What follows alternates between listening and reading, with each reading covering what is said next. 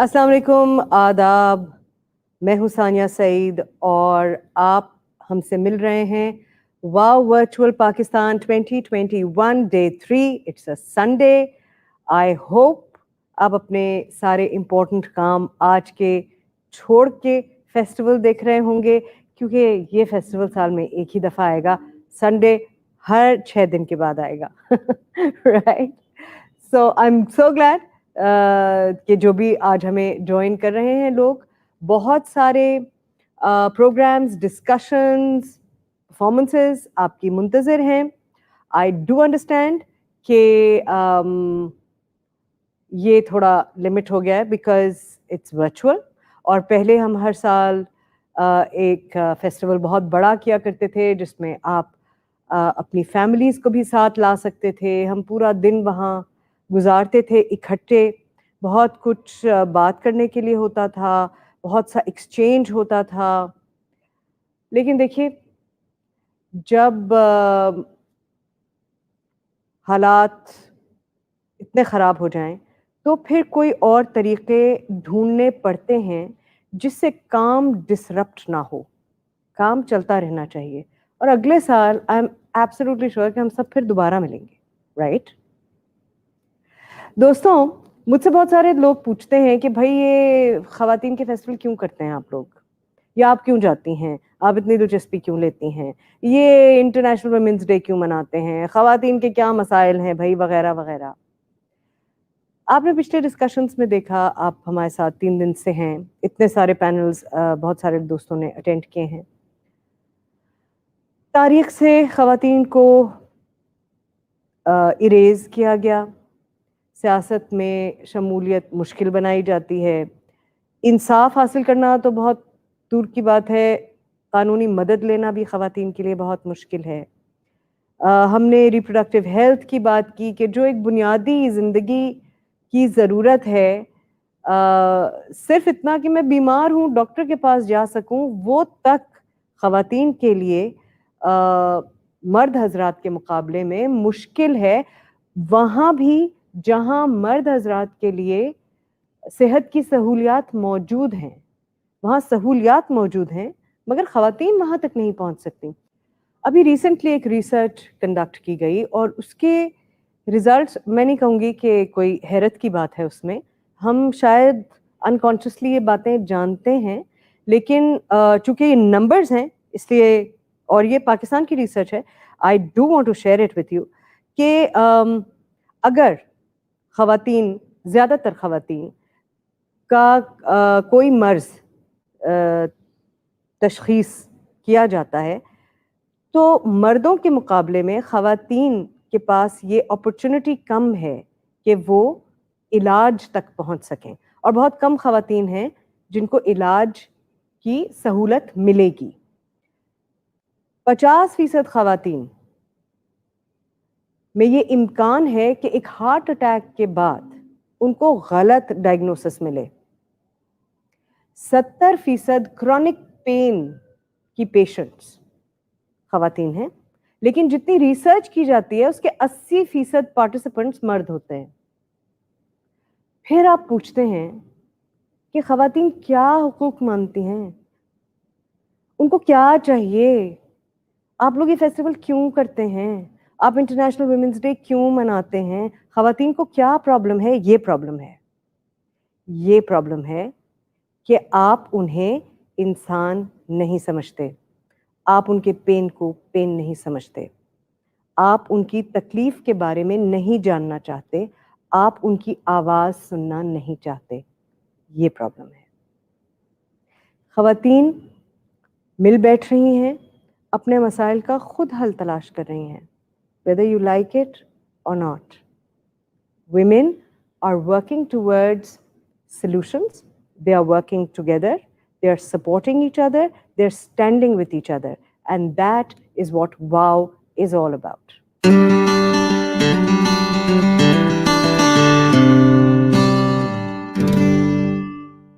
एक बात जो बहुत ज़्यादा अब कही जा रही है, वो है लाइफस्टाइल, और ख़वातीन को अपना लाइफस्टाइल ठीक करने की बहुत ज़्यादा ज़रूरत है। दूसरों पे फोकस तो करना ही चाहिए, बहुत अच्छी बात है, اپنے اوپر بھی فوکس کرنے کی بہت زیادہ ضرورت ہے، اپنی صلاحیتوں کو بھی ایڈریس کرنے کی بہت زیادہ ضرورت ہے، اپنے جسم کی ضروریات کو جس میں ایکسرسائز سر فہرست ہے ایڈریس کرنا بہت ضروری ہے۔ اسپورٹس ایک ایسا شعبہ ہے جس میں خواتین کو کم سے کم پاکستان میں تو بہت ہی کم مواقع دیے جاتے ہیں، اور اگر دیے بھی جاتے ہیں تو جو ان کا ڈیو ہے وہ تو ان کو ملتا نہیں ہے، یہ سب تو آپ جانتے ہی ہوں گے۔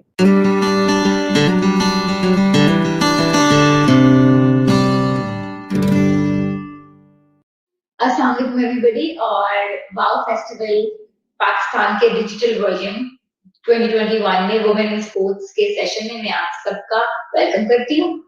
میرا نام ادا جعفری ہے اور میں اس سیشن میں پاکستان اولمپک ایسوسی ایشن کی وومن ان اسپورٹس کمیشن کے ممبر کے طور پر آپ سب سے آج مخاطب رہوں گی۔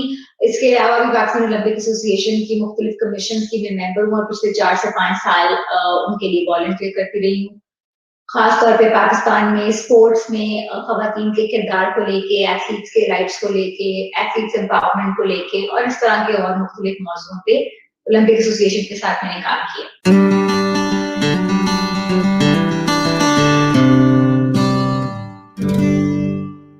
تو اسپورٹس ہے کیا؟ اسپورٹس سمپلی ایک فزیکل ایکٹیویٹی ہے، وہ آپ انڈیویجول لیول پہ کرتے ہیں یا ٹیم میں کرتے ہیں، ایگزرشن کرتے ہیں۔ اس سے بڑھ کر اسپورٹس کو ایک ایسا ٹول سمجھا جاتا ہے جو کہ آپ کو بہت سی مختلف طرح کی لائف اسکل سکھاتی ہے۔ اسپورٹس آپ میں کانفیڈنس پیدا کرتی ہے، پرسیویرنس پیدا کرتی ہے، وہ آپ میں ٹیم اسپرٹ پیدا کرتی ہے، کولیبوریشن پیدا کرتی ہے، کانفلکٹ مینجمنٹ آپ کو سکھاتی ہے۔ پچھلے 2 سے 3 ڈیکیڈز اگر ہم دیکھیں تو انٹرنیشنل آرگنائزیشن جن میں یونائٹڈ نیشنز ہیں، جن میں انٹرنیشنل اولمپک کمیٹی ہے جو کہ ایپکس باڈی کنسیڈر ہوتی ہے اسپورٹس کی، کامن ویلتھ گیمز فیڈریشن ہے، برٹش کاؤنسل ہے اور بہت سے ایسے ادارے جو کہ کمیونٹی ڈیولپمنٹ کے لیے کام کرتے ہیں، انہوں نے اسپورٹس کے رول کو بہت ہی زیادہ اہمیت دی ہے۔ اور ایمرجنگ اکانومیز میں اور خاص طور پہ کچھ ان اکانومیز میں جو کہ جن میں جنگیں ہو رہی ہیں یا جن میں کوئی انٹرنل کانفلکٹس ہو رہے ہیں، جن میں امیگرینٹس کے ایشوز بہت زیادہ ہیں، ان میں بھی اسپورٹس کو ایک ٹول کی طرح استعمال کیا گیا ہے فردر ڈیولپمنٹ کے لیے۔ اسپورٹس کو ایک ایسے ٹول کی طرح بھی استعمال کیا جاتا ہے جو ریہیبلیٹیشن میں قوموں کے کام آتی ہے۔ اس کے علاوہ اسپورٹس کو اب کہا یہ جاتا ہے کہ اسپورٹس خود تو اگر ایک ہیومن رائٹ نہیں ہے لیکن اسپورٹ ایکٹ کرتی ہے as a means to human rights, because sports link ہے ایجوکیشن سے، اسپورٹس لنک ہے کمیونٹی ڈیولپمنٹ سے، اسپورٹس لنک ہے ویل بینگ سے، اسپورٹس لنک ہے ہیلدی باڈی اور ہیلدی مائنڈ سے، رائٹ؟ تو اسپورٹس کا جو رول ہے وہ بہت ہی زیادہ ڈائنامک ہے۔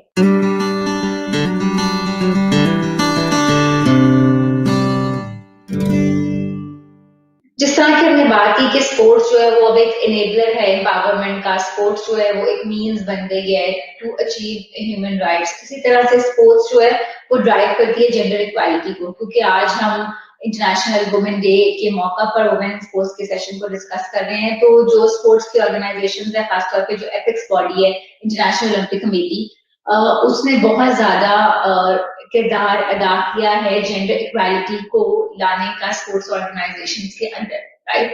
سو انٹرنیشنل اولمپک کمیٹی 206 ممالک میں کام کرتی ہے اپنے نیٹ ورک چیپٹرز کے ساتھ، جن کو وہ نیشنل اولمپک کمیٹی کہتی ہے، اور یہ سارے نیشنل اولمپک کمیٹیز جو کہ رپورٹ کرتی ہیں ٹو دی IOC، وہ ایک ہی لفظ کے ارد گرد گھومتی ہیں جسے ہم اولمپک موومنٹ کہتے ہیں، اور اولمپک موومنٹ کے پیچھے جو فلسفی ہے وہ اولمپزم ہے۔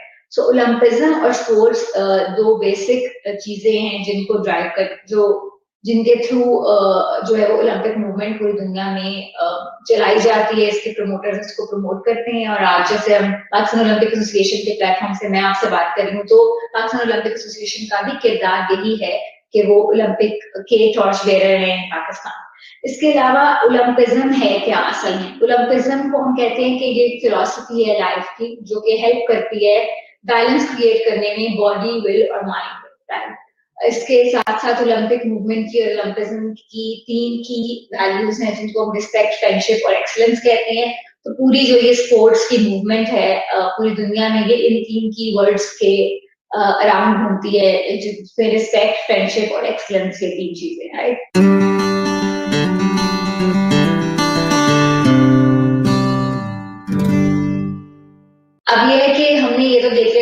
नेशनल ओलंपिक कमेटी और फिर मुख्तलिफ ममालिक में उनके चैप्टर्स हैं जिनको वो नेशनल ओलंपिक कमेटीज कहते हैं। इसी तरह पाकिस्तान के अंदर पाकिस्तान ओलंपिक एसोसिएशन है जो कि फ्लैग बेयरर है ओलंपिक मूवमेंट की, और इनका जो काम है मेजर वो यही है कि ओलंपिज्म को, ओलंपिक मूवमेंट को प्रमोट करना पाकिस्तान के अंदर। पूरी दुनिया में बिलियंस ऑफ पीपल जिस चीज से, जिस सिंबल से ओलंपिक मूवमेंट को, ओलंपिज्म को या इनके नेशनल चैप्टर्स को पहचानते हैं वो 5 इंटरलिंक्ड रिंग्स हैं।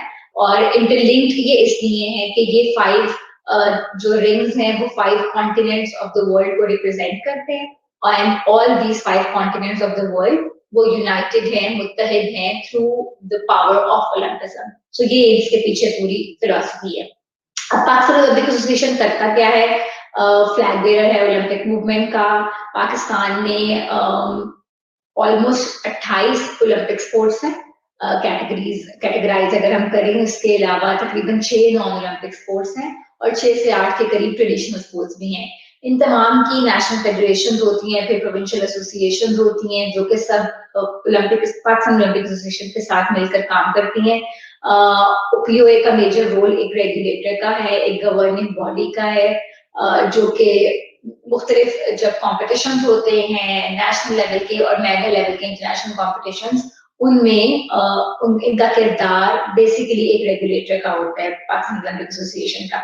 इसके साथ साथ अगर फेडरेशन एसोसिएशन के स्ट्रक्चर से नीचे आए तो फिर बहुत से क्लब्स हैं जो इन फेडरेशन के साथ एसोसिएटेड होते हैं। इस तरह पूरी एक हायरार्की बन जाती है स्पोर्ट्स की। सो जो टीनेजर्स या जो मदर्स देख रही हैं इस सेशन को और वो अगर चाहती हैं कि उनकी बच्चियां स्पोर्ट्स में आए, तो the best way, the ideal way is कि आपके लोकेलिटी में आप जहाँ रहते हैं वहाँ जो भी कोई नियर बाय क्लब आपको मिलता है, बस ये एक डबल चेक कर लें कि जो क्लब है वो रजिस्टर्ड है और एफिलिएटेड है और उसमें जो भी कोच ट्रेनिंग कर रहा है किसी भी स्पोर्ट्स की वो सर्टिफाइड कोच है। So just check that and get your daughter और योर सन एनरोल्ड उस क्लब के अंदर। एंड इसी तरह बच्चे आहिस्ता आहिस्ता फिर वो शुरू में इनिशियली बेसिक ट्रेनिंग करते हैं, फिर एक पूरा स्ट्रक्चर है वापटा, आर्मी, रेलवेज, इनका भी जो कि यूनिट्स हैं जिनमें रिस्पेक्टिव जो पोटेंशियल स्टूडेंट एथलीट्स होते हैं उनके लिए जॉब अपॉर्चुनिटीज भी क्रिएट होती हैं, राइट। सो बहुत से पेरेंट्स हैं जो इन चीजों से अवेयर नहीं होते कि किस तरह बच्चे का अगर उसमें पोटेंशियल है, लेट्स से फुटबॉल का या पोटेंशियल है बैडमिंटन का, मार्शल आर्ट्स का, तो इस तरह स्टेप बाय स्टेप उसको एक नेशनल लेवल तक या प्रोविंशियल लेवल तक लेके जाना है। तो आइडियल डील इज कि आप किसी भी नियर बाय क्लब में बच्चे को एनरोल करें। सोशल मीडिया पे जरूर पाकिस्तान ओलंपिक एसोसिएशन का या जो भी आपकी कंसर्न फेडरेशन है जिसमें आपके बच्चा या आप खुद अगर इंटरेस्टेड हैं उसको लाइक कर लें, कनेक्टेड रहें कम्युनिटी के साथ, स्पोर्ट्स कम्युनिटी के साथ। So that's the best way जिस तरह बच्चा जो है step by step further sports में आगे जा सकता है।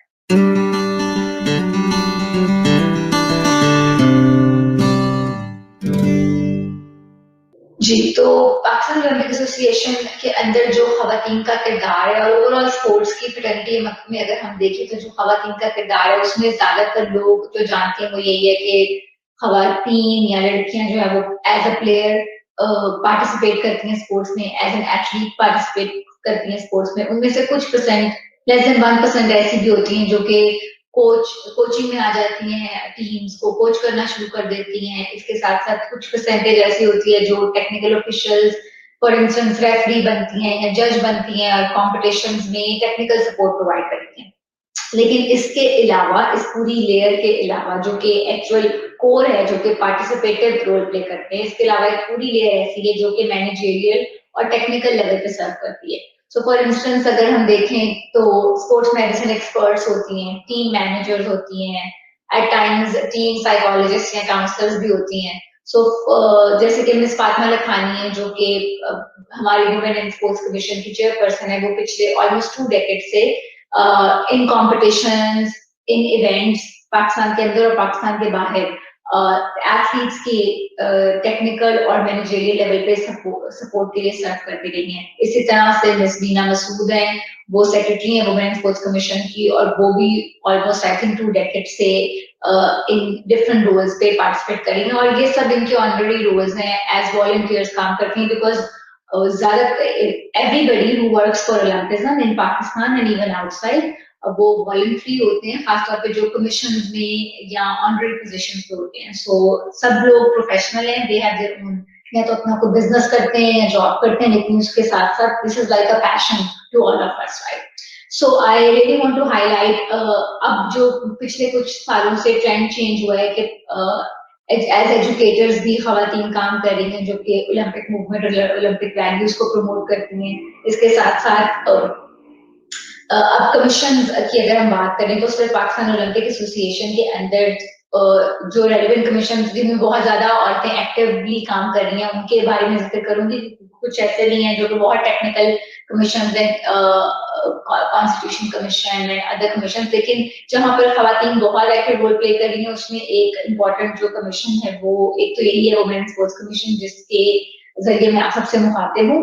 इसके साथ साथ इनका जो बेसिक रोल है वुमेन स्पोर्ट्स कमीशन का वो यही है कि जेंडर इक्वालिटी और जेंडर पैरिटी की तरफ स्पोर्ट्स को लेके जाया जाए.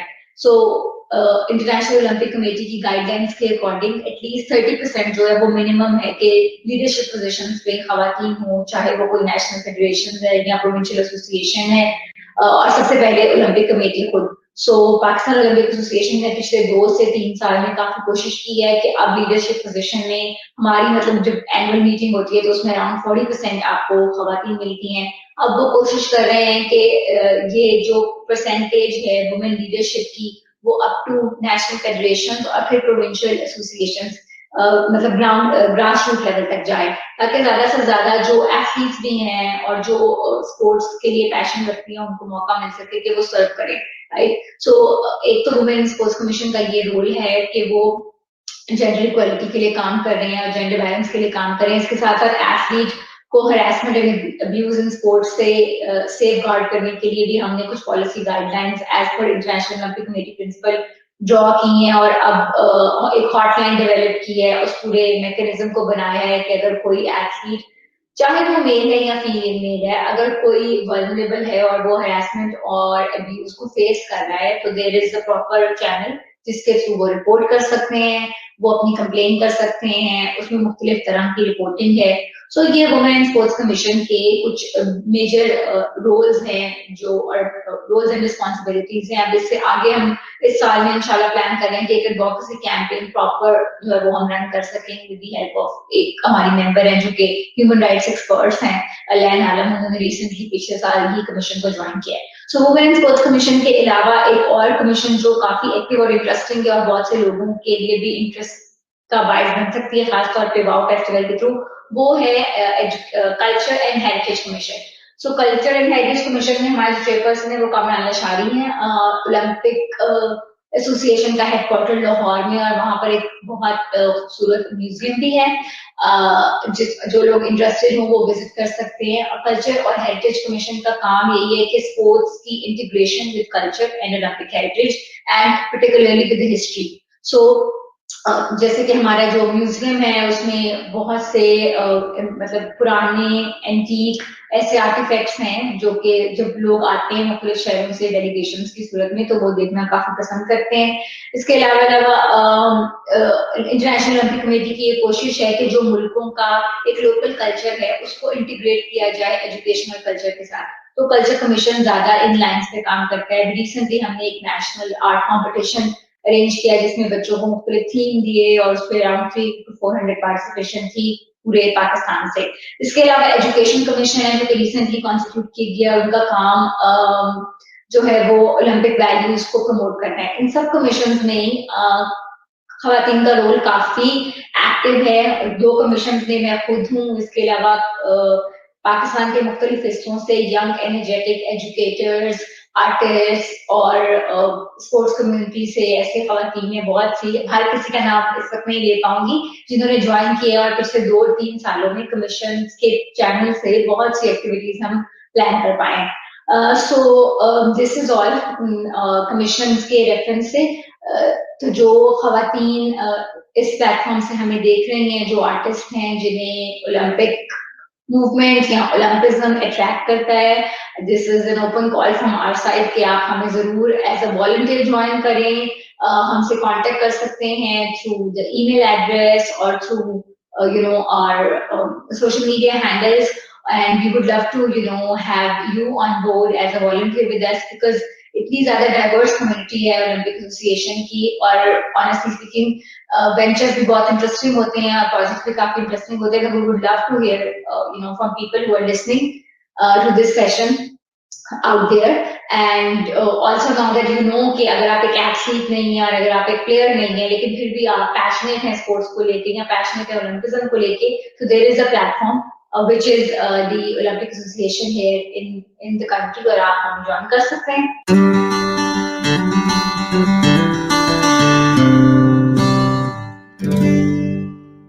Assalamu alaikum. My name is Asma Jan. I'm a mother of 3 beautiful children. I have a daughter and I have two very cute sons.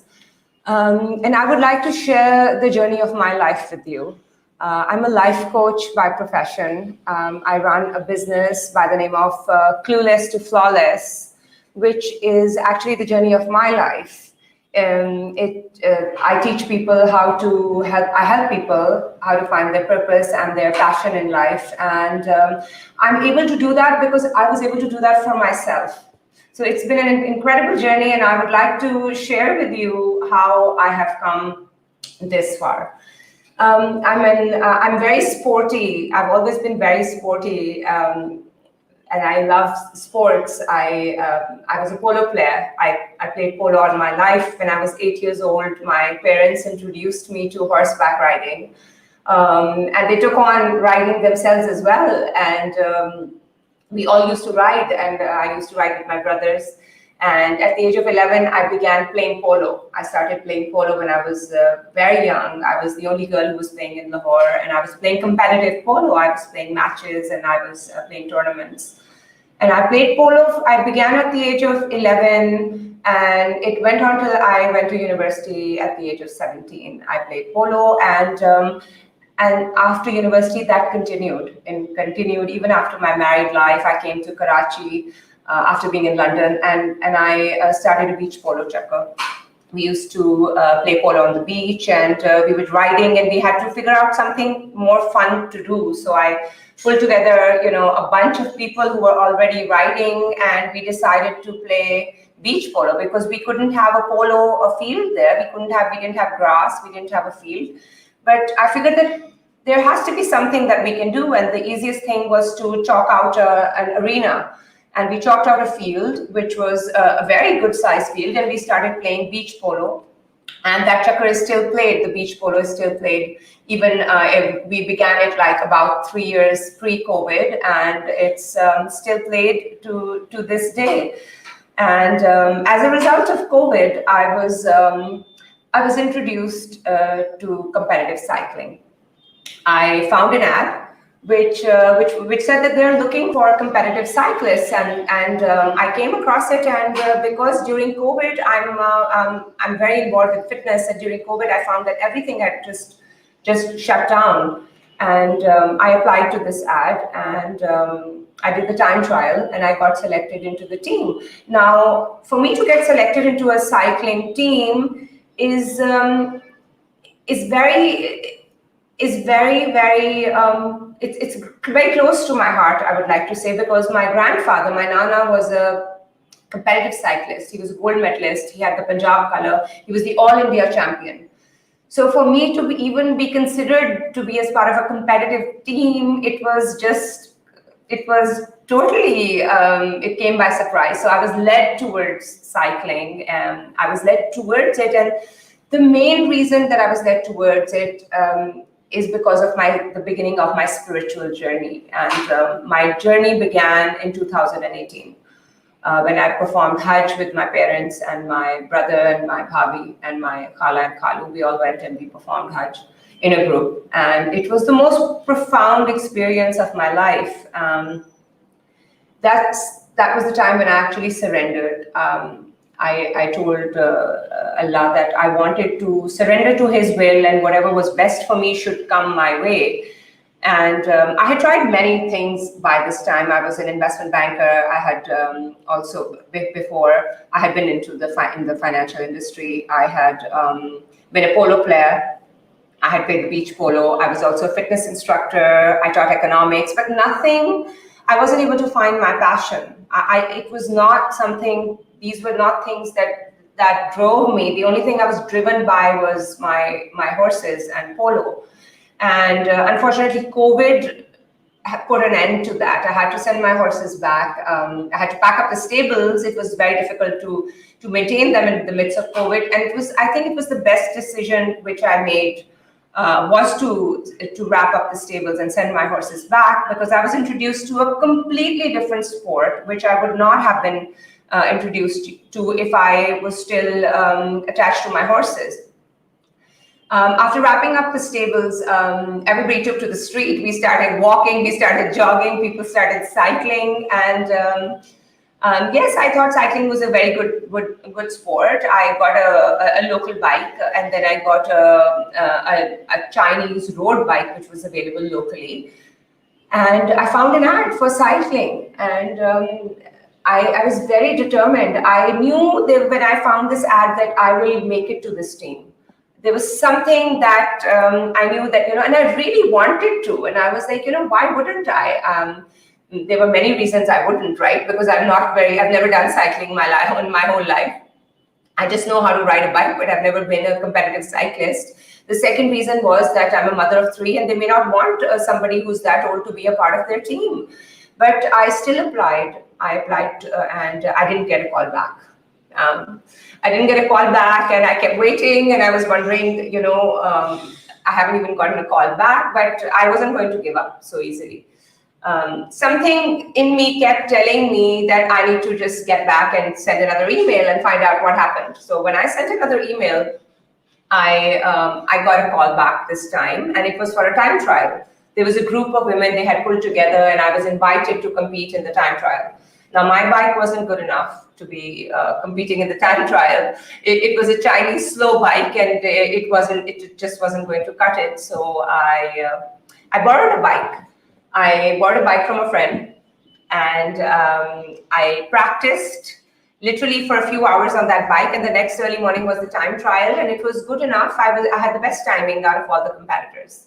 Because of that best timing in the time trial, the individual time trial, I got into the team. And I represent Crank Addicts, Bikistan Crank Addicts, and hence began my journey in cycling. I think that was the happiest moment of my life when I got one of the happiest moments of my life, because I had made it to the team on my own personal merit at this age, and I was a mother of 3. I was so proud of myself that I made it to the team. It really made sense to me that and I knew this was the beginning of a new journey.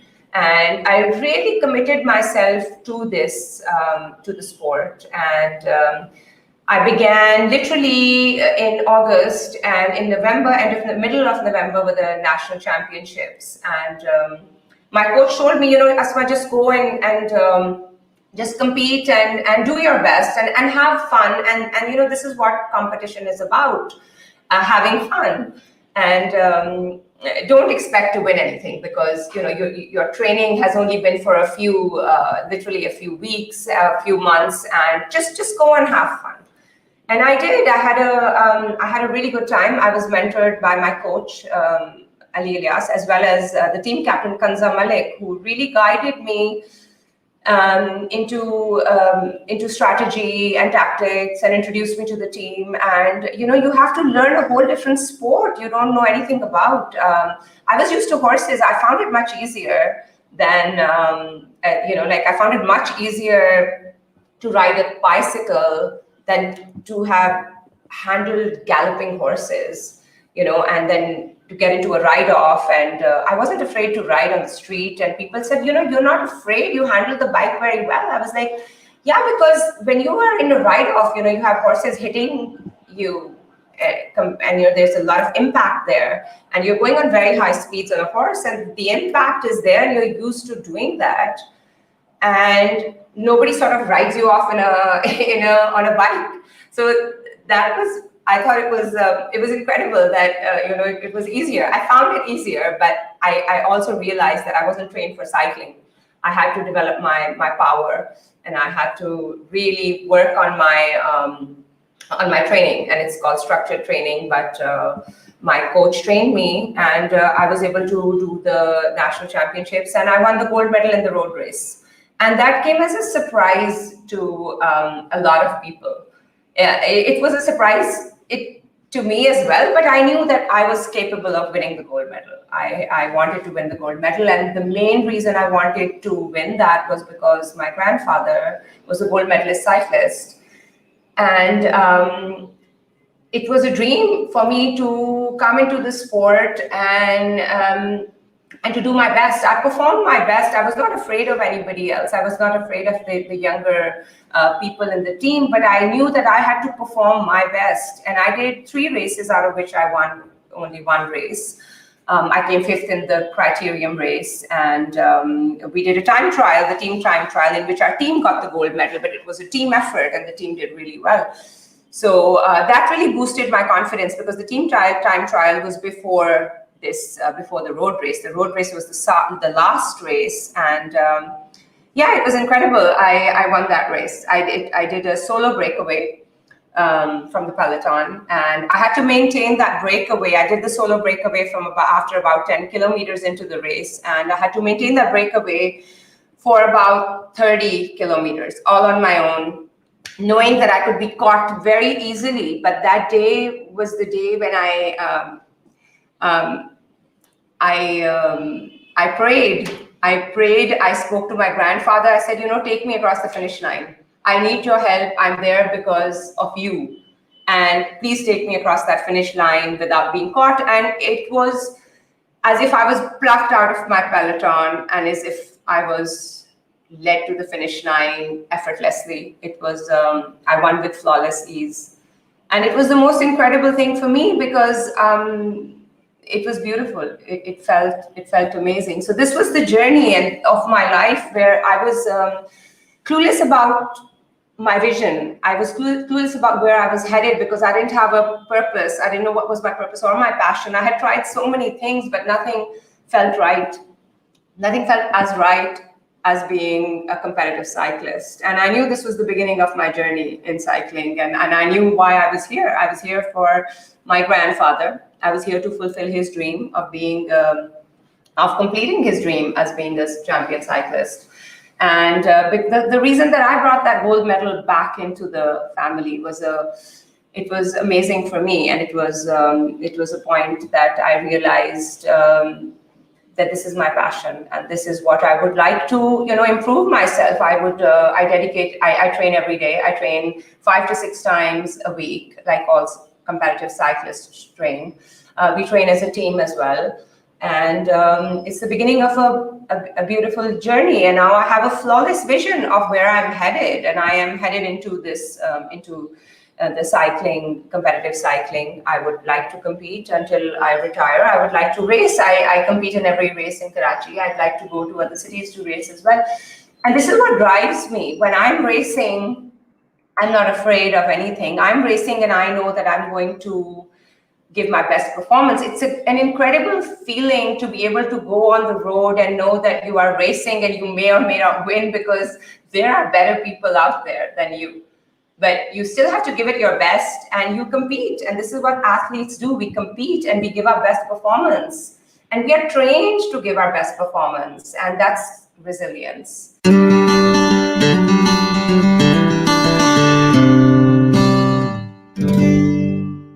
Hi, good evening, good morning, good afternoon, depending on the time you're watching and where you're watching. My name is Mashal Hussain, and this is my friend and colleague Maria Jamil.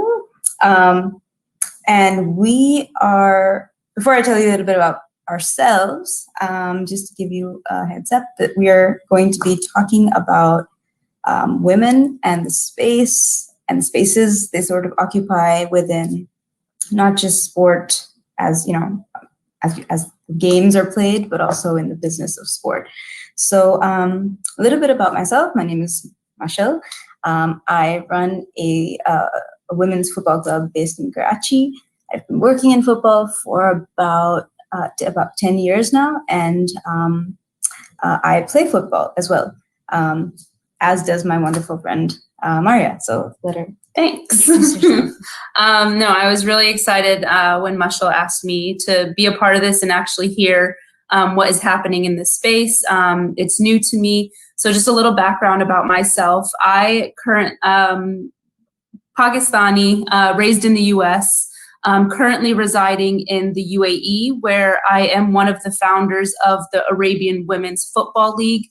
No, thank you. She's too kind. But it's basically a football ecosystem that was created for women and young girls by women.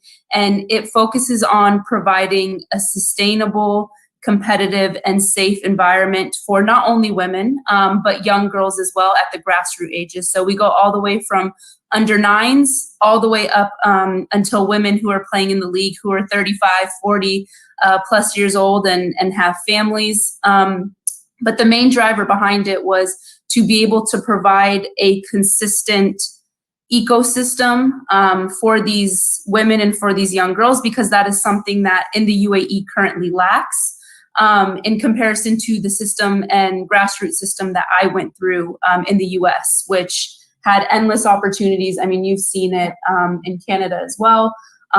Again, just endless opportunities, endless resources. So my experiences in the UAE and with football in Pakistan has encouraged me and gave me the motivation to be able to create this sustainability factor for girls and women who just want to play some football.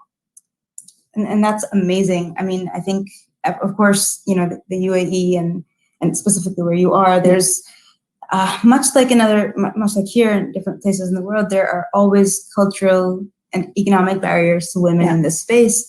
And so I think, you know, the fact that you're, you know, one of the founders of this, getting more women in the space, it's a lot of what we're trying to do here. Of course, we're a little bit behind, but we're, you know. But the challenges are different, right? The challenges are different. So exactly. I think for me, like based on my experience, which has primarily been, it's been spread across 3 different countries, the US, the UAE, and Pakistan. And the challenges, like you mentioned, are completely different amongst all 3 countries. But something that I think is really important is, you know, the league wants, like our aim for the league is to be more than just a league, right? We want it to be something along the lines of a federation where we encourage women and young girls to understand that there's more roles in the game of football and just sports in general than just actually playing the sport. You know, so what we want to do is we want to start building, you know, a system for referees, you know, so where we have some of the women and the teenage girls refereeing the grassroots, coaching, you know, that's something that we don't see a lot is, you know, these young girls in coaching roles, in referee roles, in management roles. So what we've done is for the grassroots tournaments that we have, we get volunteers from the high schools where these girls and these teenage girls will come. They'll get involved in the organizing element of it and be able to see that there's more to it than just playing. The social media, you know, we don't hire. So for us, even though we have the resources to be able to hire, you know, a social media person, a videographer and photographer, we said, no, we want to encourage, you know, and support these young girls, you know, so they can create the content and, you know, use this as credit for their schooling. So there are opportunities in different spaces. And I think that's something that needs to happen in Pakistan, which I think you guys are doing a great job with your football club.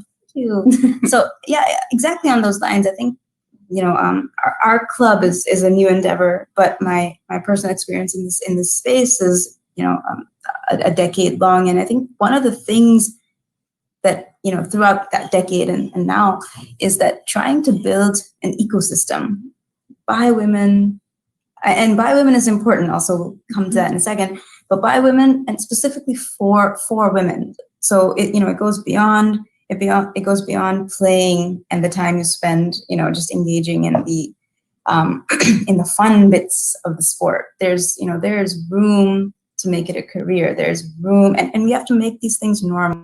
You know, perhaps stop sensitizing them so much that when one person makes it, we kind of like, oh, she's special. We glorify it. But, and no discredit to that person. But the truth is that the more we keep doing that, the more, we have to normalize it, basically. Like, 10 years ago, it was, or maybe not more than that, 10 years ago, it was uncommon to have women just playing here. Yeah. Now you have tons of kids and girls, younger girls playing, not as much as we'd like, but we do have a lot. You see this. I mean, there's 400 of right now of the tournament coming up. The National Championship in Pakistan is happening this week, and we have 20 teams.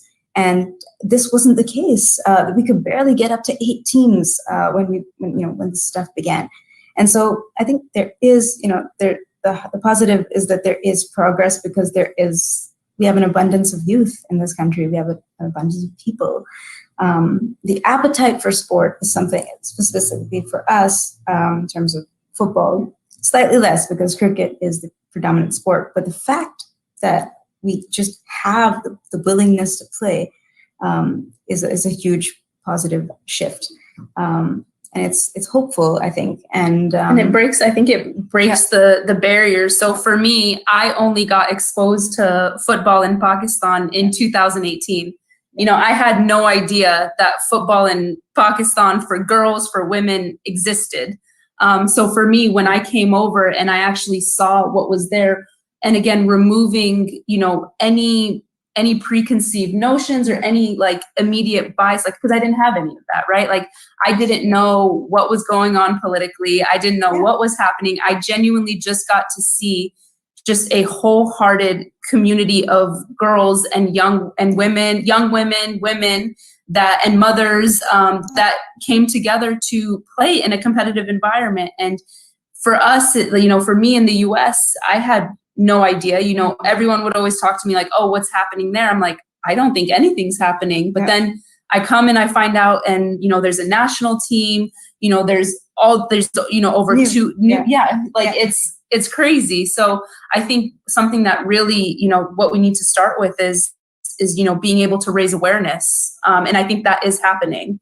Getting on these global platforms, such as having these kind of conversations and having these talks and exposing, all the great things that are happening in these communities. And so I think just to pick up on a couple words, but they mean a lot more, is, when you use the word community, when we talk about community in terms of sport, it's an interesting space, because, the sports situation it would be unfair to call it a community, but even in just our sport, everyone who plays at, say, a competitive level, it's taken a long time to sort of form this, what you and I might recognize as a community, and this has been a long kind of journey, and an ongoing one, to be honest, in terms of moving away from being the only or the first person to do something to welcoming other girls, younger girls, accepting our roles and paving the way. Absolutely. That's what we have to accept our roles. Accepting the fact that one day I'm not going to be able to play anymore. So in that case, what am I doing? There's a lot of experience there, and what can I do with this to kind of, create an enabling environment for other people to emerge and excel in this space. And so when you talk about community, I think, what's your take, if I can ask you, on, just women creating that community for other women and girls, specifically young girls, and how has that been in your experience with the league? Yeah, so I think for me, what we have really strived to do, and it's a great question, and it's something that we as the Arabian Women's Football League have built our mission and vision on, and it's driven by how can we get these girls to continue playing at a higher level and a competitive level, and enable them to have the choice. For me growing up, what I loved is I had the choice. I had the choice of which university I wanted to play soccer at. Did I want to play soccer? No. If I wanted to do basketball, if I wanted to do volleyball, I had that opportunity and those choices. I think it's us, we wanted to be able to provide a platform that will enable these girls to have access to the resources and eventually a choice of, okay, do I want to go play in Europe for an academy? Do I want to go continue my education and play soccer on a scholarship in the US? So for us, it was, thinking of how can we come together? How can we create this community that will enable that? And one of the main things we came up with was, okay, university scouts and academy scouts from Europe and US are not flying over to the UAE to recruit these girls. So how can we help that? And the first thing that comes to mind is game film. Yeah. So what we do and what we're working towards is investing in football technology that puts together highlight tapes for these girls. Yeah. So we as the league take that responsibility on ourselves to put this together, put the highlight tape together, say, this is for you. This is, this is something that you can use for your benefit. You can send it abroad, whatever you want to do. So again, it's just being able to provide that opportunity which creates that community. And I think something that I've really found that has been really important with the grassroots is you have to get the parents on board. Yeah. If you don't get the parents committed, their child will not be committed. So a lot of the lobbying and a lot of the efforts has to go with the parents. Yeah, no, of course. I think which you've experienced and here culturally absolutely. There's a lot of barriers that you guys face within your team. So, and absolutely that. And I think, and just to kind of round it up in terms of what we mean by grassroots and sort of competitive level sport is that, sport, as you see on TV, as you see as an entertainment factor, as you see as, like elite level of athleticism, that is one and perhaps the most obvious component of sport. That's where you see the fame and the success and all of that. But to get a country like ours and a community in terms of, just women there is a lot of grassroots development that has to happen. And that has to start from different places, in the home with the parents,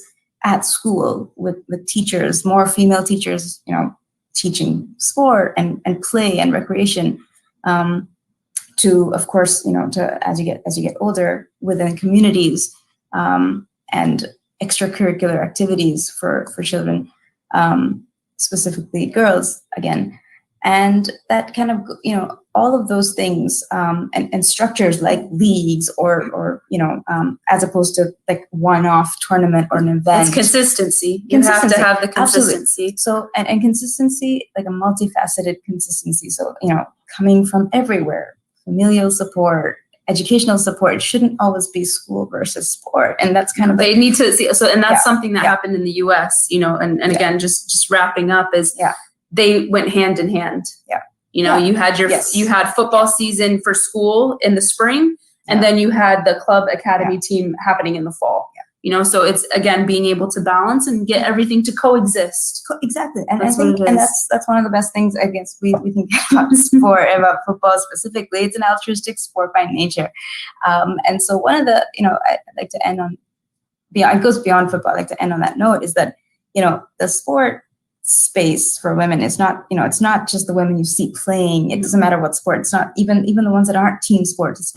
That's not the only aspect. There is a whole system behind that. The people who manage, coach, people who make careers in this space, and that the more women we have in those spaces, and maybe it's a bias, but the more women we have in those spaces, the more the better and bigger those spaces become.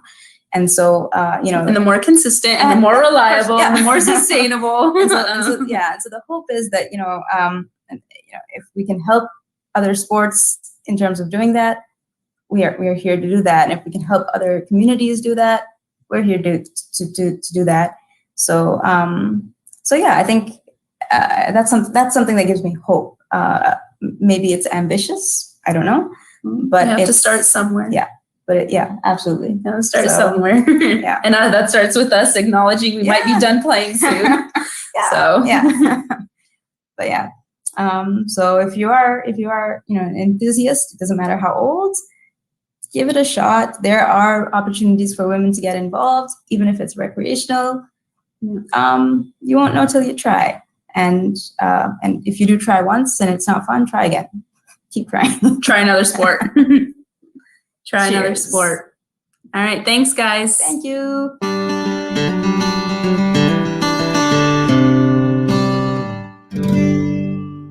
क्या आप जानते हैं कि पाकिस्तान में किए जाने वाले कुल कारोबार का 1% से भी कम ख़वातीन की मिल्कियत है? Women own less than 1% of the business, all of the business happening in Pakistan. That can't be good. How can that be good? ख़वातीन के हालात कैसे बदलें जब उनको मुख्तलिफ शोबों में आगे बढ़ने की इनिशिएटिव्स लेने की गुंजाइश ही नहीं दी जाएगी, उन्हें सपोर्ट नहीं किया जाएगा, स्टेट लेवल पे भी, सोशल लेवल पे भी। वाओ मार्केट प्लेस पे आप चेकआउट कर सकते हैं ऐसे 30 एंटरप्राइजेस जो ख़वातीन ने शुरू किए हैं। ये अपने घरों से भी काम कर रही हैं और कुछ ऑर्गेनाइज्ड बिजनेसेस भी हैं। आप ऑनलाइन इन्हें ऑर्डर भी कर सकते हैं, अपने घर पे डिलीवर करवा सकते हैं। और आज सुबह जो कुछ बिजनेसेस मैंने चेकआउट किए, कुछ एंटरप्राइजेस जो मैंने देखी, उनमें KDSP एक ऑर्गेनाइजेशन है जो मुझे बहुत अच्छी लगती है, कराची डाउन सिंड्रोम प्रोग्राम। ये डाउन सिंड्रोम लोगों के साथ काम करते हैं, हर उम्र के। ये उन्हें ट्रेन करते हैं, उन्हें डिफरेंट क्राफ्ट सिखाते हैं और फिर जब वो क्राफ्ट इनकी बनाई हुई चीज़ें फ़रोख्त होती हैं तो उससे फ़ंड तो आता ही है, लेकिन जो अप्रिसिएशन इन लोगों को महसूस होती है उसकी कोई कीमत नहीं लगाई जा सकती। प्लीज़ ऑर्डर फ्रॉम KDSP, क्योंकि आप उनको फ़ंड तो कर ही रहे होंगे, इन लोगों को आप खुश भी कर रहे होंगे और उनको ये कॉन्फिडेंस मिल रहा होगा कि what they are doing is good, it's worthwhile, जो वक्त वो वहाँ लगा रहे हैं और जो एफर्ट्स वो उसमें डाल रहे हैं। Please order from them, thank you. और एक और ऑर्गेनाइजेशन है RLCC, बहुत पुरानी, सब जानते हैं। बहुत से ऐसे हैंडीक्राफ्ट हैं जो पाकिस्तान से तकरीबन अब ख़त्म हो रहे हैं, नापैद हो रहे हैं। ये अपनी पूरी कोशिश करके, ताकत लगा के उनको ज़िंदा रखे हुए हैं। ऐसी बहुत सी चीज़ें जो आप शायद अपनी ओरिजिन की जगह पे भी नहीं मिलती, वो RLCC से आपको मिल जाती हैं। Please support them, I think they are doing a great job too. ArtTel एक ऑर्गेनाइजेशन है, please do check it out. ये ऐसे लोगों को एम्प्लॉय करती हैं, ऐसे ख़वातीन और हज़रात, यंग ख़वातीन और हज़रात जो इस वक्त बेरोज़गार हैं। और आप जानते हैं कि फिर ऐसे नौजवान मुख्तलिफ अनप्रोडक्टिव एक्टिविटीज़ में भी इन्वॉल्व हो जाते हैं, ड्रग्स में चले जाते हैं, कुछ वायलेंस का शिकार हो जाते हैं, कुछ उसका हिस्सा बन जाते हैं। ये उन्हें एम्प्लॉय करते हैं, उनको मुख्तलिफ आर्ट्स और क्राफ्ट सिखाते हैं, फिर वो जो ये चीज़ें बनाते हैं उन्हें ये फ़रोख्त करते हैं। I think it's a very important organization, and I think if you go check out their products, you're really going to like them, and I'm absolutely certain that you're also going to order some. Please go check out Wow Marketplace.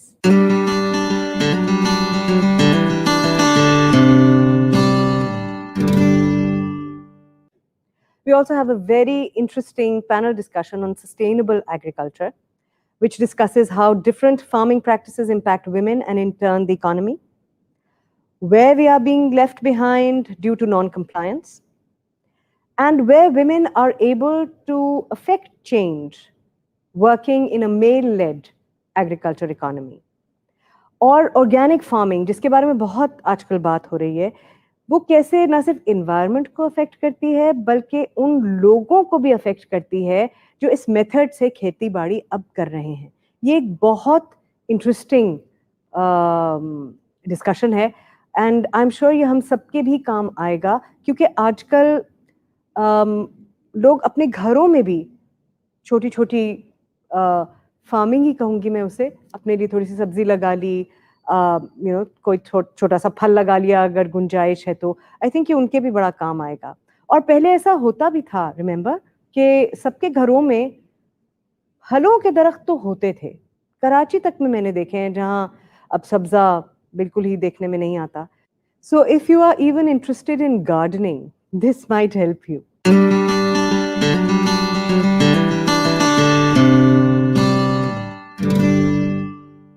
Pakistan میں کتابیں پڑھنے کا رجحان زیادہ نہیں ہے سوائے اپنے کریکولم کی کتابیں پڑھنے کے. وہ بھی اگر پڑھی نہیں پڑھی. بہت بڑی کتابوں کی دکانیں اور لائبریریز پاکستان میں بند ہو گئیں. خواتین کو اور بھی کم مواقع ملتے ہیں پڑھنے کے اور وقت بھی نہیں ملتا. ارم نے ایک بہت دلچسپ کام کیا ہے. انہوں نے ایک ڈیجیٹل لائبریری بنائی ہے جہاں سے کسی بھی اور لائبریری کی طرح کتاب ایشو کروائی جا سکتی ہے اور پڑھ کے واپس کی جا سکتی ہے. کسی نے سوچا تھا کہ ڈیجیٹلی ایسا کرنا ممکن ہوگا؟ ارم نے کیا ہے اور وہ آپ سے بات کر رہی ہیں کہ کیسے ریڈنگ خواتین کو امپاور کرتی ہے. شاید اسی لیے نہیں کرنے دی جاتی. اور لٹریسی خواتین کے لیے کیا معنی رکھ سکتی ہے. اس کے بعد آپ سنیں گے کہ کووڈ-19 نے کس طرح سے خواتین کی ریپروڈکٹیو ہیلتھ کو متاثر کیا ہے.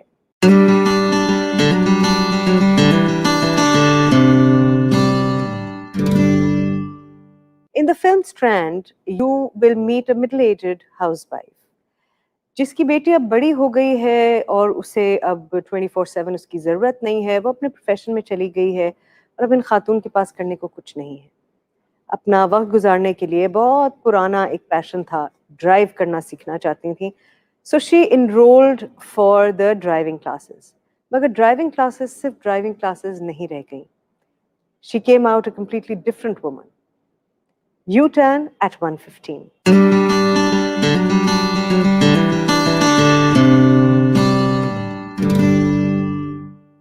Over here, I would like to encourage all of you to join our digital mural, We Are Wow movement.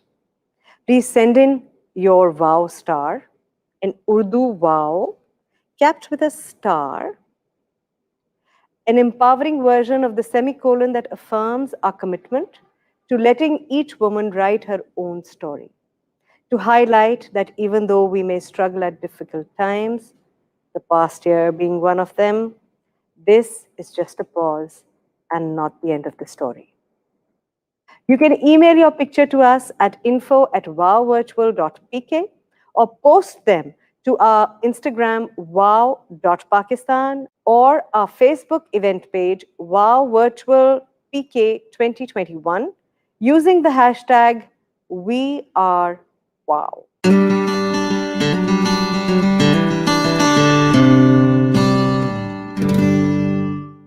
Us festival کے ساتھ ہم 2 اور ایپس بھی لانچ کر رہے ہیں. بچوں کے لیے ہماری ایپ ہے چھوٹو. یہ اینڈرائڈس کے لیے ہے, آپ اسے ڈاؤن لوڈ کر سکتے ہیں اور اس میں ہیں گیمز, فن اینیمیشنز ہیں, اس میں سائنس کرافٹ ویڈیوز ہیں اور کہانیاں ہیں by our very own Nadia Jameel. اس میں بہت ساری اینیمیشنز ہیں. یہ گیمز جو آپ کھیلیں گے یہ انٹریکٹیو ہیں, یہ لوکلائزڈ ہیں, ہم ان کے ساتھ ریلیٹ کرتے ہیں.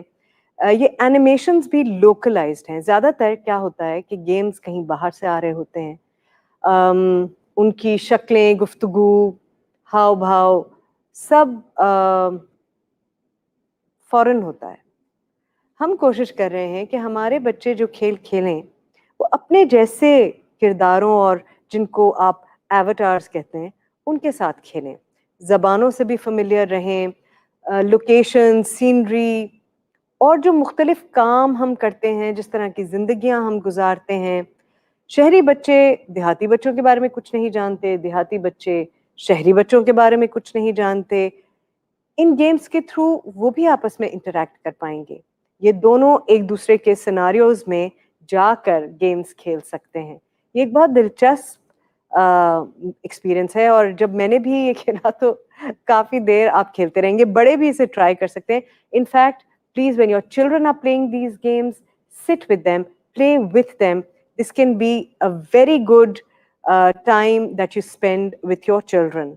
Nadia is telling you stories both in English and Urdu, and nobody tells it better than her.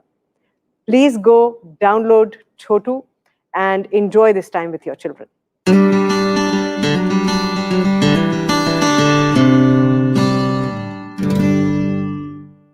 ہمارا یہ ایپ جس کا نام ہے ایک خط तुम्हारे नाम ऐसे खुतूत पे मबनी है जो पूरे पाकिस्तान से जमा किए गए हैं। ये हाथ से लिखे हुए खुतूत हैं, ये दिल की आवाज़ है, ये इस वक्त की आवाज़ है, इस वक्त में जो हम सब ने अलग अलग महसूस किया उसे एक दूसरे के साथ शेयर करने का प्लेटफॉर्म है। प्लीज़ डाउनलोड एक खत तुम्हारे नाम and enjoy these letters.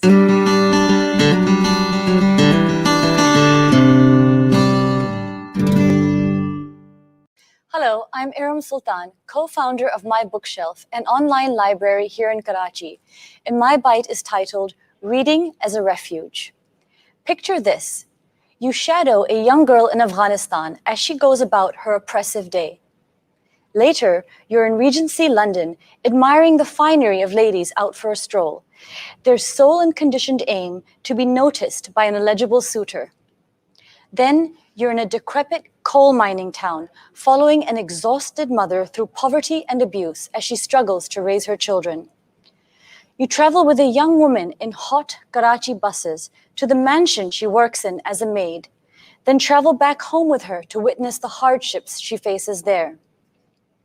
You accompany a young mother and her child on a dangerous cross-country trek with the goal of crossing a border into safety. You peer over your computer as you witness yet another Asian woman hit the glass ceiling. You stand with a little girl as she watches her mother belittled on account of her immigrant status. How do you do all this? Through the transformative portals of time and space known as books. We are all aware of the immense power of the written word to liberate, to stereotype, to teach, to isolate, to give hope, to incite, and to unite. Reading can be a refuge to escape into and a means to temporarily forget. It can impact our physical, emotional, and mental well-being. The physical benefits are perhaps the most obvious. Reading has been proven to reduce stress levels, slow down cognitive decline in the elderly, and mitigate the effects of brain diseases related to aging. While reading, various parts of the brain work together to comprehend and process information. This interconnectivity in the brain helps us have improved focus. Children who read have wide vocabularies and score better on reading comprehension and writing exercise. It is asserted that if you are a regular reader, you have strong memory recall, enhanced critical thinking skills, and it has even been argued that readers are better people. In a study conducted by Dr. David Lewis, a neuropsychologist at MindLab International in the UK, it was shown that even if you read just 6 minutes a day, the benefits to your health are numerous. Dr. David Lewis has said, and I quote, "Reading is more than merely a distraction, but an active engaging of the imagination, as the words on the page stimulate your creativity and cause you to enter what is essentially an What do you think is better for you? An hour on your phone before bedtime or an hour with a book? As we all know, using your phone at night results in poor quality of sleep. As author Vladimir Nabokov said, knowing you have something good to read before bed is among the most pleasurable of sensations. Reading before bed helps you fall asleep faster and sleep deeper. But if you're an obsessive, out-of-control reader like me and have no respect for the next morning and have to finish just one more chapter and read just one more page, then reading at night probably keeps you up way too long. During the COVID-19 pandemic, lockdown, quarantine, and staying home in order to stay safe has meant, for a lot of us, being around our children and family a lot more. I think that this has also led to a new way of looking at how we use our alone time. The year 2020 has changed the relationship many of us have with ourselves and our reality. Self-care is a term that is thrown around a lot, especially in the last year. Yet reading surely is one of the most restorative forms of self-care. However, 2020 has also been isolating and lonely for many. Books can provide respite in these frightening times. An immersive, wonderful story can be a flicker of light in the darkness. According to Publishers Weekly, overall book sales went up in 2020. During the pandemic, people clearly turned to reading as a refuge. Similarly, we found that our library's membership went up by almost 50% during the lockdowns of the past year. People, the vast majority, women and children, were reading more and finding entertainment and perhaps comfort in books. Our library sent books to areas of Pakistan where there are no libraries or that had bookstores with very limited selections. In this way, we gave women all over the country access to books that they would not have been able to find in their area, and also to titles that they may not even have heard of. Gaining access to the right kind of reading materials can be empowering on a social and personal level. Beyond physical and mental well-being, the act of reading, and in particular, the act of reading fiction, informs our sense of ourselves and our environment. We live in polarized societies, and because we have information available at the tap of a phone, we assume that we have all the knowledge we need. But knowledge is not wisdom. Wisdom comes from experiences, our own and those of others. We read nonfiction in order to know something, but we read fiction in order to understand it. The power young girls and women acquire by immersing themselves through the page into other people's stories can break down the notion of othering. Othering occurs when groups are split into a them and us mentality, which then sets up inequality. When we read and thus temporarily inhabit other women's circumstances, it serves to weaken the barriers between us. We don't just know, we begin to understand, and we recognize those parts of a character's experiences that resonate with our own. We learn about ourselves as much as we do about them. Women of all ages, from all walks of life, should be encouraged to read women authors. There is overlap in women's issues across countries and cultures. Each group of women has its own unique challenges and problems, but universally, gender bias is manifest. There is not just one story about women. Books like Homegoing by Yagayasi, The Vanishing Half by Britt Bennett, and When I Hit You by Meena Kandasamy give insight into the struggles that other women face and highlight the ties we have to each other. Most of us do not know, for example, about the history of women in slavery, about the daily lives of Syrian women, or about the past and present of Native American women.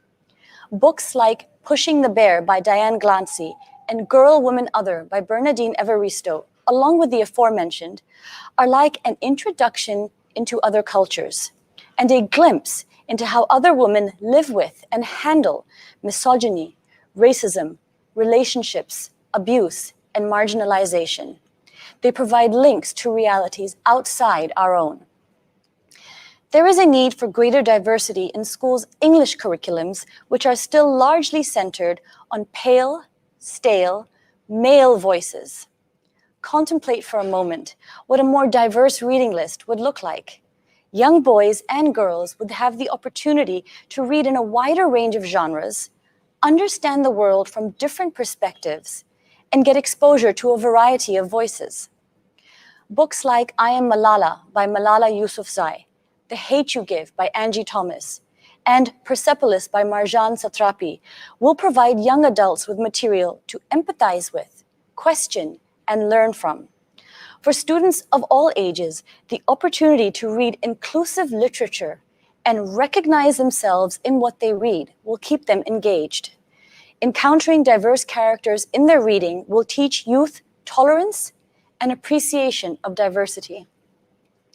This brings me to my next point. Literacy in women yields empowerment.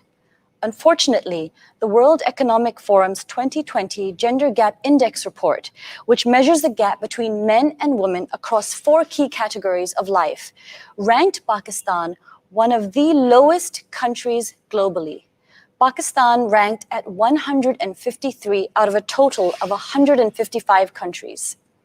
The literacy rate for women in this country is around 52%, and 32% of school-age girls do not attend school.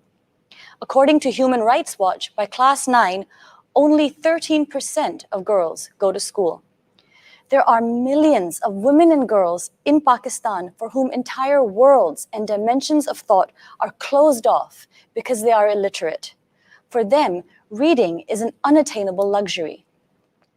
The literacy of Pakistani women must be a priority because literacy leads to awareness, and awareness leads to the recognition and use of choice. The main slogan of the 2020 Aurat March was Mera Jism, Meri Marzi, my body, my choice. These words embody the concept of and the necessity of self-agency and the autonomy women exert on their own lives. Girls must be supported in and encouraged to take ownership of not only public spaces, but also their bodies and minds. Across Pakistan, women encounter sexual harassment in the workplace, at school, on public transport, in shops, pretty much in any public space. They also face it at home, or at a friend's house, or at a relative's house. What young girls are not educated about from an early age is how to own their bodies, how to recognize when their bodies are being misused, how to protect themselves, how to stop the abuse, how to tell someone, and how to heal from it. Imagine if those young women could find in books the solace that they are not alone, not other. According to a report on the gender impact of COVID in Pakistan by the International Foundation for Electoral Systems, more than 12 million women are home-based workers in this country. These disenfranchised women have not had the chance to reconnect with self during the pandemic or at any other time. Throughout the last year, scores of women that work in other people's homes have been let go. This loss of earning has been detrimental to any social and economic advances they may have made. Low-income families withdrew their daughters from schools for various pandemic-related reasons. Globally, during the lockdowns and quarantines of 2020, women have faced a surge in domestic violence. The report by the IFES states that there is good reason to believe that Pakistani women and girls are also facing elevated levels of violence. There is not just one story about Pakistani women. There is more to it than the touted and stereotypical image of the oppressed woman butted about by her husband and in-laws. Women in this country have no agency throughout all socioeconomic strata. There is a dearth in progressive mentality across the board. Not only do they not have agency due to economic, domestic, and cultural restrictions, but many women also don't believe in their own agency. They do not know how to access it, how to use it, nor how to deal with the repercussions of doing so. To a certain degree, many are forced under the cloud of log kya kahenge, what will people say? Women are vulnerable in Pakistan. Our local and regional authors play a crucial role in giving women and their narratives the space to be heard. Reading our own voices, work by writers one identifies with, writers who are able to lend nuance, gives our stories authenticity and gravitas. Non-fiction books like Honor Unmasked, Gender Violence, Law and Power in Pakistan by Nafisa Shah shed light on the real lives of women who live and die by the whims of the men that own them. Fawzia Saeed's book, Taboo, The Hidden Culture of a Red Light Area, explores a topic that most are reluctant to discuss. Bapsi Sidwa's The Pakistani Bride is a fictional account of a woman's plight in a forced marriage.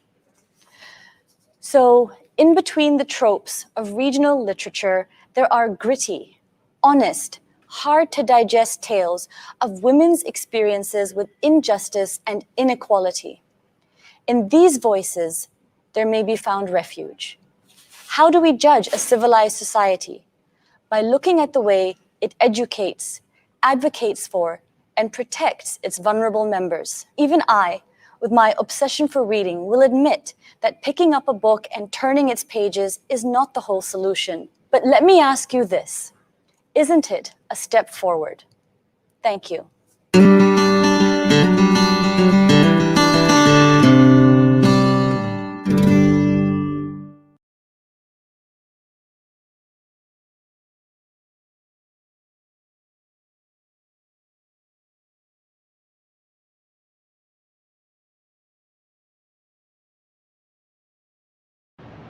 سب نے اپنے آپ کو ڈبوں میں بند کر لیا ہے. دروازے بند, شیشے اوپر اور نکل گئے زندگی کی دوڑ میں. کوئی ان کے دروازوں پہ کھٹکھٹائے بھی تو نہیں کھولتے. اور جو اس دوڑ میں پیچھے رہ جاتے ہیں ان کے لیے کسی کے پاس کوئی وقت نہیں. سب کو آگے بڑھنے کی اتنی جلدی ہے کہ کوئی پیچھے مڑ کر نہیں دیکھنا چاہتا. خیر, ہم تو شاید کچھ زیادہ ہی پیچھے رہ گئے ہیں. دنیا کہاں سے کہاں نکل گئی اور ہم بس بچوں میں ہی لگے رہے. پتہ ہی نہیں چلا کب اتنی بڑی ہو گئی. پہلے اس سے فرصت نہیں ملتی تھی اور فرصت ہی فرصت. زندگی بس اتنی ہی ہونی چاہیے. پتہ نہیں اتنی لمبی زندگی کا میں کیا کروں. دوبارہ اسٹارٹ کیجئے. جلدی جلدی, رکیے نہیں.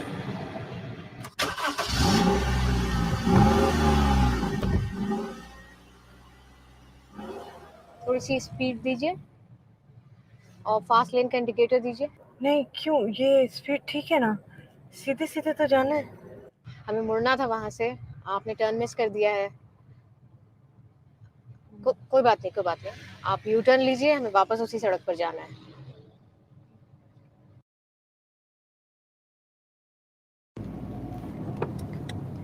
صحیح, بالکل ٹھیک.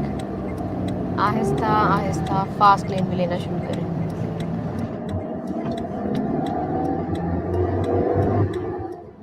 ارے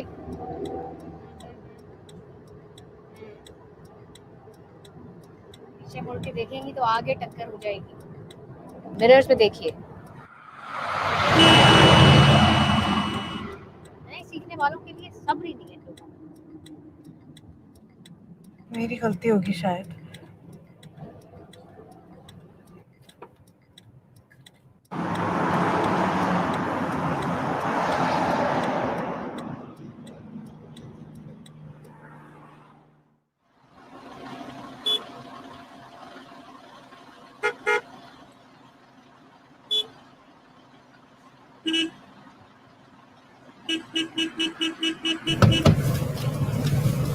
نہیں نہیں, معاف کرو, معاف کرو بیٹے, جاؤ جاؤ. ارے یہ, ارے سب گندا. میں دیکھوں گی کیسے.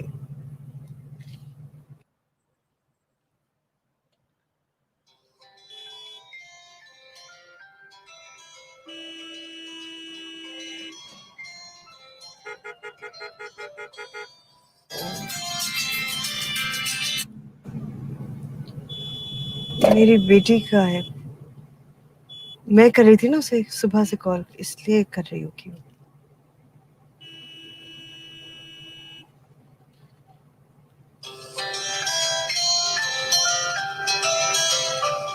پریشان ہو رہی ہوگی, میں اٹھا نہیں رہی نا فون.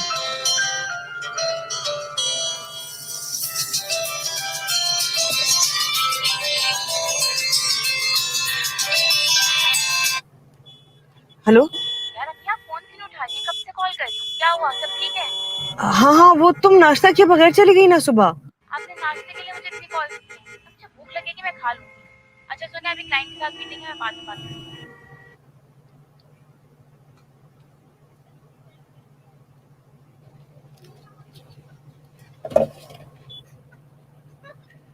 بڑھائے, گاڑی بڑھائے, جلدی.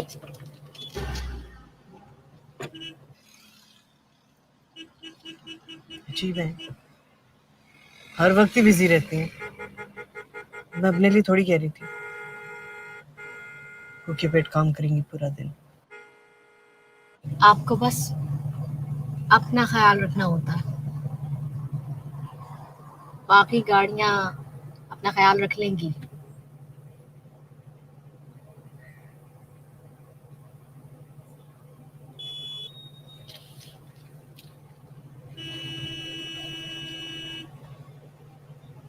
تو آپ نے کتنی مسڈ کالز کی تھی؟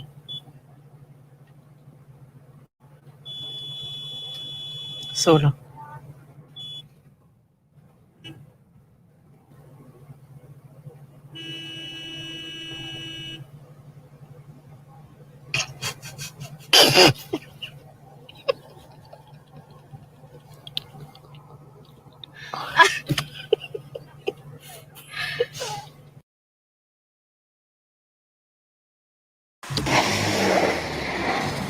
अब आप स्लो लेन में चलाएंगी तो किसी ना किसी के लिए तो रुकना ही पड़ेगा. मगर मुझे लगता है स्पीड बढ़ाई तो गाड़ी मेरे कंट्रोल से निकल जाएगी ना. आप क्यों आसान चीजों को मुश्किल बना रही हैं? फास्ट लेन में गाड़ी चलाना ज्यादा आसान होता है. मैं इसके पीछे पीछे ही चला लेती हूँ ना, सीधा सीधा. अब आप इसके पीछे पीछे ही चलाएंगी. जहाँ ये जाएगी वहीं आप जाएंगी. तो ये तो पता नहीं कहाँ जा रही है. तो आपको फिक्र किस बात की है? जहाँ वो जाएगी आप भी चली जाइएगा. कहीं ना कहीं तो पहुंच जाएंगी. चले चले.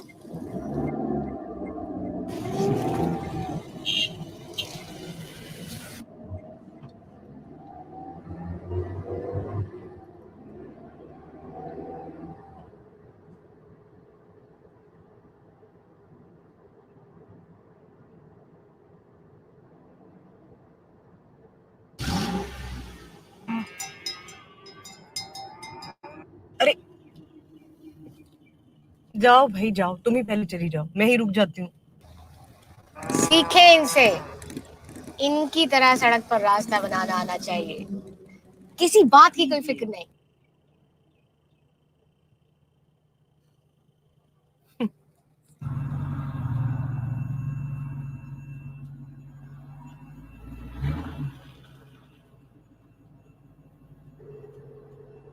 मैंने ठीक किया ना रुक के. बिल्कुल ठीक किया. कभी कभी दूसरों को जगह देने से अपने रास्ते खुल जाते हैं.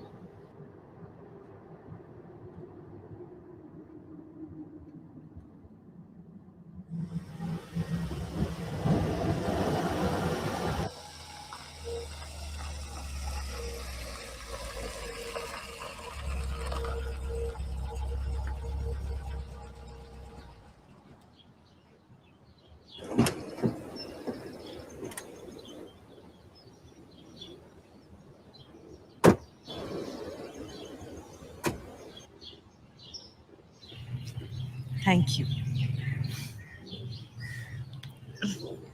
खुदा हाफिज.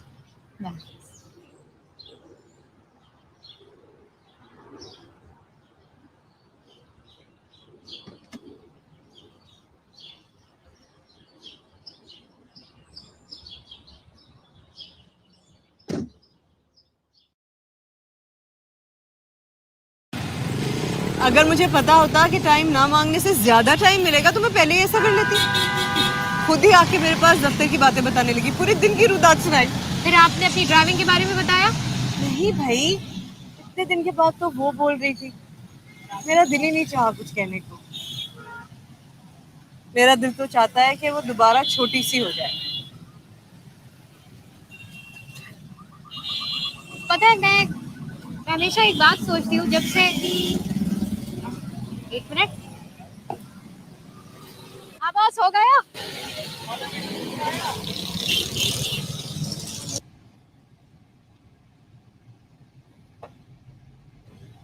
एक दो दिन तो आपके ड्राइविंग लाइसेंस खत्म होने वाले हैं.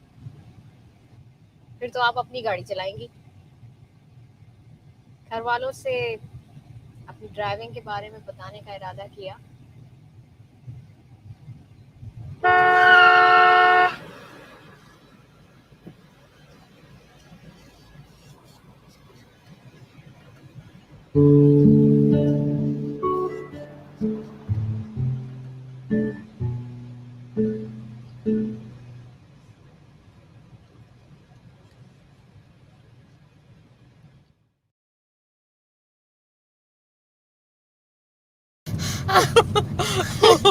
चौदह मिस्ड कॉल्स.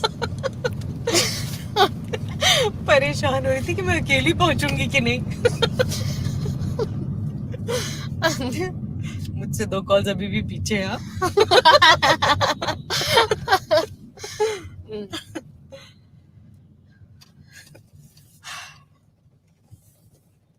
मैं ना बस ये समझती रही कि किसी के पास मेरे लिए वक्त नहीं है. हालांकि सच तो ये था कि मैंने भी दूसरों की तरह अपने आप को एक डिब्बे में बंद कर लिया था. मेरा घर, मेरी फैमिली, इस डिब्बे के बाहर झांकने की जरूरत नहीं पड़ी तो मैंने भी इसके बाहर झांकने की कोशिश नहीं की। बस जो रास्ता दिखाया गया उस पे सीधे सीधे निकल पड़ी।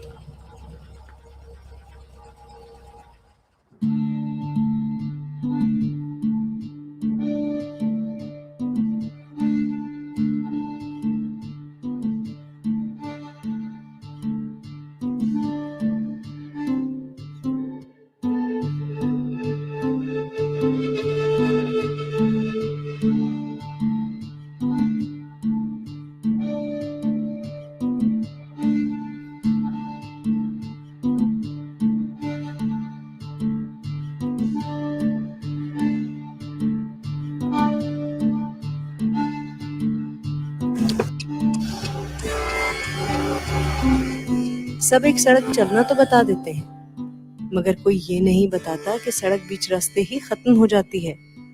उसके बाद सड़क बदलनी पड़ती है, रास्ता खुद बनाना पड़ता है।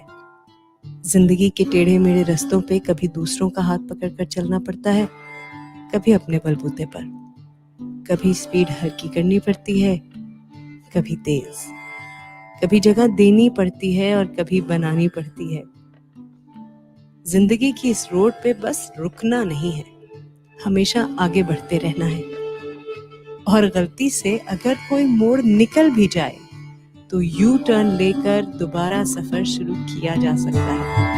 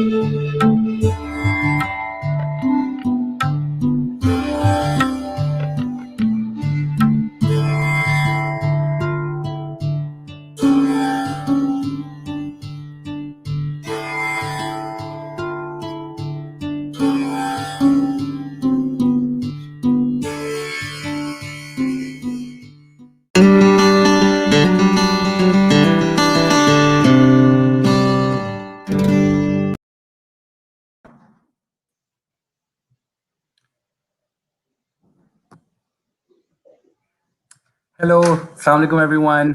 Welcome to Wow Virtual 2021. We've just seen a film called U-Turn by Zoya Hassan, who's with us right now. Hi Zoya, how are you? Hi, Tala. I am good. Okay, what a wonderful film, Zoya. A beautiful little film. Thank you for sharing that with us. And I'm really glad you had the opportunity to share that with audiences worldwide through Wow. Films, I believe, are best left to interpretation by different viewers. हर एक का film देखने का experience same film का अलग होगा, and they'll Absolutely. take something different from it that stays with them. I thought maybe I should just talk to you about generally about filmmaking and being a young filmmaker. So I believe this film you studied at the Karachi University at the Visual Studies Department, Yes. and this film was part of your work there. Yes, it was my thesis film. Right. So tell me more about it. What inspired you? How did you come about it? Why this film? Was it inspired by real life? Was it just a work of fiction? So basically, I was going through a little phase during my university time, and I sort of was in a lot of confusion. और मैं उस time पे मैं driving सीख चुकी थी और मैं अपनी अम्मी के साथ थी और जो है बस उन्होंने बस while we were driving to the university, she said something which sort of made me stop, and which was something that I sort of needed to hear at that time. तो मतलब मैं जैसे यूनिवर्सिटी पहुंची मैंने बस ये लिख दिया कि something about driving that teaches you about yourself. And फिर जब thesis का time आया and we were looking for ideas and everything, and I knew that this thing had sort of stuck with me throughout the years. So I looked back at it and then I was like, this is the thing that I wanted to develop. कि Sure. कि मतलब I was only driving and my mother did not know what I was going through at the time. Right. But Right. आप कुछ भी कर रहे होते हैं, it's sort of, reflective of what you are going through, what you are as a person, what you are thinking at that time. Absolutely. Absolutely. It तो feeds into मुझे your imagination, into your, into yes, inspiration for your, yes, creativity. So it was, a slice of your own personal life that fed into it. मुझे बताएं कि so you must have a lot of other, students with you, male and female both. क्या percentage है? Are a lot of girls studying film at a place like Karachi University, which is a state university, of course, it's a state institution. yeah. बहुत सी So लड़कियां पढ़ रही हैं? yes, there are a lot of girls, but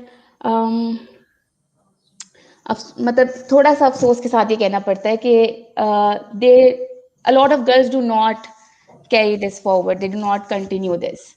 What do you बाद think में are the reasons?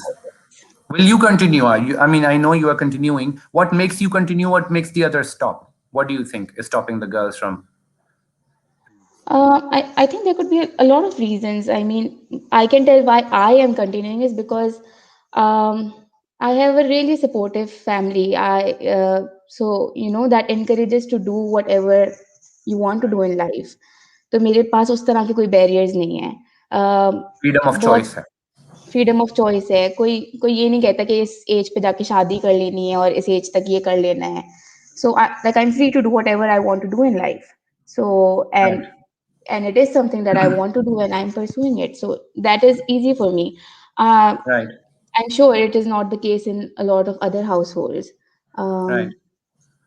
तो और ये इसलिए जैसे आपने बताया कि शादी स्पेशली या इस एज एज वाइज भी आई थिंक ये बहुत एक जेंडर स्पेसिफिक प्रॉब्लम है हमारे कल्चर में लड़कियों के लिए. But do you think otherwise also young film makers के लिए इकोनॉमिक रीजन भी हो सकता है कि may be a lot of parents से कि इसमें पैसे नहीं है, क्या करोगे, भूखे मरोगे, so why don't you you studied film, go get another job, do something else. Does that also happen? Does that happen to girls also?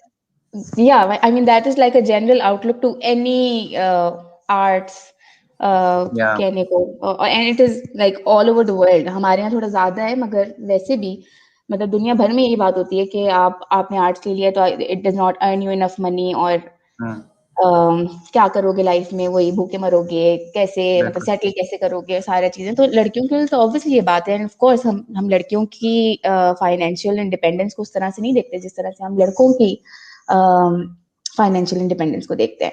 तो ऑफ कोर्स ये बात है. और यहाँ पे तो फिल्म मेकिंग की अपॉर्चुनिटीज भी कम है ना, आर्ट्स में अपॉर्चुनिटीज भी कम है, बाहर के मुल्कों में थोड़ी ज्यादा होती हैं और लड़कियों के लिए मजीद कम है. आपको लगता है कि व्हाई डू यू थिंक इतने आई थिंक यू ऑलरेडी आंसर्ड कि इतनी फीमेल फिल्म मेकर्स क्यों नहीं है, मगर जो है उसमें आपको कौन इंस्पायर करता है in Pakistan particularly? I don't think I look for inspiration that way. Okay. I mean the thing that keeps me going is because firstly this is the thing that I feel like I can do.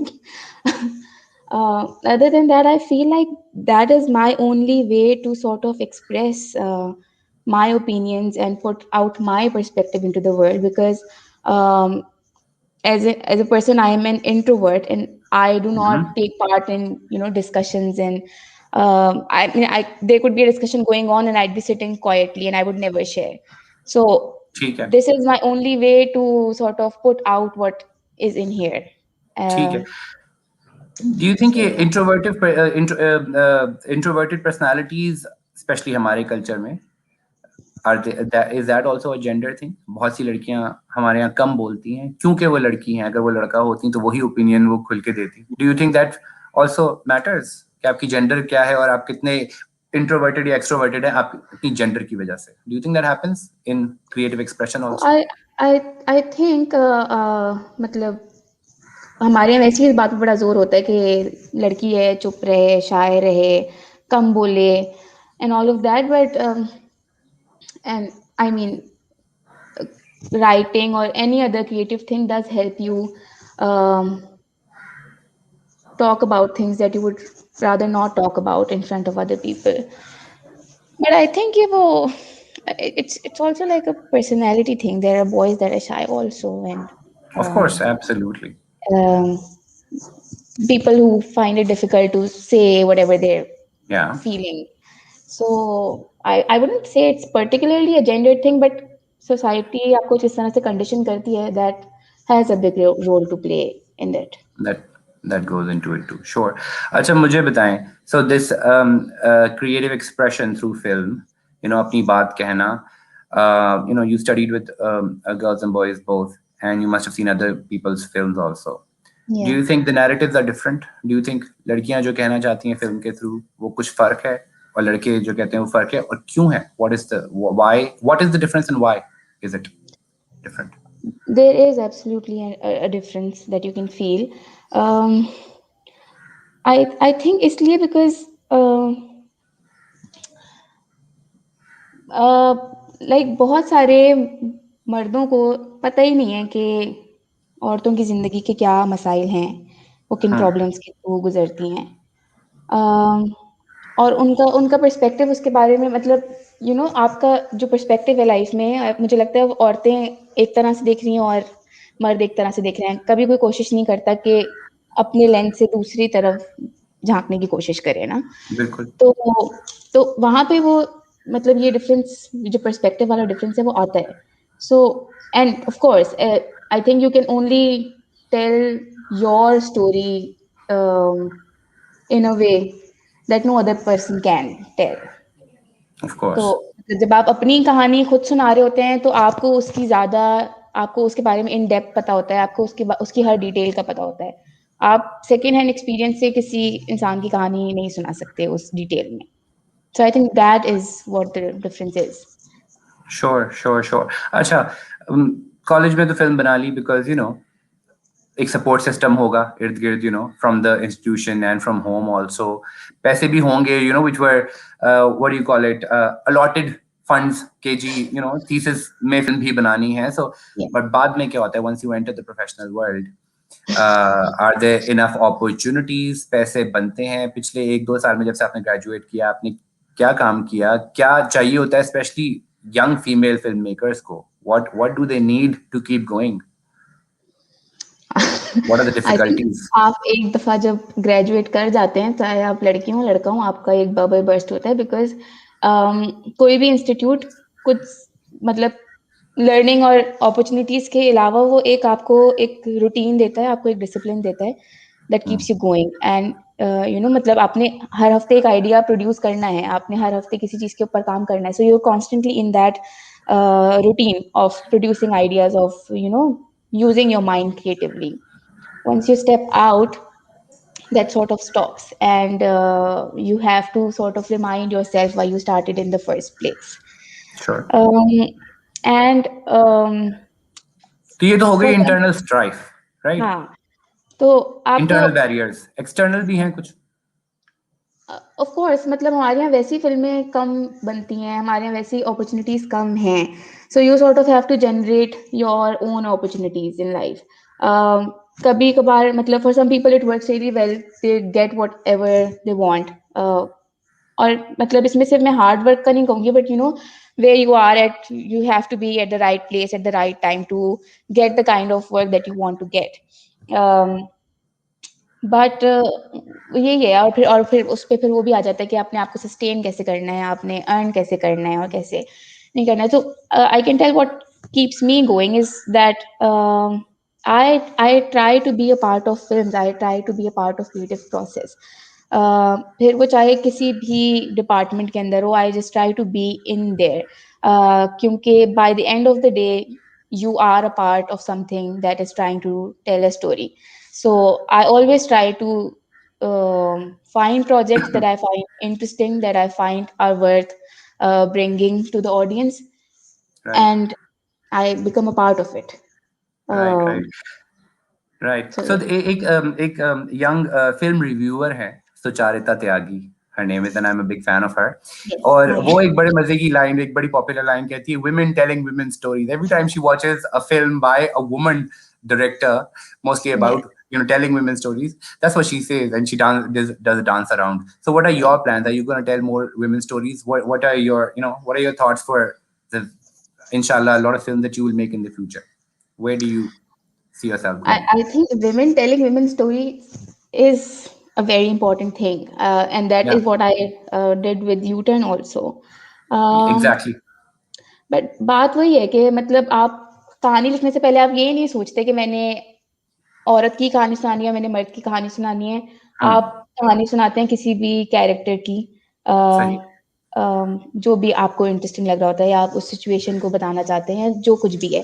So you don't ठीक है। Necessarily, and I don't think that is the way how you should go about making films और सही है। Writing stories. You Obviously. go find a character that you find बिल्कुल। interesting, that you think is, you know, worth exploring, and then you go about it.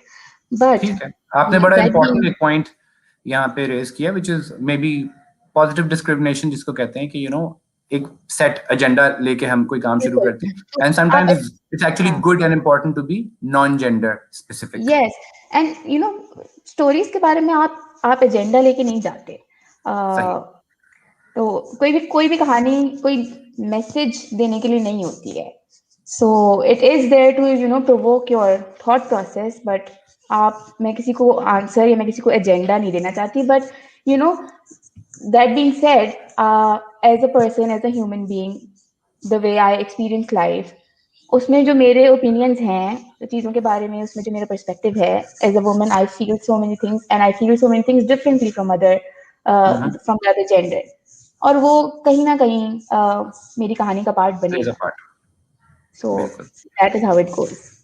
Sure. मुझे तो बहुत पसंद है women telling women stories. I look forward to films that come out I think every there's now more and than then.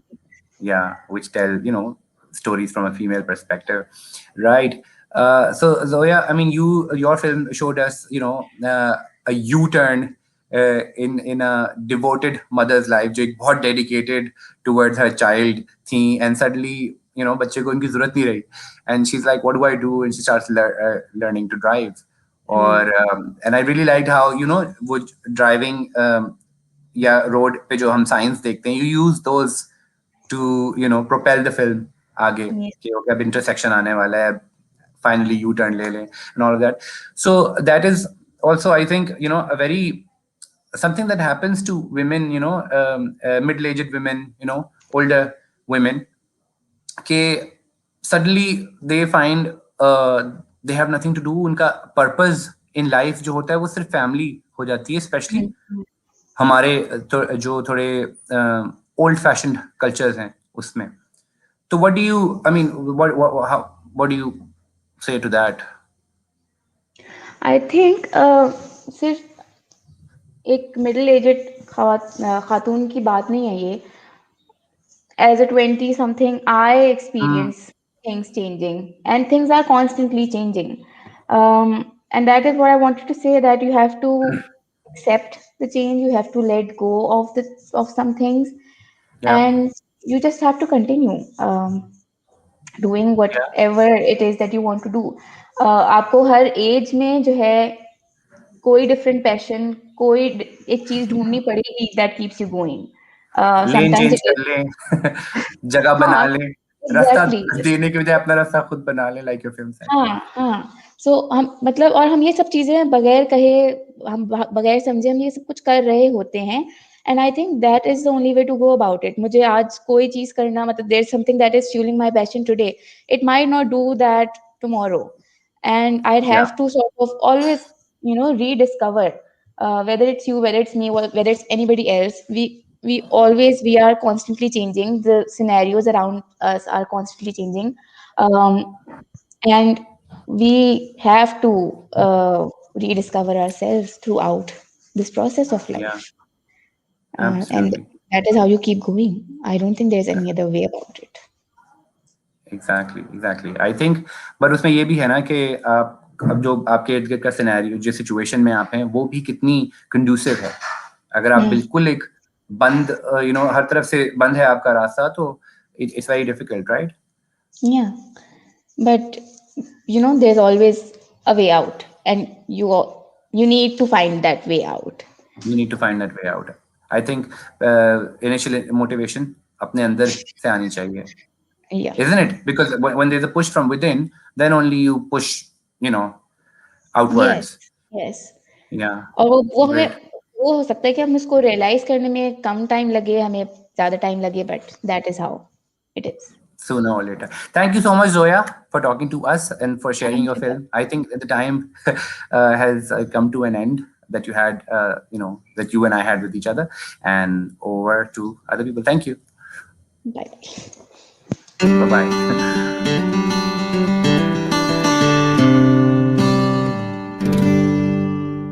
अस्सलाम वालेकुम, मेरा नाम नाज़ो पीरज़ादा है और मेरा ताल्लुक़ आहंग एक ऑर्गेनाइजेशन से है, पर आज मैं जिस प्लेटफॉर्म से बात कर रही हूँ वो है मामा बेबी ऑर्गेनाइजेशन, जिसकी वजह से मैं वॉलंटरी वर्क करती हूँ। इसके अलावा जिस तरह हमारे इलाके में मिक्स आबादी है, पठान, पंजाबी, सराइकी, और मेरा अपना ताल्लुक़ जो है वो एक पठान घराने से है। मैं पठान फैमिली से मेरा ताल्लुक़ है और मैं अनमैरिड हूँ। मेरे पास एक सीपी चाइल्ड है जिसकी मैं देखभाल करती हूँ, जिसको मैंने गोद लिया हुआ है, और अपने इलाके की जो सर्विसेज है, अपने इलाके के लिए जो मैं काम करती हूँ, उसमें मुझे शुरू में बहुत सारी रुकावट आई। जैसे मैंने बताया कि मैं पठान फैमिली से ताल्लुक़ है, वहाँ पर बहुत ज़्यादा पर्दे का इस्तेमाल, पर्दा करना, लड़कियों की तालीम, लड़कियों का काम करना, इन सबको मायूस समझा जाता है। लेकिन मैं समझती हूँ कि मेरे घराना, जिस घर में मैं पैदा हुई, वहाँ मेरे वालिद और वालदा ने मुझे बहुत सपोर्ट की और उन्होंने मुझे अप्रिशिएट किया, उन्होंने मुझे कॉन्फिडेंस मेरा बहाल किया और उसमें उन्होंने खुद भी मेरे साथ काम करने में मेरे साथ रहे।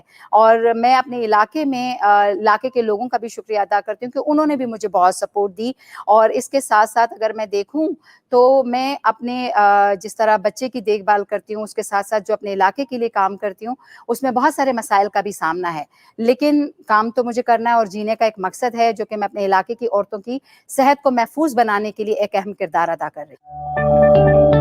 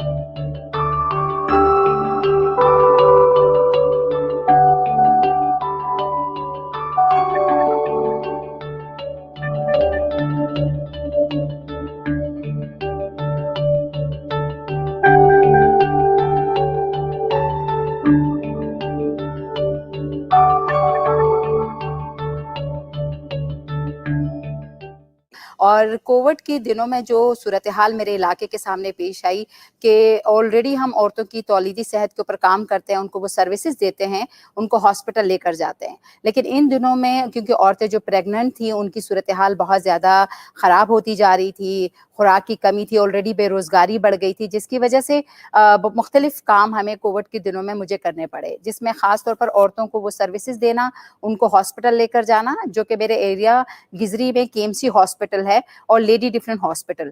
केएमसी में कुछ दिनों तक तो सर्विसेज रही, लेकिन उसके बाद वो सर्विसेज मिलना बंद हो गई, जिसकी वजह से फिर मुझे जिना हॉस्पिटल रेफ़र करना पड़ा, औरतों को ले जाना पड़ा। इसी दौरान जब हम खुराक की पैकेजेस दे रहे थे लोगों को, मुख्तलिफ चीज़ें जब दे रहे थे, इसी दौरान कुछ औरतें मुझे नज़र आईं, जिसमें से एक औरत की बहुत ज़्यादा हालत ख़राब हो गई और उसकी जो हमल था, इसकाते हमल, वो ज़ाया हो गया, जिसकी वजह से खून बहने की वजह से उनकी फैमिली ने जब मुझे कहा कि इसकी सूरत हाल इस तरह बिगड़ती जा रही है, ये लाइन में खड़ी थी, उसको کسی نے دھکا دیا جس کی وجہ سے اس کا بچہ ضائع ہو رہا ہے, اس کا خون جا رہا ہے, تو مجھے جناح ہاسپٹل لے جانا پڑا, اور اس کی جان بچانے کے لیے, کیونکہ ان دنوں میں گاڑیاں بھی نہیں تھی, تو میرے علاقے کے رکشہ ڈرائیور نے بہت سپورٹ کی اور اس کو خون بھی چڑھایا گیا, اس کو صحت کو یعنی اس کی جان کو بچانے میں سمجھتی ہوں کہ میرا بہت اہم کردار رہا ہے. اس کے ساتھ ساتھ اگر میں دیکھوں تو میرے علاقے میں بہت ساری عورتیں جو گھروں میں کام کرتی تھی وہ کام چھٹ گیا, گھروں میں مختلف قسم کے صنف کی بنیاد پر جو تشدد کیا گیا کہ لڑکیوں کی تعلیم روک دی گئی, آن لائن ان کو تعلیم دینے کے لیے بھی بہت یعنی مشکلات کا سامنا تھا. اس کے ساتھ ساتھ اگر میں دیکھوں تو عورتوں کے اوپر کام کا پریشر زیادہ ہو گیا, کام کا دباؤ زیادہ بڑھ گیا, کیونکہ سارا دن لوگوں نے گھر پہ رہنا ہے, اس کا کام کا جو ٹائم تھا وہ بڑھتا گیا, اس کے ساتھ جو اپنے لیے وہ ٹائم نکالتی تھی وہ نہیں نکال پاتی تھی. تو اس طرح کے کیسز, پھر کم عمری میں شادیاں ہوئیں, ان کو روکنے کے لیے, کیونکہ 2 شادیاں ہوئی, جب تیسری شادی کا مجھے پتہ چلا تو اس کو روکنے کے لیے پھر میں نے بہت زیادہ کوشش کی, ماؤں کو وہ سروسز دی, ماؤں کے ساتھ بات چیت کری, مردوں کے ساتھ بات چیت کری کہ اس کے نقصانات کم عمری کی شادی کے بہت زیادہ ہوتے ہیں. اس طرح اگر میں دیکھوں تو میں نے اپنے علاقے میں تقریباً 114-115 گھرانوں کو راشن مہیا کرا, مختلف امداد وصول کری, لوگوں سے مدد حاصل کرنے کے بعد ان لوگوں تک وہ راشن پہنچایا. اس طرح فیملی پلاننگ, میں سمجھتی ہوں کہ ان دنوں میں فیملی پلاننگ کی سروسز بھی نہیں مل رہی تھی. جو ہاسپٹل KMC ہاسپٹل ہے وہاں پر فیملی پلاننگ کا جو دفتر تھا وہ بند ہو چکا تھا. وہاں پر جا کے ان لوگوں سے بات کری, ان کو موٹیویٹ کیا کہ کوئی تو ہمیں وہ فیملی پلاننگ کے لیے انجیکشن ہو یا پلز ہو, اس طرح کی چیزیں, یا کنڈوم, وہ چیزیں وہاں مہیا کی جائے تاکہ وہ عورتیں جو ہے وہ سیف اپنی ہیلتھ کو سیف کر سکے. تو بہت زیادہ وزٹ کرنے کے بعد, بہت زیادہ بات چیت کرنے کے بعد پھر انہوں نے ہمیں صرف سروسز میں جو ہے وہ گولیاں پرووائڈ کی تاکہ وہ ہم عورتوں کو دے سکے, اور کنڈوم پرووائڈ کیے تاکہ وہ عورتوں کو پھر گھر گھر جو عورتیں آتی تھی ان کو سروسز دینا شروع کری اپنے ایریا میں. اپنے ایریا میں میں سمجھتی ہوں کہ جو اینٹی نیٹل چیک اپ تھا وہ بند ہو چکا تھا, ان عورتوں کی جو صورتحال تھی وہ زیادہ خراب تھی. اسی طرح اسکول بھی بند ہو چکے تھے, تو بچیاں جو اسکول جانے کی اتنی مشکل سے پرمیشن ملی تھی وہ سلسلہ بھی ختم ہو گیا. ان کے اوپر جو زیادہ پریشر تھا اپنے بہن بھائیوں کو سنبھالنا, اپنے گھر کے کام کاج کرنا, تو اس طرح کی جو مشکلات تھے کووڈ کی صورتحال میں سمجھتی ہوں جو میرا نیلم کالونی, شاہ رسول کالونی کا جو ایریا تھا وہاں پر بہت سارا اس طرح کے مسائل سامنے آئے. اور اس طرح عورتوں کی جو صحت تھی وہ بھی دن بدن جو ہے, جو پریگننٹ عورتیں تھیں وہ بھی زیادہ تر جو ہے وہ اپنے چیک اپ کے لیے جا نہیں پا رہی تھی, ان کو درد ہوتا تھا, ان کو مسئلے مسائل ہوتے تھے, تو مجبوراً پھر مجھے وہ سروسز جو ہے علاقے میں, کیونکہ میرے علاقے پہ رکشہ اسٹینڈ ہے, اس رکشہ اسٹینڈ میں ہم نے سپورٹ حاصل کری, اپنی مدد آپ ان رکشہ ورکر نے مجھے بہت سپورٹ کری, اور اس میں پھر میں نے اپنی عورتوں کو وہ سروسز دینا شروع کری کہ ان کو جناح لے کر جانا, سول ہاسپٹل لے کر جانا, اور وہاں پر جو چیلنجز تھے وہ بہت زیادہ ہمیں سامنا کرنا پڑا. میں سمجھتی ہوں کہ ہمارے ایریا میں ایک جو موت ہے وہ پریگننسی کے دوران, ایک عورت کی جان, کیونکہ وہ بہت اس کا خون بیچ چکا تھا, جس کا افسوس آج بھی مجھے ہے کہ اس کی جان ہم نہیں بچا پائے. لیکن میں سمجھتی ہوں کہ بہت حد تک ہم نے کوشش کری کہ کم سے کم فیملی پلاننگ پہ معلومات دینا شروع کری. کووڈ کے دنوں میں SOPs کا خیال رکھنے میں, ماسک پہننے کے حوالے سے لوگوں کو سروسز دی, ہائیجین کے حوالے سے معلومات دی. لیکن میں سمجھتی ہوں کہ میرے ایریا میں بہت سارے عورتوں کو چیلنج کا سامنا تھا. بے روزگاری بڑھ گئی تھی, وہ آلریڈی خوراک کی کمی کی وجہ سے, خون کی کمی کی وجہ سے, اور وہ اپنے بچوں کے اوپر زیادہ توجہ دیتی تھی لیکن وہ اپنی خوراک کا خیال نہیں رکھتی تھی. تو میں سمجھتی ہوں اس طرح کی کیسز میں اور میری ٹیم, میں سمجھتی ہوں میرے ساتھ جو 2-3 لڑکیاں اور ہیں انہوں نے بہت سپورٹ کری, ہاسپٹل لے جانے میں, ان کے نام رجسٹر کرنے میں, ان کو جو پیکیجز ہیں, خوراک کے پیکیجز ہیں وہ دینے میں, پھر فنڈ ریزنگ کرنے میں, پھر ہاسپٹل جو بند تھے ان کو اوپن کرنے میں. تو میں سمجھتی ہوں اس طرح کی سروسز میں نے اپنی ذاتی جو کردار ہے وہ بہت اہم ادا کیا ہے. اسی طرح میں اگر سمجھتی ہوں تو جینے کا ایک مقصد ہے, اور وہ مقصد ہے کہ میرے علاقے کی جو عورتیں ہیں وہ محفوظ زندگی گزار سکے, اپنا تحفظ کر سکے اور اپنے لیے آواز اٹھا سکے. تو میں نے ان کو اتنا امپاور کر دیا, اتنی معلومات دے دی ہے کہ وہ بات کر سکے, اپنے آپ کو وہ محفوظ کر سکے, اپنی صحت کو وہ صحت مند بنا سکے. تو اس کے لیے انہوں نے اپنی آواز اٹھانا شروع کی ہے, اپنا خیال رکھنا شروع کیا ہے. لیکن اتنی جلدی تبدیلی نہیں آتی, تھوڑا سا ٹائم لگتا ہے, اور میں سمجھتی ہوں اس تبدیلی میں عورتوں نے میرا ساتھ دیا ہے, عورتوں نے بڑھ چڑھ کر حصہ ڈالا ہے, میرے علاقے کے لوگوں نے مجھے بہت سپورٹ کری ہے, میرے رکشہ ڈرائیور نے مجھے بہت سپورٹ کی ہے, کیونکہ آلریڈی میں اپنے علاقے کے لیے 1994 سے کام کر رہی ہوں, اور اس کے ساتھ ساتھ میں اپنے علاقے کو وہ معلوماتی پیغام, معلومات بھی دے رہی ہوتی ہوں کہ کیا کم عمری کے نقصانات ہیں, کیا فیملی پلاننگ نہ کرنے کے کتنے نقصانات ہیں. تو میں سمجھتی ہوں کہ میں نے اپنے علاقے کی عورتوں کی جان بچانے میں بہت اہم کردار ادا کیا ہے. اور میں سمجھتی ہوں کہ یہ کردار، یہ سپورٹ ماما بیبی فنڈ کی طرف سے مجھے ملی ہے، آہنگ کی طرف سے مجھے ملی ہے. انہوں نے مجھے امپاور کیا ہے، انہوں نے مجھے اس قابل بنایا ہے کہ میں عورتوں کو موٹیویٹ کر سکوں، میں مردوں سے بات کر سکوں کہ عورتوں کی صحت کتنی اہم ہے، عورتوں کا پریگننسی کے دوران چیک اپ کروانا کتنا اہم ہے.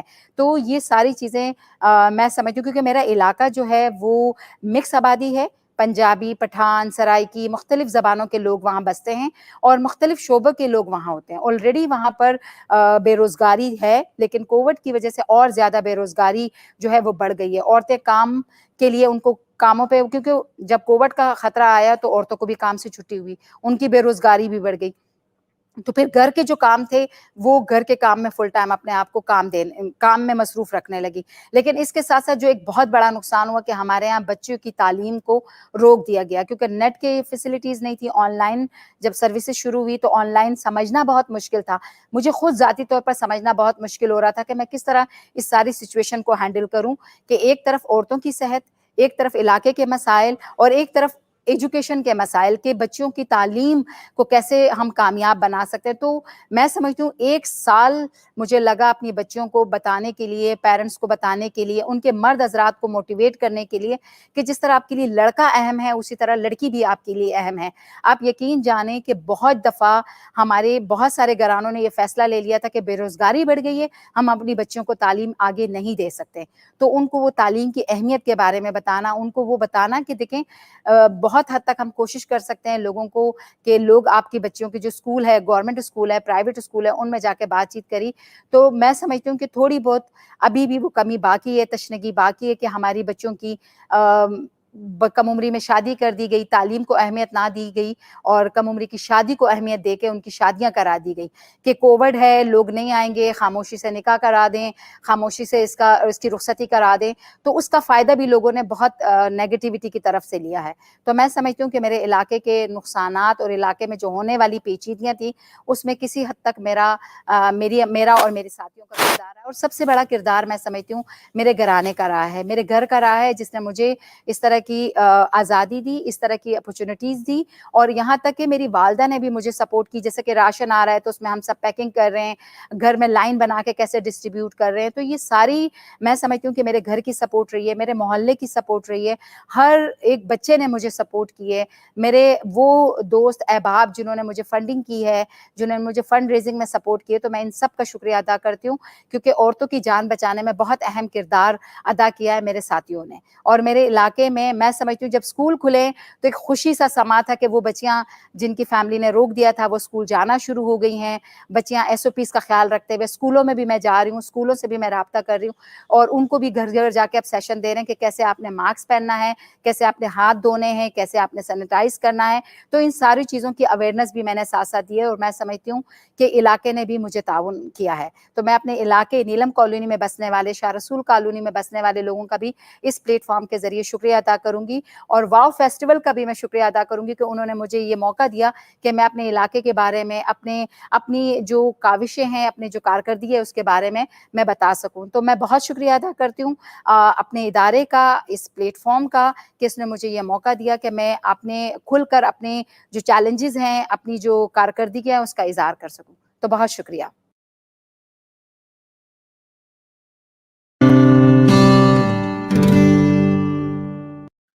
I'm Sumaya Jannat, the moderator of panel. I'm lecturer in Department of Biotechnology, University of Kotli. My specialization is plant breeding and molecular genetics, and my research is based on the genetic improvement of legumes. Well, being native to the mountains of Kashmir, I'm an eyewitness of the success stories and the issues here. And I have been a practical part of the agriculture in these fragmented lands with least logistics. Women of this region are directly involved in agriculture in terms of kitchen gardening, field crop cultivation, and animal rearing. So, truth told that there is really need to make agriculture better livelihood for people, especially women of this region. So, it's an honor for me being a lead panelist of the WOW Forum, as Women of the World is a global platform to connect the women from the diverse domains on wide range of subjects, including arts and science. So you all know during this COVID pandemic, when there is wave of social distancing around, bringing people on one table is really a great challenge for us. So these kind of interactive sessions on such issues is a very good initiative. So as you know, throughout the world, sustainable farming is one of the challenge, and agriculture around the world is most powerful tool to end extreme poverty, boost share prosperity, and feed projected up to 9 billion by 2050. So you all know that more than 65% of the poor working adults depend on agriculture for their livelihood. And it is also an estimation that more than 40% of the women in the world are also linked directly with the agriculture. But agriculture-driven, you all know that agriculture-driven growth, poverty reduction, and food security are at risk. And there are multiple factors for these risks. We have, we all have a common goal to feed more than 9 billion by 2050, to improve livelihood of the people around the globe, to fight with the poor nutrition by adding balanced diet in the nutrition of the people, and to conserve obviously water and biodiversity in our planet, and to respond and manage the climate changes in the world. So to discuss all these broader domains, we have featured today very dynamic women from diverse areas to talk about the inclusion of sustainability in agriculture today. So we have Dr. Sahar Hasnain with us. Dr. Sahar Hasnain, I will give brief introduction of the panelists today. Then we will start talk with each panelist. So Dr. Sahar Hasnain is a research and community coordinator for Foresight for Food initiative based at Oxford Environment Change Institute. She has her research domains on food system disruption, urban design, and regional and formal food system transformation. Another panelist from the World Bank, Dr. Viana Parago. Dr. Parago is an economist at World Bank. She worked in agriculture, food system, rural livelihood, and competitiveness. And she has been the part of the community in some American countries in like Guatemala. So we will have very good experiences of her during the talk. And another dynamic real woman in the practical agriculture, Ms. Seher Iqbal. She is an agriculturist and publicist managing a farm, and her farm employs more than 200 female workers in southern Punjab province of Pakistan. So she has been also training in the Australia Award Women Trading Globally program. And we have another very dynamic lady, Dr. Fauzia Parveen. She is a postdoctoral fellow and adjunct faculty at Center of Water Informatics and Technology housed at Syed Babar Ali School of Science and Engineering at LUMS. And she has completed her DPhil in Engineering Science from University of Oxford. So we have a diverse domain of the women in agriculture, environment, and economists. So it's a great pleasure to have you all in today's panel. So I will start today's discussion from Dr. Sahar Hasnain.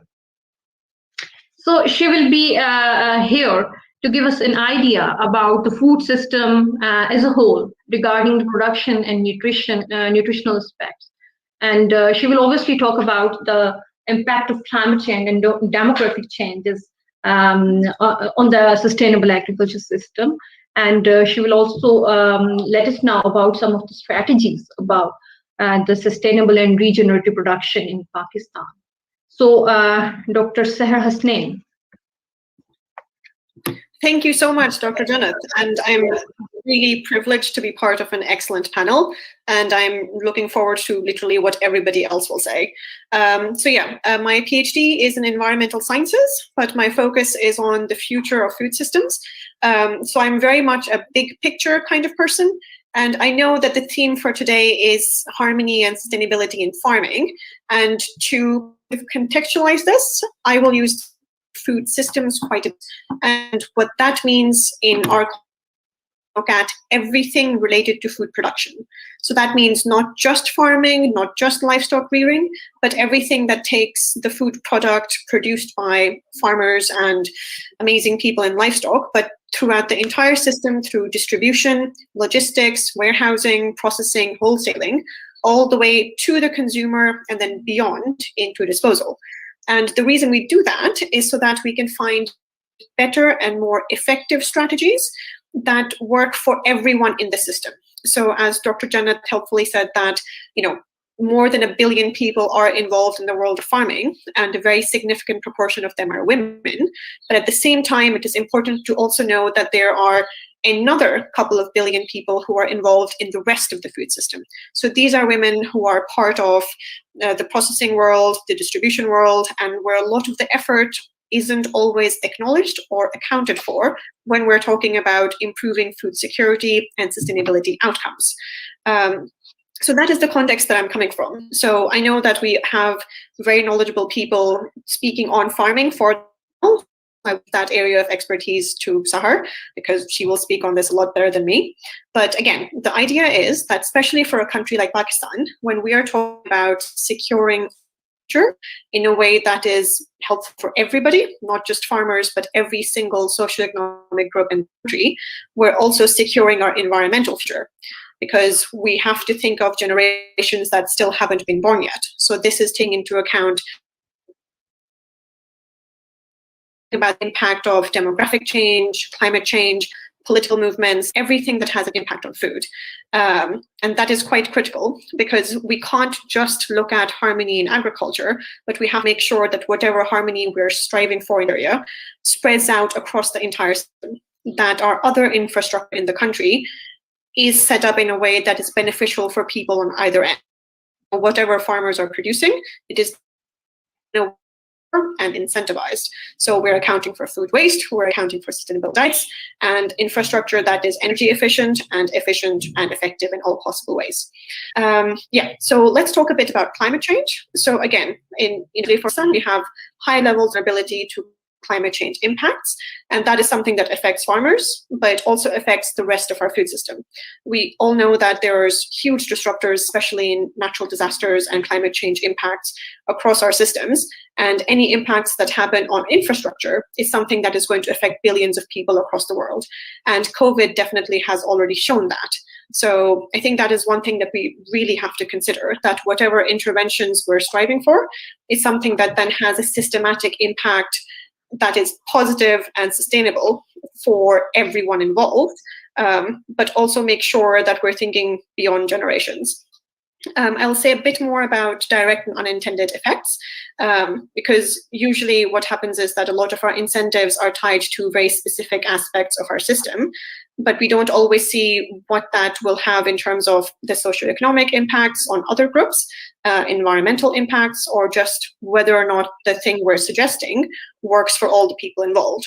Are we, in fact, trying to keep farmers in situations that they want to get out of?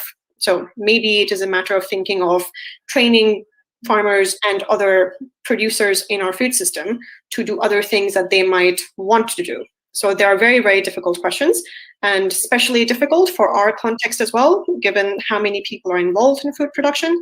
So all are issues that we have to think about. And I think, especially when we're talking about farming systems, and especially women in farming, and trying to harmonize all of these things, we have to think of the resilience and sustainability of the food system for many generations to come. And that will mean making very difficult decisions at all levels and all sectors. I think I'll stop that there, Dr. Jannat, and hear from our better, panelists.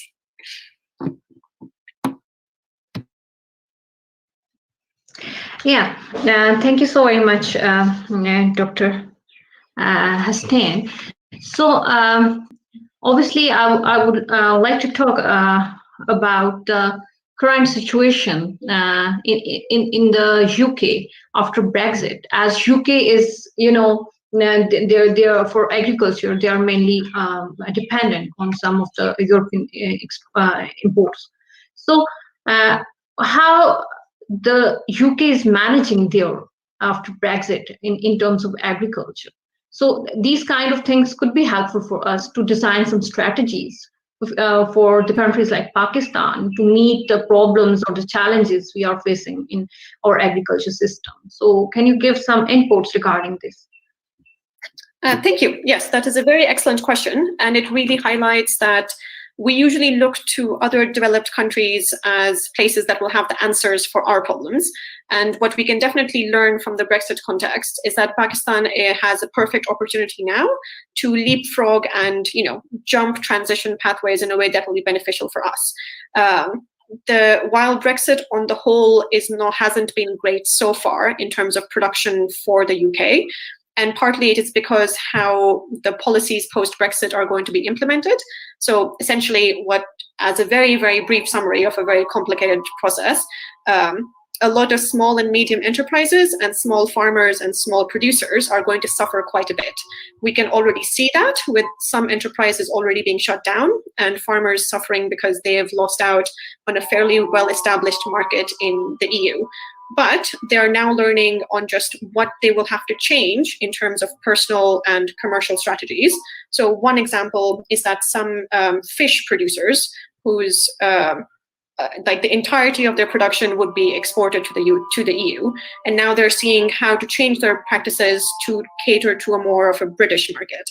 And I think they're also making some critical decisions in terms of environmental protections available for farmers and incentives. So if farmers are doing regenerative or conservation or nature-based activities at their farms, then what is an effective way to keep doing them and to incentivize them in a sustainable way? What we can learn from this example is that we really should be thinking in a way that is more integrated when it comes to food sovereignty and food security for Pakistan, and to really emphasize regional trade in a way that is sustainable. And again, that's a very difficult situation for our context. But to really think about what do we want food in Pakistan to look like over the next 20 to over 200 years. And, we have to protect the interests of current generations and future ones.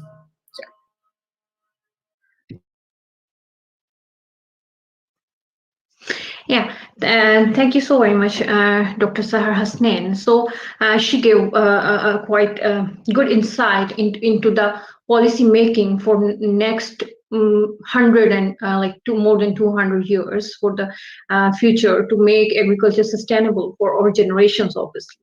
And obviously there will be inclusion of the women, and that is a necessary part.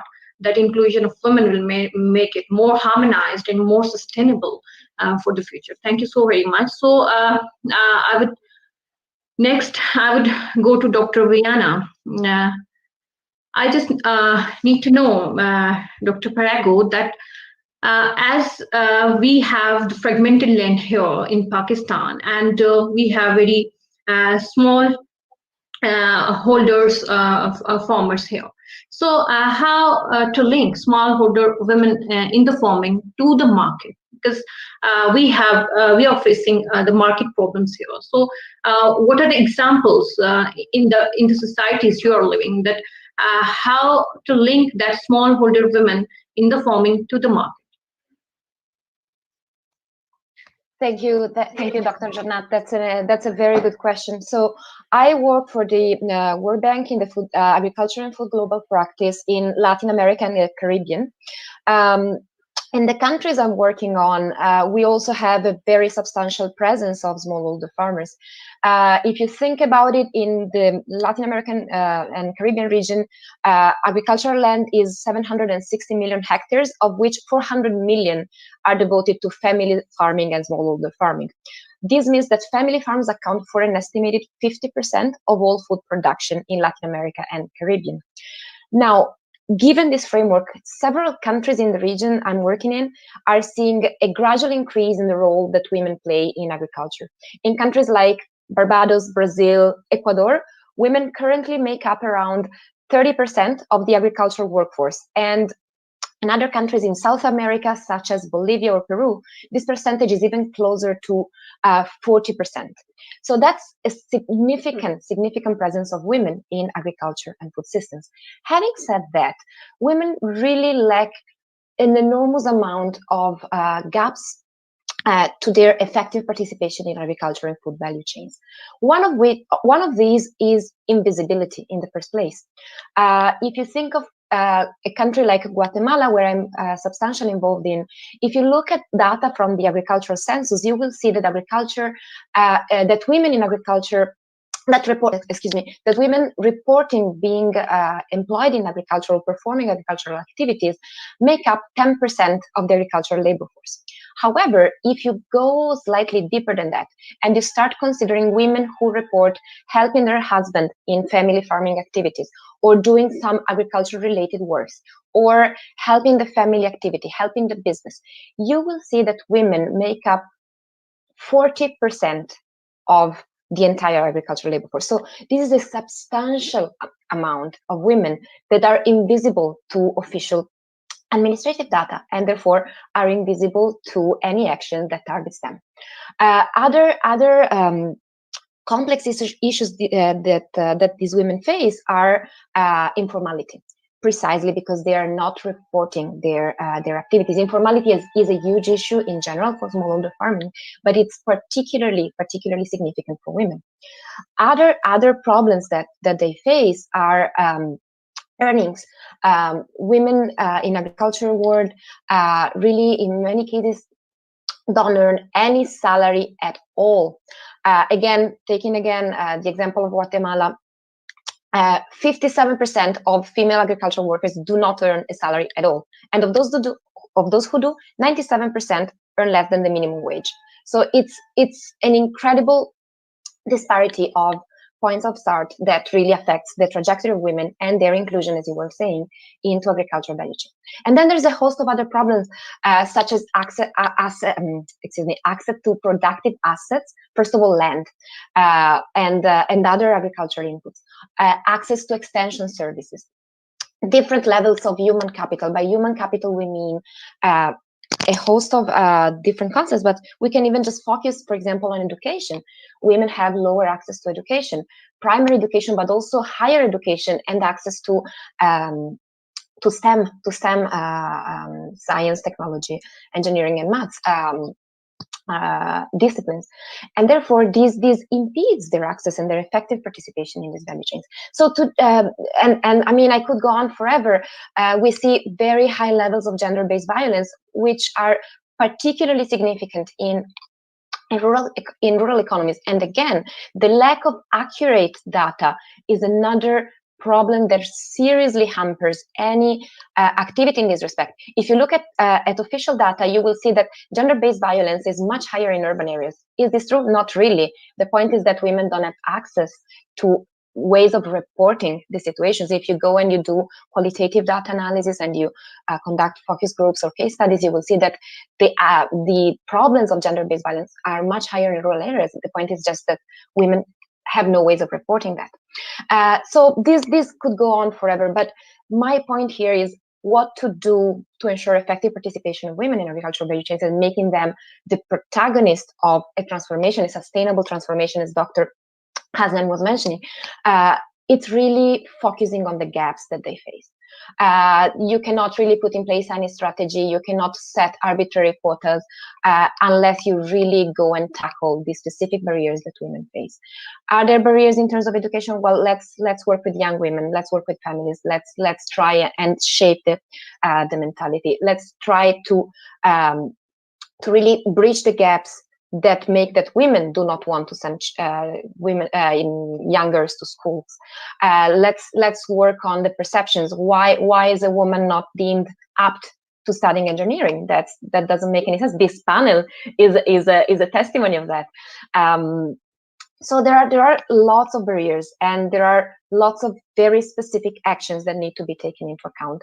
And given this framework, also it's important to consider, this is something that I really care for, but it's like the country specificity and the context and specificity of what you're doing. So you really need to learn the context you're working in, and then put in place actions specifically directed at targeting those issues. And I will stop here now. I'm sure there's going to be plenty of room for discussion. Yeah, thank you so very much, Dr. Parago. Yeah, it was really thought-provoking that you mentioned some of the gaps in the practical forming of the women and to its advancement, like education and the formal documentation of the women forming in agriculture. So these are some of the aspects which are really very important, which need to be addressed around the globe to involve the women substantially in the agriculture and to even acknowledge their role in agriculture as well. So, being an economist, I would love to ask you another question.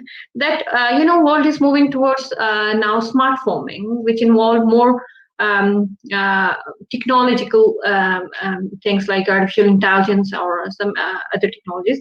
So, how in the developing countries like the Southeast countries, how we can make the economic viability of this smart farming in our agriculture area?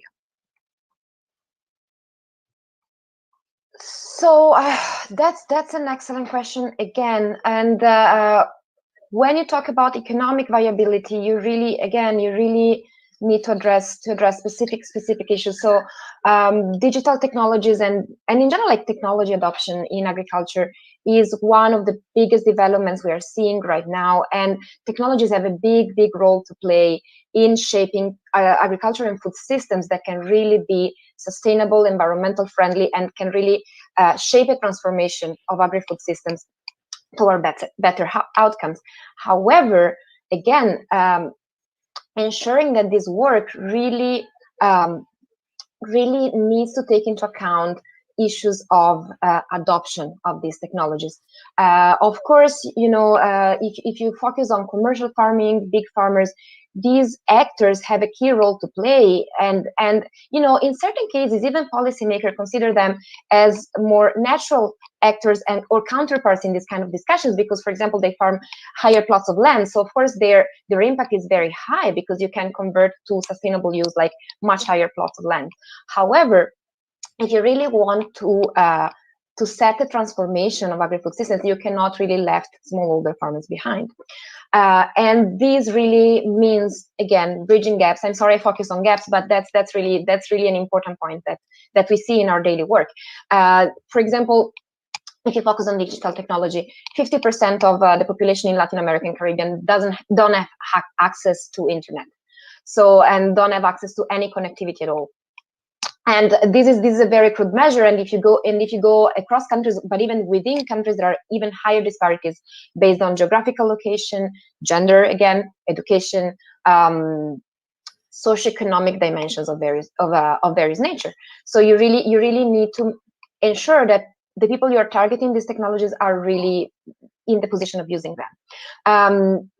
Again, I just want to mention a case study I'm leading in Guatemala. We are running a pilot, and we are developing digital technologies to increase market access for women we call them agripreneurs. We don't want to call them farmers because we want to set a transformation of mentality. So they're entrepreneurs.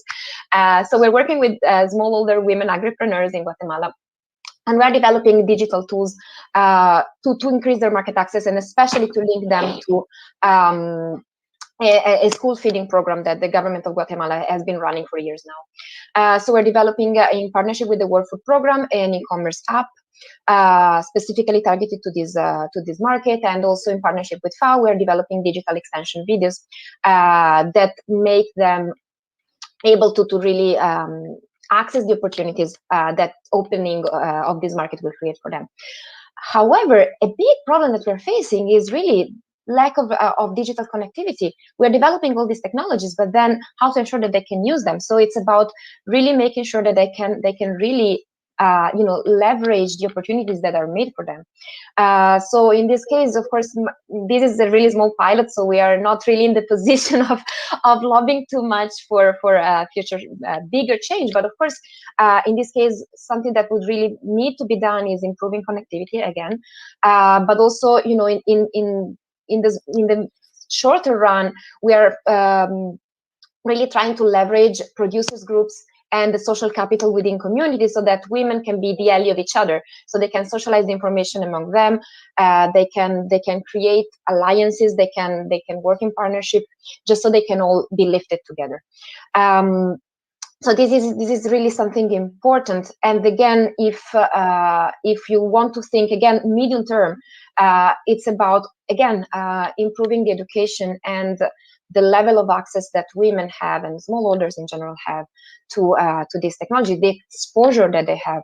For example, it's also about making these technologies in a way that is usable and user friendly, so that it can be really accessed by the beneficiaries that are supposed to use them. For example, the applications that we are developing in partnership with the WFP are being constructed in a human-centric way, so they're being validated through various iterations with the actors on the ground to ensure that they can be actually used and they can be efficient and really solve the problem that they're intended to solve. Yeah, it was really nice to hear some of the case studies of Dr. Parago in Guatemala regarding inclusion of some digital technologies in the agriculture system. As you know, agriculture is more labor intensive, and for women, when they have multiple roles in their life, it is one of the main focus to make agriculture less labor intensive for the women. And more to develop more earning opportunities for the women, and that could be only possible by giving access to the digital the system to the women, and also to the education, more education, obviously, which I got from your talk, that we need to educate more and more women regarding this, that women will come into the policy making, and they will come into the use of some advanced technologies in agriculture. So thank you so very much, Dr. Parago. We have Ms. Sahar Iqbal, and as I have given her introduction previously, that she is a practical farmer in southern Punjab. So I would love to hear from you about agriculture entrepreneurship in Pakistan, because we really are lacking the entrepreneurship in Pakistan at smaller level, and then we can like expand it to the in the wider perspective. So what do you what are your experiences with the women you are working, and give us the insight about the entrepreneurship in the farming in Pakistan. Mr. Iqbal. Hi, everyone. So let me begin my story. I might not have the knowledge or, the research that you guys and the wonderful women on the panel must have. So I just did my bachelor's in literature, and it was like totally an off the record thing. So what I did when I got married into the rural setup, I started out looking out more opportunities over there. Being confined into four walls wasn't my destiny. So there was like more to, more. I really want to bring more to the table and really want to, bring change over there. So women empowerment was one part that I really want to focus on. The ladies who were working in the field, they had the exposure, of the first-hand knowledge that I might not have. So I tried to, gain that knowledge from them. Talking about sustainability in agriculture, we started off with community development. When we got the land from our parents, it was a waterlogged land. So I didn't even know the term, what is waterlogged. So I started doing the research on internet, and then we came to know how to, make those waterlogged land up into a productive land. Then I started off with the concept of community development and then corporate farming over there, and how to increase the sustainable, increase the, livelihood for the women over there. So we started off building our own land, and we could see that the women and the people living over there, they don't have the access of, they were living in the mud houses, and they don't even have the access of a stoned or brick made house. So it was like a good experience for me, because coming from urban setup to the rural setup, and I was totally shocked. So what we did, we started off with the community development. We started off with making their own houses into, with bricks and kilns, and there was no gas, there was no electricity. I did research on biogas. We made a biogas system over there. Now they are with the and then there was I read somewhere that there is like some government is giving some subsidy on solar systems. So why not to make them sustainable? So we started. Now this village is now producing their own gas, their own electricity, and the women over there, we started off educating them and doing different engagements with corporate farming. We are producing crops over there like potatoes, and now we are giving it to the corporate world. And this has actually increased the better wages for the women that are working over there. So there are so many techniques that we started off with. The water saving techniques, we have used the drip irrigation. The concept of drip irrigation was totally new for those people, that okay, we have to save the water, but we have to educate the community as well. Then we started off with the concept of the mulcher, because if you all know that in southern Punjab, there is a concept of burning the residue of the crops. So I was totally engaged in this idea, and we actually thought of very different ways in which we can educate these people not to burn off their crops, because it's really hazard to the environment. So what we did, we introduced a new technique known as mulcher. So instead of burning those residues, they are using those residues into a fertilizer sort of thing. Then rows and furrows were made, and so many other things. And to educate, I believe in terms as an entrepreneur, I think if you are growing in a community, you should also take the community along with you. You should also make them learn along with yourself that we all owe this to Mother Nature, and this is our responsibility, right? If I can bring a change in this community, if I can create so many opportunities for these women who actually don't have the access to education. There is no school in that area. So it was a very difficult thing to make them understand the power of the education. But now, with the passage of time, they know that if they will make their generations educated, they will create a difference, like I am trying to create a difference over there. So yeah. Great, Ms. Sahar Iqbal. It really ignited a spark in me as well to serve the community in terms of agricultural practices, as I'm also doing some projects on agricultural crops, but still I think it should outreach to the community.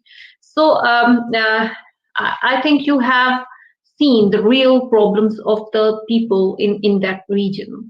So for the policymakers, what are your suggestions that which are the missing gaps which need to be addressed in the farming community, and how the policies, sustainable policies, can assist the women in the farming in the rural areas, and obviously not only women, the farmer, because you have the direct connection with the people who are farming practically. What I believe that there is a total gap in the market as well, in terms of farmers, male or female, regardless of the gender. We produce the crop, and then there is no market to send it across. And then sometimes it's why I indulged myself into corporate farming was that there was no rates in the market that you can even bear the labor cost. So it was very exhausting. I think there should be some policies, like not only to educate people, but also to create such market for the farmers where they can give their crops at the rate at which they are producing.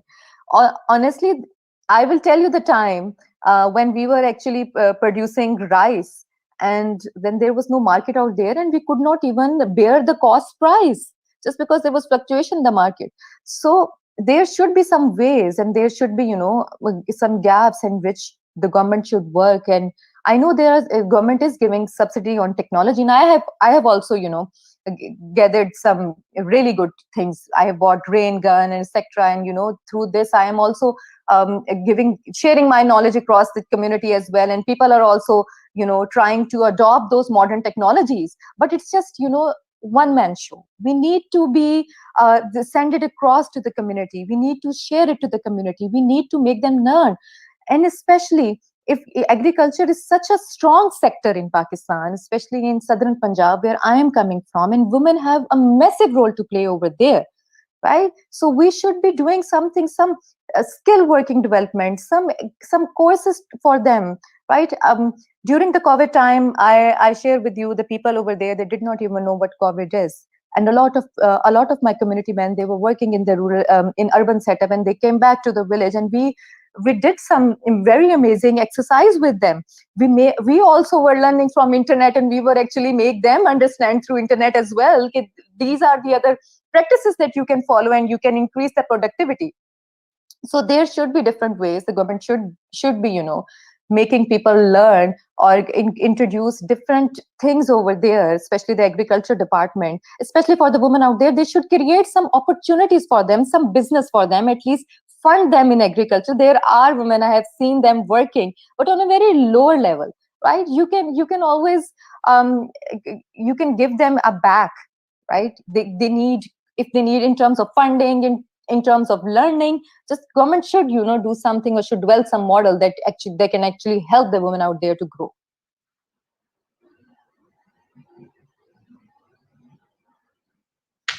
Great, Seher. Your inputs really made the talk amazing. So obviously you made the agriculture more efficient. You did efficient agriculture during the COVID pandemic, and what kind of protocols you opted during this pandemic? Can you please put some light on that? Since I have told you that when I went back to my village, and along with my community members that came from the urban setup, I also was clueless. My husband was clueless as well. What parameters we should follow, what protocols we should follow in the field, because it was the time when it was the time when we were actually doing the paddy rice thing over there. So it was and it was so. Moisture was there, and you cannot put the mask on all the time. So what we decided that we will invite the laborers in small groups, and they would be working 3 to 4 hours with limited amount of the female farmers in the field, like 4 farmers with the special social distancing. We made sure that, and hygiene was one of the issues, so we actually made sure that they follow the hygienic protocols as well. And when and they were working for 3 to 4 hours, and then the next shift started. A lot of the women, they were actually very, they were very crying about that probably we are going to cut their wages since we have shortened the time. But we didn't do that, because it was the time when we should, we thought that we should start giving it to the community. We will earn in the coming years, but this is the time when our community needs it. So instead of shorten their wages or cut off their wages, we give them full wages. But we did it like 3-4 hours.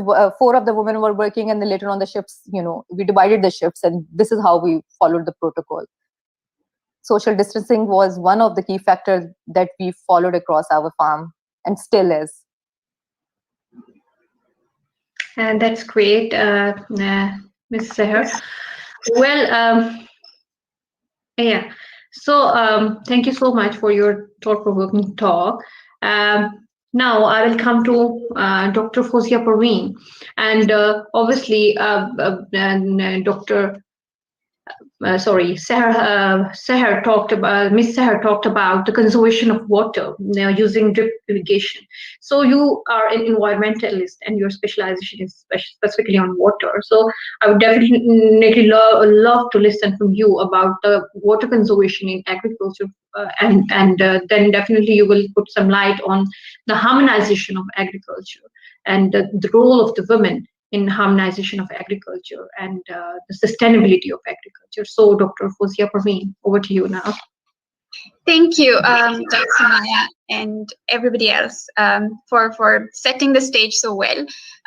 Before I answer your question, I would sort of like to zoom out a little bit and reflect on the title once again, because I think that it was very important in the way it was conceptualized, because we're looking at Mother Nature as Mother Nature. We are also looking at Mother Nature as a gendered entity that is being used and abused continuously, so that we could take as many resources from Earth and then bring it to our benefit, forgetting that we're also exploiting it. And the same model sort of replicated with women in communities. So I think for me, platforms like WOW are important because we can come out of our science for a little bit and then indulge into these discussions as to why we always just think about the people who are living on the planet, but not about the planet itself. And I want to talk about it because you speak about water, right? Water is one of the many natural resources that the ecosystem is providing to us. And in the end, it becomes a useful resource for us.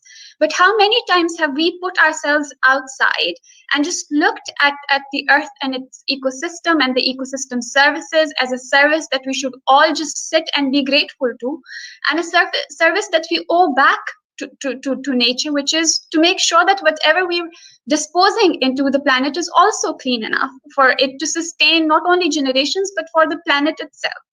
So, of course, water is an important component of agriculture. Without water, there wouldn't be any agriculture, well, traditionally speaking.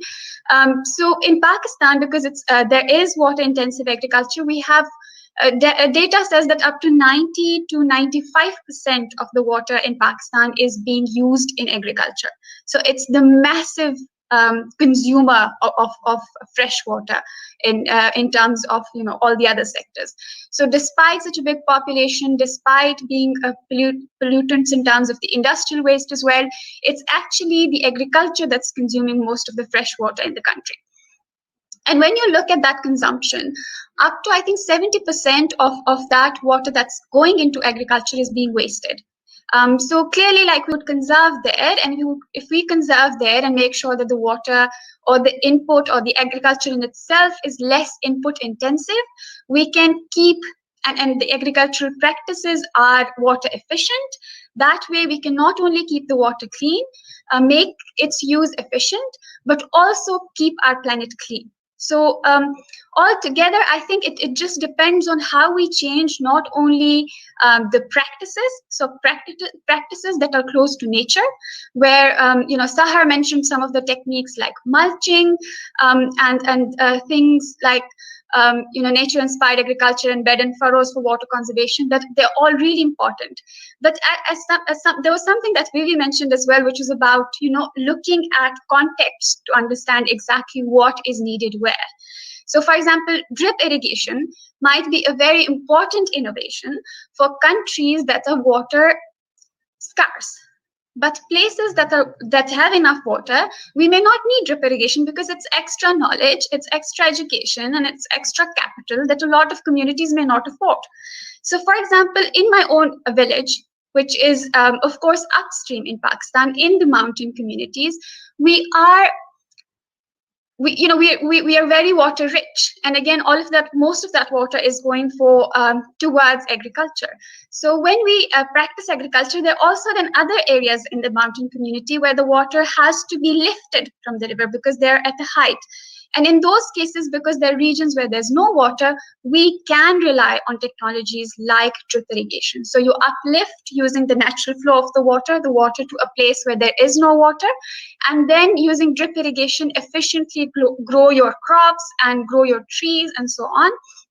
So I think both the practices, the knowledge, both old and new, can complement the way that agriculture is being practiced. And just to reiterate some of the things that have already been said, like many other places, like I think anywhere else in the world, women in my part of the world cannot own the land because traditionally the land has been given to man, and the woman is just supposed to marry into the land. So whoever she marries, she gets to then have that land. So that there's that issue. It was already stated that women are their job is not paid. So all of these women who I know who are doing a lot of work that is very time intensive. So for example, a lot of physical intensive work, which is required for shorter time, is done by the men.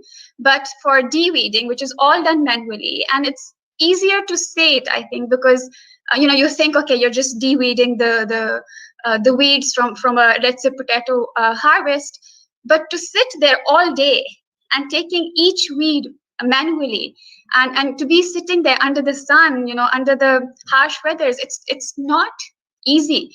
So to calculate for those hours, to make this job a little more thankful, that if you do not own the land, if there is no credit given as to your participation. So just like, again, something that Vivi had said, that women are up to 70 to 80% of the women are actually excessively involved in the area of agriculture.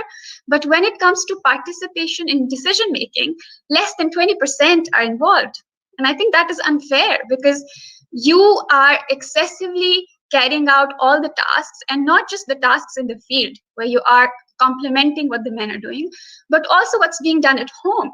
Because, for example, once you harvest the wheat, beating it, or other vegetables, beating it, threshing it, taking things out, cleaning it, storing it, putting it into the store, all of that inside job is, I don't know about the South, but in the North, most of it is done by women. And there's absolutely no credit to that. And this is on top of the household duties that they have to do. They still have to cook, they still have to wash, they still have to clean. So on top of all of that, they're also expected to do all of that thankless job, where they simply don't have a voice. It's only, and another unfortunate thing is that those women are not, they're not healthy. So despite the fact that they're producers of food, they are nutritionally, I think they need a lot. So even their crops are nutritionally not diverse. So how do we go to these communities and train them, not only for agriculture, inclusion in decision making, proper education, but also to make sure that those women are not malnourished, that they give birth to healthy children, and then those healthy children can be healthy human beings in future. So I think it's of course, a very broad debate, but I would just like to reiterate what everyone else has said, and I also think that women should have opportunities to microcredit. Women should have opportunities of being schooled. Again, like how Sahar said, that she became the school in her agricultural community in southern Punjab, because she was all that they had in terms of what they could learn. So I think those opportunities need to go to these communities, farming community in general, but female farmers in particular, where they would have more and more skills to acquire gadgets, to acquire technology, to acquire practices that can make this practice efficient and environment friendly and nature friendly as well.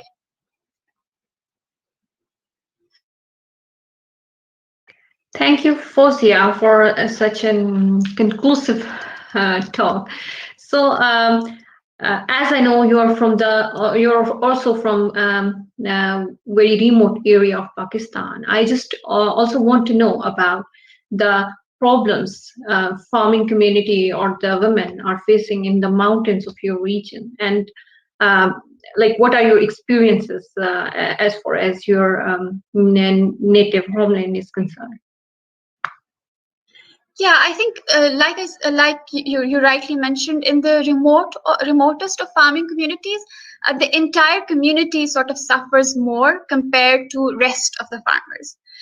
But you can look at it in multiple ways as well. For example, the women in Hunza are far more better than the women in Sindh, who perhaps are not only not owning the land, but are also working for a bigger landlord who is not paying them or underpaying them.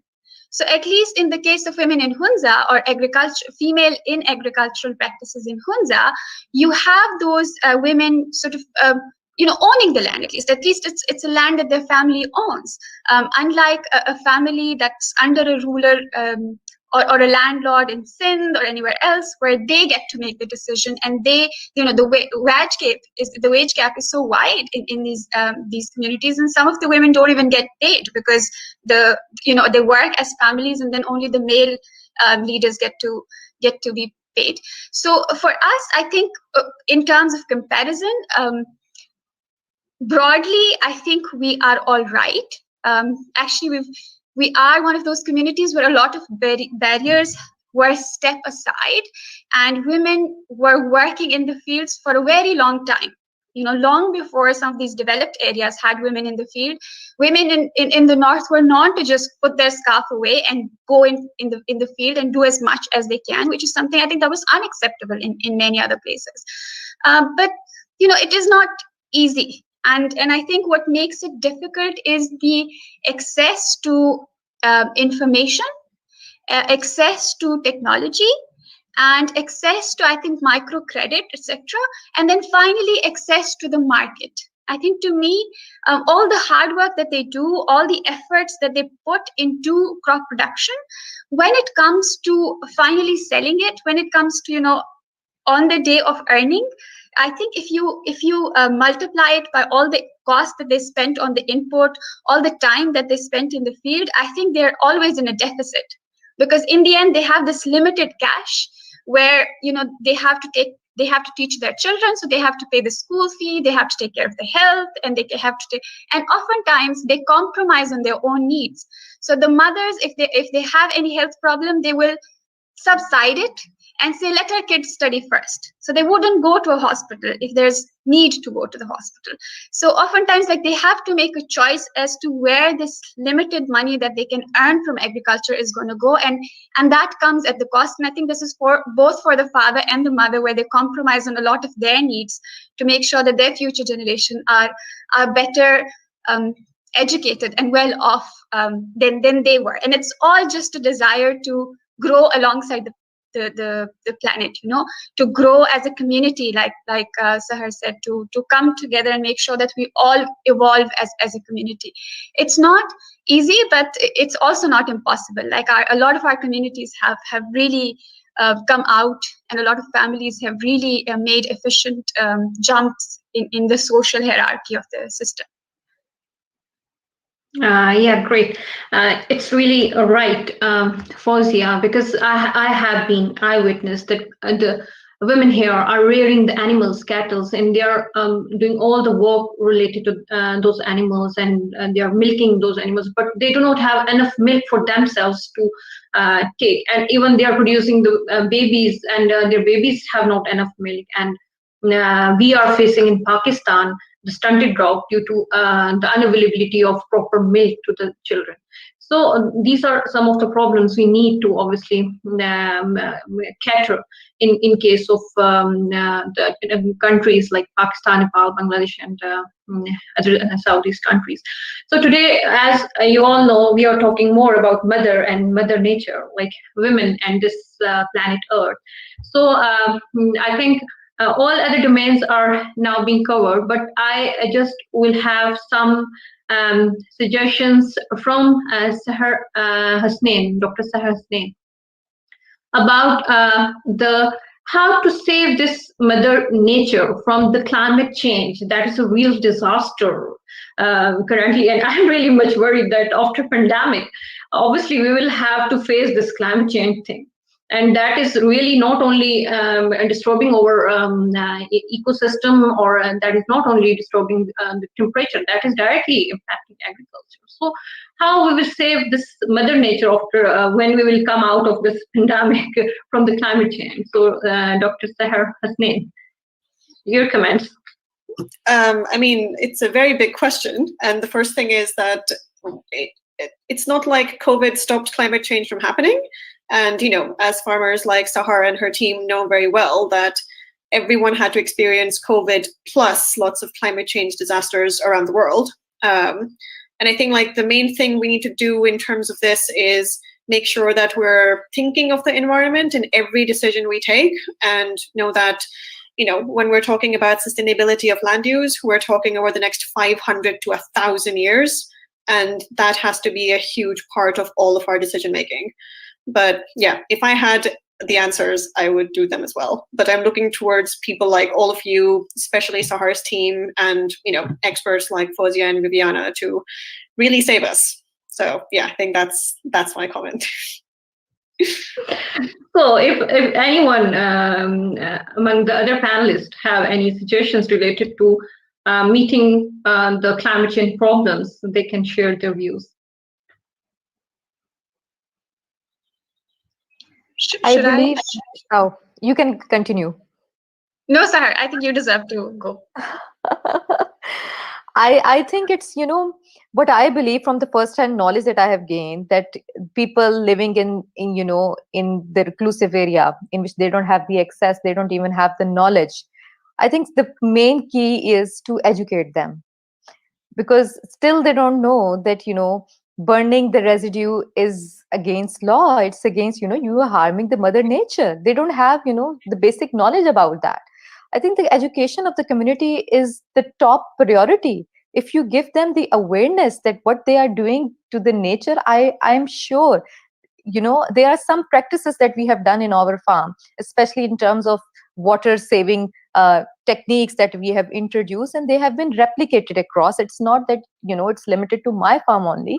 There are multiple of the farms that have seen us doing the practices, and now they are, educating their laborers as well. So it's, it's one step, but it's, first step, which is education. Yeah, thank you. Dr. Fozia, if you want to add in. Yeah, I would agree to it. I would agree to what Sahar has said. The communities are not educated in terms of how the weather patterns are changing, how it's impacting their yields, how to adapt to it, how can these technologies help them in proper decision making. So, for example, sometimes it rains only a day after that they water their crops, and then sometimes it rains when they're drying some of their produce from agriculture. So as long as there are all these tools that are made available to the farming community by proper open schools, women farming schools in general, that can go and educate them, I think it would be a brilliant idea for communities to adapt and come out of these situations. So not just mitigate, but also adapt as things happen, and make sure that they have enough produce in the end, and that the yield is not impacted so much, so that they can be financially stable as well. Yeah. So Dr. Paraku, yeah. Yes, I really wanted to jump in on something that Dr. Parveen was mentioning that I think is really critical. I think of course, keeping the amazing value that education and technical assistance have, it's also about making sure that whatever innovation or different practices, different knowledges that we are sharing are also beneficial to those that we want to engage, so that they use them, because we cannot expect change to happen by itself. And if we want to engage the farmers, we need to put in place practices and teach them practices that not only help the environment, but also sustain their livelihoods. Because otherwise, we cannot expect them to just do something for Mother Nature just because of itself, because of course, this is a very noble aim and objective, but we need to really keep their needs in mind in the first place, because otherwise any dialogue on this is going to be very sterile. And it's really important to make them our key allies in this action, just because it's not just good for the environment and for us, but it's good for them. So I think that's something that really needs to be kept in mind, and we need to really accompany this process. Great, Dr. Paraku. So we are having last 30 seconds. Thank you all, Dr. Sahar Hasnain, Dr. Paraku, Dr. Seher Iqbal, Dr. Fozia. It was really nice talking to you, and it was really thought-provoking talk regarding agriculture sustainability, and we have highlighted such domains which need really attention. So thank you all, and goodbye. Thank you for having us. Bye. Thank you, everyone. Bye, everyone.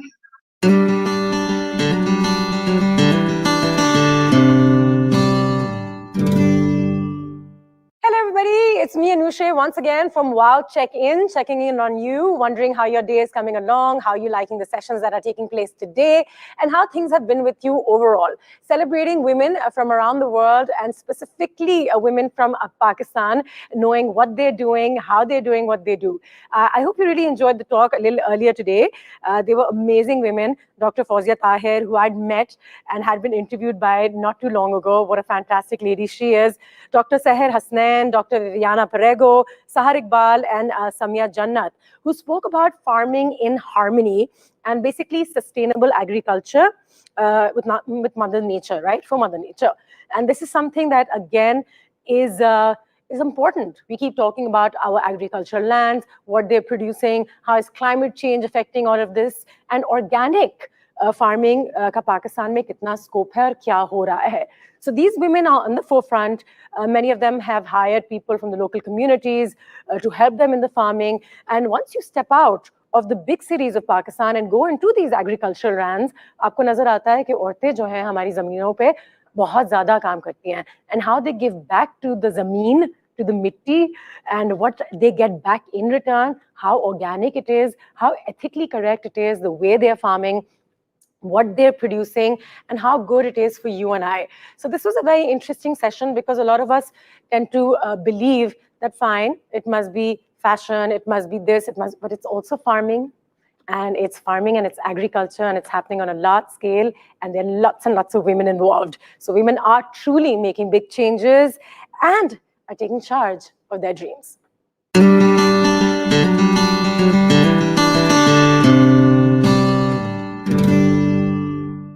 Ladies and gentlemen, thank you for participating in our movement. We are WOW. You all have sent pictures, and our mural is 50% on its way in being ready. There's been a reaffirmation on the fact that a woman has the right to tell her own story, live her own dream, and carve her own path in this world. The space and the freedom that she deserves is truly on its way, and such festivals give me a lot of hope. You've participated. Thank you very much. And for those of you who have not, there's still time. All you need to do is, there's a Urdu ka wow on my palm. Make a star on top of it. Take a picture. You can take a full picture if you're comfortable, but if you're not, and if you want to keep your identity anonymous, that is completely your choice. Just send us a picture, use our hashtag, and become a part of this movement. So together we can create a massive mural. And once people start seeing these pictures from around the world, it makes you understand and feel confident about the causes that you fight for, knowing that no matter who is against you, there are also thousands of people around the world who are with you, supporting your dream. So make it happen. Send us your picture of the WOW star to our Instagram page, which is wow.pakistan. Or you can also share it on our Facebook page, the event page, which is WOW Virtual PK 2021. Pictures have started coming in. Lots of pictures have been collected already. And like I said, a mural is almost about ready. I sort of love it because it's got so much going. And एक बार फिर साथ आके एक दूसरे को support करके एक movement बना के इसका सिर्फ यही फायदा नहीं है कि एक mural बनेगा और हमारी तस्वीरें एक साथ लगेंगी, लेकिन it'll just affect very subconsciously the mindset of so many people who need to hear that you are not alone and we are with you in this fight.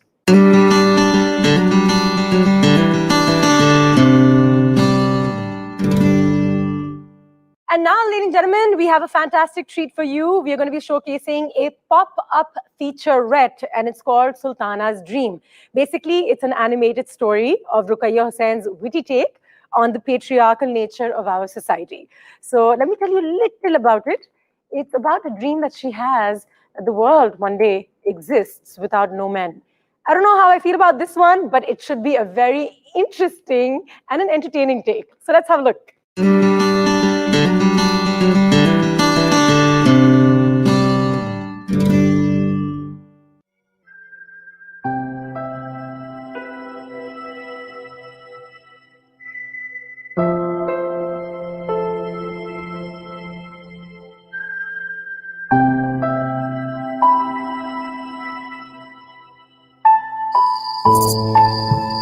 कल शाम में कुर्सी पर बैठी औरतों की सूरत-ए-हाल पर उदासी से सोच रही थी। जहां तक मुझे याद है, मैं जाग रही थी। आसमान पर सितारे मोतियों की तरह जगमगा रहे थे। अचानक एक खातून मेरे सामने आ खड़ी हुई। मेरा ख्याल था कि वो मेरी दोस्त सारा थी। सुबह बखैर। मैं मुस्कुरा दी, जानते हुए कि ये सुबह नहीं थी। लेकिन सारा को मजाक की आदत है, इसलिए मैंने जवाब दिया, तुम कैसी हो? चलो मेरे साथ बाग में सैर के लिए चलो। मैंने फौरन उसकी पेशकश कबूल कर ली, खास तौर पर इसलिए कि रात का वक्त था और मर्द हजरात सो रहे थे। जैसे ही हम बाहर निकले, मैं हैरान रह गई कि सुबह का रोशन वक्त था। गलियों में चहल पहल थी। मैं थोड़ी सी फिक्रमंद हुई कि मैं दिन की साफ रोशनी में चल रही थी, लेकिन वहां कोई मर्द नजर नहीं आ रहा था। मैंने महसूस किया कि साथ चलने वालियां मेरा मजाक बना रही थी। ये क्या कह रही हैं? ये कह रही हैं कि तुम बहुत मैनिश हो। मैनिश? मतलब? इनका मतलब है कि तुम बहुत शर्मीली और डरपोक हो, बिल्कुल मर्दों की तरह। शर्मीली और डरपोक? मर्दों की तरह? ये वाज़ेह तौर पर एक मजाक था, लेकिन मुझे उस वक्त परेशानी महसूस हुई जब मुझ पर खुला कि मेरी साथी मेरी दोस्त नहीं बल्कि कोई अजनबी है। क्या हुआ? मुझे अजीब महसूस हो रहा है। एक पर्दा नशी औरत होने के नाते मुझे बगैर पर्दे के घूमने की आदत नहीं है। तुम्हें किसी मर्द के सामने आ जाने से खौफजदा होने की जरूरत नहीं है। ये लेडी लैंड है, गुनाह और नुकसान से पाक। बहुत खूब। ये सारी जगह एक बाग जैसी मालूम होती है, लेकिन मर्द कहाँ है? अपनी असल जगह पर। अरे, उनकी असल जगह से क्या मुराद है? ओह, मेरी गलती है। तुम्हें हमारे रिवाज मालूम नहीं है। हम अपने मर्दों को घर में बंद रखते हैं, बिल्कुल जैसे हमें जनान खाने में रखा जाता है। भाई वाह।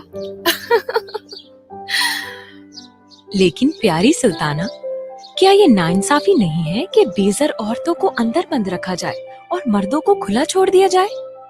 हमारे लिए जनान खाने से बाहर आना महफूज नहीं है, क्योंकि हम फितरी तौर पर कमजोर हैं। हाँ, ये उस वक्त तक महफूज नहीं है जब तक मर्द गलियों में है।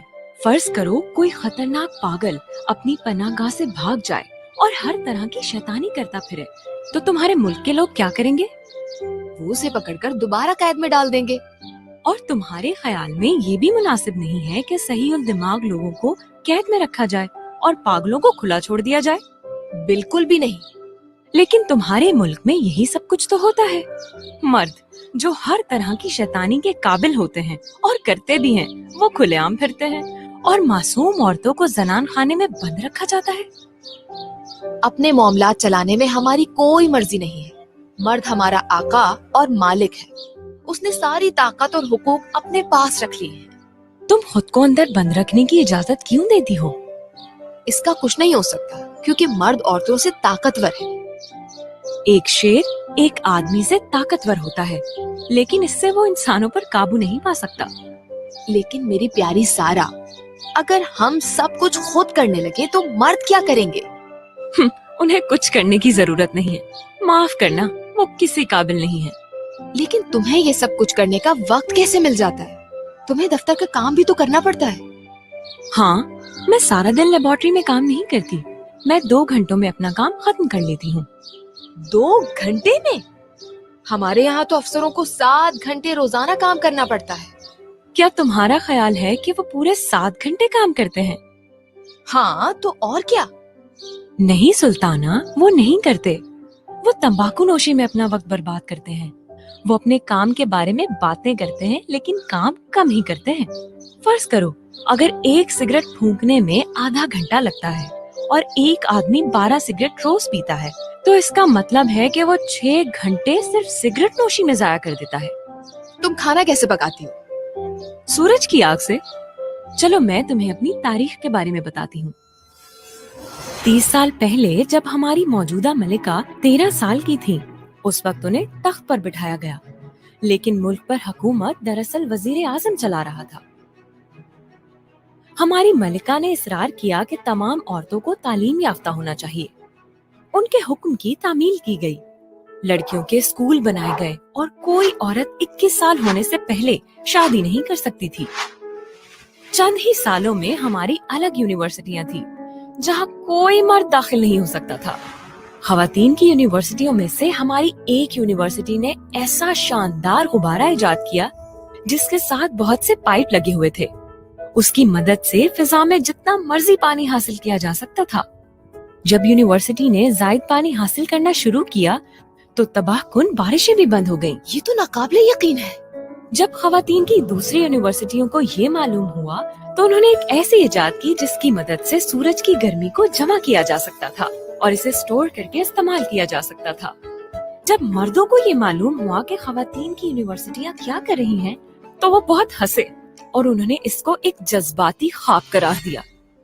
تمہاری کامیابیاں زبردست ہیں، لیکن یہ بتاؤ کہ تم نے مردوں کو زنان خانوں میں کیسے بند کیا؟ یہ ممکن نہیں ہے کہ وہ آسانی سے ہار مان لیں اور اپنی آزادی سے دستبردار ہو جائیں. یقیناً ان پر قابو پایا گیا ہوگا. ہاں، ان پر قابو پا لیا گیا ہے. زنانہ سپاہیوں کی مدد سے؟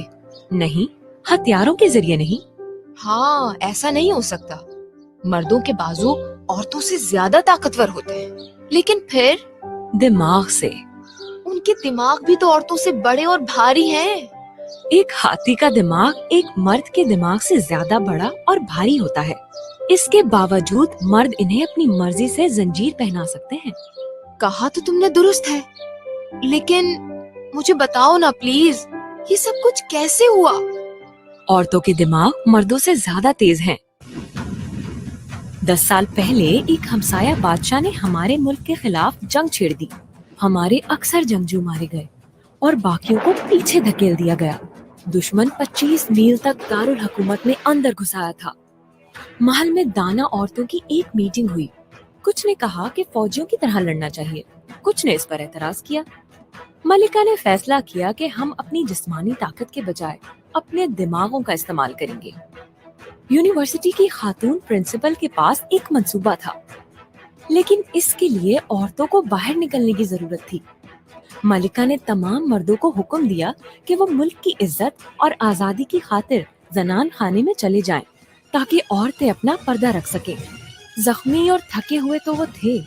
مردوں نے اس حکم کو ایک نعمت سمجھا اور کسی احتجاج کے بغیر زنان خانوں میں چلے گئے. پھر اس خاتون پرنسپل نے اپنی 2000 طالبات کے ساتھ میدان جنگ کا رخ کیا اور سورج کی گرمی کا رخ دشمن کی طرف پھیر دیا. یہ ان کی برداشت سے باہر تھا اور وہ سب بھاگ کھڑے ہوئے. اس کے بعد کسی نے ہم پر حملہ کرنے کی جرت نہیں کی. اور آپ کے ملک کے مردوں نے زنان خانوں سے باہر آنے کی کوشش بھی نہیں کی؟ ہاں، وہ آزاد ہونا چاہتے تھے. انہوں نے ملکہ سے درخواست کی کہ انہیں ان کے دفتروں میں واپس بحال کر دیا جائے. ملکہ عالیہ نے انہیں کہا کہ اگر ان کی خدمات کی کبھی ضرورت پڑی تو ان کو بلوا لیا جائے گا. اب وہ پردہ سسٹم کے عادی ہو گئے ہیں اور انہوں نے اس علیحدگی پر کڑنا چھوڑ دیا. ہم اب اس سسٹم کو زنان خانہ کے بجائے مردان خانہ کہتے ہیں. گھر پر میری دوستیں کس قدر حیران ہوں گی جب انہیں بتاؤں گی کہ لیڈی لینڈ میں عورتیں ملک پر حکومت کرتی ہیں، جبکہ مرد مردان خانے میں بچوں کو کھلاتے اور گھر کے کام کرتے ہیں، اور یہاں کھانا پکانا کتنا آسان ہے. اچانک ایک جھٹکا لگا اور میں پھسل کر گری، اور اس کے ساتھ ہی میری آنکھ کھل گئی. اور آنکھ کھلنے پر میں نے دیکھا کہ میں اپنے کمرے میں کرسی پر بیٹھی جھول رہی تھی.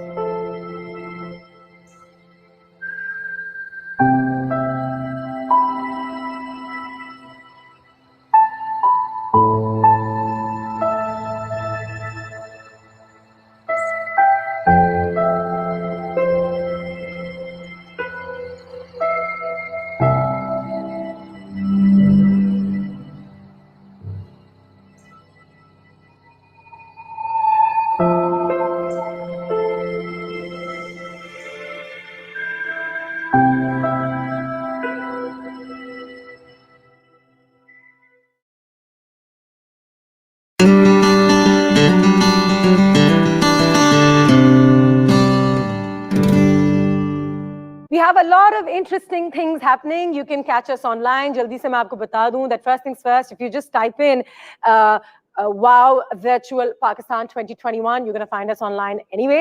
But if you're on YouTube, it is Wow Pakistan Virtual. On Instagram, it's wow.pakistan. Our Facebook event page is Wow Virtual PK 2021, and the festival app is wowvirtual.pk. Our children's app is called Chotu, CHHOTU, and our letters app is Ek Khat Tumhare Naam. So catch us on any one of these platforms and we'll be sure to entertain.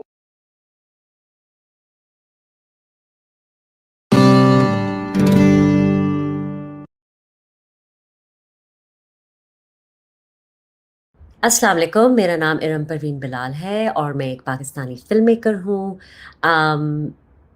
मेरा background science और engineering से था, लेकिन मुझे बहुत जल्दी इस बात का एहसास हो गया कि कहानियों में एक ऐसा इम्पैक्ट है जो शायद मेरे लिए एक साइंस वाली जिंदगी में ना होता. I am a proud founder of a screenwriting lab called Kalambaz. That is, it's in year 7, Pakistan's first script writing lab, and we have now expanded to other South Asian countries. And I also initiated the formation of the Oscar committee that Sharmeen is running now. I'm so proud of these 2 initiatives. And yeah, I just made a film called I'll Meet You There, Bismil, that is in release currently globally, and inshallah, I hope that you get to see it and that you get to support artists. I started writing this current film in film school, which was over a decade ago. And, right then it was close like 5-6 years after 9/11. And, the ideas and the concepts, it was my first script. So of course it was very shallow. But I think with time, the whole notion of the 9/11 thing had been so overdone in terms of film. And I really wanted to talk about what was going on within the Muslim community after 9/11, which is sort of the forces of sort of Protestant Islam and born again Islam, and just this idea of how we within the community have suddenly felt like we need to define what camp we're in the face of these more giant socio-political rather forces. So there was that aspect. And then obviously with time, the notion of sort of dance and having parts of my family become very conservative about dancing, and just family weddings, suddenly you're having to tell when music and dance is happening so people can leave. And it's just all this very sort of conservative wave was sweeping through the country. And so that was an interesting notion. And then with time, I also feel like in the US, the identity of the Muslim American was evolving. And, now thankfully, we're in an age where terrorist doesn't mean Muslim to these people, right? When they think terrorists, they are also thinking about these white extremists who stormed the Capitol. So it felt like it was time to tell a story about a Muslim American protagonist. And mind you, not even I would say 4 years ago, people were just, like I said, they were like, kuch to galat hona chahiye masjid mein. And you're like, why? So I think that it just, I think that there was sort of time to tell a more, thankfully, I had grown as a filmmaker. And I think society had grown and was ready to actually embrace a Muslim protagonist. So I think telling a nuanced story about evolving identity and sort of evolving ideology was okay. So that is what happened to the film. Your grandfather is here. From Pakistan? I didn't want to see his face after my wife died. No, I want you to clear anything that screams dance. Just like her mother. What about Ma?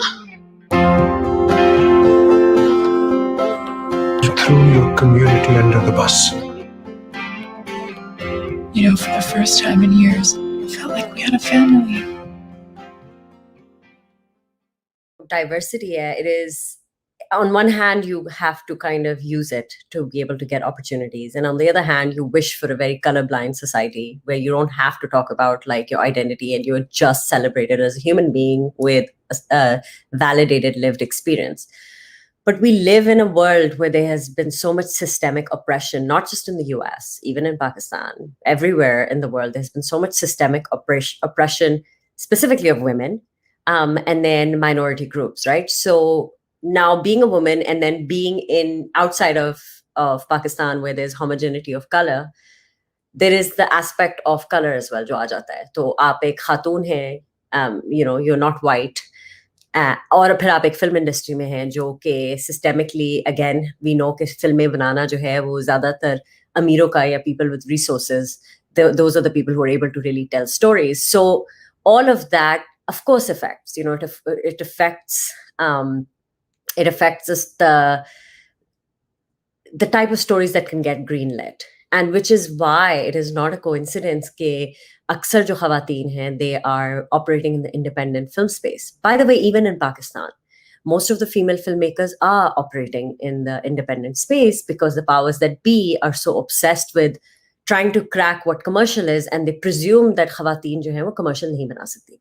Aur mera ye shuru se ye mudda raha hai कि जो audience चाहती है वो commercial होता है, जो आप सोचते हैं ऑडियंस चाहती है वो जरूरी नहीं है कि कमर्शियल होता है. तो हमने अपनी तरफ से मसाला बना दिया है कि this is what formula is and this is what the audience wants. But एक जो हेल्दी फिल्म इंडस्ट्री होती है उसमें हर तरह की पिक्चर्स का एक स्पेस होता है, और इस तरह से आप माशरे के साथ एंगेज भी करते हैं और माशरा भी एजुकेट होता है और आप एज एन इंडस्ट्री भी एजुकेट होते हैं, and that is the sign of a healthy film industry. Now that is something, that sort of cinematic thing is very difficult, I think, across the world, because now cinema is also tackling with the impacts of technology. So whilst a lot more films are being made, there's a lot more new avenues of distribution of films. So all of that to round back and say that जो power है वो financing में होती है और distribution में होती है.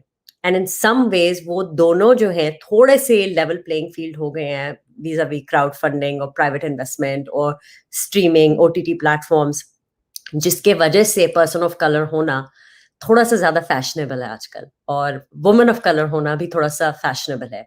लेकिन does that reflect in the systems of power?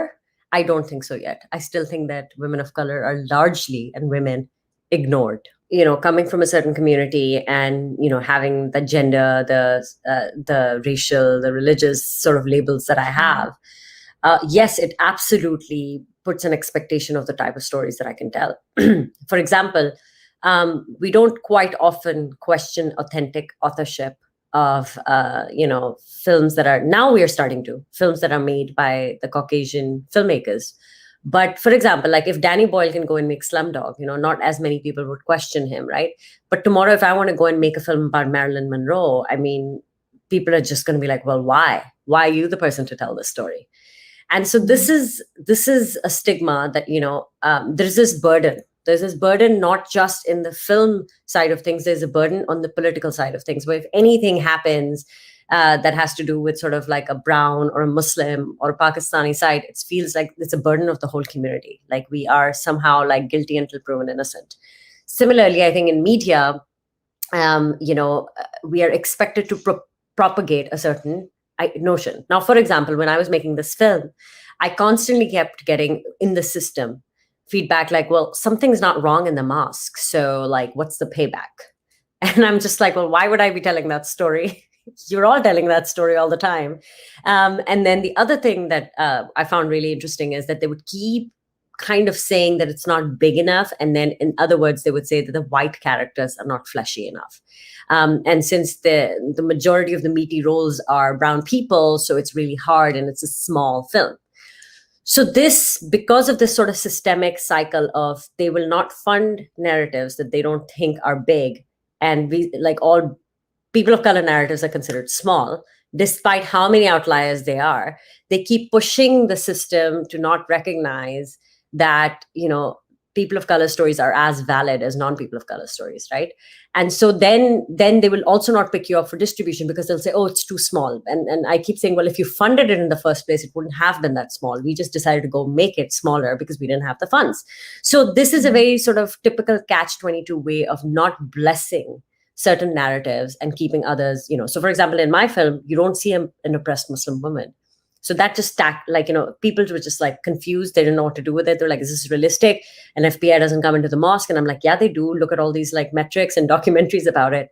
And so again, it isn't in the interest of the giant narrative sometimes to support certain viewpoints and certain narratives. So yes, I mean, we would be lying if we said that there isn't stigma in terms of the diaspora or sort of the Pakistani community. Of course, there's stigma, and which is why quite often some artists also have to kind of compromise in their voices in order to get a larger systemic stamp of approval.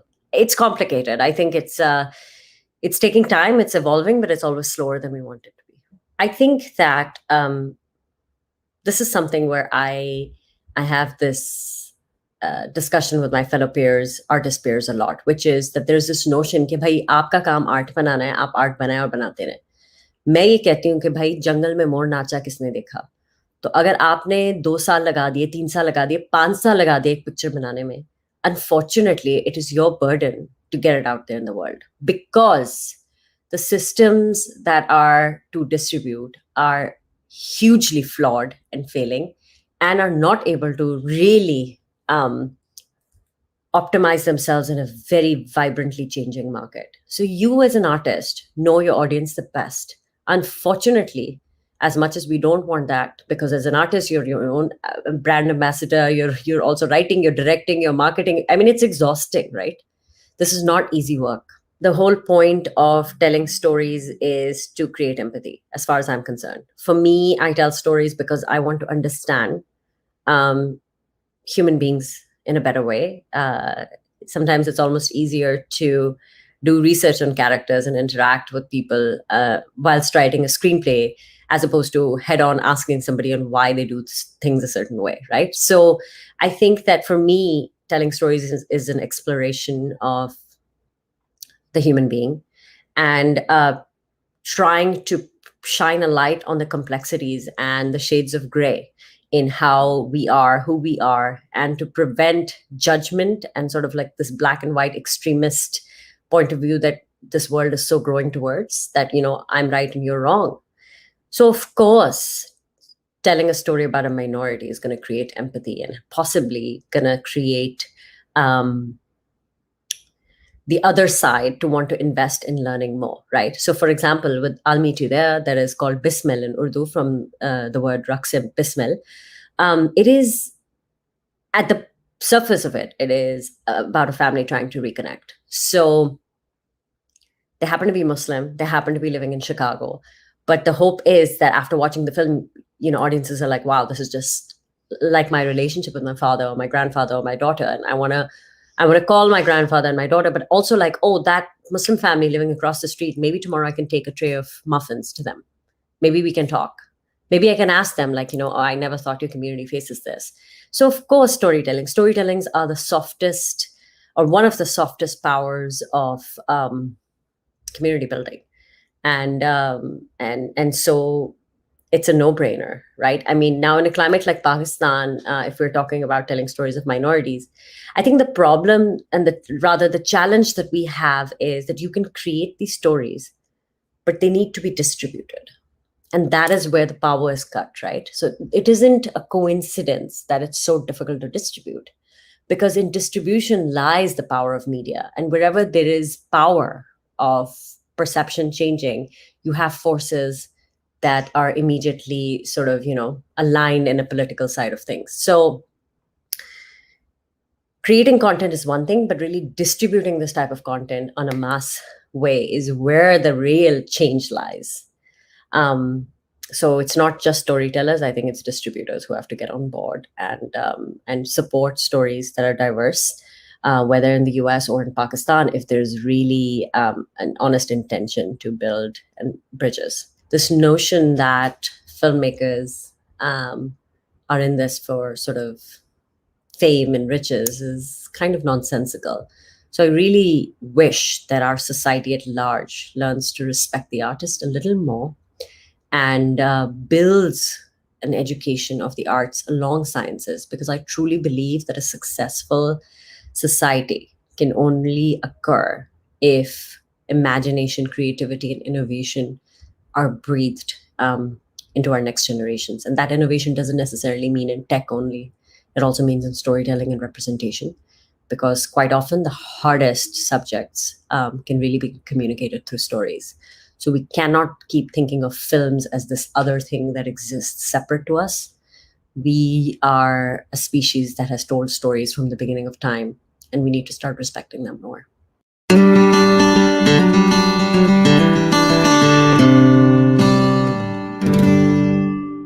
Hi, everybody. Welcome to Women of the World, and welcome to this particular panel, which is called Our Stories, Our Voices, and it showcases the shortlist group for the Zinat Haroon Writing Prize of 2020.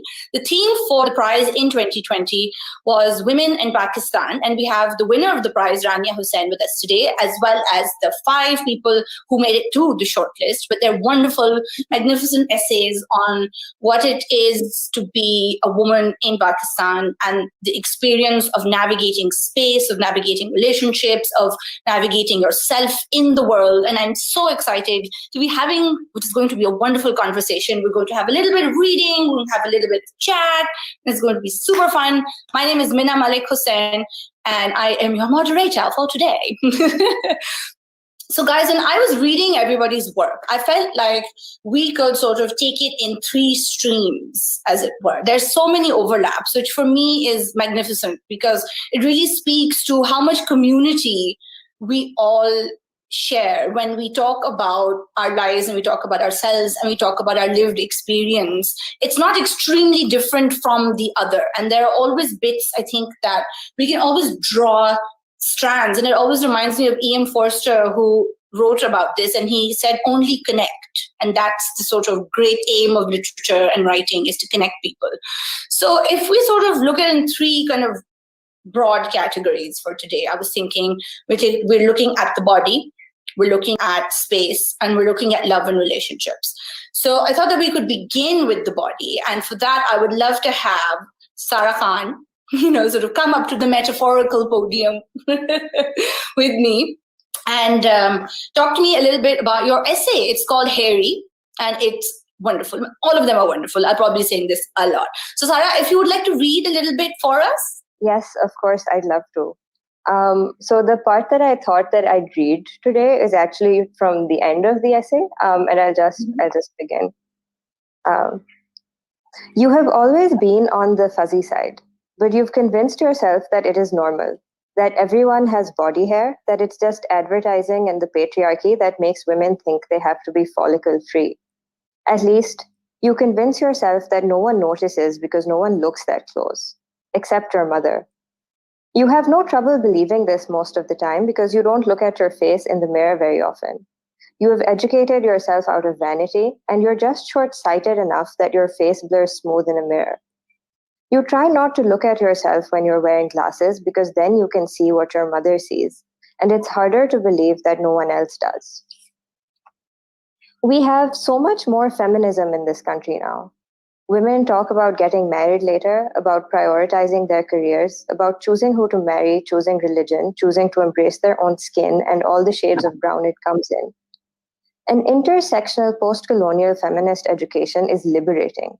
It contextualizes your oppression and tells you exactly how and when the British came to the subcontinent, apparently all white and superior, and compounded the local patriarchy with its imperial double standards. It's supposed to let you look at feminism on TV and the internet and take or leave the colonial bits. It's supposed to let you identify with Black women and brown women, to let you love the color of your skin, love the texture of your hair, love the shape of your body. But none of this matters to your mothers. To the mothers of your prospective husbands, to the semi-professional matchmakers invested in delivering you unto your final purpose, wifehood. You fight with your mother about this. Try to tell her why it's all arbitrary and immaterial. This is all well and good, she says, when you're white. Of course, Angrez women don't care what other people think of them. They live only for themselves. They might as well be men. And I'm sorry if this makes you feel bad, but there are women even hairier than you. You should be grateful it's not worse. Of course, who you are is more important, but you have to take care of yourself. You can't just completely let yourself go, not at your age. It doesn't look nice. No one looks good by doing nothing. You have to put in some effort. You have to look like you care. You feel like you are being unfair to your mother. She just wants you to look nice, and people find hairy women disgusting. You know this because you have to quell your own revulsion when you catch sight of your unwaxed ankles peeping out from under the hem of your shalwar. Years later, when you move to New York for grad school, where a wax costs as much as your monthly electricity bill, you will teach yourself how to wax. You will look at your blonde American friends, hate that you envy their hairless arms, hate it worse when you realize they're not hairless, but that the soft blonde hair is practically invisible from a polite distance. What you will hate the most is that you noticed anyway. At the base of every shaft of hair, there is a concentration of a pigment called melanin. A laser-based depilation machine targets only melanin-rich cells, the beam overheating and destroying the follicle. There is usually a cooling mechanism attached, ice, gel, cool air, to soothe the skin. Doctor, Lolly, that can't be his name, but you've given up now, has a machine that uses air to cool the burning skin he targets with the laser. He moves it quickly, covering area instead of looking for and targeting individual hair. You can feel the pressure of his thumb steadying your jaw, smell the acrid smoke from the singed hair. He's moving too quickly for the air to actually cool anything, and you can feel the stinging multiply in white-hot pinpricks, like so many rubber bands flicking your skin in rapid succession. He gives you no warning when he moves the beam to the soft flesh above your lip, and you feel yourself suddenly unable to breathe. There is too much air. It's like a hurricane trying to force its way into your skull, the cold air rushing up your nostrils at a frightening velocity, making you gasp and kick like you're drowning. He doesn't stop, but he doesn't linger longer than he has to. He might not even have noticed. When your lungs refill, the smell of burnt hair is stronger than ever. When it's over, the doctor wheels away and the man in the lab coat squirts a blob of moisturizer into your hands, almost before you're upright. Your face feels like it's on fire, and the lab coat man seems to know this because he slaps an ice pack into your outstretched palm with a casual, "Khayal rakhein." You watch your mother make your next appointment as you rub the cold, wet ice over your face. You don't look at her the entire way home because you feel a little soiled, a little like a sellout, and it's easy to blame her. She keeps telling you to ice your face, and you only nod. Your throat is tight, and you feel strangely like crying. You are angry that you do. You know she can see it. You know she feels guilty. You let it be. Thank you, Sarah. And it's such a powerful piece, and I feel like the work itself and the descriptions of the treatment, it's so powerful. And I think anybody who's ever had any kind of laser thing knows exactly what that air feels like, just shooting into your nose. It's very scary. But I think that what spoke to me the most was how existing in a kind of under this patriarchal gaze and existing underneath this shadow of a beauty standard, it affects everything. And at the fundament of it, at least in this essay, it affects the narrator's relationship with her mother, who means well. And this is like this sort of, what do you think of that sort of conflict where you have women in one's life who mean well and they want you to look nice and they're doing it for you, but it's also this sort of well intent that you don't necessarily want or even need, one could argue. Yeah. So I mean, I'm glad you brought that up because that's definitely like one of the big things that I struggled with writing this essay, but also putting it out into the world, right? Because this gaze that you're constantly under, right? Like there's this ideal of womanhood that you have to be constantly projecting whether you are that or not, right? And everything in your life, the people who care about you yourself are trying to move your image closer and closer to that ideal, and that can put a big strain on your relationships when your version of that ideal is so different from the people you love, right? So one of the, it's weird when you write an essay this personal, the narrating voice becomes more of a character than you yourself. So like, when I think about this, I think of the character, right? Yeah. And he has this inner conflict, right? Okay, I want to look nice because I know I don't look nice. But I also have all of these principles, and like where do those go? It's a really important thing, and I think that we'll sort of talk about this as we move along also, is as a woman, when you write a personal essay, you're putting yourself out into the world in a very particular way and in a very personalized way. And sure, like you said, on one level, your narrator becomes a character and not you directly. Yeah.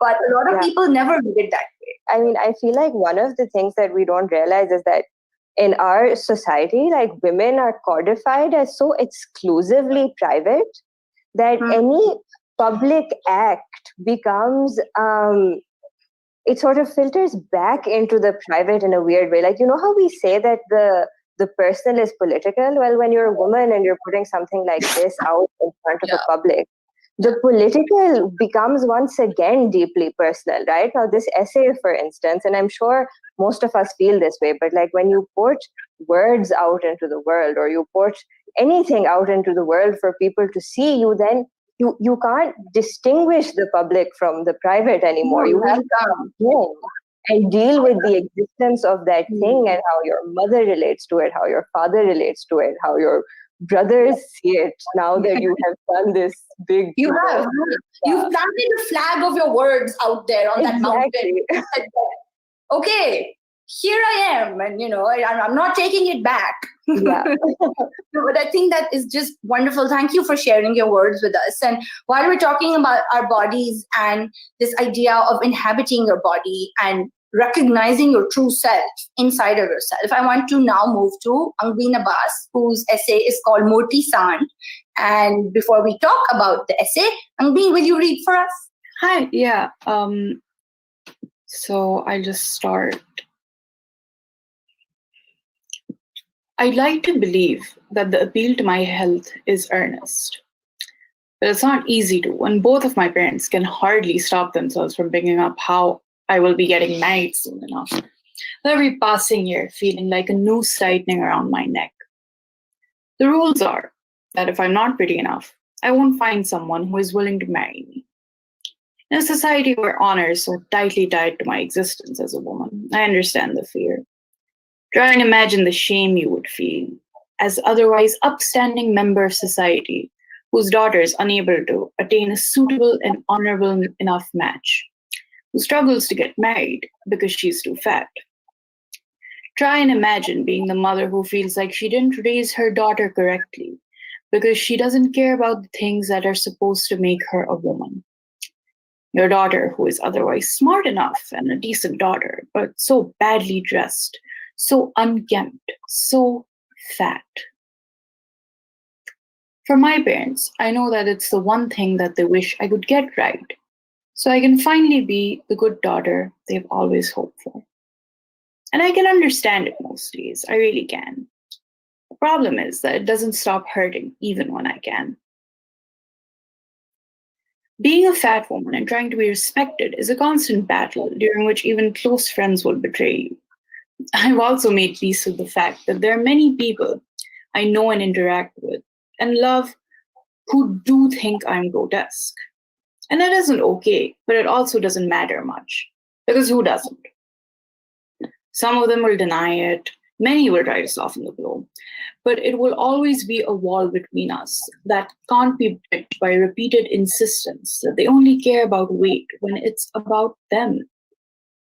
There are times in my life that I'd rather they just let out the truth about how much they despise fatness so we could stop talking around it. And then there are times when I appreciate that they at least try to be civil in a world where people simply don't believe you deserve decency. You also hate to talk about it. In a country like Pakistan, where women are killed for a lot less than not being conventionally attractive, it feels like navel-gazing at best. The voice in my head constantly asks me, is this really the worst thing you could be dealing with? Is this not the most upper-class Sunni woman concern for you to have? And on another level, it's just not cool to acknowledge your pain, unless it can be turned into a sardonic tweet, unless you can laugh at the ridiculousness of the way the world treats you in an unaffected way. It just sounds like Randi Rona to write 2,000 words that could have easily been a diary entry. Being vulnerable is passé, and only really seen as mining parts of your personality for something interesting enough to win a writing prize. Is this really the worst thing you could be dealing with? Is this not the most upper-class Sunni woman concern for you to have? Thank you. I love it when writers read their own work. It really brings the text alive in this most magnificent way. And I'm so glad that you read the bit that I wanted to specifically highlight. But because I think that part was so poignant for me about how not being conventionally attractive becomes a commentary on how your mom raised you and by you I mean a general you, where when we don't fit into boxes that are known and accepted and understandable, and we're kind of different or offbeat or just different in any way, there's such an anxiety around that, because it then, the whole enterprise is not about you, the individual. It's about you and your place in your family dynamic, and how somehow it becomes a multi-level failure. You are never really your own self, are you? My entire existence is a project, and my entire existence is sort of planned in a way that I have to tick a few boxes, I have to accomplish a couple of things, and I have to make sure that everything that my parents have worked for, in a sense, was for something.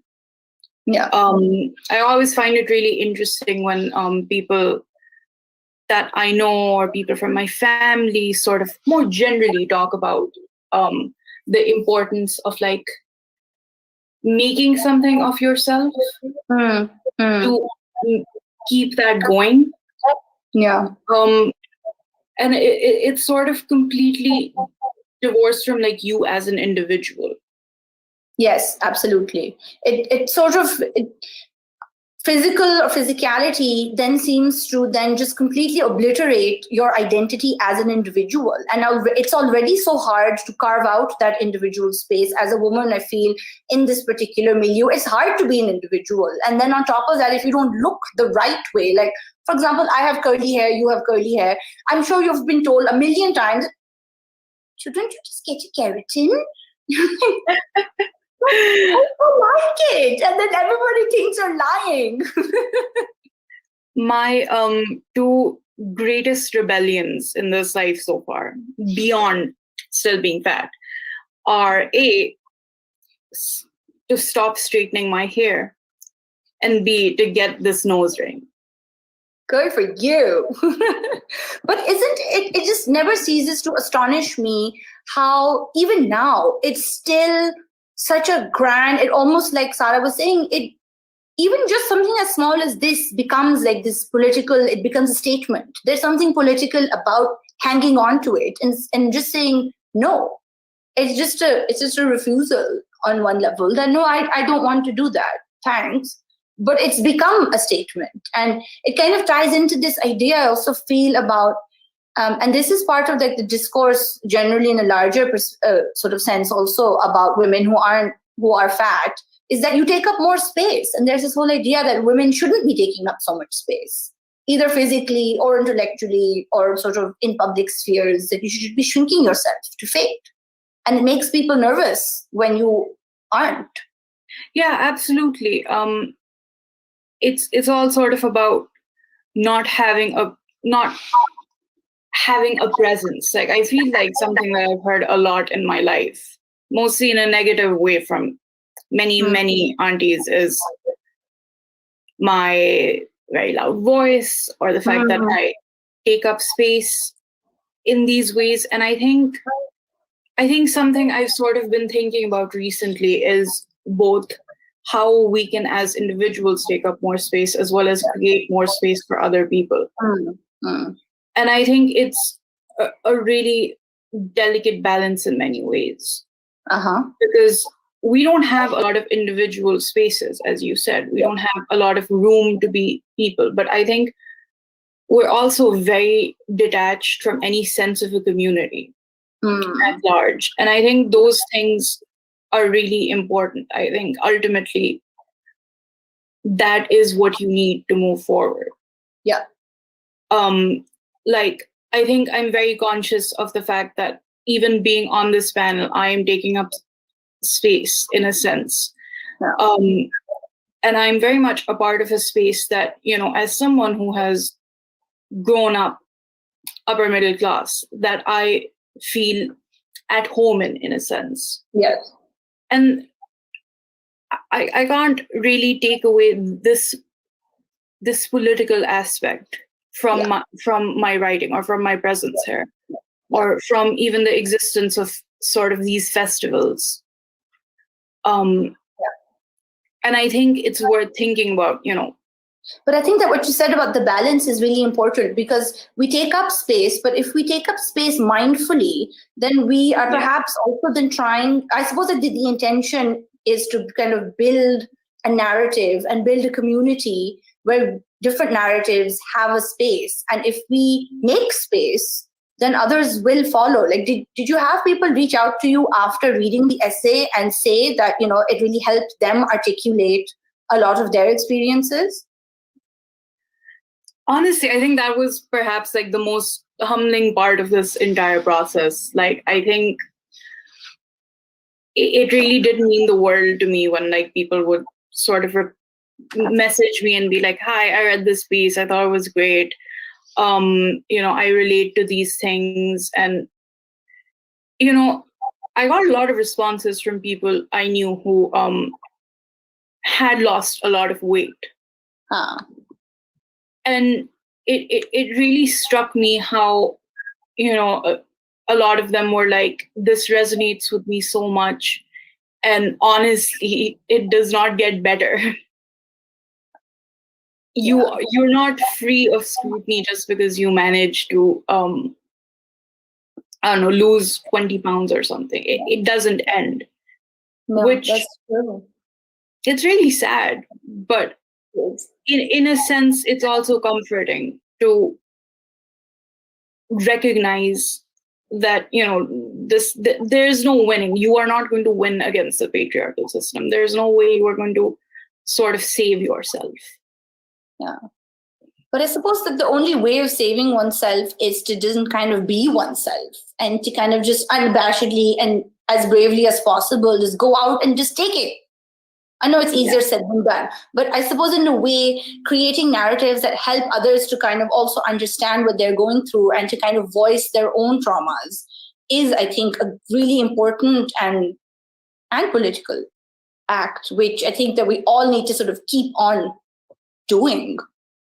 Yeah. And I've been thinking a lot about safe spaces and the occupancy of space. And I think this is where we kind of now circle to Rania Hussain, hi, who also happens to be the winner of the 2020 prize. And I feel like a lot of Rania, your essay does address these ideas of safe spaces and how we interact, how our personal sort of life, our personal self, our personal body interacts with the outside world. And I love that there was a phrase in your essay about forced meticulousness, about how women are taught to kind of, you know, be soghar, put things in their place, to kind of know how to operate in society in a particular way, to be particular. And I suppose that also includes, like Angbi said, about losing a bunch of weight. That's also kind of thing that maybe that's one thing you can control about your surroundings or your environment, is what you look like. Forced meticulousness, when I used it, was sort of to refer to the invisible sort of aspect of like all of the labor that women are forced to do. Like not only like domestically in the household, but also like, as Imbeen was saying, like on themselves, on their own bodies, and you know, like on the way they present themselves to the world. Like you have to pay such close attention to every aspect of your own self, and not as an internal like, oh, I'm going to, you know, pay attention to myself as an act of love. You sort of are forced to pay attention to yourself from the outside perspective, from like these rooted ideals of patriarchy. And it becomes sort of, my whole essay was sort of about trying to figure out how to exist in a way that sort of undid that, or that sort of resisted that. Yeah, and the sort of the prescribed gaze, you know, and I was thinking with Eliot about how you have to prepare a face to meet the faces that you meet. And none of those faces are your true self. It is always one mask, another mask, and they're sort of interchangeable. But which one of them is you? And how do you find that person when you're constantly sort of surrounded, you're being infringed upon in so many ways? But before we get into that, Rania, will you read a little bit for us? Yes, I will. So I'm going to read the openings of the essay. So womanhood is an abstract, formless thing, like an old god or an undiscovered island. To me, it means waking up at 8 a.m. to dust the living room, open up the window, and let in the light. It means a body that is soft and giving and kaleidoscopic. Here are my bird-boned ankles. Here are my scarred knuckles. Here are my floral neck. I met a boy once who told me he couldn't joke with women. They were too sensitive. I suppose to him, womanhood was the complete lack of a punchline, a serious snail-like thing curling away from laughter and salt. There are certain symbols of womanhood that have collected in our subconscious, the detritus of constant misdefinition. A woman is a candy bar. No, she is a suffering thing, what poet Kaveh Akbar would call a poor deer, run over and over and over by every passing car, and still, standing in the glow of the headlights. A woman is a metaphor. Wait, no, she is a biological certainty, a fixed chromosomal truth. Wait, a woman is a giver of life. A woman is silver earrings and 5 different kinds of organic conditioner. A woman is salad for lunch and bile for dinner. A woman is a touched, untouched, virginal whore. So how far do you think, Rania, how much does it impede one to not be able to navigate a public space in a safe way? And this sort of thing, this constant sort of anxiety that we all have in the back of our mind that somebody is watching and somebody is listening and somebody might touch you. And it does happen, and it happens all the time. And it's informed us, and I think it's seeped into one's consciousness so much that, like, at what point do we start thinking that this is something that we chose? Or is it something that we've just now internalized that deeply? I think that, being a woman in Pakistan, it changes the way you can move through the country, obviously. It makes you hyper aware of your own body. Yes.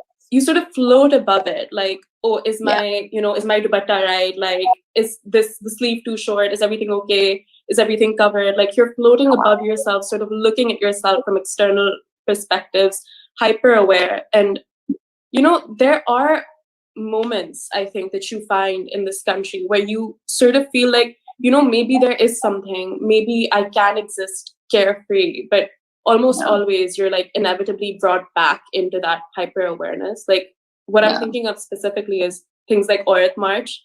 So that collectivity and that community and sort of gathering together and being like, okay, yes, I will move through this space in a way that is, like loud, public, comfortable. But again, like no matter, it seems like it's 2 steps forward, 1 step back, or 1 step forward, 2 steps, whichever one it is. We're moving backward, always. The more backward.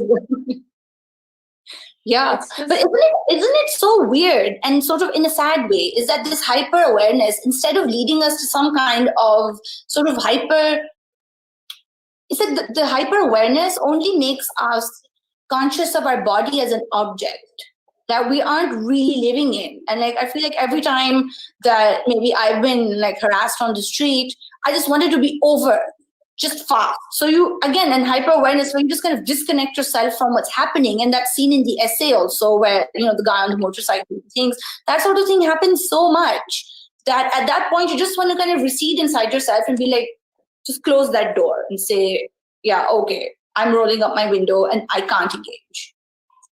So much of womanhood is being taught to fear your own body and being taught to fear the aspect of yourself that is like seen and out in the world.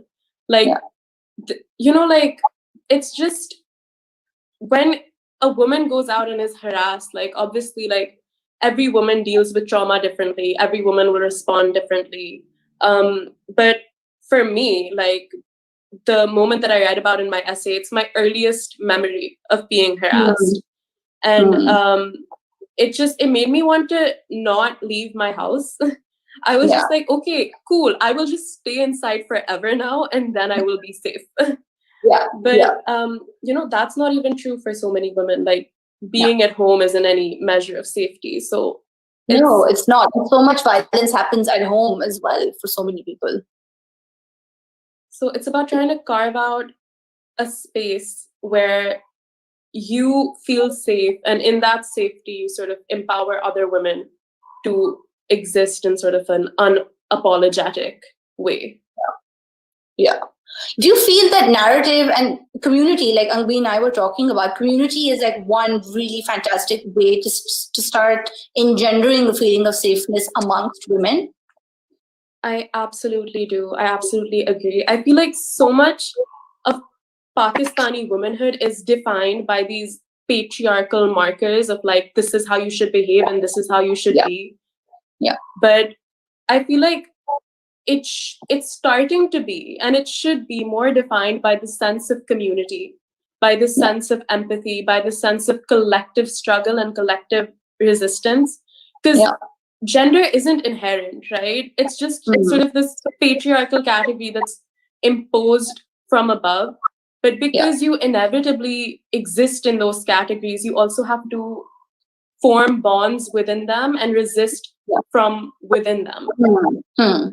Quite right. And even this whole idea of it doesn't look nice, it's not appropriate, what will people say, all of these things are just hemming us in annoying ways. And I think that it's just really encouraging to see this kind of writing out in the world where we're all kind of pulling back the band-aids on these things and saying, no, here we are. And the only way to kind of peel back that is to write. And I think that sort of now steers me to Yamna Baloch and her wonderful essay Inheritance, where she is talking about a very important person in her life. And in telling her story, we begin to sort of see how one woman finds different forms of resistance to those labels, to those boxes, to sort of coming to terms with her own life and the ways that she's found to really find herself and really live an authentic or at least fulfilling or true life, true to herself, and as much as possible. So Yamna, could you read for us? So I've chosen a couple of passages, different passages from the essay. It's a bit from the beginning and then a bit from the middle and the end. So I'm just going to read that for you. Yeah. I will never quite rest easy with the knowledge that there will always be more of Appa to reconstruct from hearsay than from memory. Not for lack of memories, but for the effervescent excess of Appa. After all, I knew her so well and so many facets of her at that. But every time I thought I was done unfurling, divining from her stories the histories she had lived, she would slant her neck mischievously and look at me from some new angle she had never looked at me from before, her omniscient, oceanic eyes beaming as though to say, Yumni, catch me if you can, and unleash on me some new anecdote to make herself entirely unrecognizable again. And I would be left, vociferously chasing her down yet another rabbit hole, wondering if this particular story might finally reveal to me the compass of her life. Which it didn't, of course. Appa, the shapeshifter. She died 2 years ago, and I have been wondering ever since what kind of eulogy to write. How you grieve someone you are still in the process of knowing. On winter mornings, we would eat oranges under the attentive Lahore sun, and she would ask to be wheeled along the rows of pansies bordering her garden. She would observe intricately the shades within petals and implore me to understand their beauty. Look at how the white fades into purple, she would say, bewildered, as though the possibility of such a thing deserved her undivided wonder. Often, Appa would recite poetry.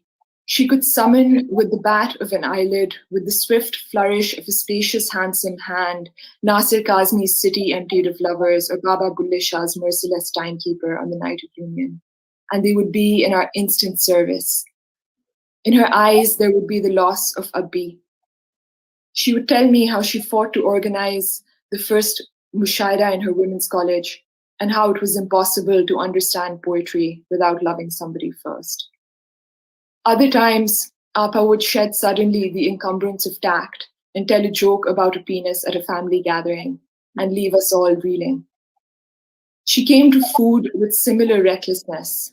I never did understand her Kashmiri palate or her light, salty tea, but I learned from her how to relish food, how to bask in the purity of its pleasure. She could look at a plate of pulao with a lust in her eyes that would make a debaucher blush.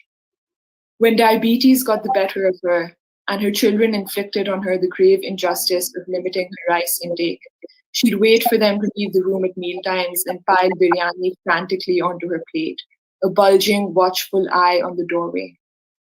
After my Dr. Khala forbade her from smoking, I often encountered her Marlboros on bathroom windowsills.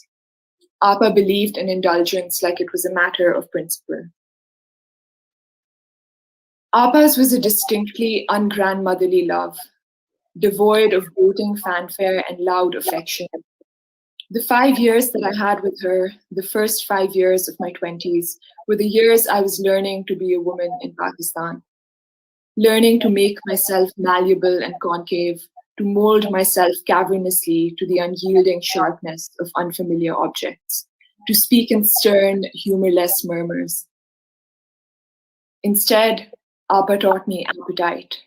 She extolled the virtues of braving war drums, making secret music, telling vulgar jokes, and singing sonorously from the stomach. She taught me how to temper agony with verse and write verse from agony. She gave me the strangely comforting assurance that I will always have the option available to me of marveling at how a flower petal empurples. In death, Apa taught me the lessons I was less eager to learn. She taught me strength and forced me to countenance my seemingly endless capacity to bear. It was as though she had decided that only the most callous kind of grief would do for me. The lonely kind of grief, the long distance kind of grief, the can't make it to the funeral kind of grief. I inherited from Apa my fingers, my frame, my name, and other things I am still learning about. Thank you, Yamuna. That was wonderful. I love that you write so wonderfully about Apa and Apa's appetite. And for me, Apa's appetite for so many things, for life, for love, for relationships, for flowers, for beauty. It's just, for me, it feels like an act of resistance. And again, this goes back to what Sarah was saying about how just existing in the world becomes a political thing. And it's some people feel uneasy with this idea of, how living a full life can be political, but it is. And I feel like in her own way, Apa was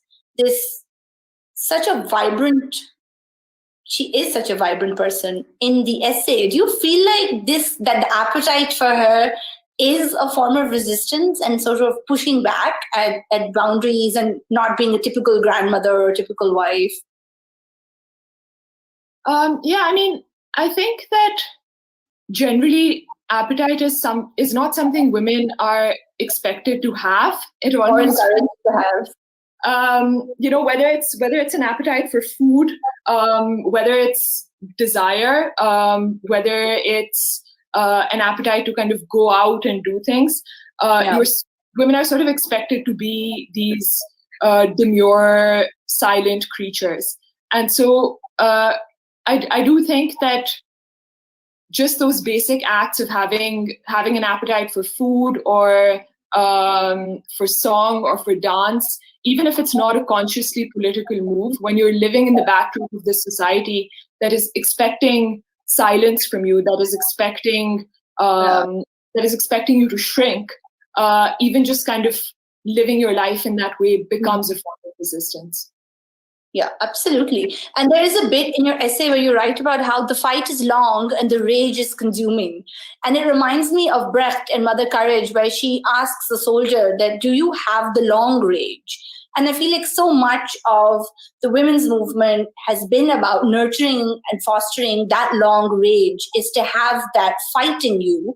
And by rage, I don't mean that you sort of go out and set fire to things. Maybe you could. Arson is not good. But that sense of not giving up on yourself, or not giving up on what you believe, or not just not giving up. Sort of this desire to sort of keep pushing, even in a small way, even if it's to keep smoking your cigarettes secretly in the bathroom. To sort of keep going. Yeah, exactly. And I think, if it's sort of through these smaller acts of resistance that you can I suppose, sustain that protest through a long period of time. And I mean, for me, I think it really also ties into this idea of personhood, right? If you're doing, if you're sort of going out and doing things and singing songs and being loud and taking up space, it's sort of this acknowledgement of your own wants and your own desires, and to kind of divorce yourself from that idea of having an identity as a victim, or having an identity as a person who is suffering, or a person who is marginalized, which is not to say that's not an element of your identity. But I think it's through these forms of protest that you sort of reclaim that personhood in a certain sense. Not everybody can can go out, and not everybody can march, and not everybody can be an activist, but you can at least keep your own little flame alive. And I'm interested here because a lot of our essays talk about a direct sort of mother-daughter relationship, but this essay talks about a grandmother. So do you feel like, because there is a sort of jumping of a generation in the writing of it, do you feel like it was different because there is some space there? And also, of course, Apa is an unconventional person, but do you feel like that sense of identity or personhood or knowing yourself through the women you come from, was it a little different because it was a grandmother as opposed to a mom? I mean, I think so, in the sense that I would say my mother, for example, has generally lived a more liberated life in a lot of ways than Apa did, for example. I think Apa's life was probably even more limited. And in the old age that I saw her in this time of immobility, it was even more limited perhaps than it had previously been. And so I think for me, it was just sort of looking at the way she was living her life, even at that age when it was so narrow and there was such she could actually go out and experience, but still watching her keep that spirit alive. I think that's what was really interesting for me, and I made it particularly poignant, I suppose. Yeah. And as a reader, it's so astonishing to have these details that she is bedridden, that she is in a wheelchair, but somehow you never get that sense of her being limited by any of these things. Like, she's so present and she's so engaged with the world around her, and really in a one-on-one, in such an individual way also, where she's looking at the flowers or she's eating, and she's inviting everybody to share that experience. And it's just a really warm and wonderful description of living with an older person. So I think our conversation now sort of very organically steers us to Aisha Alize Arbab and her wonderful essay, Bad House. So but before we ask her questions, we'd love for you to read, Alize. The color of this house. We made the wrong decision to paint it this. It's bare, lifeless. My mother says this in Sindhi, sitting on a chair outside next to the car. She never sits in the garden, but right here in the parking. Alize, what if we rent out the ground floor? Where do you think we can place an exterior staircase? She asks. I don't reply. I have now stopped replying to my mother's questions of changing or moving objects in houses. It is difficult to reconcile my mother's hatred for this house with reality. If I was to believe her, the reality is this. We are 6 people living in a bad house together. We are 6 people often in the same room. It's the only good room in the house. My father lies on my sister's bed. I sit on the sofa cum bed. My sister is using her laptop on the study table. The youngest is on a mattress playing a game. My mother on the carpet. She is trapped in this world. My brother in his room. She is trapped with him too. The pandemic has made my mother stop talking about moving out for now. With that comes relief, but the desire of moving out always remains. The more a person in this house desires to run, the more we all move in. The dialogue of escape, of change becomes a part of the conversation. This dialogue is a lot like my father's rage against the clocks in this house that stop working. The many clocks that are left that way until he notices that they have been left. My mother's conversation with this house has been like my father's conversation with clocks. Do they expect a response from the clock that stopped ticking? Does she wait for the house to speak when she too laments? It is just a house. How can a house be so bad? How can it inflict pain when I have only witnessed people inflicting pain? But then why do I hate it? Why does it make me feel like the way I do? This house has been so horrible to my mother, is the voice that echoes in my head. Is it my voice? Is it my mother's voice? Is there any distinction between our desires? I keep thinking about the refusal of the washrooms to function, the broken photo frames and the crooked pictures that none of us tried to replace because we know they'll only get broken again. Perhaps that is all it takes for a house to be bad. It can't hold us when the rage erupts, when words are said, when bodies are used to hate and hurt. It becomes our image. Was this the only bad house my mother has ever lived in? No, there have been many. The apartment that my parents saved up to buy is called Al Habib Pride Apartments in Civil Lines. My memory of this house often comes back to me, but it is always in pieces. Still, I remember this one moment of my mother standing in the little kitchen of this, in the little street of this apartment between the room and the kitchen, next to the intercom, crying. My mother was telling my father that she can't do this, that she'll run away. In my memory, the parking lot of Al Habib Pride is ever expansive, with many places a child could just disappear. I remember the first knock on the door in the apartment. I don't remember our flat number. A young girl and boy had knocked on the door and asked my mother if there were any kids in this flat that they could play with. My mother had said, yes, there are kids, take them. I was dumbfounded. These kids did this to every apartment in every block. When I went down to the parking lot with them, we played hide and seek and run for 6 hours straight. We were more than 20 kids. 20 mothers had handed their kids to these 11-year-olds.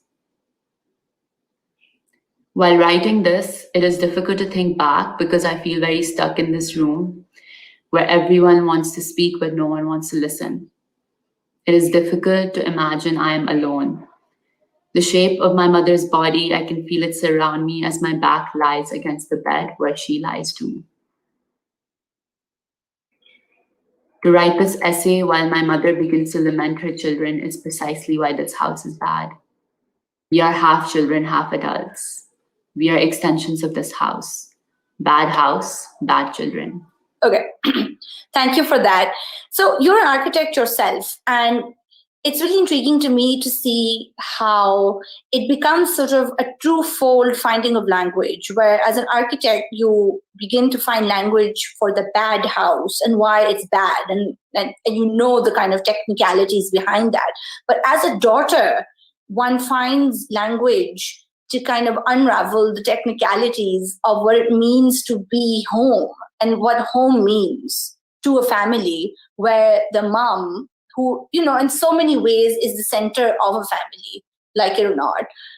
But to kind of find a vocabulary to understand how you understand home for yourself, when home doesn't look like anything that you think it should. I really appreciate the way you talked about language in your question. And I think that is exactly why writing this essay was such an interesting process for me. Because like you said, as an architect, I was looking at what is technically wrong with this house, but I also feel like as an architect, I was also thinking about, okay, how are all these things connected? And even as a daughter who was trying to figure out what is home, or like, you know, do I belong here? And similarly, I guess with my mother, that is also the same questions that she asks herself. I was also trying to think about more than it beyond being a daughter and how so many other things are connected to that. And in a way, space is connected to that. And in a way, space is also connected to mental health. And in a way, space is also connected to class and social mobility. And it's connected to gender. And how all these different experiences kind of merge together is where I was trying to articulate or develop a language from a place that could only come from me, because I could have written like an analysis of all the houses in Karachi and how they might not work for women, how, say, the way kitchens are designed in all of Karachi, how they have bad ventilation, and how the design of the kitchens affects the mental health and the physical health of women in a way. And I could have, as a daughter, just talked about depression and how I struggle with it or how my mother struggles with it.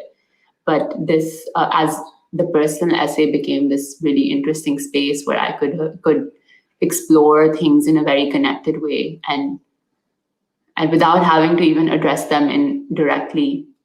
I just had to express myself and try to kind of get that out.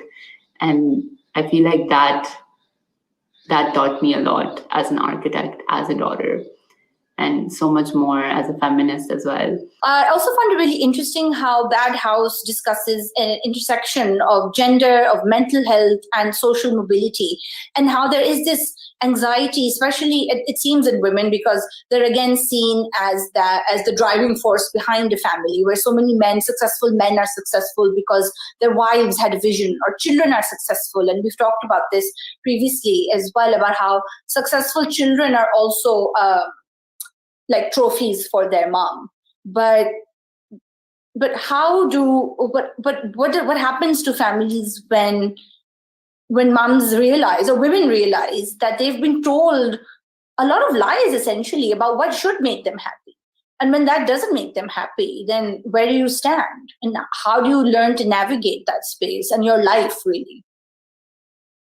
Well, when everything I was told was a lie, I became a feminist. So maybe people can start with that. Okay, to speak about it generally, I feel like you need to first examine the unhappiness and realize that happiness is political. That you're not just going to be happy if you look for your own happiness alone. We can't be free until all of us. You can't be free until all of us are free. That's what I really believe when it comes to happiness. And that's what writing Bad House was for me, because I could have literally written this essay about bad university, bad workplace, bad school, bad madrasa, and it would still be true, because we literally live in a world where there's a mental health crisis. Patriarchy has existed before I was born, before my mother was born, before my grandma was born. There is a housing crisis. We live in a capitalism. We live in a capitalist society, and we have to realize that our happiness is connected to all of those things. And the answer, like many people already said on this panel, is that the answer is a collective politics. And that's what writing this essay taught me. Because just like for my mother,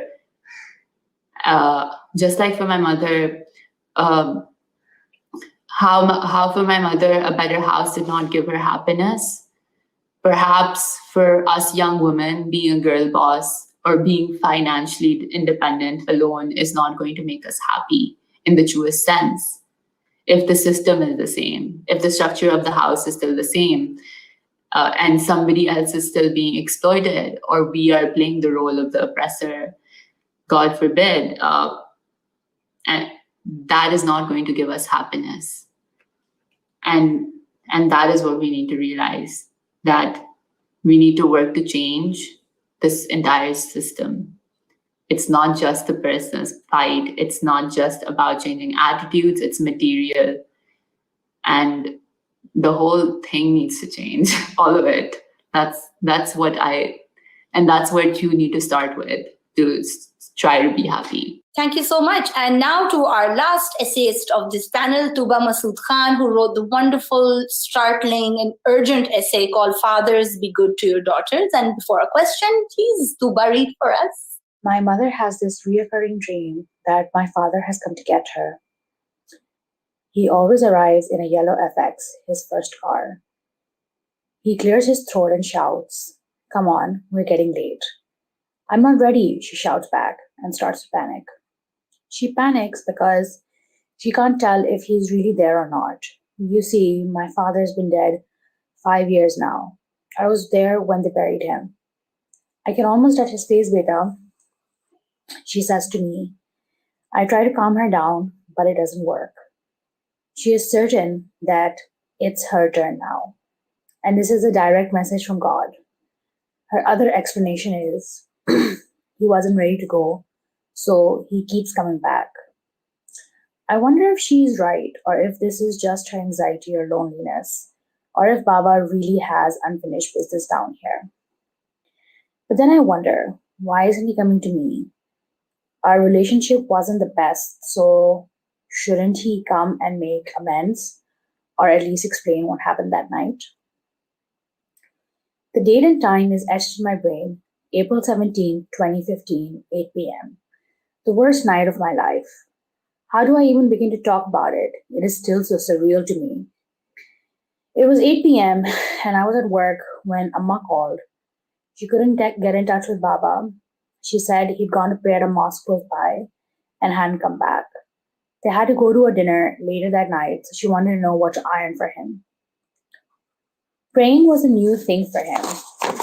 He'd been an atheist his entire life and had suddenly found God. Don't know when or how, but he started going to the mosque, donating to the madrasa. It was all very out of character for him. To be honest, there should have been a red flag for me, but I was just not interested. I didn't want to deal with him. I think that the essay is also so important because it talks about how we deal with grief and how we mourn a parent. And the loss of a parent is this colossal, and it's a monumental grief in every person's life. But I was also thinking about, how do you mourn a parent while they're still alive? Because so many parents are absent from people's lives and families' lives, even though they're there, but they're also not there. And many times troubled relationships with parents mean that we don't have that kind of emotional intimacy with them that we crave as children and as people. As you know, you feel like you belong to your parent, but they don't belong to you. And that's also a very particular kind of grief. I think that's a really good question. Like, I feel that many times, many people don't take into consideration the father's role in bringing up children and generally in the household. Like, a father just isn't, someone who's there to discipline his kids or, make sure there's food on the table and all that. It's so much more. And I feel like the relationship gets complicated when you start standing up for yourself, or like for a weaker person in the family. And I feel like that relationship gets really complicated over time because at one point you don't know how to respond to each other. And I feel with me and my father, like, we drifted apart several years ago, and it was very difficult for us to connect. And even though both of us did want to reach out, it was just something that didn't happen. And it took me like years after his death to actually verbalize and express myself and really, really understand what I was going through, because there's no manual on grief or how to deal with someone who's always been there and then is not. So yeah, I hope that answers your question.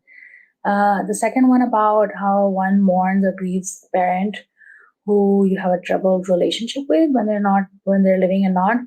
I think this is an excellent question, particularly because it is so difficult to mourn someone who has caused you so much pain. There's no manual for grief. There's no manual for mourning. So it's really difficult, and you really have to navigate it yourself. When my father passed away, my best friend called me up from Canada, and his first words were, "Welcome to the Dead Daddies Club." And I don't know, but it just made me laugh, because I was like, oh wow, like, that's one more thing we have in common now. But I feel like one way that I grieved was I found people who were like me, who lost a parent, and it helped me deal because I would see how they were dealing with it, and we would talk to each other. But otherwise, I think on a personal level, it's just really difficult because what you've gone through with a parent, or the experience that you've had with a parent, other people have not. When I wrote this essay, I was really afraid because I did not know how people would react because of my father's personality. Like, people knew him, and it was a little, it made me feel really vulnerable, very open. But I told my mother about it, my brother, and they were very supportive. And I feel like that gave me confidence because at the end of the day, I feel like it was something that I was telling people, I was sharing. And what actually really, I think, helped me. Thank you so much, everybody, for watching and listening to this wonderful conversation. Thank you, panelists, for sharing your work and putting yourself out there and putting your wonderful ideas out there, which it's just all of you, I feel, and the long list also are just a real beacon of community and solidarity and comradeship, where at least I felt like that when I read everybody's work, and it's just really special. And I know it's very daunting to put yourself out into the world like this, but thank you so much for all the courage. The Zenith, you can read everybody's essays, the short list and the long list, on the Zenith Harun Writing Prize website, which is zhrwritingprize.com. Entries for the 2021 entries for the 2021 competition are opening on the 1st of April. And for 2021, the prize is inviting fiction writing this year. So it's not an essay, it's a chance to bust out your fiction writing chops. 1st of April on their website. And thank you all for watching. And, thanks for hanging out with women of the world. Bye.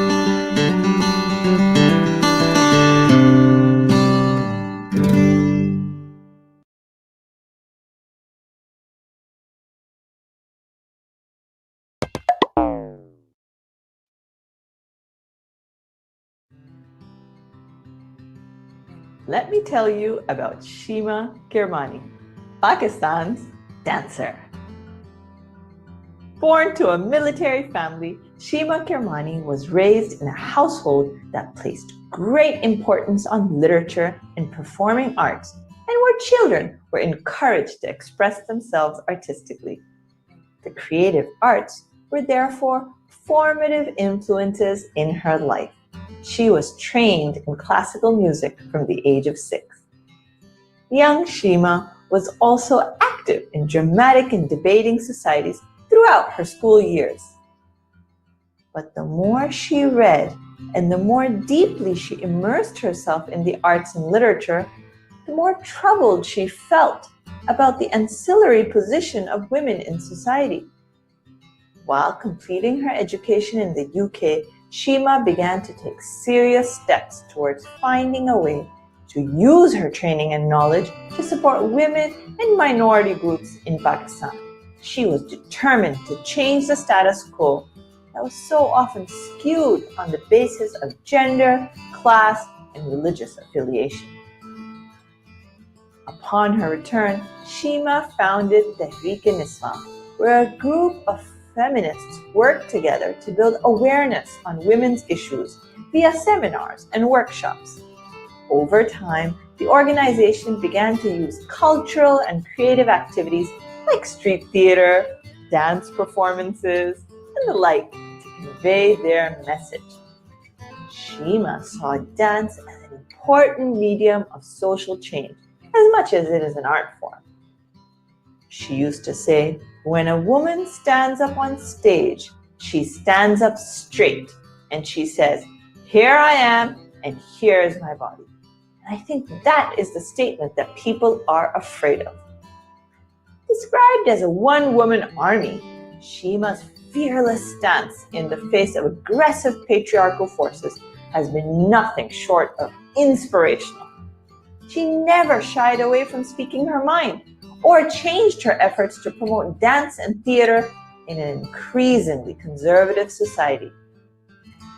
In 2017, 85 people were killed in a suicide bombing at Lal Shahbaz Qalandar's Dargah in Sevan.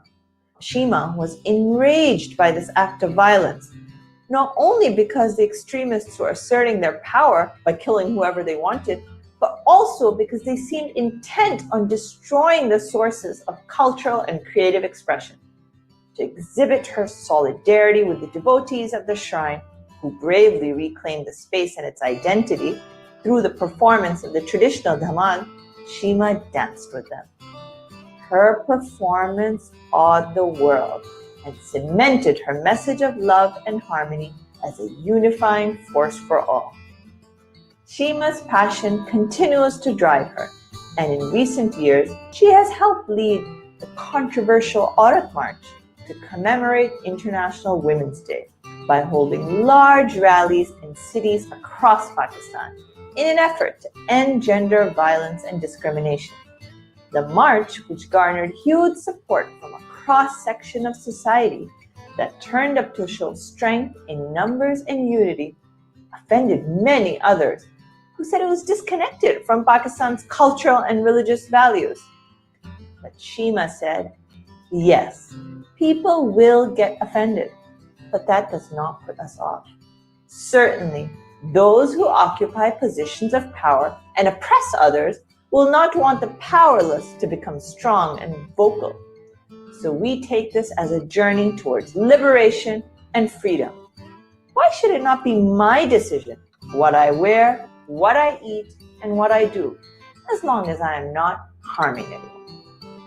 Something to think about, indeed. That was Shima Kirmani. Let me tell you about a woman whose head was in the stars. I am speaking about Namira Salim, born in 1975 and to this day based out of Karachi, Dubai, and Monaco. She is an astronaut and an artist, and Pakistanis are very proud of her. Namira Salim was a quiet, thoughtful child whose head was literally in the stars.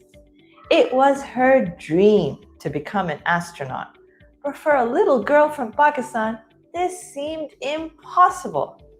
Namira was obsessed with the night sky, looking here, looking there, every night, and she never asked her parents for anything except to be sent into space. In her own words, I was literally born with the dream of going to space and the unshaken belief that I would. Her parents caved and got Namira her first telescope at the age of 14, and she never looked down again, as her sights were set firmly on her goal. She was part of the pioneering Astronomy Society in Pakistan, and she would spend hours just staring at the stars. Soon, her family moved to the United Arab Emirates, and Namira eagerly participated in stargazing parties in the desert.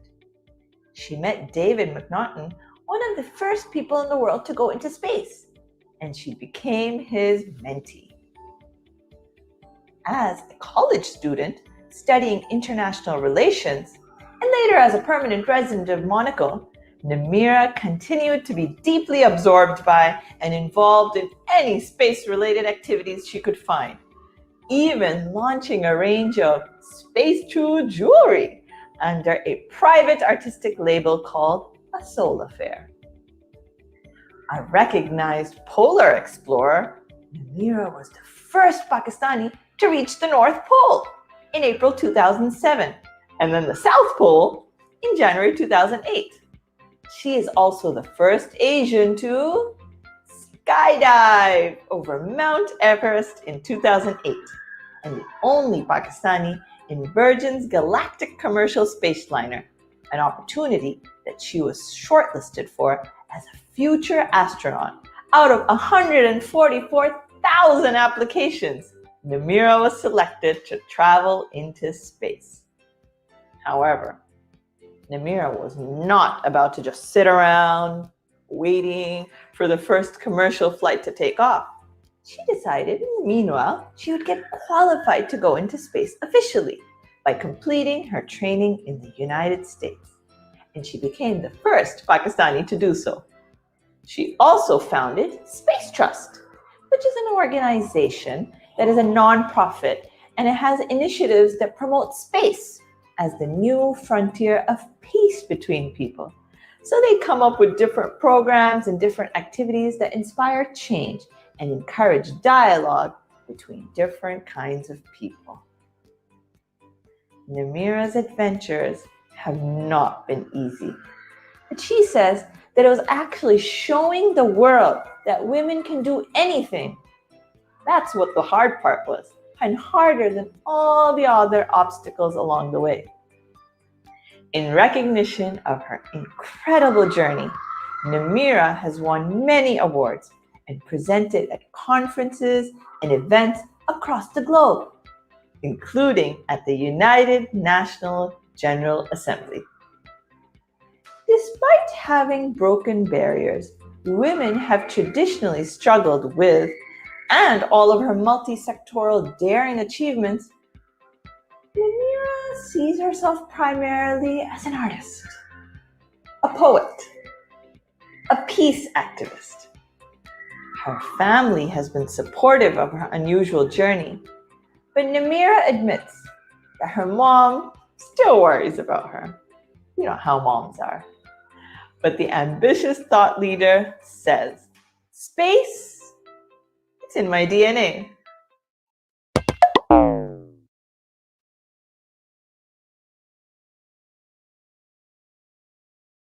अपने अपने जूते पालो ते आ जाओ dance floor पे टांगे ऊपर और हाथ नीचे I mean हाथ ऊपर और टांगे नीचे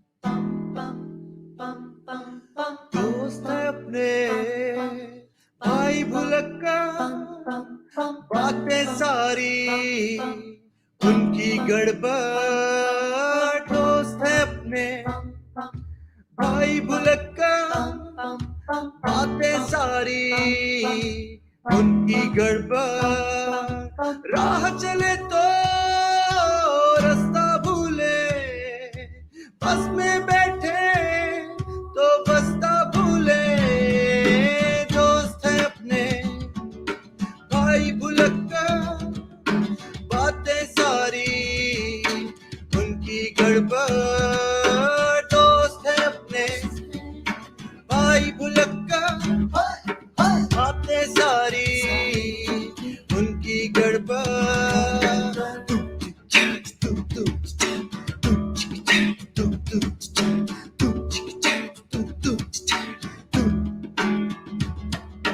जूता है तो मोजा गाया मोजा है तो तस्मा गाया जूता है तो मोजा गाया मोजा है तो तस्मा गायब हो दोस्त है अपने भाई भुलक्का बातें सारी उनकी गड़बड़ दोस्त है अपने भाई भुलक्का बातें सारी उनकी गड़बड़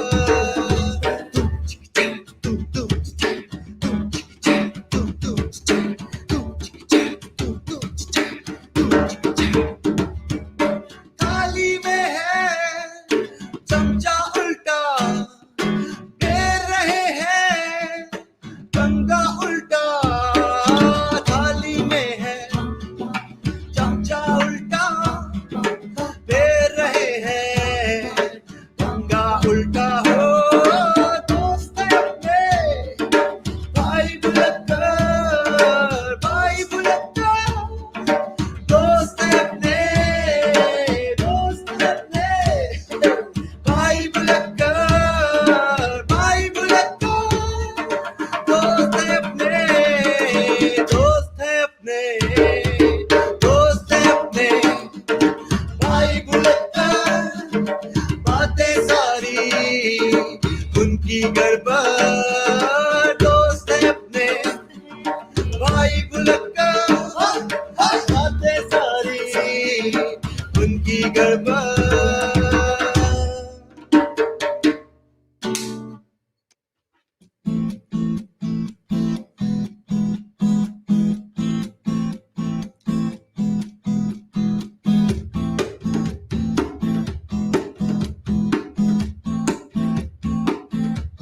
लंघ जा सारी खैरे तू लंघ जा सारी खैरे है लंघ जा खैरे तू लंघ जा सारी खैरे है मिट्टी ना उड़ा सीधा सीधा जा मिट्टी ना उड़ा सीधा सीधा जा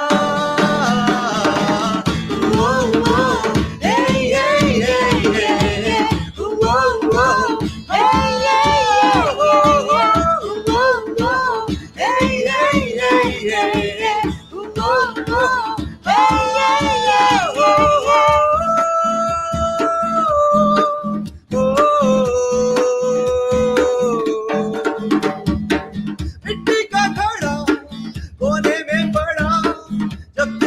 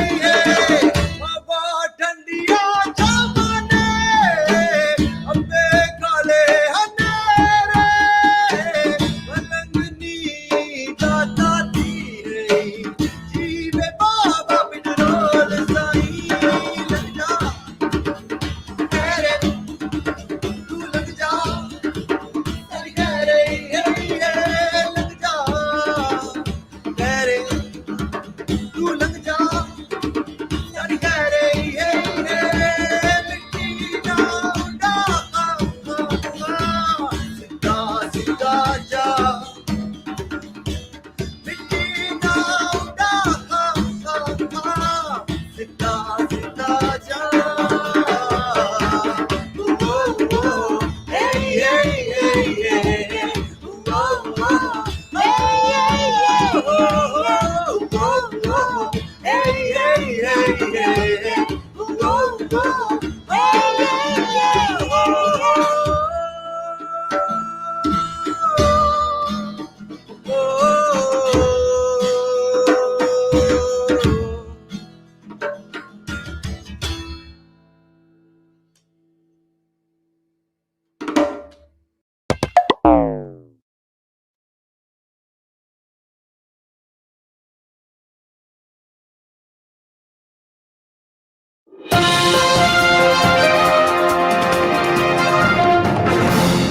अस्सलाम वालेकुम। आज की कहानी में खुश आमदीद। मैं हूँ मेहरबान मारखोर और आज की कहानी ज़मीन के बारे में है। जी हाँ, ज़मीन। अगर आपके पैरों के नीचे से ज़मीन खिसक जाए तो आपको कैसा लगेगा? आज हम एक ऐसे ही खित्ते की बात कर रहे हैं जहाँ ज़मीन आपके पैरों के नीचे से खिसक सकती है।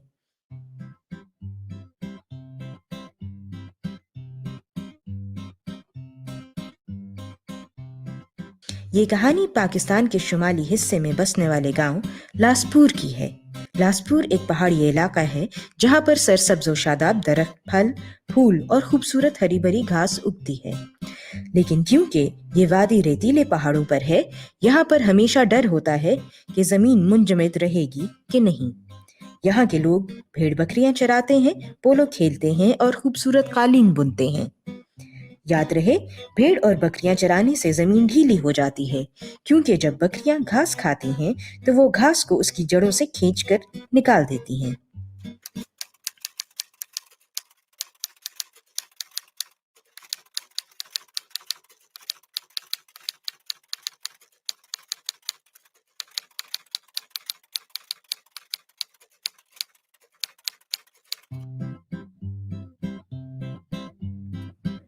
ये घास जमीन को पकड़ कर रखती है और जब घास की जड़ें जमीन को छोड़ देती हैं तो जमीन ढीली होकर फिसल जाती है और इस ढलवान से लोग, जानवर और घर फिसल कर गिर जाते हैं।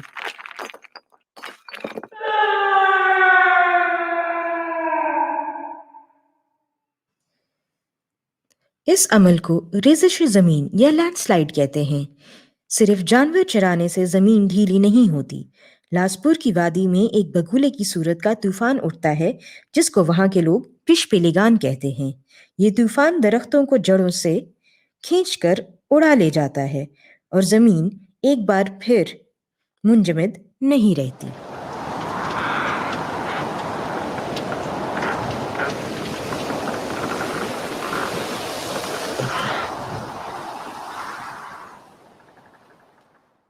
इस गांव में एक बुजुर्ग थे जिनका नाम बेरोज बर्फानी था। बेरोज बर्फानी ने बहुत दफ़ा लोगों को मना किया कि अपने जानवरों को खुला ना चराओ और उनके लिए अलहदा घास का गोदाम बना लो जिसमें चंद महीने का चारा महफूज कर लिया करो। लेकिन लोग कहते थे, बकरी तो बेचारी मासूम होती है, उससे जमीन कैसे गिर सकती है? हवा तो ऊपर ऊपर से उड़ती है, उसका जमीन से क्या वास्ता? मेरी बकरी को ताजा और मीठी घास पसंद है, मैं उसको सूखी घास क्यों दूं? मैं नहीं गिराऊंगा। बेरोज बर्फानी परेशान हो गए। अगर लोग नहीं माने तो आहिस्ता आहिस्ता सारी वादी फिसल कर गिर जाएगी। उनको मालूम था कि लोग बहुत सादा हैं और उनको किसी और तरीके से सब कुछ समझाना होगा। फिर बेरोज बर्फानी को एकदम से एक आइडिया आया।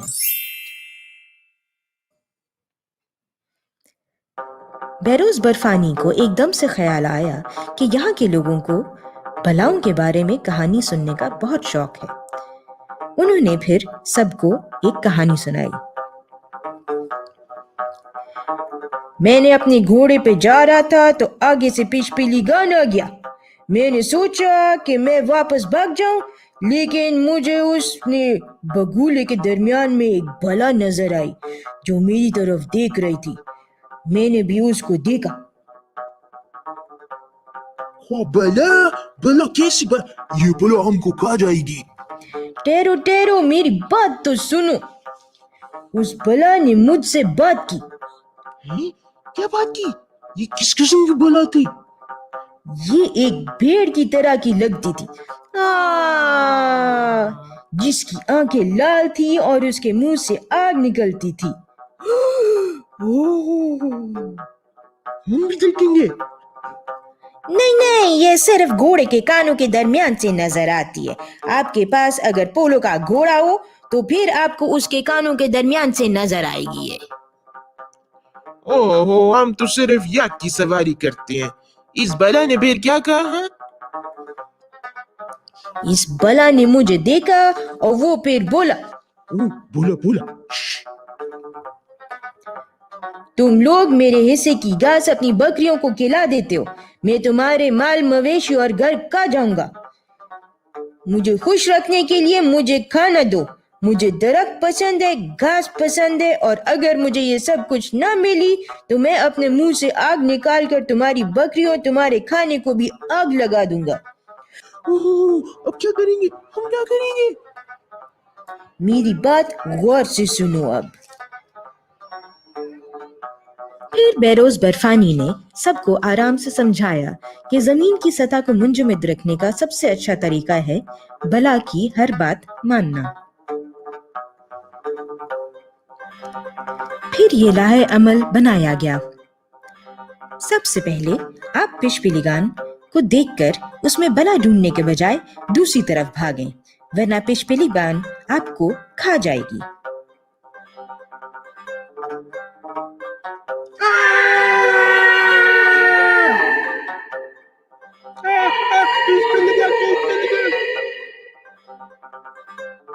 दूसरी बात, भेड़ और बकरियों के लिए घास सुखाकर जमा कर लें और उनको खुला ना चराएं।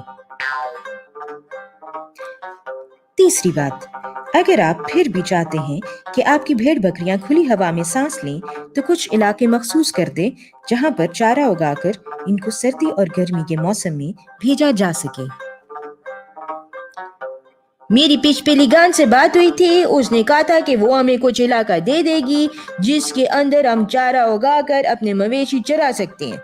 इस चार्ट के ऊपर जो जगह लिखी हैं हम सिर्फ वहीं अपने मवेशी ले जाकर चराएंगे, ठीक है?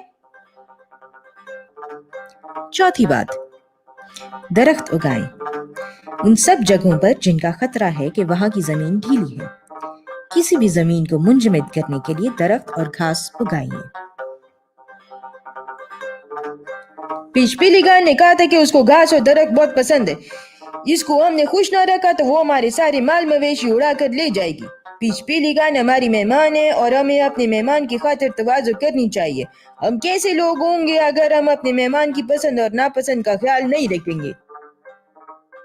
पांचवी बात, अगर मवेशी कुछ अरसा बाहर के बजाय अंदर चराए जाएं तो उनका छोड़ा हुआ जमीन का खित्ता फिर से जरखेज हो जाएगा, जिसकी वजह से घास की कमी भी नहीं होगी और जमीन भी मुंजमद रहेगी।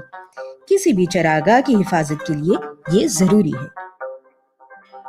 पिशपिलिगान ने कहा था कि जिन इलाकों से मैं गुजरती हूँ वहां अपनी बकरियां नहीं चराना। मौसम के हिसाब से पिशपिलिगान का रूट भी बदलता है, इसलिए उसने कहा था कि कोई जो है वो उस तीसरे पहाड़ के नीचे वाली जो चरागाह है ना वहां पे नहीं जाए। वहाँ और भी जो है ना पिशपिलिगान आते हैं, उसके दोस्त हैं और वो उससे ज्यादा खूंखार हैं।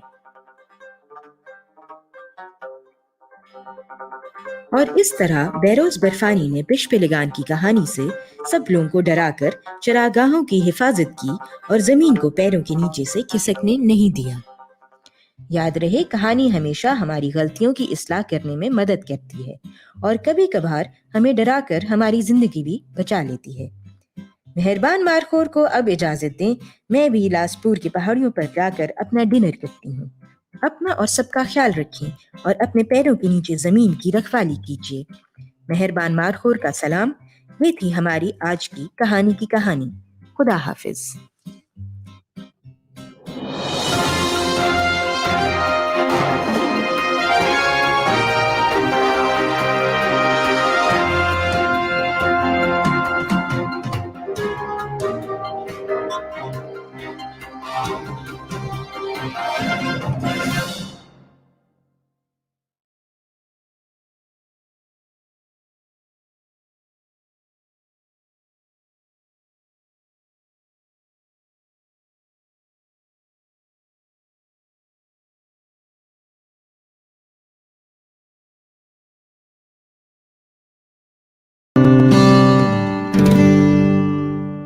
And we'll go live in 3, 2, and 1. Good evening, everyone. I'm Yamina Pirzada, and I will be hosting this panel discussion today titled Drink Your Milk, Poems About Our Bodies, Our Voices, and Who Controls Them.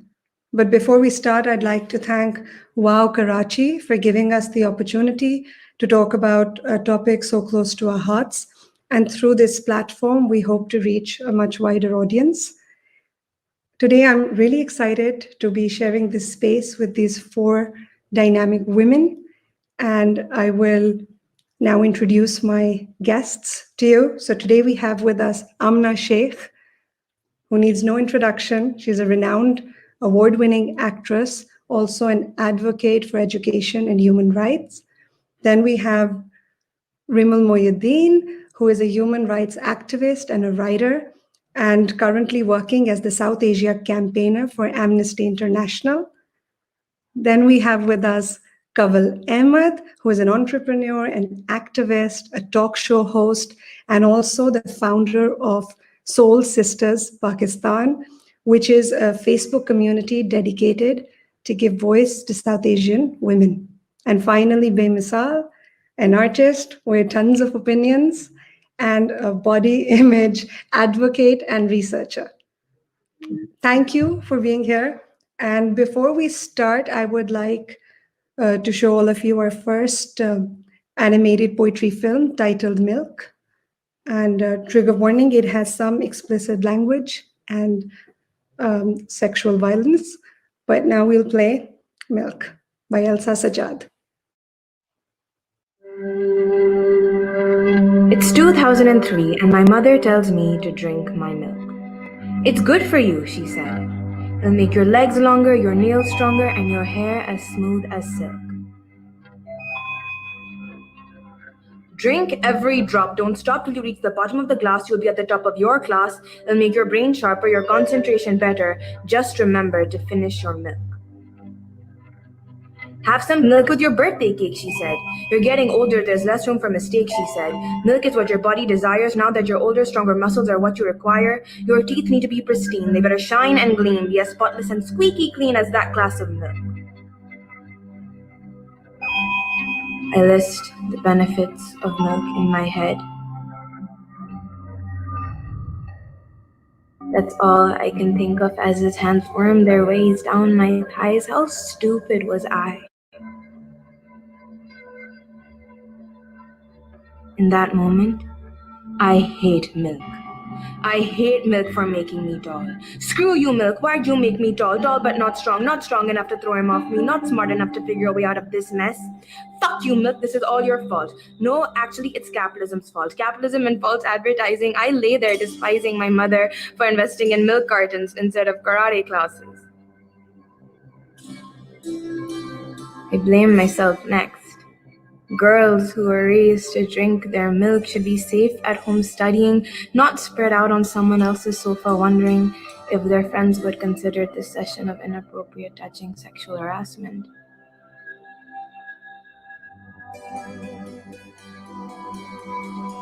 Or would they just shit on her for exaggerating? My mother always told me to drink my milk, but not even milk could help me fight the battle that was to follow. Unwilling to swallow the harsh pill of reality, I took out all my rage for what happened to me on dairy, too afraid to blame the patriarchy because it's easier to stop eating cheese than it is to convince men to be decent human beings. It's 2018 and I finally realize it's not the milk I despise, but the sparkle in my mother's eyes when she spends hours talking to me about nutrition, homework, and exercise. Delusional that that's all being a good parent means, but she doesn't talk about how the means to my destruction would be the lack of knowledge that harassment happens and it's not my fault, how my consent should be held in the highest regard, and how rape is real. It is so real. I think about the future a lot. How I want a daughter, and I want her to be strong and tall. But most of all, I want her to know there are things more important in life than knowing the benefits of milk.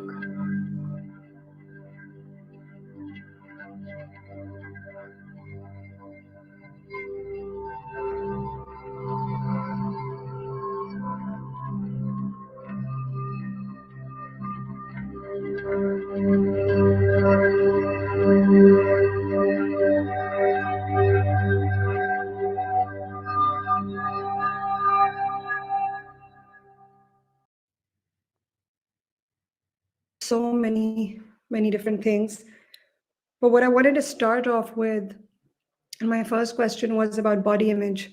That since in our society, so much emphasis is on physical beauty for a woman. I think in a way, milk also symbolizes with fairness, like as white as milk. So now I wanted to ask you, Kaval, I wanted to start with you, that since I watched your web series, Conversations with Kaval, and I felt that you'd interviewed a lot of people facing different issues related to body image. There was colorism, dwarfism, differently abled, wheelchair bound. I wanted to ask you that how do you think society perceives them? And what were your observations? Is that because it's not, a certain type that you look different or with that body? How do you think society views them? I mean, first of all, I'm completely blown away by the poetry. I think it was just out of this world, and it's a brilliant production. The one thing that's common in the videos where of Conversations with Kaval is what you just pointed out, that society didn't accept any of these people just because we have a certain definition of beauty. And I think we've talked about it so many times through different avenues like Twitter, through magazines. We talk about these things, but it still exists. You still see a girl who is darker than what you would want your ideal color to be, and people are quick to point it out that, oh, isko bolo ke doodh aur haldi ka paste laga ke muh pe ragar le. Turmeric and milk is a very common remedy that's passed around, or honey and milk, give her honey and milk. Or when a baby is being born, don't drink Pepsi, drink milk, or drink coconut water. These are things that are so commonly and so casually passed around that we don't even realize that we're so drenched in discrimination of all kinds, specifically physical discrimination. So, and I think that, of course, a lot of it has to do with colonialism and all of the history, and I wouldn't want to go into that, but I think that the fact that it still is there in 2021 has a lot to do with us as well. I think we all play a part in promoting the same culture and ensuring that, it doesn't come to an end. And we do it through various means. We do it through our participation in the media. We do it through our own conversations, sometimes even amongst friends, where we end up saying the most hurtful, most discriminatory things within Facebook groups, on Twitter, on Instagram. I mean, there's lots of things that we could argue about, right? That, like this makes me feel a certain way. And I think that we're all missing out on one thing, which is empathy. We've stopped looking at things from other people's perspectives and thinking about how it affects them when we behave a certain way. So I think this lack of empathy and only looking out for ourselves is kind of why we're still in this position today. You mentioned, even media and the portrayal of a woman. I wanted to ask you, Amna, since in our dramas and films, do you feel, of course, it is a glamorous industry, but that we have a certain body type for the heroine, and we show this one body type in a very desirable way and another body type in a very negative light. And by constantly showing that drama after drama, film after film, repeatedly, we cement that prototype. So do you think that, my question to you is that, do you think because media is a reflection of society, that is why we show that, because that is how society perceives it? Or is this narrative being given to us by the media? Yeah, so I think media is a reflection of a society is an argument that's been used to death. It is true to a certain extent. Yes, you pick out your stories from all that's happening around you and then glorify it or dramatize it. But at the same time, this is a tool for change. And our media, every medium, chahe wo film ho, TV ho, social media ho, it's a tool to change how our masses think. And it's the most effective tool. The whole origins of television is propaganda. So that was the means of bringing this whole medium about. So why are we constantly, just badgering the same thing? Although I have to say that as of in recent past and also in my career over like 12, 15 years, progressively, we have taken stances, especially some actors, but some directors also have taken stances to break the glass ceiling, to come out of that. But till today, if you ask or if you just observe any actor or actress, you will see that they are more focused on fitting that profile rather than, like, have you ever heard of anyone in our industry who's going out of their way to just kind of let their bodies be to fit into a role that exemplifies, like a regular girl in our?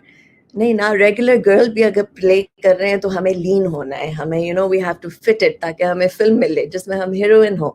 So it's a vicious cycle, and we're very inspired by Bollywood. We're very inspired by our neighboring country, and a lot of that influence comes from there. Because if we were to kind of just focus on our own grounds and realities, I think a lot of these stereotypes and us running behind a certain image would shed off, much like Irani cinemas, or a lot of what alternative cinema in Hollywood is doing. But yes, it is. You're absolutely right. There are exceptions, but we need more of these exceptions. And I think we are headed in that direction, but it will take our lifetime. It will. Yeah. So I have to say regarding milk, it kind of triggered me at a deeper level also now, because I have a 5-year-old, and I'm now at a point where I'm like thinking of the right time to introduce certain things to her. And this totally, because this is what we do. We're like, as mothers now, now you can, like Kamal said, empathize. Now you can empathize with your own mothers also, and with that generation who passed on these things without really, going deeper. Like saying ke doodh piyo, it's going to make you healthy, it's going to make you stronger, all the taglines of all the ads that you see. And it's ingrained in us too. So when we are saying to our kids, it comes. But unfortunately, we do have a heightened sense of awareness, but unfortunately, we have a whole genetic DNA and social conditioning that we have grown up with too. So it was a tearjerker for me, because I was like, oh my God, which of this am I doing, and which of this should I be mindful of, So it's so relevant, such a good film. And I saw that you produced it, Yamina, so kudos, bravo. Yeah. It's interesting that you're saying that, because what are the values, or are we preparing the next generation? It makes me think, like she says in that milk has made me tall but not strong enough, to face. And I wanted to ask Vimala and Bemisal, but Bemisal, I'll ask you first, that since you talk a lot about body image, and you talk about a lot of these issues on social media, first I wanted to ask you that what made you start, speaking about all these issues, and how do you think today with social media, how do you think that affects a woman's self-image? So body image is something that is so close to my heart. Like my entire bachelor's thesis was just made to reflect that. And there's so many components as to why we're so obsessed with this. I don't think anybody can tell me right now that they aren't obsessed with it, whether you choose to be part of that or not. As for social media, so I've been talking about this for a very, very long time, before I even realized what it actually was, because I've gone through it so much my entire life, since I was a kid. I was an early developer, and that the whole pressure on appearance was always there, but it was doubled because I developed early. I had body parts that suddenly were now sexualized, even though to me it was just a body. When social media kind of came up, I had never really planned to talk about it so much, but I realized when I started kind of talking about my own stuff, there were mothers, there were like grandmoms, there were like little kids, teenagers just messaging in and pouring in, telling me their stories, and how just by seeing me, I guess it helped. And that was so important for me, because I've seen women like me who look like me nowhere here, unfortunately. I don't think I can say that there was even a single woman that looked like me who I wanted to be like, at least like look appearance wise. And I think that's so important, representation. It is really hard, because just recently it's so interesting that all of these are coming together, because we just had the Cardi shoot, and I saw that. Yeah, the incredible backlash and negativity that I've had to face over the past 3 weeks made me want to just quit. I was this close to just deactivating my account. It was so bad, because I don't think that people realize how easily they can pass a comment at just someone just like that. And the comparison I found really interesting was the fact that, there was Rabab, obviously Iman, Zara, all of them. I love them so much. And they wouldn't have, like, the comments underneath their pictures were like, price kya hai? Right, is Jordan mein aur koi color? And under mine, there were more than like 300, 400 comments on just my body, on what I look like. And I found that so interesting, because I was like, why? You know what I mean? I mean, I guess I get it. It's new. I guess maybe people haven't seen it yet. But it's just so interesting how obsessed we are constantly about how people look. And social media, even though sometimes it does make you feel bad, of course, like for me personally, filters are a big trigger, because every time I see my face being slimmed down to fit the standard, which is considered beautiful, really, really gets to me. It's so triggering every time. So I just kind of told myself I'm just not going to use these anymore. But at the same time, I think it's also helped me a lot, because there's so many women I've connected to all over the world that fight for the same things that I fight for, or fight for things similar to what all of you amazing women fight for as well. And I think that's really changed my perspective. So that's what I have to say about that. Yeah.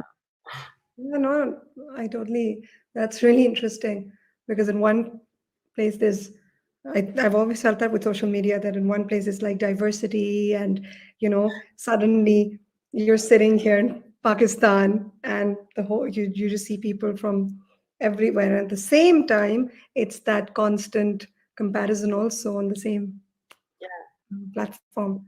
Rimal, I wanted to ask you that, since even Amna mentioned this, that now that she's a mother, and it's like, what values are we giving our children, and and it should be more about just the appearance. In our society, there is so much emphasis on physical beauty and strength, physical strength, as compared to emotional well-being and strength of character. How do you think that we can educate or sensitize the masses, or how do you think we can change that mindset? Thank you, Yamina. I'd like to start by talking about the elephant in the room within the poem, which was about the sexual violence that she faced, which of course, body image is so important, and it's linked to so many things. And I think that part of the reason why Elsa's poem is so powerful is because milk as a concept sort of represents the system and the society that we're all a part of. And there are, systems in place, there are power structures in place that force women to emphasize and focus on their physical beauty, even when, milk is technically supposed to make us stronger, but the reasons that her mother cites is about making her legs longer, making her fairer, making her hair smooth as silk. And it sort of boils down to this idea that milk is also this purity, right? Milk in many cultures is supposed to be fertility and purity. And so I find milk as a concept to be such an, milk is political, right? Mhm. But when it comes to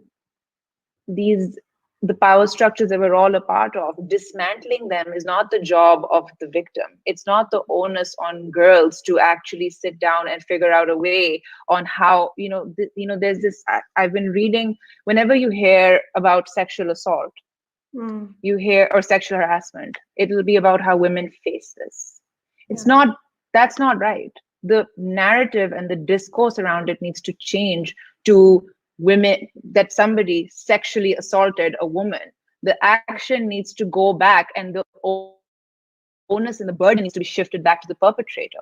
So, it's changes within our own vocabulary that I think need to be prioritized.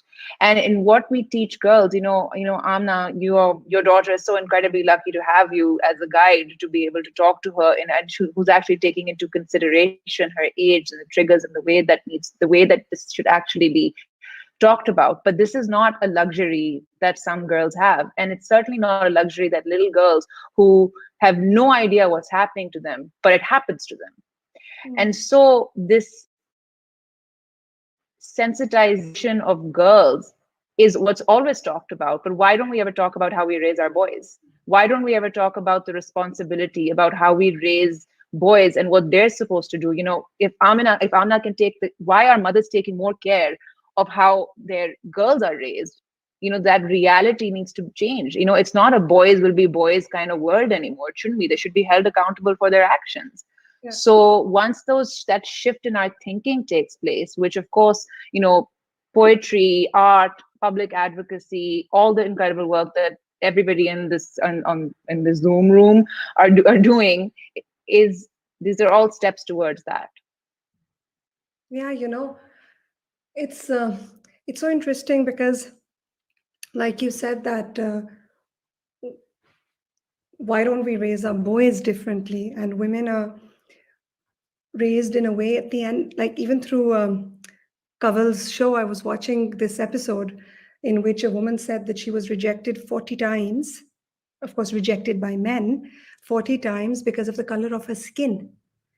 So at the end of it, it's like, I feel even body image and all this emphasis on physical beauty is so that you can get a good rishta, bear children, and facilitate the man, which has to change. And this, we're going to see this in our next poem, which is called Aakhri Qatar Mein Gaya Hua Geet, song sung from the last row by Anjum Tanveer. And then we'll come back. नज़्म पेश कर रही हूँ आखिरी कतार में गाया हुआ गीत। थकन मेरी हकीकत है, नींद मेरी ज़रूरत है, तुम्हारी ख्वाहिश मेरी मजबूरी है। हकीकत को तस्लीम करने से पहले, ज़रूरत को पूरा करने से पहले, मजबूरी को ज़ेर करने से पहले, मेरे पास एक मसरूफ दिन और थोड़ी सी नींद के दरमियान एक छोटा सा वक्फा है, और तुम्हारे ख्याल से एक तवील मकालमा। मेरी जिंदगी में जितना वक्त है वो इस मकालमे को पूरा करने के लिए कम है।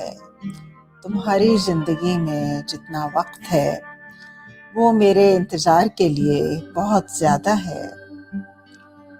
मेरे पास जितनी फुतूहात हैं उनसे दिल की सल्तनत भी नहीं बनाई जा सकती।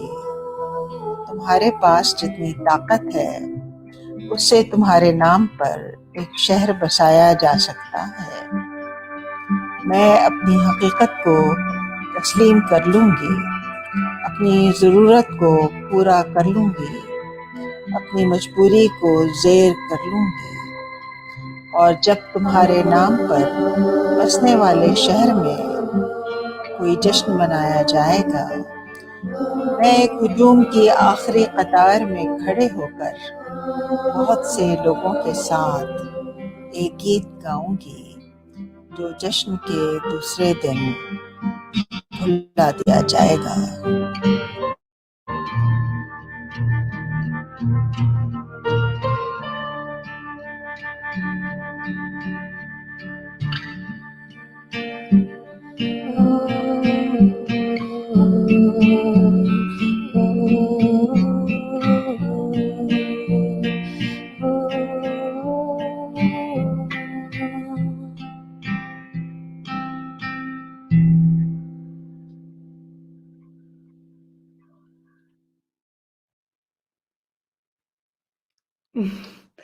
So yeah,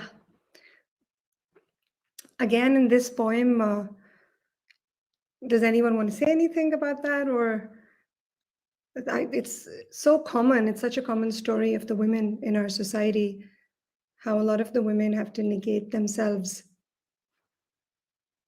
just in order to build the man and to facilitate him and never take credit for it.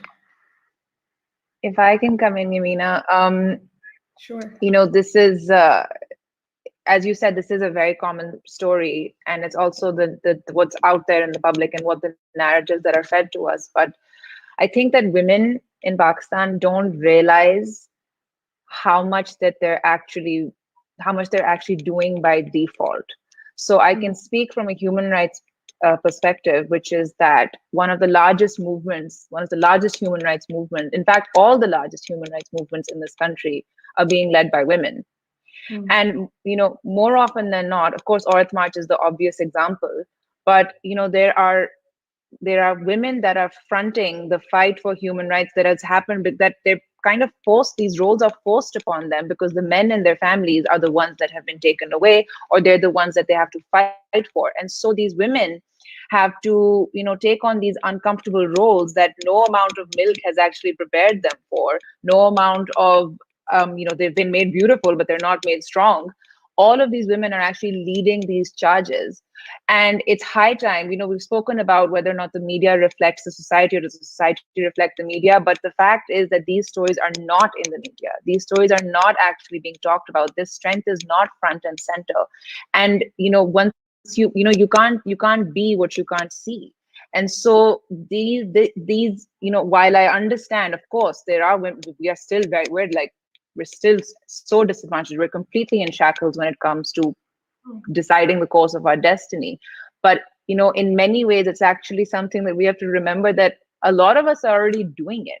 A lot of women, single women, are already they're raising children themselves. It takes a village to raise a well-brought-up man, sure. But a lot of this is already happening. So this is just something that I think needs more space in public discourse. I totally agree with you. And I do feel that, just like you said, that so many people are standing up for themselves, and even just by living their life, like you said, just by living their life, they are, you know, they're very strong and resilient, but we don't see that. And why do you think that is? Why is it that, again, like, even, I mean, I'm not about media. Yeah, why do we not see more of this? Well, just 2 cents. I feel like one example is what Kamal is doing, right? It's bringing forward voices of those women who have personally experienced and spent a lot of their lives experiencing all of that. And that's a huge step forward. And I think because hamare yahan entertainment is big, TV is big, the two forms of entertainment, food and TV or films, I think like content like this needs to be taken on a massive scale. And so producers or, you know, other people who are in more power positions need to tap into content like this and bring it up in, like, you know, in places where you see it at the mass level, not just niche. Mainstream level, yeah. And hamare yahan hota hai. I keep saying there are gems. It's not like we're not, you know, completely in the dark here. There are gems out there, but it needs to be done more. And we need to see, like Rimal said, that, you know, the amount of work, the amount of contribution a woman makes it's done, it's there, everybody knows, but it's not glorified in cinemas, it's not seen on TV, in our ads also. I feel like slowly we're getting there, like lately in the last few years. I haven't done drama serials recently, but the ad campaigns that I've been a part of have been very progressive, and big brands are taking, I know they have their own motives, no doubt, but they're taking on subjects like body image and, going beyond physical beauty, but they're taking it on and at a mass scale. So यही चीज अगर आपके और ज़्यादा उसको आप entertainment package कर दें, but your content needs to be inspired by stories that Kamal is putting forward. That's an example. That's a very big example. I feel like someone needs to just kind of like take it bigger, and inspire our girls and our boys. And the same thing needs to be done equally for the opposite sex. You guys have completely nailed it when you say that we need to have mothers and fathers taking responsibility to raise their boys a certain way. And this needs to be done at a education level, like school maybe. It needs to be really like put into our schooling system. What are etiquettes for a boy? A boy needs to know his own body image. He needs to know a girl's body image. Nothing should be a surprise to them. They should know what periods are. They should know what orgasms are for women. Boys need to grow up with this and be sensitized. So yes, media and education, I feel, are the tools to ram it in. Kaval, do you want to add something to that since... Thank you so much, Amna, for acknowledging my work. I mean, I was almost about to literally start crying, because it just, when you said that, this needs to reach more people. I'm on my 3rd season right now, and that means that I've produced over almost 30 episodes or more to date. And even though the first season took me 3 years to make and nobody wanted to support it or fund it, and I mean, we're in the media, we know how expensive good quality production is. When I finally got the Facebook grant, I was able to make the first season, and it was just like all over the place. Each episode was getting over 1 million views. One girl wrote that she got one of the videos 47 times on her WhatsApp, and it was sent by her chachas and her mamus and whatnot. So we were able to impact that generation of men. They were watching and they were sharing on their WhatsApp. But every time after that, when I've pitched my show to media houses, to producing partners, to brands, मैं literally laptops leke, I've gone from office to office in Kareem's. I've stood in the waiting room, although I thought that, now I've reached that position, like Facebook consults with me when they're creating a product. So maybe people will take me seriously. BBC follows up with my guests and invites them on their show. Maybe people will take my show seriously. But I've stood there in the waiting rooms. I've gotten rejection letters after 2 months of pitching to a brand. And at the meeting, the brand is like, oh, amazing. This is what our core mission is around the world. And, we want to take this forward with you. And you're doing such a brilliant job and blah, blah, blah. And then you go home, you make the presentation, you send the financials.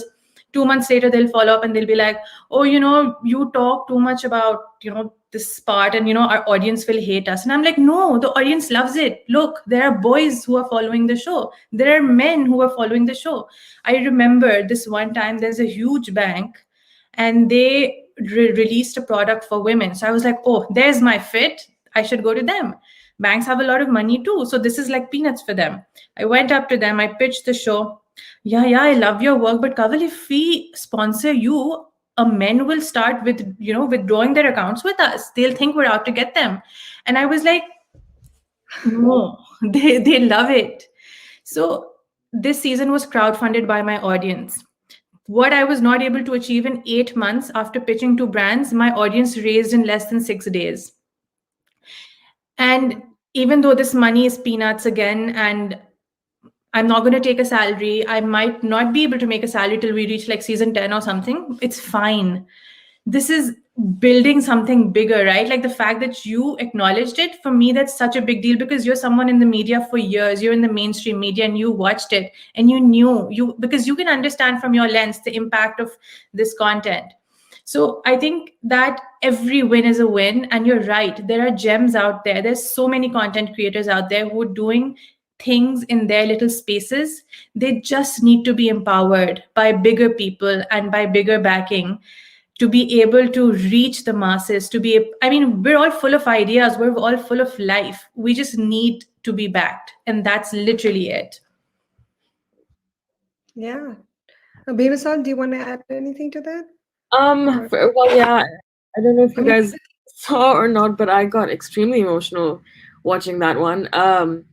It's just crazy to me because, I mean, you know, the only two women that kind of run through my head are my mom, because my mom's a single parent, and my grandma, and it just makes me relive those stories almost every single day. Every time I talk about something, it's like they're just at the back of my mind. Like, I would never want that to happen to any woman, whether I knew her personally or not. It's just any person, any human being. And so I kind of want to bring up these three categories that I created in the thesis, which were, so it's called Pigs, Cows, and Gluttons, our obsession with body image. And the reason for picking these three adjectives for just people, but specifically bigger bodies, is that I have not seen someone who looks like me represented in a positive light in the media, in Pakistan at least. I think when I look at it, it's either it's comic, it's comedy because somehow it's funny, or it's overtly sexualized, and there is no balance there. And I feel so erased every single day. Not that there aren't brands that aren't working towards that. Of course they are, and of course there is way more room for growth. But the fact is that we categorize people, and like Rimal said, there is a system in place. There's a system in place to purposely put people in boxes, to keep them away, to not show them, because we're so offended by their existences. And this could be anybody who's falling out of the norm. It doesn't necessarily have to be bigger bodies. It can be people with darker skin, or differently abled people, really just anyone. And being erased is, I think, one of the worst things that we do to individuals in our society, because we're ridding ourselves also of just growth in general, just of diversity and humanity. And it's just, sorry, super for me. But yeah, I mean, we have a lot of work to do. Yeah, especially just because I've always just kind of talked about bigger bodies because, I live it. That's my everyday life. I've just realized that my intelligence has been questioned because of how I look, my capability, or what skill set I have because of how I look. And I think that's completely ridiculous. And for Kanwal, I mean, to think that you have this work that's impacted like millions of people, and yet these big corporations are just pushing you aside, is because of these set boundaries that we've already created. But honestly, I'm so in awe of all of you for breaking these barriers every single day, and I hope that we do continue to do that. Now I'm going to shift to our next poem, taking this forward, how women are, we, rather than supporting, we condemn or blame the victim. So talking about this, I'm going to show the next poetry film, which is titled Girl Cries Wolf by Yusra Amjad.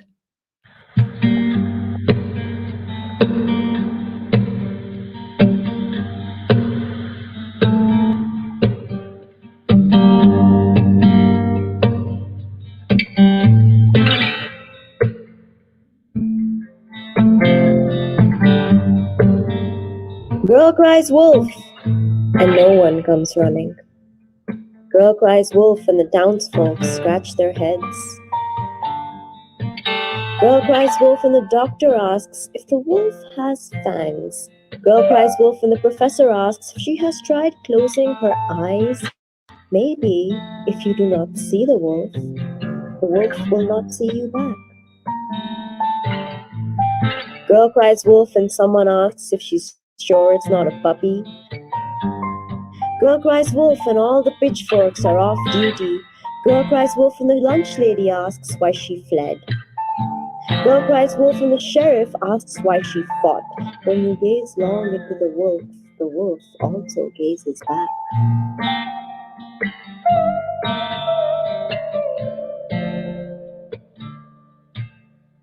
Girl cries wolf and the librarian reminds her there are dragons in the next town. Girl cries wolf and the postman asks if she has tried stroking it. Girl cries wolf and the butcher asks if she has tried feeding it one of her limbs. Girl cries wolf and the mayor says it's a shame she and the wolf don't get along anymore. That he remembers when the wolf and her used to be friends. Girl cries wolf and is asked if she's been bitten. Girl says yes and is asked if she's been dismembered. Girl says yes and is asked if she's been devoured. What kind of town would we be if we banish our wolves? Who will keep our girls out of the woods? Who will teach our girls to bleed patient? Who will teach our girls about sacrifice? How will they know the world is not safe if we do not teach them that even the town is not safe, that even a wolf deserves a home, a roof over his head, a place at the table, and a girl to eat?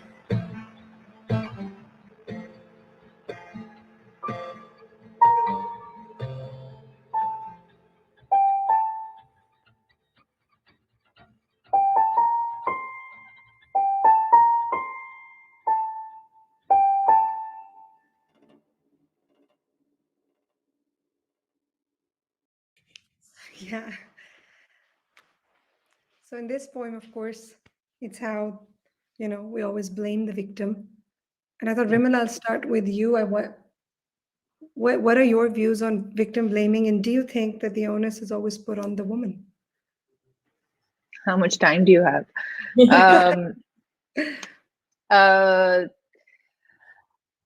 This is such a huge problem because, again, it's as Bemisal pointed out, it's a system. And in Pakistan, we've seen how that system plays out for even a woman of remarkable clout and privilege.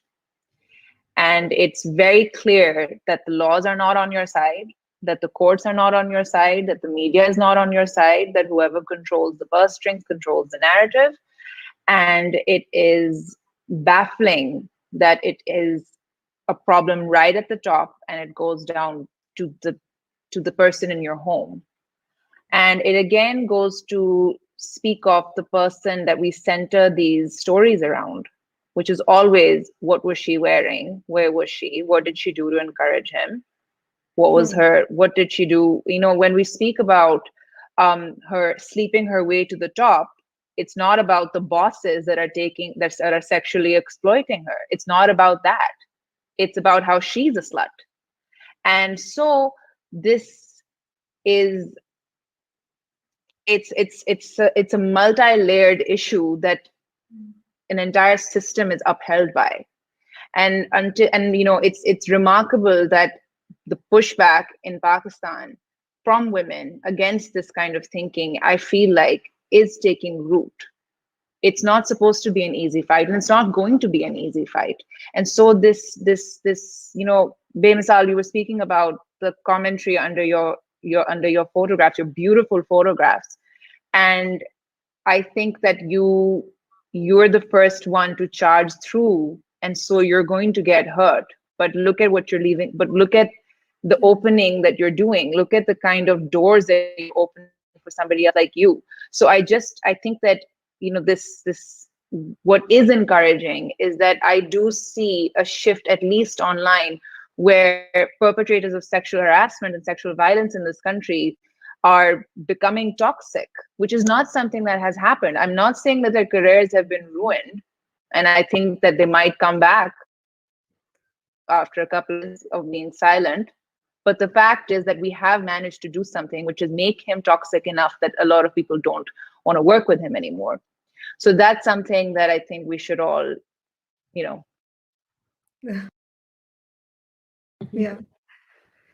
So if I can just a little point that's coming in my mind is that I think we also need to see a lot more masculine representation of what's right. There are very few, and there's so few that they get lost in the noise. I feel like fathers, brothers, sons, they really need to step up and just kind of just make the same sounds that we're trying to get. So for the last 8 years that I've had Soul Sisters Pakistan, there have been people who entered the community with extremely problematic views, and I've seen them change over time.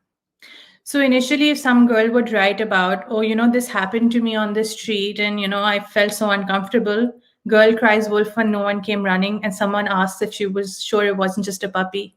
This would happen. There would be that one or two, older lady who would be like, Beta, are you sure that he wasn't just doing something else? He wasn't calling out to you? Or maybe this is just the culture that they like to call girl baby when she's walking. And now I see those same women. They've changed. They're the first ones. If they see an article, they'll be the first ones to post and be like, this is not right. Ye kya ho raha hai? How do we change this? How do we empower our girls? This is a process. Unlearning is also a process, and it's something we should be proud of as well. And I think we don't talk about that enough.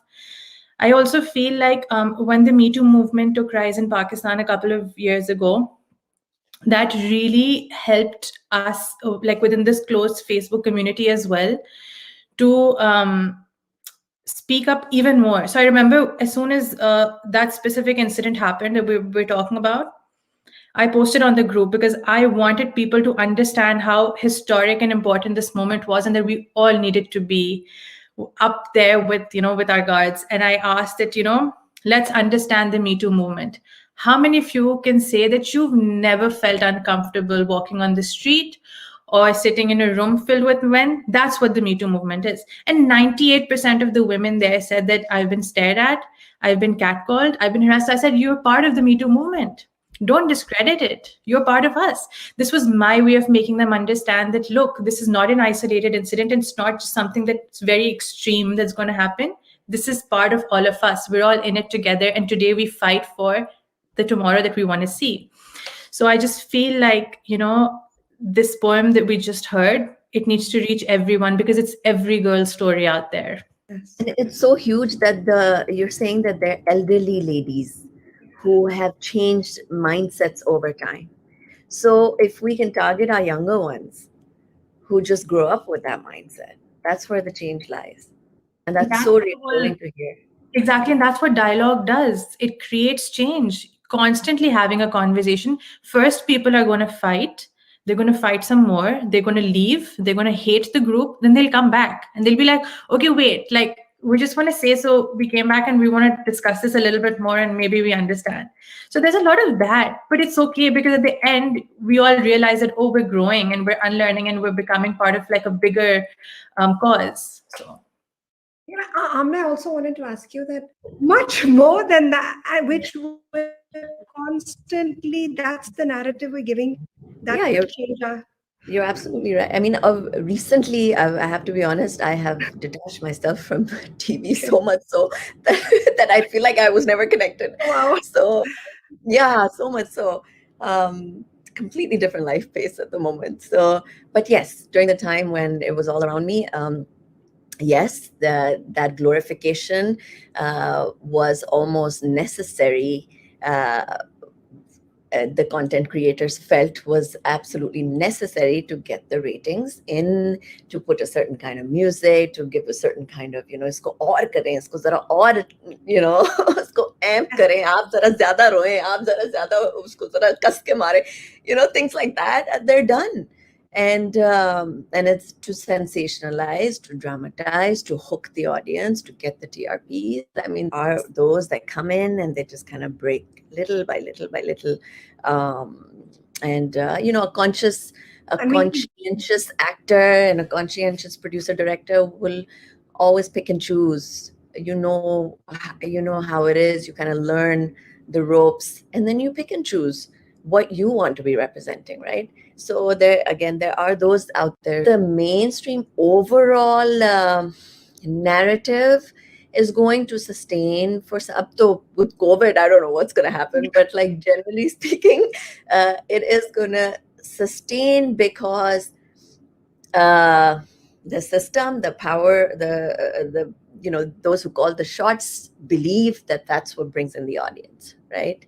So, but something like, let's say, I keep referring back to Kamal. We have her in front of us, and it's such an honor to be able to do that face to face. Unless and until we bring these things, the real content is tarha ka, at a level where it hooks people, and it gives by packaging it in a way that they are used to, in a way. You know what I mean? Like it has to be a very clever combination of what the reality is and where we're trying to go, which is elevation, right? And changing of mindsets, and bringing that into the package, which is used day in and day out to entertain. So there has to be a good marriage between the two for a long-term impact of change. Slowly, we need to change that slowly, Yeah. by little. So I've learned over time and with age that we need to take a route of inclusion rather than resistance. And something that Kamal said, to the extent के वो खवातीन थी, उन्होंने backlash दिया, pushback किया, वो group छोड़ के चले गई, and later they came back and you let them in. No, it's not about that. So I unlearned, and it's okay to say that I made mistakes along the way, because now we're at a place where there's more inclusion, there's more people coming back, there's more conversations that are happening, and that's exactly how it should be. What you said, we need to not be divisive and play our parts in understanding that we're all in it for a bigger cause. Yeah. I just wanted to interject, if that's okay. I think Rimal said, or Amna said, the responsibility to change the perspective or to, take over the future, I guess, isn't always just our responsibility, I feel. And I think all of this kind of comes back to that, because we're going through it, so we have to be in the forefront. A lot of times when I've been triggered or been, just had a really bad time on social media, so I will get messages literally looking, nahi tum nahi karogi to aur kaun karega, which is great and all, but then the responsibility, the pressure, the toll that it takes on your mental health, all of our mental health, it's not easy being human. And I think you have to check in with yourself, have a dialogue with yourself as well. But coming back to the whole dialogue thing, it's so important just in every sort of, so you're talking about film and stuff. To be honest, and I'm going to be very, very brutally honest here, I don't watch Pakistani films or stuff except for Cake. That is one of my favorite. I mean, I would watch like Netflix pe Bollywood ki cheezein nikal rahi hain more, because that's more me. I'm represented. I see people like me, So conversations to, I think, the youth, and in that I would bring up education. It's so important. Our educational facilities and institutions are so set back in their ways. They're so ancient in the way that they think, that we are taught from very early ages in school to hate one another. Automatically judge her because, ya to uske kapde nahi theek, ya to wo uska boyfriend hai, ya wo is that, you know what I mean? So we think that they're tiny things, but they're really not. Because when you grow up, you have this sort of set standard. And I think all of us have been through that. And I think what Kanwal said about unlearning it's so huge, because it's not easy. I think I myself probably unlearned so many toxic things that I learned over the course of God knows how many years in the past, like 3 years. I went to BNU and I did liberal arts, and, just realizing that you don't just, the first thing, so I think one thing that I learned as well was that the first thought that crosses your mind when you look at someone is what society's told you. And the second thought that comes in is actually what you think, right? So the first thing, you might judge someone just immediately because we're taught to do that. And I think it's so important when you're having a dialogue with yourself, just be a bit introspective, I guess, is to think, why do I think like this? And I think that's what Kanwal is doing through all of her work, is that you're talking. It's so important to just communicate. And that's something that I constantly talk about. कि आपको नहीं समझ आती, आप पूछ लो, कुछ नहीं होता. And so many times I've been wrong about race or anything, whatever I've learned. I wasn't born with all of these things in my head, you know? You have to learn. You make mistakes. Sometimes you look like the biggest idiot in the room, but it's okay if the end result is that you've learned and you're trying to be better, I think. No, I totally get that also. I mean, there's so much that we've talked about, but what I also hope that we can inculcate in people is also realize our self-worth and look inward and stop seeking for validation from other people, you know, and because I feel at the end we are more than just our bodies, and we should on this note, you know, stand strong and unapologetic. And I will now end this panel discussion with Kishwar Nahid's iconic poem, Hum Gunegar Aurte, We the Sinful Women.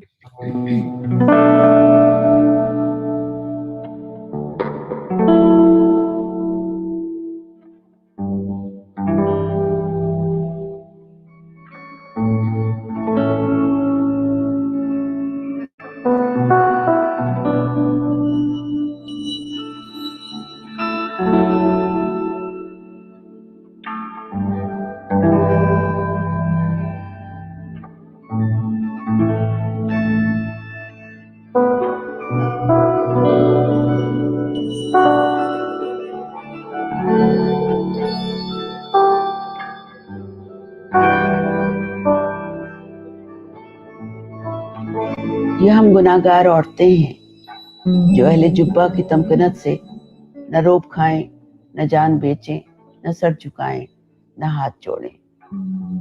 ये हम गुनाहगार औरतें हैं कि जिनके जिस्मों की फसल बेचें जो लोग वो सरफराज ठहरे, नियाबते इम्तियाज ठहरे, वो दावरे अहले सास ठहरे।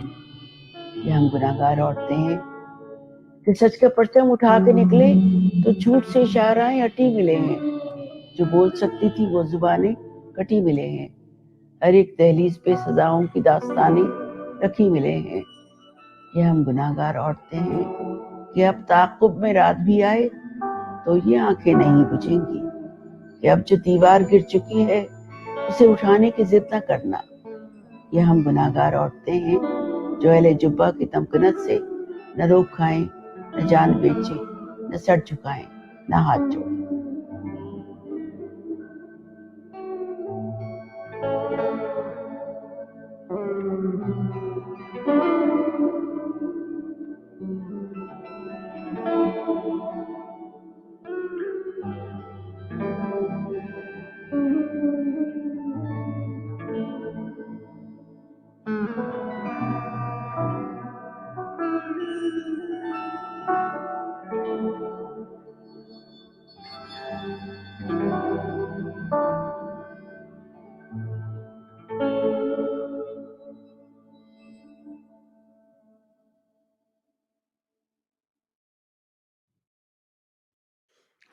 So the panel discussion comes to an end. हम सब गुनहगार औरतें हैं. It's true. But before I end this, I would like to thank British Council for supporting us, and also a shout out to Emma Brierley for the beautiful animation and Haley Diaz for the music, and my 4 guests.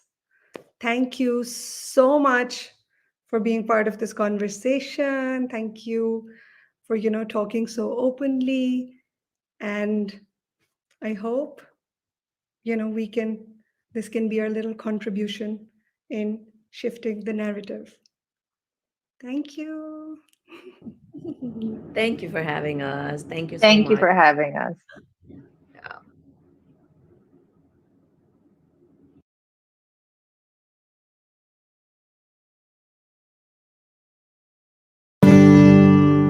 السلام علیکم، آداب.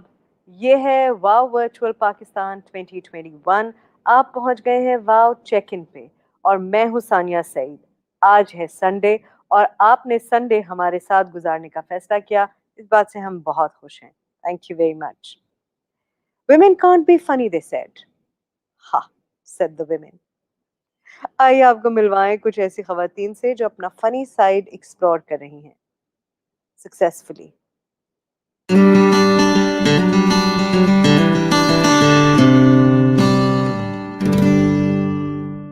ہم اپنی ویا واو campaign میں بار بار آپ سے کہہ رہے ہیں کہ please support the idea that all women have the right to write their own stories. Women have the right to write stories, any stories. ان کی آوازیں سننا, ان کے خیالات پہ دھیان دینا بہت ضروری ہے. یہ بہت ضروری ہے کہ ہم جانیں کہ خواتین معاملات کو کس نقطۂ نظر سے دیکھتی ہیں. وہ چیزیں جو رائج ہیں خواتین انہیں کس طرح انٹرپریٹ کرتی ہیں. نئی دنیا کے نئے لوگ پرانی رائج چیزوں کو کیسے دیکھتے ہیں. دنیا بہت تیزی سے تبدیل ہو رہی ہے, خواتین بہت تیزی سے تبدیل ہو رہی ہیں. ان نئی آوازوں کو سننا, جاننا, انہیں سمجھنا بہت ضروری ہے. کہانیاں لکھنا اور پڑھنا ایک بہت اچھا ذریعہ ہو سکتا ہے اس نئی جنریشن کے ساتھ کنیکٹ کرنے میں. آر اسٹوریز آر وائسز ایک بہت اچھا پلیٹ فارم بنا. جیسا کہ آپ نے دیکھا کتنی دلچسپ کہانیاں انہوں نے لکھی اور کتنی ساری کہانیاں تھیں, کتنی ساری لڑکیاں کتنی ساری باتیں کہنا چاہتی ہیں. It's amazing, they were fantastic, vocal, clear, ان کے لکھنے کا کرافٹ اچھا تھا. I think we are looking at a lot of new writers coming up. What do you think?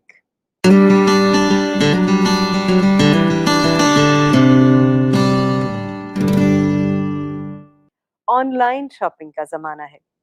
جہاں کووڈ کی وجہ سے بہت بڑے بڑے کاروبار بند ہو گئے, وہیں آن لائن بہت سارے چھوٹے چھوٹے کاروبار شروع ہو گئے, اور ان میں سے بہت سارے کاروبار ایسے ہیں جو خواتین نے شروع کیے ہیں.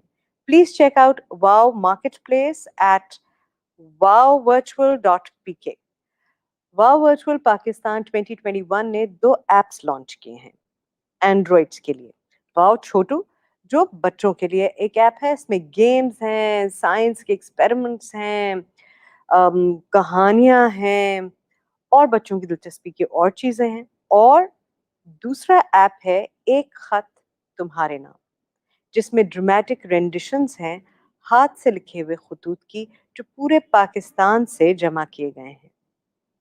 امید ہے آپ یہ دونوں ڈاؤن لوڈ ضرور کریں گے اور ان سے محظوظ بھی ہوں گے.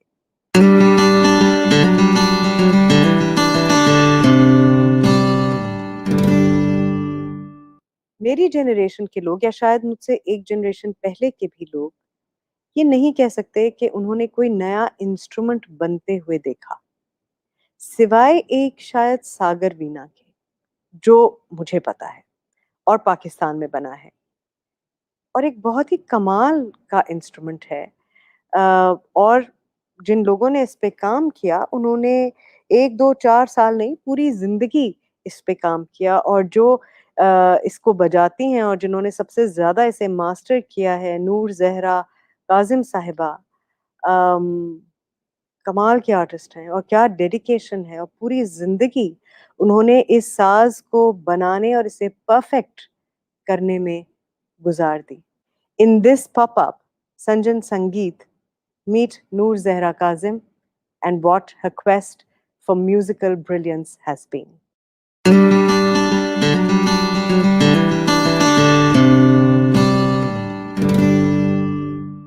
ہم میں سے کتنے لوگ ہیں جنہوں نے پاکستان کا کانسٹیٹیوشن پڑھا ہوا ہے؟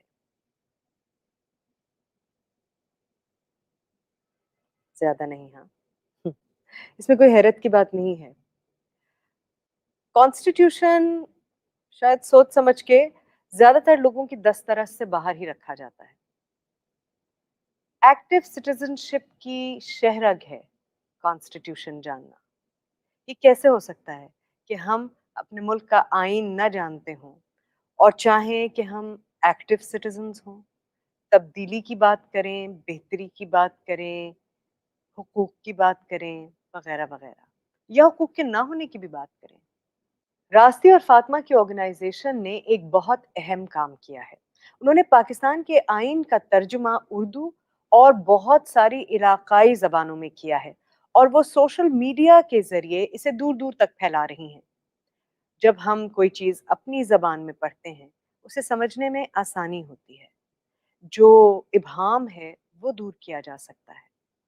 اس وقت راستی اور فاطمہ آپ سے یہ بات کر رہی ہیں کہ ایکٹیو سٹیزن شپ کی کیا اہمیت ہے، خاص طور پہ ایسے وقت میں جب ڈیموکریٹک پروسیسز اور سٹرکچرز پر سوالیہ نشان ہو۔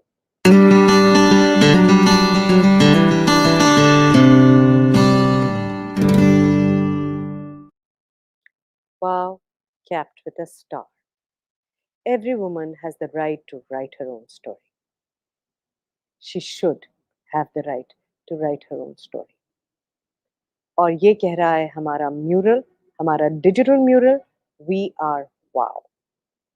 I like that hashtag. We are wow. All women are wow.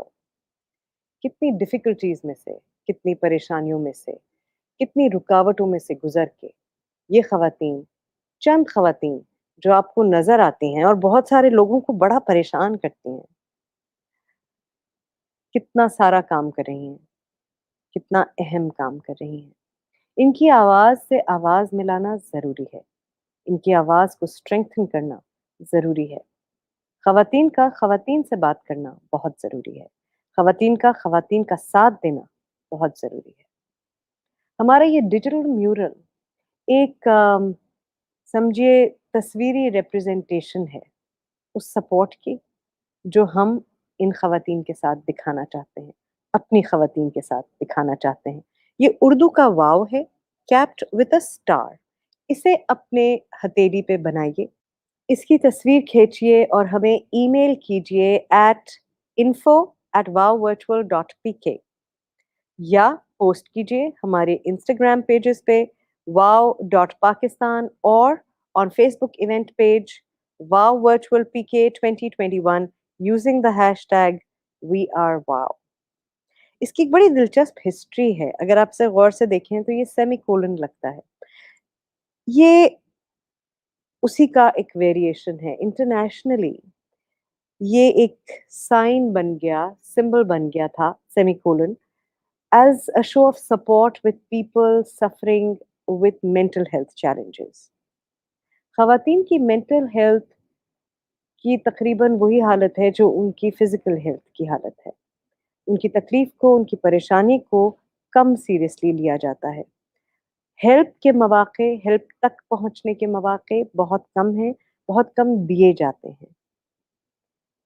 یہ سائن جب آپ ہمیں پوسٹ کریں گے، ہمارے پیجز پہ پوسٹ کریں گے یا ہمیں ای میل کریں گے، تو آپ ان تمام لوگوں کے ساتھ سالیڈیرٹی شو کر رہے ہیں جو مینٹل ہیلتھ چیلنجز کے ساتھ لڑ رہے ہیں۔ یا واو۔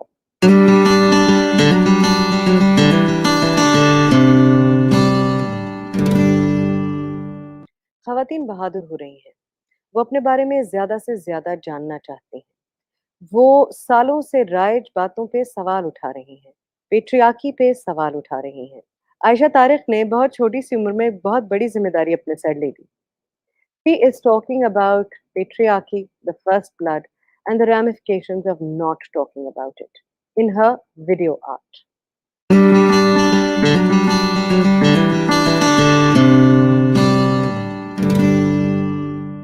Hi, this is Aisha. Thank you so much all for having me and giving me this platform and opportunity to talk about my thesis on virginity and risk connotations.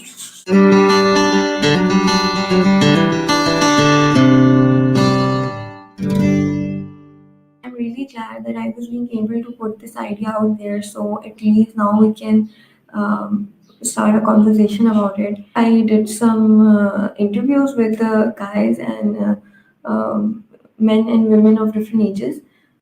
Guys were more open to the conversation and they were more open to the idea that a person shouldn't be judged on the basis of their virginity status. On the other hand, women were more of the idea. They were more into the thing like, if I'm virgin, my partner should be virgin too. So what we need to understand is कि आपका honor आप एक औरत की virginity पे depending नहीं है. You don't need you don't need her to be virgin to say कि जी हम एक honorable family हैं या हम एक I am an honorable person. So this mentality needs to be changed. When I created this video, the whole idea behind the video was to give importance to non-virgins. Was to say जब हम बात करते हैं कि जी if somebody is not a virgin, so we take in those terms कि जी कुछ somebody has lost something or कुछ खो गया है या we think कि जी इज्जत चली गई है.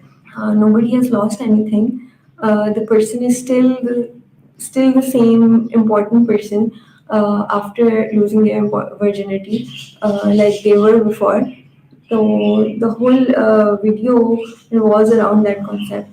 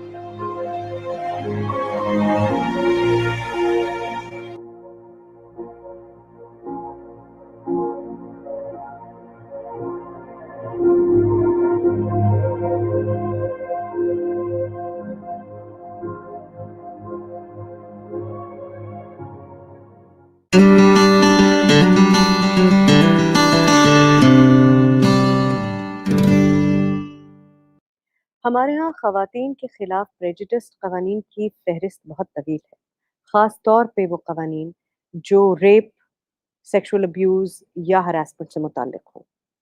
इनको डिज़ाइन ही ऐसे किया जाता है कि इनके रिपोर्ट किए जाने को डिस्करेज किया जा सके।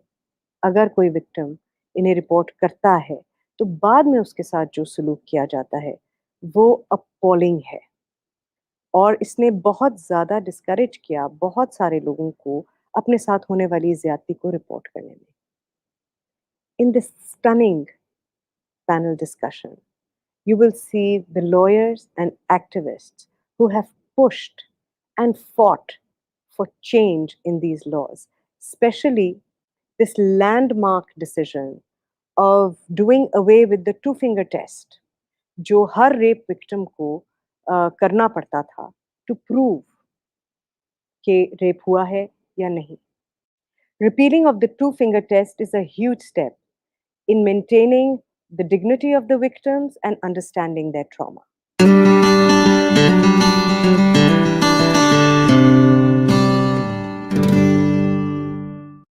कत्लगाहों से चुनकर हमारे अलम और निकलेंगे उस शाख के काफले, जिनकी राहे तलब से हमारे कदम मुख्तसर कर चले दर्द के फासले। एक्टिविस्ट के साथ उसका एक्टिविज्म खत्म नहीं होता। आपने देखा होगा, सुना होगा कि लाला रुख का जनाजा भी खवातीन ने लीड किया और उनकी तदफीन भी खवातीन ने की। Wow Films is paying tribute to one of the founding members of Women Action Forum.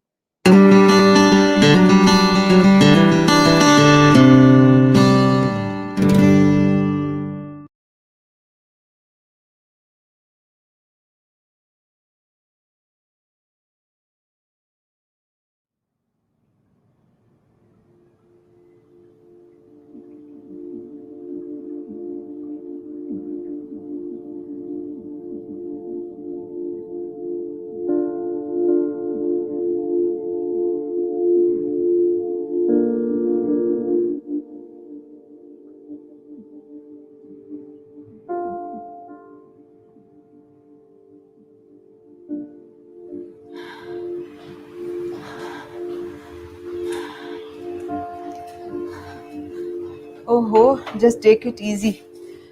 Just getting a few things sorted. फिक्र न करो, कोई काम नहीं करूंगी। तुम आ जाना शाम को, ठीक है?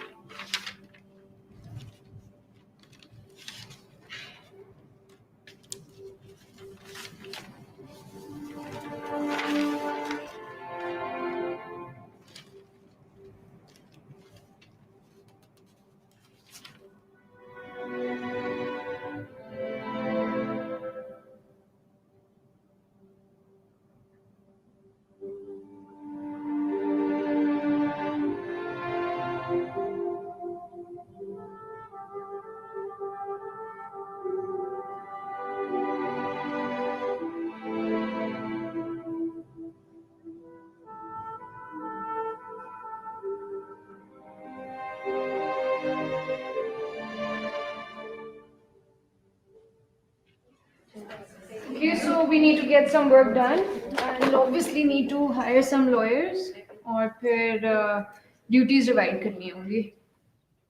Huh. We don't have much time and we still haven't reached a decision yet. But are we sure that we're going with the word secular? Let's not forget, a lot of people will turn against us. Secular एक बहुत बड़ा लफ्ज़ है इस मुल्क में. Yes, but let's not leave the minorities hanging out to dry and just call ourselves secular. Exactly. The minorities are at a clear disadvantage. इतना आसान नहीं है. सारे इस्लाम के नाम पे सोच रहे हैं.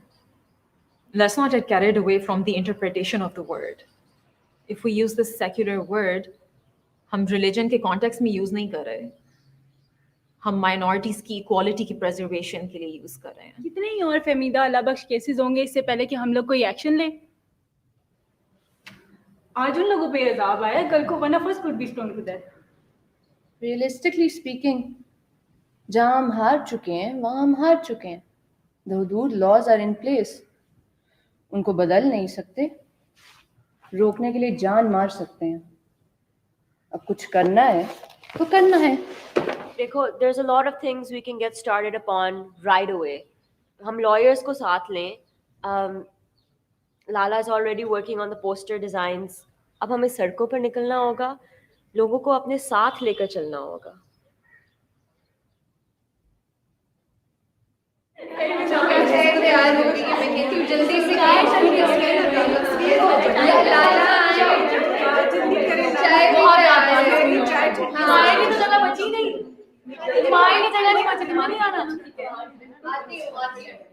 یار میں آ رہی ہوں نا پھر میں چلو آج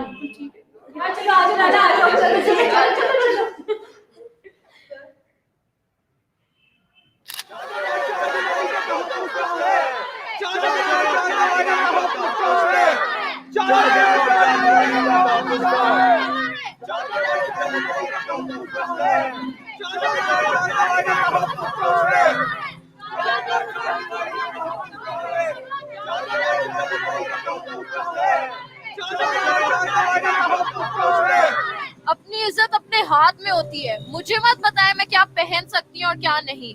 زیادہ بحث مت کریں, جو آرڈر ہے وہ سب کو ماننا پڑے گا. نہیں ماننے ایسے دو پہ آرڈرز. آپ آگے نہیں جا سکتی. چھوڑیں آپ ان کو. یہ راستہ کیوں بند کیا ہوا ہے؟ کہاں نا آگے نہیں جا سکتی. کیوں نہیں جا سکتے؟ ہمیں آرڈر ہے اس وجہ سے بند کیا ہوا ہے. آپ ہٹائیں ان کو, ہمیں آگے جانے دیں. آپ آگے نہیں جا.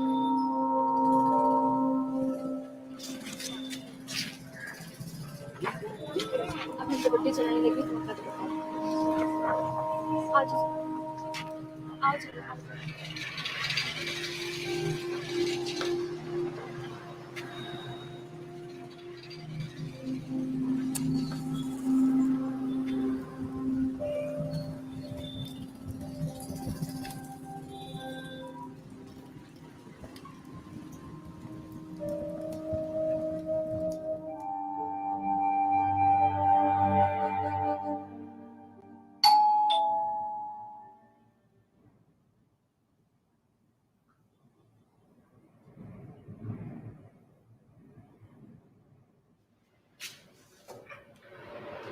اچھا تو تمہیں پتہ لگ گیا.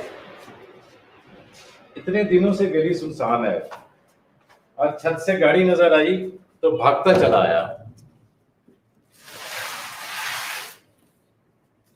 میں پیکنگ کر رہی ہوں, آ جاؤ.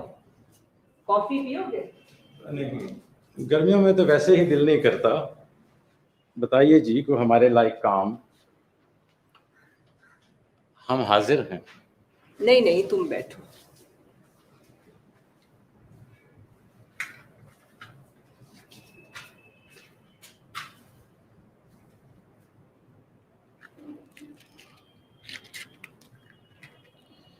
یہ کیا ڈھیر لگایا ہوا ہے؟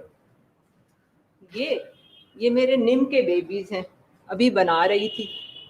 جو آتا ہے اس کو دیتی ہوں.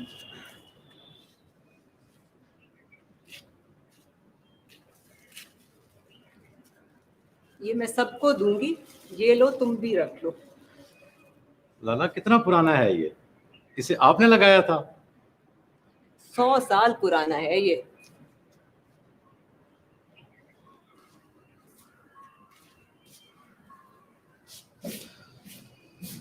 لالا میں اٹھا دیتا ہوں یہ. نہیں نہیں, تم رہنے دو, میں کر لوں گی. تم بس میز سے ہٹا دو.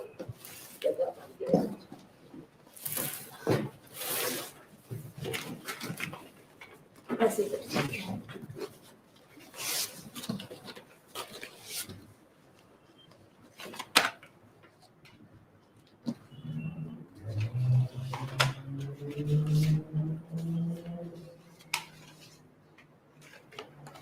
لالا یہ موسیقی کا ذخیرہ اب تک کہاں چھپا کے رکھا تھا؟ یہ میری ساری زندگی کی جمع پونجی ہے. تو پھر ہمیں بھی سنا دے اس میں سے کچھ.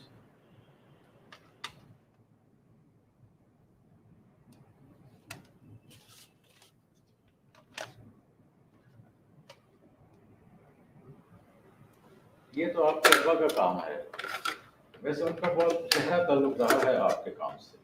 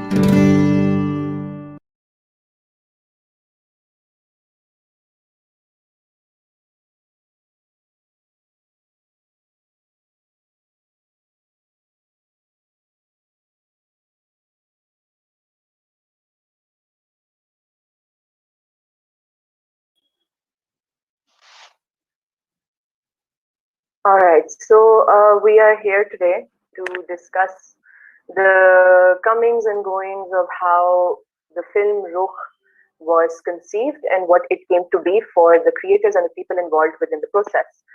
So Zoya, you are the director of this incredible project, and I had the pleasure of working alongside you as the character, the younger version of the character, and also somebody who appreciates Lala Rukh as an artist and as a person. So before we go on, I believe it's just pertinent to say that Lala Rukh is definitely a personality that goes beyond the realm of just one person or one label. So what happens when you are sifting through a life that is so fully lived, and what exactly lies behind the creative essence of telling a story like that? Okay, so how the film came about for me was I had a very different relationship with Lala in a way that she was my neighbor for 4 years before we found out that she had cancer and she had to move away for a bit. And like for me, she was always the woman जो हम में से कोई बीमार होता था तो हमें नीम ला के दे देती थी या हल्दी ला के दे देती थी. And it was only a while before we found out that she was sick that I actually found out the massive role that she played in so many aspects. Or tab, I think mainly it was her as an artist, the fact that she had developed a master's program in NCA, and like her art aspect, right? And then I remember the reason I wanted to make this film was because I remember, I think a few days before she left her house, she came to me, and I remember un dino my dada also had cancer. So she came to me and she was packing up all of her artwork, packing up her entire house, and the doctor had given her, I think, a month or two. Us waqt. And she came to me and she said, कि, oh, I haven't been able to sleep and I was so worried about your dada, तो उनको ये हल्दी दे दो. और उस वक्त I was in shock कि मतलब there's so much going on in her life right now. But अभी तक उनको एक ऐसे इंसान की tension है who she's never met. And then at that moment I remember she said कि तुम्हारे thesis का क्या बन रहा है, किस पे film बना. और मैं तब भी blank थी and I was really embarrassed. और मैंने कहा, I'm sorry, I'm disappointing you right now, but I have no idea. And that was sadly the last time I met her. And then when the whole pressure comes to make a thesis film, so Lala was the only person that I could think of. And that's when I started discovering Lala. But from the first minute, I think I wanted not her, but her house to play the main role in the film, because that's how I connected to her. So I feel like the entire film, the reason it revolves around her leaving her house on the last day in her house is because of my connection with it. I also feel it's incredibly poetic, don't you think, that somebody who you actually pursued as the main character for your film was the person who inquired the most about what your inclination is going to be, if film kis pe banaogi. And then I feel like it would have been a very funny anecdote had she lived to see it. शायद उनको ये चीज बहुत humorous लगती है. Maybe she would have found it incredibly funny that of all the people who were asking you what you're going to do with your thesis film, she ended up being the actual muse behind your whole process, which has now grown, so exponentially. Yes, and I feel like abhi, I think you would know that कि हमने बहुत सी ऐसी चीजें हैं जो हमने इतनी discover की थी while we were before and after the film was made. And I feel like the biggest inspiration that came was when we decided to focus on the things that we focused on was after the store raid that we did. Absolutely. वहाँ से जो हम, I think everything that is in the film is inspired by that day when we went into her store और हम लोग की सारी चीजें निकाली. And then we found all the WAF calendars, the posters, her artwork, her sketches and everything. Lekin one aspect that I wanted to talk about was the importance of WAF in the entire film.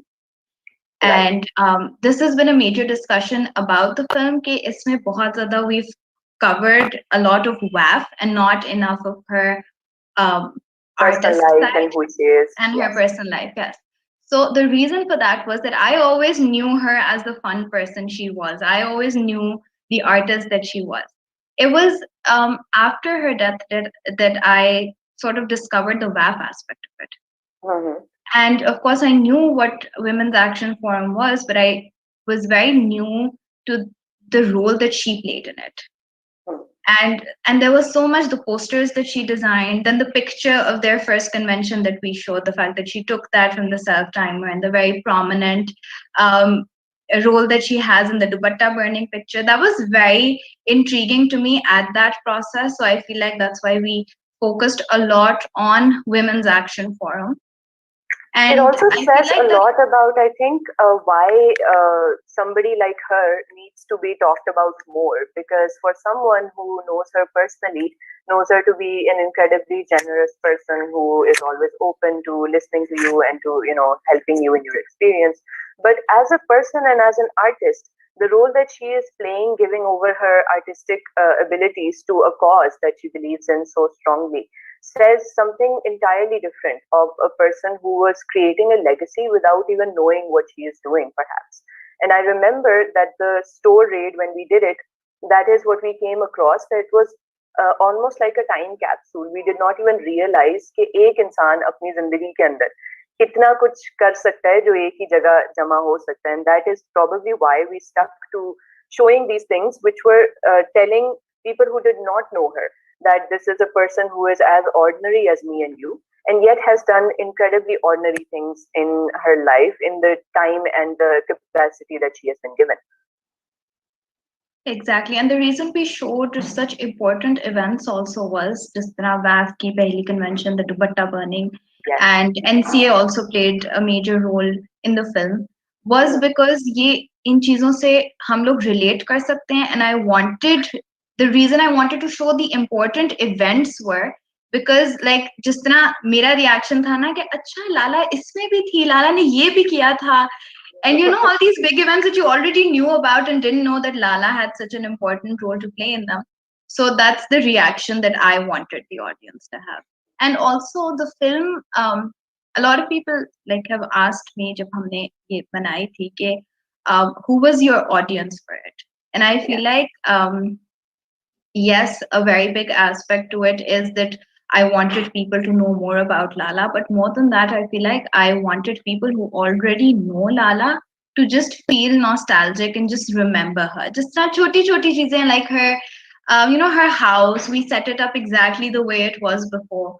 Then the WAF ke posters, फिर उनका वो जो एक sculpture, the calendar and everything, like really, and the fact that she used to change her shoes every time she went into her house, and the coffee she used to make every morning, just all these nostalgic things that I wanted people like who know her have remembered her by, and I just wanted to highlight those. So that was the main purpose of the entire film. One thing I think we definitely do need to highlight, which you and I did converse about, was that you had a completely separate experience once the film had been made. There were people who were coming to you saying that Lala had had an impact on their lives in a way that we were not actually aware of. Unke students, and I remember pehle din screening ke there was a woman who came up to you and she started crying, saying that it gave me immense pleasure to know that somebody had created something so special about a person who had technically changed her life completely. So it would be very, I think, interesting to talk about your process as a director. What happened once you had created the film, and what were the revelations that came to you about Lala as a person and then also as an artist, because those things went hand in hand. So, I think it's very important to just point out to show such a huge personality and such an important life in just 17 minutes is so tough. And this happened while, और मुझे like I remember when I wrote the film, I was like, ठीक है, मतलब important चीजें cover हो गई हैं 17 minutes में, it's fine. But then during the process, there was so much that I wish I could have shown. And then I remember after the film, जब so many people appreciated it. But Lala was someone who had a role to play in so many different things. as an artist ho gaya, as an activist ho gaya, then as just a personality, like she was friends with people of every age group, of every walks of life. And then, you know, she had her social life, and then her as a person, how she used to help people generally, and there was so much to it. And I remember I always say that I started actually discovering Lala after this film was made, because a lot of people used to, ab jis tarah the activists would come and say कि आपने ये नहीं दिखाया और ये दिखाया, then the artist side would come and say कि आपने art इतना नहीं दिखाया जितना activism दिखाया, and there was so much talk about it. और इतनी नई चीजें मुझे पता चल रही थी, and when I made the film, I thought कि बस अब मैंने discover कर लिया लाला को, मैंने film बना लिया, but that was actually the source that started my whole discovery on her. And it gave me a whole different perspective. And then I realized कि कितने लोगों को she's impacted so many people, may it be students, may it be her colleagues, her social life, her family, everyone. And she was such a huge impact.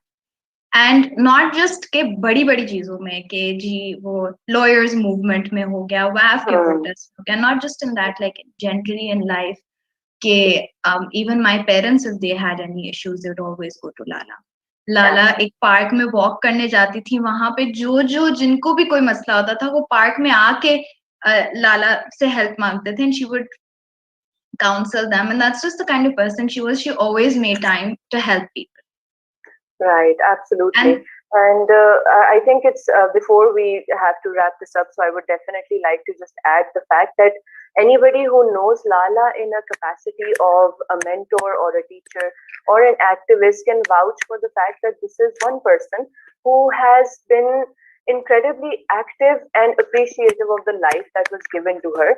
But the great thing about her is not that she has lived it. The great thing is that her life keeps on living in so many different people for years to come, especially young women. And as a woman who was an activist, it's important to highlight the fact that maybe through this film, more people will like to discover who she is. And, you know, maybe if they follow in her footsteps, it could be a light bearer for a more feminist, more activist, more aware future for all the women, not just you and me as being part of this process, but also everybody who comes to know her through this. So anything that you would like to say before we end would be, you know, we would just culminate this into what Lala is.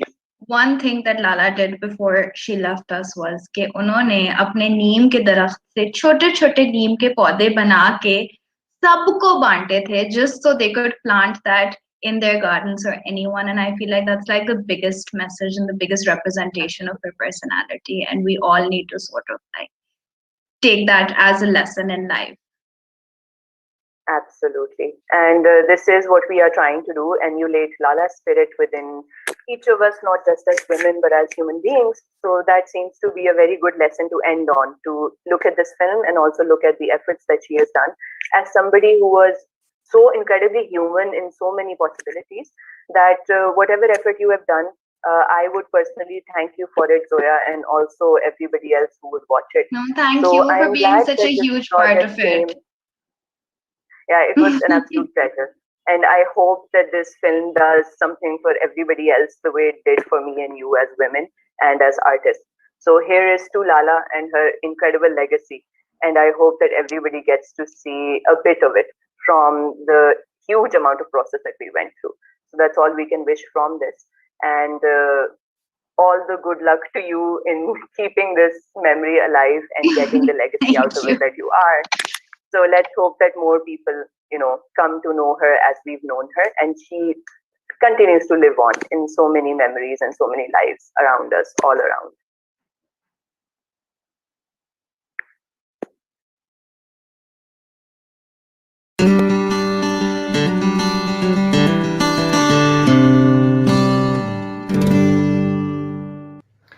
अस्सलाम वालेकुम, मेरा नाम है रास्ती फारूक, ये है मेरी colleague Fatima Anwar. हम दोनों शहरी पाकिस्तान पे काम करते हैं। शहरी पाकिस्तान एक इदारा है जो 2017 से उर्दू के अंदर एनिमेशंस बना रहा है सिविक और लीगल मौज़ूआत के ऊपर, मसाइल के ऊपर। और 2017 से लेकर अब तक हमने 50 سے زائد اینیمیشنز اور 100 سے زائد ویڈیوز AJ+ اسٹائل جس میں تصویریں ہوتی ہیں, ٹیکسٹ ہوتی ہیں, وہ ہم بنا چکے ہیں.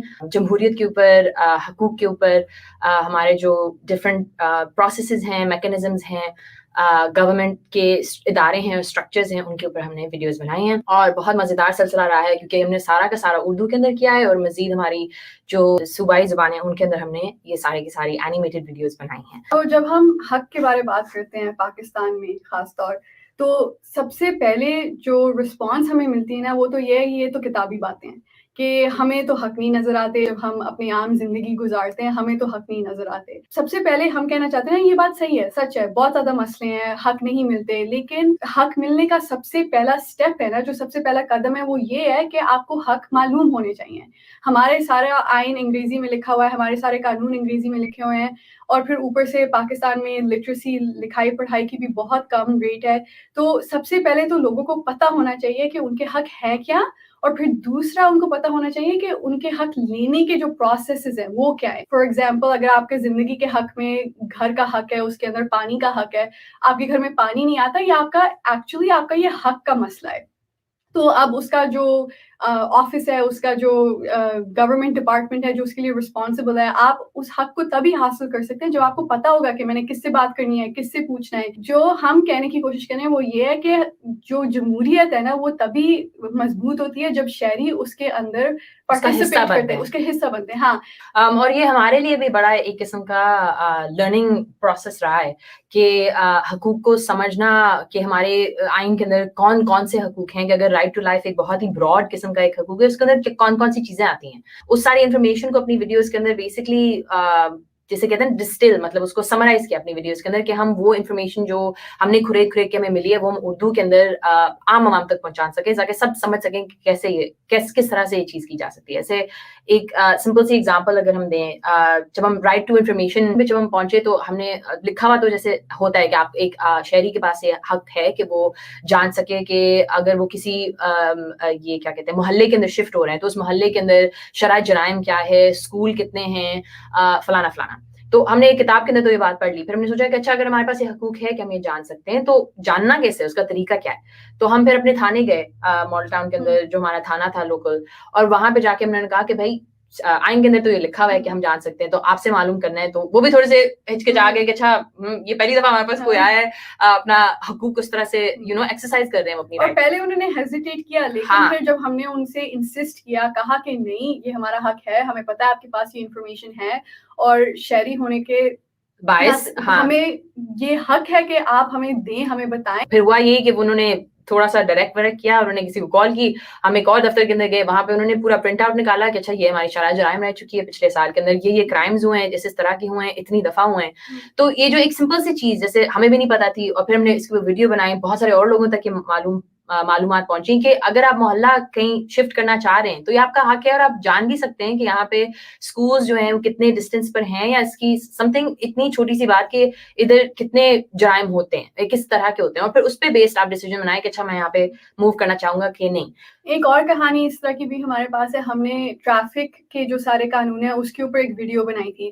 تو اس میں جو ایک ہم نے اگین چھوٹی سی معلومات تھی یہ کہ جب آپ کو چلان ہوتا ہے ٹریفک وائلیشن کا, تو آپ پولیس افسر کو نہیں دیتے پیسے, وہ پیسے گورنمنٹ کے ہیں تو وہ آپ کو بینک جا کے دینے ہوتے ہیں, اور وہ سیدھا گورنمنٹ کے پاس جاتے ہیں. اس لیے کہ اگر آپ پولیس افسر کو دیں وہ تو کیا کہتے ہیں رکھ لے گا جیب میں, اور وہ تو ریکارڈ میں نہیں آئے گا, وہ کسی کو تو نہیں پتا ہوگا نا کہ چلان دیا اور کس نے کس کو پیسے دیے. تو ہم نے یہ بات ویڈیو میں بتائی تھی, بعد میں ہمیں کامنٹ آیا تھا تو ہمیں بہت اچھا لگا تھا. کسی نے کہا تھا کہ جاتے جاتے دوسرے دن مجھے چلان ہوا تھا, پولیس افسر سے میرے سے پیسے مانگے, میں نے اس کو کہا نہیں آپ میرا ID کارڈ لیں, میں نے تو بینک میں یہ پیسے جمع کروانے, اس لیے کہ یہ تو چلان ہے, تو یہ تو گورنمنٹ کے پیسے ہیں. تو کبھی کبھی یہ بات ضرور ہے کہ کبھی کبھی اتنا آسان نہیں ہوتا کہ آپ کو بس معلوم ہے تو ٹھیک ہے آپ کو حق مل گیا, پر کبھی کبھی معلوم ہونا کافی ہوتا ہے, اس لیے کہ جو بہت زیادہ آپ کے حق وائلیٹ ہوتے ہیں نا وہ اس چیز پہ ڈپینڈ کرتے ہیں کہ آپ کو نہیں پتا. مطلب وہ جو پولیس افسر آپ کے پیسے لے لیتا ہے اس کو تو یقین ہوتا ہے کہ اس کو تو نہیں پتا, اس لیے میں کر سکتا ہوں. جیسے ہی آپ کو پتا ہوتا ہے تو پھر ایک دم سے اس کے اندر تھوڑی سی اکاؤنٹیبلٹی آ جاتی ہے. تو اس پورے پروسیس کے اندر ہم جو اینیمیشنز اردو کے اندر اینیمیشنز بنا کے لوگوں تک یہ معلومات پہنچا رہے تھے، تو ہماری بہت بڑی ایک فالوئنگ بھی بن گئی فیس بک کے اوپر. ہمارے 10 لاکھ کے قریب اب لوگ ہیں، اور بڑے ریگولرلی ہم سے پوچھتے بھی رہتے ہیں کہ اب جو ان کی ڈیلی لائف سے متعلق جو مسئلے ہوتے ہیں، سوالات ہوتے ہیں، ہم سے پوچھتے ہیں، ان کے اوپر پھر یا تو لکھائی کے اندر ان کو جواب دیتے ہیں یا پھر ویڈیوز کے تھرو دیتے ہیں. تو ایک بہت ریگولرلی جو ہم سے پوچھا جاتا تھا سوال وہ FIR سے متعلق تھا. اور FIR ظاہر سی بات ہے تھوڑا سا گھبرانے والا ایک یہ سلسلہ ہے کہ اچھا پولیس تھانے جانا ہے، اور پولیس کے بارے میں ویسے ایک ہم سب کی جو ایک خدشات وغیرہ ہیں، ایک تصور ایک جو بنا ہوا ہے. تو وہ ویڈیو جب ہم نے بنائی اس کے اندر بہت ساری چھوٹی چھوٹی اس طرح کی چیزیں ہیں جو عام آدمی کو شاید نہیں پتا ہوتی، جس سے پھر وہ وہاں پہ ان کو مینیپولیٹ ہو سکتے ہیں، ان کا فائدہ اٹھایا جا سکتا ہے. تو چھوٹی چیزیں جیسے جو بہت ضروری ہیں کہ جب آپ وہاں پہ جائیں تو جو آپ نے واقعہ دیکھا ہے کہیں کھڑے ہو کے یا آپ کے ساتھ ہوا ہے، تو آپ صرف اور صرف وہ فیکٹس بتائیں. اس سے آگے پیچھے اگر پولیس آپ سے کچھ اگلوانے کی کوشش کرے، کوئی کہانی بنانے کی کوشش کرے، تو یہ بہت ضروری ہے کہ آپ صرف اور صرف وہ بتائیں، وہ لکھوائیں FIR کے اندر جو آپ کو واقعی میں 100% پتا ہے. ورنہ آگے پیچھے کے کوئی بھی چیز خیال آتا ہے، انسرٹن کوئی چیز ہے، اس کو بالکل بھی اندر نہ لکھوائیں. دوسرا کہ جو اینڈ میں FIR جب بن جاتی ہے اس کو آپ پڑھیں اور آپ دیکھیں سائن کرنے سے پہلے کہ اس کے اوپر وہی ساری باتیں لکھی ہوئی ہیں جو میں نے کہی تھیں، کوئی ایڈیشنل انفارمیشن تو نہیں ہے. اور سب سے ضروری چیز یہ کہ آپ کے پاس اس کی فوٹو کاپی جو ہے وہ ضرور ہونی چاہیے. تو یہ فوٹو کاپی پولیس نے آپ کو دینی ہے بغیر کسی پیسے لیے. یہ آپ کا حق ہے کہ آپ کو پتا ہو کہ میرے نام پہ کیا جا رہا ہے کورٹ کو، رائٹ؟ آپ کے نام پہ جا رہا ہے، آپ نے بتایا ہے کہ میں نے یہ دیکھا، میں نے یہ کیا. اور ویسے بھی ہمارے قانون میں اور پوری دنیا بھر کے قانون میں جھوٹ بولنا کورٹ سے ایک جرم ہے. تو اگر پولیس خود کوئی اسٹوری بنا دے اور اس کے اوپر آپ کا نام ہو تو جرم تو آپ کے اوپر آئے گا نا کہ غلط چیز بتائی ہے. تو اس لیے بہت امپورٹنٹ ہوتا ہے کہ آپ کو یہ پتا ہو کہ آپ کے کیا کیا حق ہے جب آپ پولیس اسٹیشن جاتے ہیں، اور پھر اوپر سے کہ آپ کے پاس وہ سارے ریکارڈز ہو، آپ کے پاس انفارمیشن ہو، آپ کے پاس FIR ہو، تاکہ بعد میں جا کے اس کے اندر کچھ ایڈ یا تو خراب نہ کیا جا سکے. ایک اور بہت ضروری چیز یہ کہ جیسے ہماری یہ ویڈیو جو ہے یہ واو فیسٹیول کے پلیٹ فارم پہ جا رہی ہے. واو فیسٹیول خواتین کی جو کنٹریبیوشنز ہیں، جو اچیومنٹس ہیں، ان کو سیلیبریٹ کرنے کا ایک موقع ہے. تو اس پورے سلسلے کے اندر ہم نے جو ایک اور چیز جو ہمیں بڑے واضح طور پہ سمجھ آتی ہے اور نظر آتی ہے وہ یہ کہ جو حقوق کی جب بات آتی ہے تو خواتین سے متعلق کچھ اسپیسیفک حقوق تو ہیں. جیسے فار ایگزامپل خواتین اسپیسیفک کچھ ایشوز ہیں کہ اگر تشدد کے معاملے میں تشدد سے متعلق بہت ساری چیزیں ہیں جو خواتین انفارچونیٹلی زبردستی شادی، ہاں، فورس میرجز، چائلڈ میرجز، یہ ساری چیزیں خواتین سے متعلق رکھتی ہیں. لیکن تقریباً سارے حقوق جو ہیں وہ خواتین کے حقوق ہی ہیں. مثلاً اگر آپ کی ہوا جو ہے وہ بہت بری ہے، اس میں بہت یہ اسماگ ہے، صاف نہیں ہے، فیکٹری سے ویسے دھوئیں آ رہے ہیں، تو وہ ہر کسی کو افیکٹ کرے. وہ عورت ہونے کے ناطے آپ کو بھی افیکٹ کرے گا. بچوں کی تعلیم سے متعلق جو چیزیں ہیں وہ عورت کا حقوق بھی ہے. ہیلتھ سے متعلق جتنی چیزیں ہیں وہ عورت کا حقوق بھی ہے. پبلک ٹرانسپورٹ ہے یا نہیں ہے، اس کے کس کے مواقع کتنے ہیں، وہ عورت کا حقوق بھی ہے. 2018 کے اندر ہمارا بہت بڑا ایک الیکشن کیمپین چلا تھا جس کے اندر ہم نے اسی طرح سے کوئی 12-15 اینیمیٹڈ ویڈیوز مزیدار قسم کی جو یہ ووٹنگ سے متعلق بہت کمپلیکیٹڈ انفارمیشن کو بڑے سادہ انداز میں اور مزیدار کیریکٹرز یوز کرتے ہوئے ہم نے ان کے اوپر ویڈیو کیمپین چلائی تھی. تو وہاں پہ جب ہم نے عورت کے ووٹنگ کے حق کے اوپر بات کی تھی تو اس کے اندر جو ہے وہ صرف یہ بات نہیں ہو رہی تھی کہ آپ کو ووٹ دینا چاہیے کیونکہ بس آپ کا یہ ایک ووٹ ہے کہ کتاب کے اندر ایک چیز لکھی ہوئی آپ کو ووٹ دینا چاہیے. اس کے اندر ہم نے بہت ساری چیزیں کور کی تھیں کہ آپ کو کیوں جو ہے یہ بڑھ چڑھ کے یہ ڈیسائیڈ کرنا چاہیے کہ میری جو علاقے سے جو ریپرزینٹیٹیو میرا کھڑا ہو رہا ہے یا MP جو جا رہا ہے وہ اس بات کے بارے میں کیا کہہ رہا ہے کہ مہنگائی جو ہے اس کے بارے میں وہ کیا کر رہا ہے، یا ہوا جو ہے اس کے بارے میں وہ کیا کر رہا ہے، یا پھر میٹرنٹی لیو جو ہیں اس کے بارے میں کیا کہ یہ جو کیا کہتے ہیں اس کو لیبر لاز جو ہیں اس کے حوالے پہ اس کی کیا پوزیشن ہے. کیونکہ یہ ساری چیزیں جو ہیں عورت ہوتے ہوئے آپ کو افیکٹ کریں گی. اسی لیے عورت ہونے کے ناطے آپ کو بھی بڑھ چڑھ کے اس جمہوری جو پروسیس ہے، الیکشن کا جو پروسیس ہے، اس میں حصہ لینا چاہیے اور حصہ لینا پڑے گا تاکہ جو لوگ ہم اپوائنٹ کریں، جو لوگ الیکٹ ہوں، جو لوگ ہمارے پارلیمنٹ میں جاتے ہیں، جو ہمیں ریپرزینٹ کرتے ہیں، وہ لوگ وہ ہوں کہ وہ جو ڈیسیجنز لینا چاہیں گے، ان کی جو پالیسیاں ہیں وہ آپ کو ایک منفی طور پر ایک پازیٹیو طریقے سے آپ کی زندگی کے اندر وہ انفلوئنس کریں. تو یہ آپ کو بڑا ڈائریکٹلی یہ چیز دور دور سے دیکھنے میں ہمیں شاید لگتا ہے کہ یار یہ جو پارلیمنٹ جو ہے اور یہ لوگ جو ہیں یہ ہمارے ڈیلی لائف سے ان کا کیا واسطہ ہے، لیکن بہت ضروری ایک تعلق ہے جس کو سمجھنا اور جس کے اندر پارٹیسپیٹ کرنا پھر ہماری ذمہ داری بنتی ہے. اس سے ایک پرفیکٹ ایگزامپل یہ ہے کہ جب ہم فورن پالیسی یا تو اکنامکس کی بات کرتے ہیں تو لوگوں کو ایسا لگتا ہے یہ تو بہت دور دور کی باتیں، یہ تو ہمارے جو عام زندگی ہے اس کے اوپر امپیکٹ نہیں کرتا. لیکن جو آپ کی فورن پالیسی ہے اس میں آپ کے لونز آتے ہیں، ٹھیک ہے، جو آپ IMF سے لون لیتے ہیں، جو آپ یونائٹیڈ اسٹیٹ سے لون لیتے ہیں، اس کے جو لونز ہوتے ہیں نا ان کے اندر کنڈیشنز ہوتی ہیں کہ سبزی کی قیمت ٹھیک ہے وہ نیچے رہے گی نہیں رہے گی، جو آٹے کی قیمت ہے اس پہ کیا امپیکٹ ہوگا. تو یہ جو فورن پالیسی یا تو اکنامکس جو بڑی بڑی چیزیں لگتی ہیں نا، جو دور دور لگتی ہیں، ان کے بھی اینڈ پہ جا کے جو ان کا امپیکٹ ہوتا ہے، جو ان کا افیکٹ ہوتا ہے نا، وہ عام چیزوں پہ ہوتا ہے. بہت سارے قانون ہمارے اس ملک کے اندر ایگزسٹ کرتے ہیں، پاس ہو چکے ہیں، لیکن اس کے باوجود کبھی کبھار وہ امپلیمنٹ نہیں ہوتے، اور کبھی کبھار بہت ساری ذاتیاں جو ہیں وہ لوگوں کے ساتھ پھر بھی ہو رہی ہیں، ڈیلی لائف کے اندر ہو رہی ہیں، بڑے پیمانے پر ہو رہی ہیں. حالانکہ کچھ لاز ایگزسٹ کرتے ہیں جو پروٹیکٹ کر سکتے ہیں ان کو، لیکن وہ امپلیمنٹ نہیں ہو پاتا ہے. جیسے فار ایگزامپل بانڈڈ لیبر جو ہے وہ 1992 میں ابالش کر دی گئی تھی پنجاب کے اندر، لیکن ہم سب کو پتا ہے کہ یہ ایک بہت بڑے پیمانے پہ ابھی بھی چل رہا ہے. یہ ایک بہت ہی ظالمانہ نظام جو ہے یہ چل رہا ہے، لوگوں کو افیکٹ کر رہا ہے. بات یہ ہے کہ اگر ہم سارے ہمت ہار کے اور ہوپ ہار کے بیٹھ جائیں کہ حقوق نہیں ہے اور ان کا کچھ ہو نہیں سکتا، تو پھر یہ ہم سب کی جو ہے ہار ہے، اور یہ ہم سب کو افیکٹ کرتا ہے.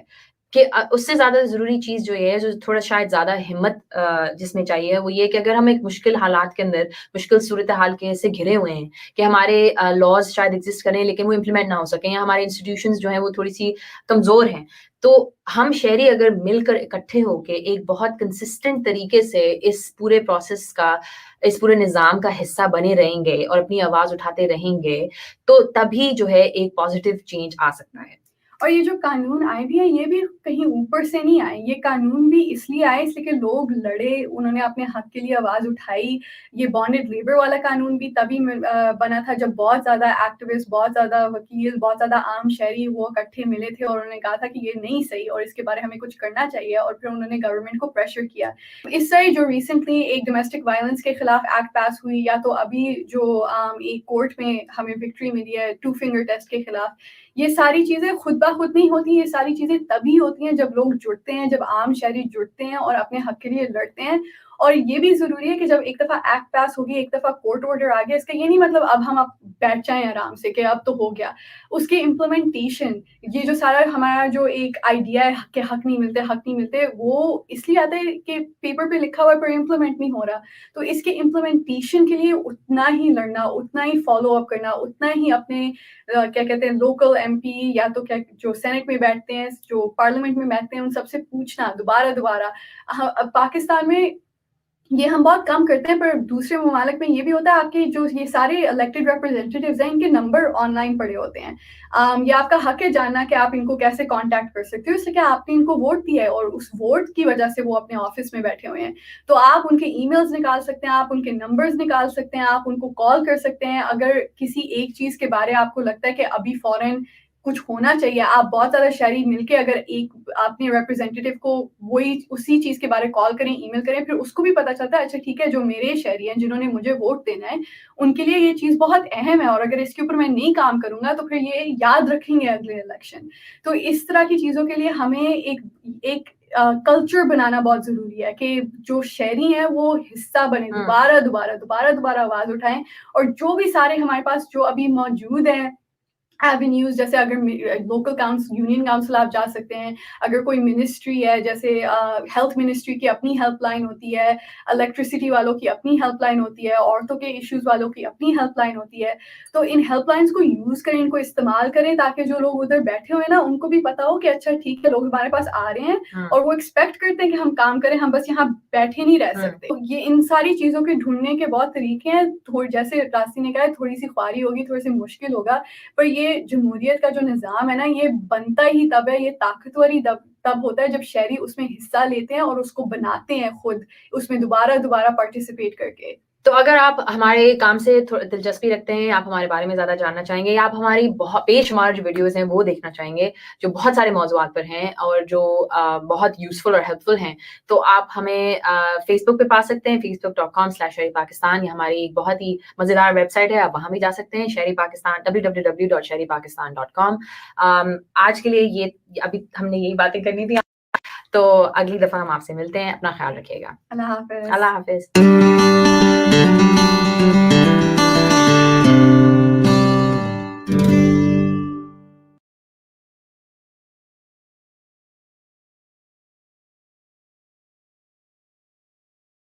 میرا نام نور زہرا ہے اور میں یہ ساز پچھلے 50 سال سے بجا رہی ہوں. میرے والد رضا کاظم صاحب وہ چاہتے تھے کہ جو ہمارے موجودہ ساز تھے اس سے کوئی بہتر ساز ہو جو خیالات اور احساسات کو ایکسپریس کر سکے. تو یہ سفر 1970 سے شروع ہوا ہے.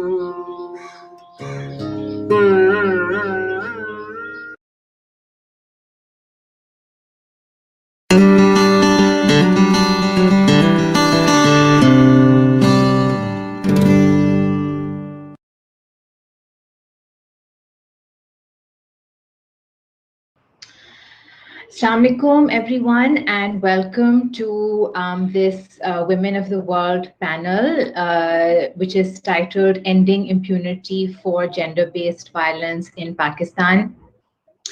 Gender-based violence remains an endemic issue in Pakistan, اور اس کے اوپر اب کئی سالوں سے بہت ہی ووکل ایکٹیویزم ہو رہی ہے.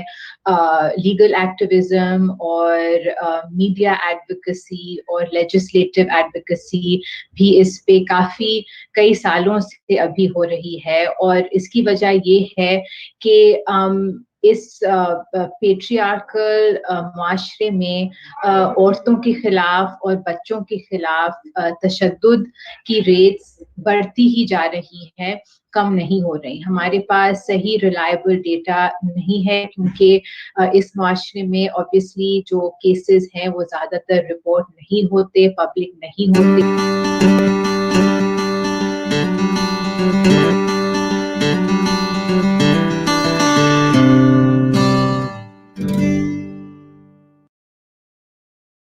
طور پہ قانون پہ اور قانون کے امپلیمنٹیشن کے حوالے سے کیا رکاوٹیں ہیں جو ہم اب بھی سامنا کر رہے ہیں، اور ان رکاوٹوں کا ہمیں کیا کرنا چاہیے، آگے کس طرح بڑھنا چاہیے. اور ایک ہمارا جو پینل ہے وہ ایک ہم بہت ہی خوش قسمت ہیں کہ لیگل ایکسپرٹس موجود ہیں یہاں پر جو آج کل ہی میں جو کرنٹ ڈیولپمنٹس ہیں انہی جو آج کل ہو رہی ہے اس میں وہ بہت ہی کلوزلی انوالوڈ ہیں اور بہت ہی اہم کام کر رہے ہیں.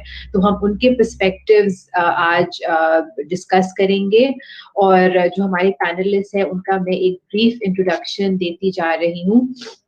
ہمارے ایک اسپیکر ہیں سہار Bandial, who is an advocate of the High Court. She is also a member of the adjunct faculty of the Sheikh Ahmed Hassan School of Law in Lums. And Ms. Bandial is also practicing at Hamid Law Associates, where she litigates in the areas of constitutional, civil, banking, labor, and family law. So welcome, Sahar. Thank you very much for joining us. I would also like to welcome Advocate Sameer Khosa, who is an advocate of the High Courts of Pakistan. He is one of the founding partners in the law firm Access Law Chambers, and he has over a decade of experience as a litigator in Pakistan, and his practice focuses primarily on constitutional litigation. And we also have joining us Umar Bashir Manyar, who is a rule of law and legal empowerment practitioner with experience of working across Sindh and Punjab in legal empowerment of vulnerable groups.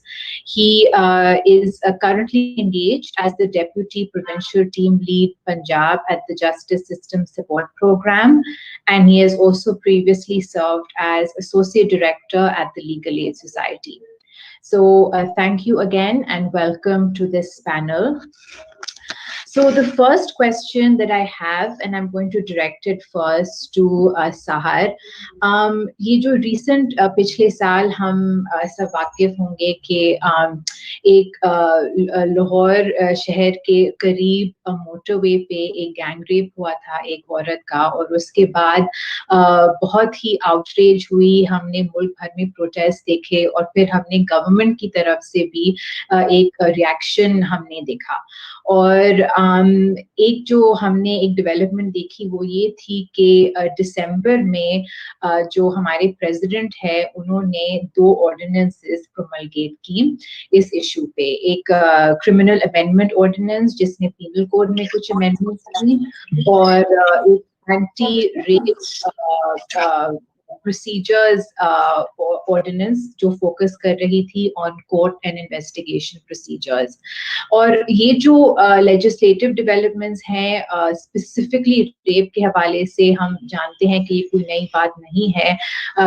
Recent 2016 में भी तरमीमें introduce की गई थी, not as an ordinance but as an act, और उसमें भी penal code में और क्रिमिनल प्रोसीजर कोड में अमेंडमेंट्स की गई थी।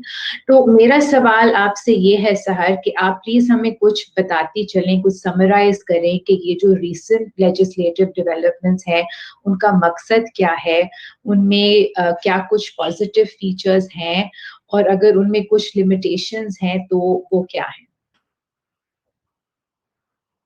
थैंक यू सारा। मेरे हिसाब से पहले हम 2016 की अमेंडमेंट की क्विक समरी ले लेते हैं ताकि हमें पता चले कानून कहाँ खड़ा था और 2020 के ऑर्डिनेंसेस के बाद कानून कहाँ जा रहा है। 2016 के अंदर अमेंडमेंट्स पाकिस्तान पीनल कोड, कानून शहादत ऑर्डर और CRPC में लाई गई। And the primary focus of those amendments, because I was involved in the drafting process, was twofold. One was to address loopholes in the investigation of the offense, and secondly was to make the criminal procedure more sensitized to the needs of the rape victim. तो 2016 में तरमीमें लाई गई कि जब किसी खातून अपनी FIR कटवाए या 161 के नीचे स्टेटमेंट दे तो एक खातून प्रेजेंट हो या फीमेल पुलिस ऑफिसर और फीमेल ऑफ हर चॉइस। एक रेप विक्टिम की आइडेंटिटी को प्रोटेक्ट किया गया बगैर उसकी इजाज़त के, उसकी आइडेंटिटी मीडिया पर या कहीं और रिवील करने की इजाज़त ना दी गई। साथ ही साथ बताया गया कि एक अक्यूज का DNA और मेडिकल एग्जामिनेशन कराना ज़रूरी है, उसकी कंसेंट इसके लिए ज़रूरी नहीं है। 164A के तहत बड़ी डिटेल तरीके से बताया गया कि मेडिकल एग्जामिनेशन में क्या क्या डिटेल्स मेंशन करनी चाहिए, और 164B के अंदर कहा गया कि जी DNA एग्जामिनेशन भी करनी चाहिए।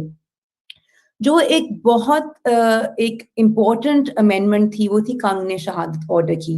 आर्टिकल 1514 को रिमूव कर दिया गया कानून शहादत ऑर्डर से, और उसका इफेक्ट एसेंशियली इन प्रिंसिपल ये होना था that no longer could the defense raise questions regarding the character of the rape victim during cross-examination. This is what we call rape shield law. So the 2016 amendment also instituted rape shield laws into our code of evidence, essentially. In addition, because we'd seen the rape trial take so long to conclude, time frames were set in place to conclude a rape trial within 4 months and an appeal to be concluded also within a specified period of time. ये सब changes आ गए, हमारे कानून बन गया। मगर हमने देखा और इस पे स्टडीज भी काफ़ी हुई हैं कि इसकी इम्प्लीमेंटेशन में काफ़ी प्रॉब्लम थी, बहुत प्रॉब्लम थी। कई जगह डीएनए एग्जामिनेशन ही कंडक्ट किया जाता था, कई जगहों मेडिकल एग्जामिनेशन ही नहीं होता था। एक स्टडी लोधरा की, आप भी शायद उससे वाकिफ हों, वो उसमें रिपोर्ट किया जाता है कि एफआईआर से लेकर ट्रायल की कंक्लूजन तक तकरीबन 560 दिन लगते थे. So it was a very protracted, long process. Also, the continuing problem of resiling of witnesses continued, pressure to compromise outside of court continued. So despite those amendments, these were still the problems that plagued our system, you can say. इसके बाद हम सब के सामने 2020 सितंबर में एक horrific incident हुआ motorway पर. हमारी रियासत ने ये 2 कानून 2020 के ऑर्डिनेंसेस प्रोमलगेट किए.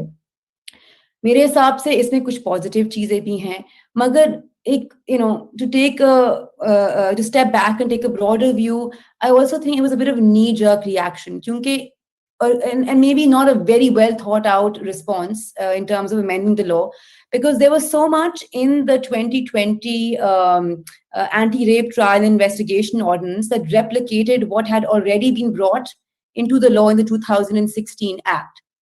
जिस तरह के विक्टिम की आइडेंटिटी को प्रोटेक्ट करना, टाइम फ्रेम्स 2020 ऑर्डिनेंस ने सेट किए जो कि 2016 में पहले ही हो गए थे. साथ ही साथ लीगल एड की प्रोविजन भी 2016 में कानून में डाल दी गई थी. 2020 में फिर से प्रोविजन आ गई. तो इंसान सोचता है कि ये फिर क्यों प्रोमलगेट करने का रियासत को इन्होंने ये क्यों जरूरी समझा. मगर इसके कुछ पॉजिटिव एस्पेक्ट्स भी अप्रिशिएट करना जरूरी है सारा. और मेरे हिसाब से जो एक बहुत इंपॉर्टेंट एस्पेक्ट 2020 ऑर्डिनेंस का है, जो उनकी क्रिमिनल लॉ में अमेंडमेंट आई है, that they have completely rehashed the conceptualization of rape. So traditionally we've always thought of rape, or the definition of rape has been penile penetration of a vagina of a woman in the absence of consent. 2020 के ordinance ने बहुत significantly rape की definition को number 1 gender neutral कर दिया है.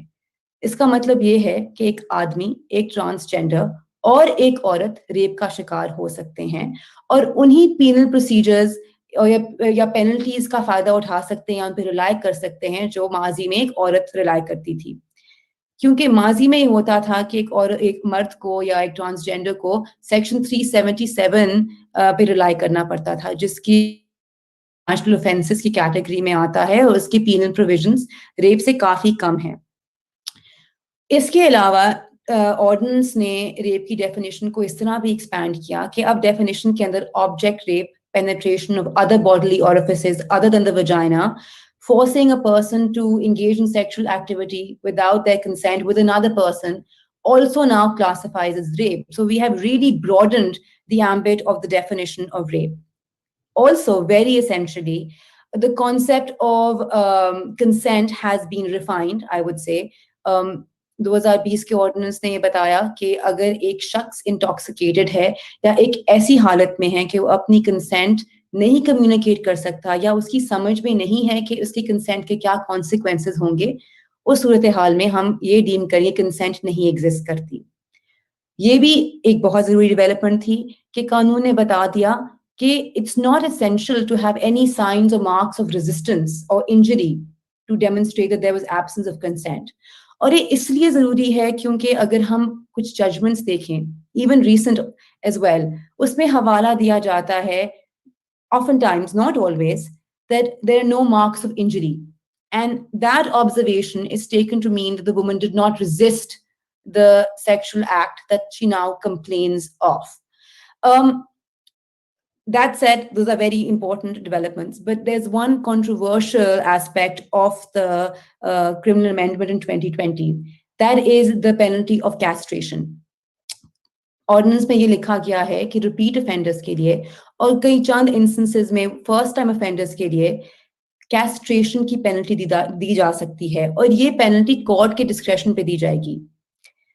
ये जरा प्रॉब्लमैटिक है क्योंकि अगर आप सवाल उठाएं कि बाकी जुरिस्डिक्शंस में कैस्ट्रेशन जहां इस्तेमाल होती है वो सिर्फ या रेप ऑफ माइनर्स के केसेस में इस्तेमाल होती है, या वो एक इस सिचुएशन में इस्तेमाल होती है कि आप अक्यूज को या कन्विक्टेड को पैरोल जल्दी दे दें और इन ड्यू ऑफ दैट उसको कैस्ट्रेट कर दें, केमिकली कैस्ट्रेट कर दें। हमें अभी इस लॉ में क्लैरिटी नहीं है कि किस तरह और किन सर्कमस्टांसेस में कैस्ट्रेशन की जाएगी। और कैस्ट्रेशन की पेनल्टी का एक हवाले से बड़े इंपॉर्टेंट ह्यूमन राइट्स एस्पेक्ट्स भी हैं कि एक इंसान को किस तरह आप you're taking away a very fundamental aspect of their life from them and possibly and most here in this case without their consent. So it's problematic in that sense. On the procedural side, we see that the law, the amendment made, or the anti-rape trial investigation ordinance has instituted layers of, I would say, a hierarchy of institutions, layers of institutions to oversee and sort of administer certain provisions regarding rape. So you have now an anti-rape crisis cell, जो कि public hospitals में बनाया जाएगा, जहाँ पे ये provide किया है कि इन्वेस्टिगेशन भी होगी, FIR भी रजिस्टर होगी, वहाँ पे क्रिमिनल इन्वेस्टिगेशन भी कंडक्ट की जाएगी, फोरेंसिक्स भी किए जाएंगे वहाँ पर. A whole hierarchy of institutions has now been put in place, and in that you now have an anti-crisis center or cell, which is to function as a one-stop crisis center where you can register your FIR, you may conduct your medical examination, forensic examination भी वहाँ पे होएगी. उन्होंने special courts institute कर दिए, which will specially deal with cases of sexual assault and rape. They set up a fund which will, provide, on the basis of which will provide compensation to victims of rape as well. The law now provides for the institution of a witness protection program, and replicating what was given in the 2016 amendment provides also for the provision of legal aid. Now the question arises that yes, all these institutions have been put in place, at least on paper, but do we really have the capacity or the will to put them in place and to implement these measures? Because we were not even able to do implement the minute changes that were brought into the law in 2016. How will these new institutions function? For instance, we have GBV courts already functioning in Pakistan. Why feel the need to institute special courts in addition to those? Punjab में हमारा Protection Against Domestic Violence Act के नीचे हमने women protection centers बनाने थे, जिनका essentially function वही है जो ये anti-rape crisis centers करेंगे इस कानून के तहत. So why replicate that measure? We have just not been even able to, in Punjab at least, make more than one women protection center. तो मेरा सवाल ये है कि आपने इतने ज़्यादा institutions बना दिए इस law के तहत, मगर implement किए जाएंगे? क्योंकि हमारी major problem implementation है. हम अपना basic law, baseline law नहीं implement कर सकते. अब ये तमाम नए अदारे बना के हम किस तरफ जा रहे हैं?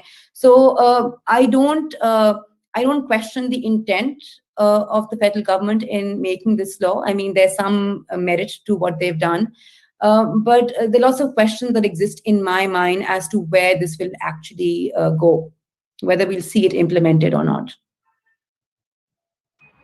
Okay, thank you so much, Sahar, for that detailed explanation. और I think कि ये भी कुछ ध्यान में रखने की ज़रूरत है कि ये जो 2020 का जो ऑर्डिनेंस है वो उसकी लाइफ भी एक लिमिटेड लाइफ है. आई थिंक 120 दिन. तो मुझे लगता है कि 2 महीने से ज्यादा तो गुजर गए हैं. तो कुछ ये समझ में नहीं आ रहा कि जब ये ऑर्डिनेंस लैप्स हो जाएगी तो उसके बाद फेडरल गवर्नमेंट का क्या प्लान होगा. लेकिन शायद उमर इसमें कुछ हमें एक्सप्लेनेशन प्रोवाइड कर सकते हैं. उमर, आई थिंक सहार ने भी जिक्र किया कि जो कवानीन होते हैं उनके बहुत ही सीरियस इम्प्लीमेंटेशन चैलेंजेस होते हैं, और आप गवर्नमेंट और इदारों के साथ काम करते हैं उनकी फैसिलिटेट करने के लिए कि वो कवानीन इम्प्लीमेंट करें. तो आप हमें ज़रा अपने एक्सपीरियंस के हवाले से कुछ बताएं कि इम्प्लीमेंटेशन के क्या चैलेंजेस हैं और हम क्या तवक्कुआत रख सकते हैं गवर्नमेंट से.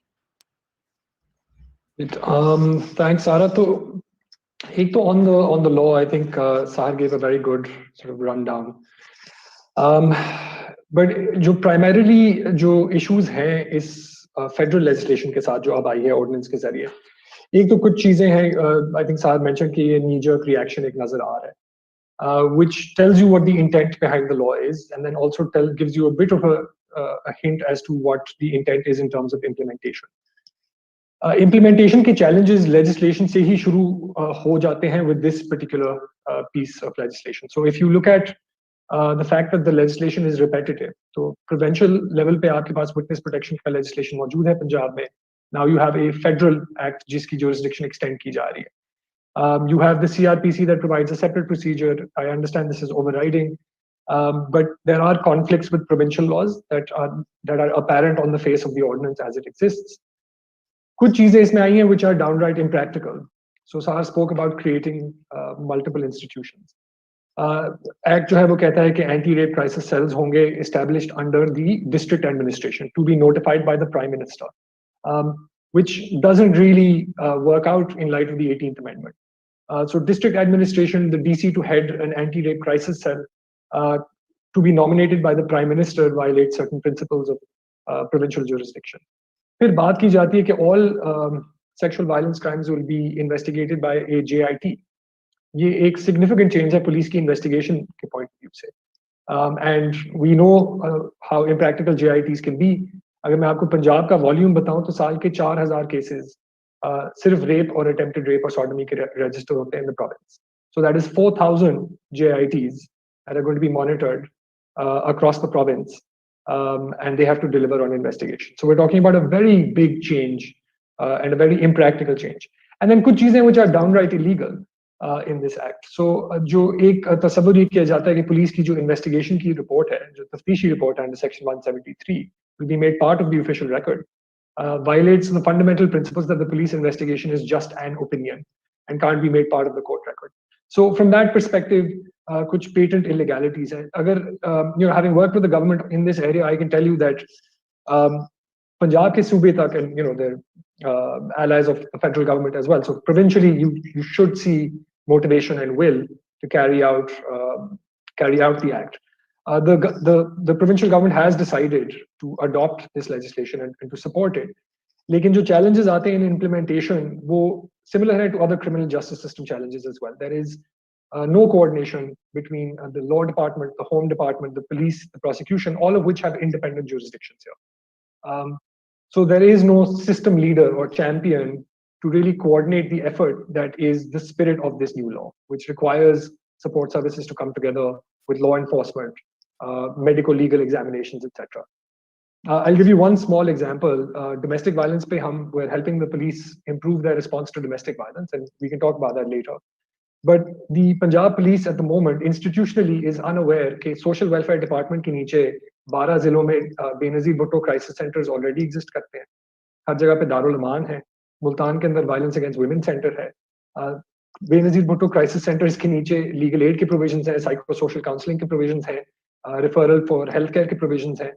And the very institution that is responsible for referring survivors of domestic violence onto these existing state services is unaware of them. So when it comes down to implementation, I think बहुत सारी cosmetic changes हैं in the law.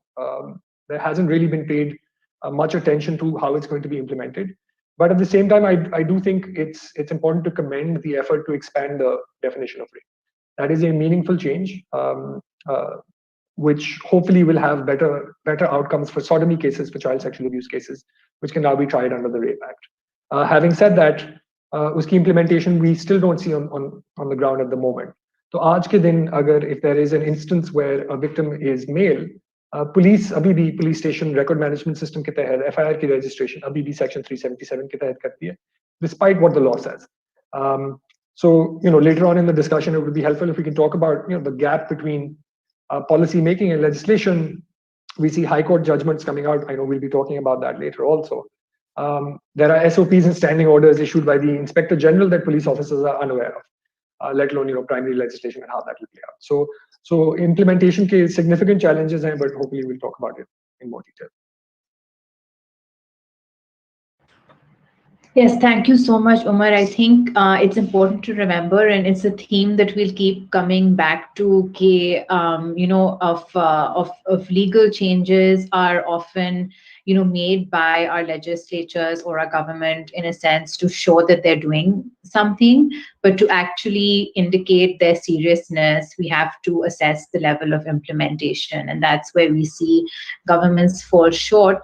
लेकिन अब legislative developments के अलावा हमारे courts ने भी recently कुछ बहुत ही अहम कदम लिए हैं, और मैं उन कुछ court judgments का भी discussion करना चाहूंगी क्योंकि हमारे पैनल में वो वकील मौजूद हैं जो एक बहुत ही अहम केस है लाहौर हाई कोर्ट का जिसमें डिसीजन पिछले महीने ही आया है और उसमें बहुत ही आई थिंक सिग्निफिकेंट फाइंडिंग्स हैं और जो हमारे दो पैनलिस्ट हैं समीर खोसा और सहार बंदियार वो पिटिशनर्स को उन्होंने इस जजमेंट में रिप्रेजेंट किया है, so we are very fortunate to have them with us and essentially ये जो petitions फाइल की थी they were challenges to a procedure of medical examination of a rape victim, which can be called virginity testing. So I will move on to Sameer. And Sameer, अगर आप हमें कुछ बता सकें कि ये जो virginity testing की जो practice थी, वो क्या practice थी और वो किस basis पे follow की जा रही थी और इसको challenge करना आपने क्यों ज़रूरी समझा और जो petitioners थे इस केस में उन्होंने क्यों ज़रूरी समझा और फिर जो लाहौर हाई कोर्ट की जो findings हैं कि ये जो practice है ये constitutional rights की खिलाफ वर्जी करती है उसकी आप कुछ हमें summary दें please. Thank you, Sarah. Thank you also for having me on the panel. I think that जो लाहौर हाई कोर्ट के बाद जो जजमेंट इशू हुई है in the month of January, उसका जो basic challenge था was to one component of a medical legal examination. So when a victim of rape or sexual assault complains to the police station or is a complainant, she's referred for a medical legal examination, and she was a she up till now, as we've established in almost all cases, right? So she's referred for a medical legal examination, and as part of the medical legal examination, it is one of the procedures that is performed is what is called a two-finger test, which is the use of two fingers and the insertion of two fingers into the vagina to determine whether or not they are inserted easily and to determine whether or not the victim is habituated to sexual intercourse. The second aspect of the test, so what we challenged was the practice of virginity testing, was an examination of the hymen, not just for injuries, but also for a determination of whether or not there had been previous sexual intercourse or recent sexual activity, or whether or not the hymen was old torn or freshly torn to determine if the victim was a virgin. So the challenge was to the determination of the virginity of the victim as part of these procedures in the medical legal examination. And the reason that it was important to challenge it is जो अभी एक गुफ्तगू हो रही थी कि कानून बदल जाता है लेकिन उसकी इम्प्लीमेंटेशन नेसेसरीली नहीं होती, वो उसका उसी की एक एग्जांपल है कि 2016 में आर्टिकल 151 सब आर्टिकल 4 कानून शहादत का तो खत्म हो गया, that the previous immoral character of a woman was no longer admissible evidence. Yet the procedure was continuing to determine the so-called immoral character of a woman in medical legal examinations. The practice is very, very old. It's pre-partition. It's from colonial times. So it happened all over the subcontinent, in India and in Bangladesh and in Pakistan. Both India and Bangladesh, through judicial pronouncements, had outlawed the practice and said that it is unconstitutional, violates the fundamental rights of a victim. But in Pakistan, we had no such either judgment or legislative instrument that said it. Although there was no authorization in legislative authorization, there's nothing in a statute that says that it has to be done. The standard operating procedures and the guidelines that were issued by the provincial governments had a provision and had the allowance for these kind of testing procedures to be part of the medical legal examination.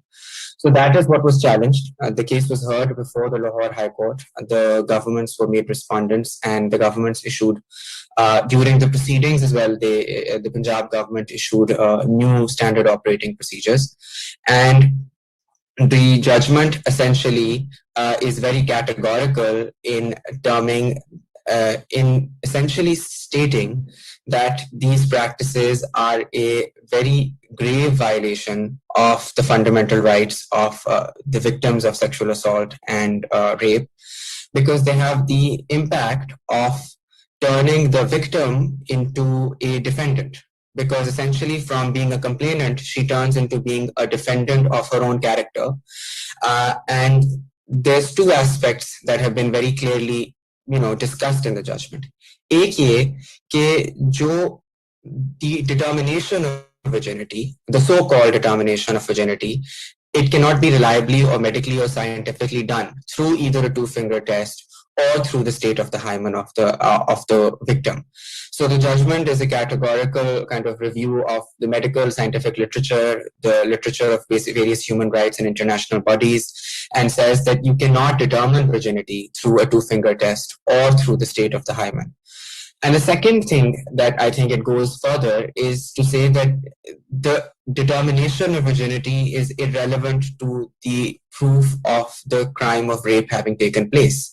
And it's a very simple concept, but it seems to have evaded many, many people over many, many years, that previous consent to a previous sexual encounter does not equate to consent to a particular sexual encounter in this particular case.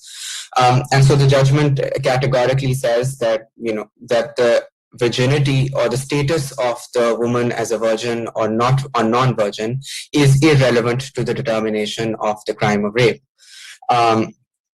And it also talks about what the role of a medical legal examination is. So the medical legal examination, the judgment says, is primarily is a medical examination to provide factual findings to the court about the state of the woman's body, and evidence, and to collect evidence in terms of semen samples, report on whether or not there are marks of injury, etc. But it is not for the medical legal officer to determine whether or not the crime of rape took place. It is for the court to determine that. And then the judgment also goes on to talk about how various judgments and judicial pronouncements rely on determinations such as the fact that a victim was habituated to sexual intercourse, that she was a woman of previous immoral character, she was a woman of loose virtue.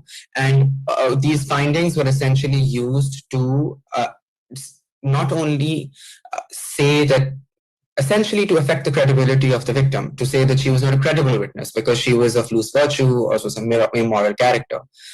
And we know that in the society that we live in, it is not necessarily easy for women to, when they're reporting a crime of rape, to have to accept a previous sexual encounter, even if there is one.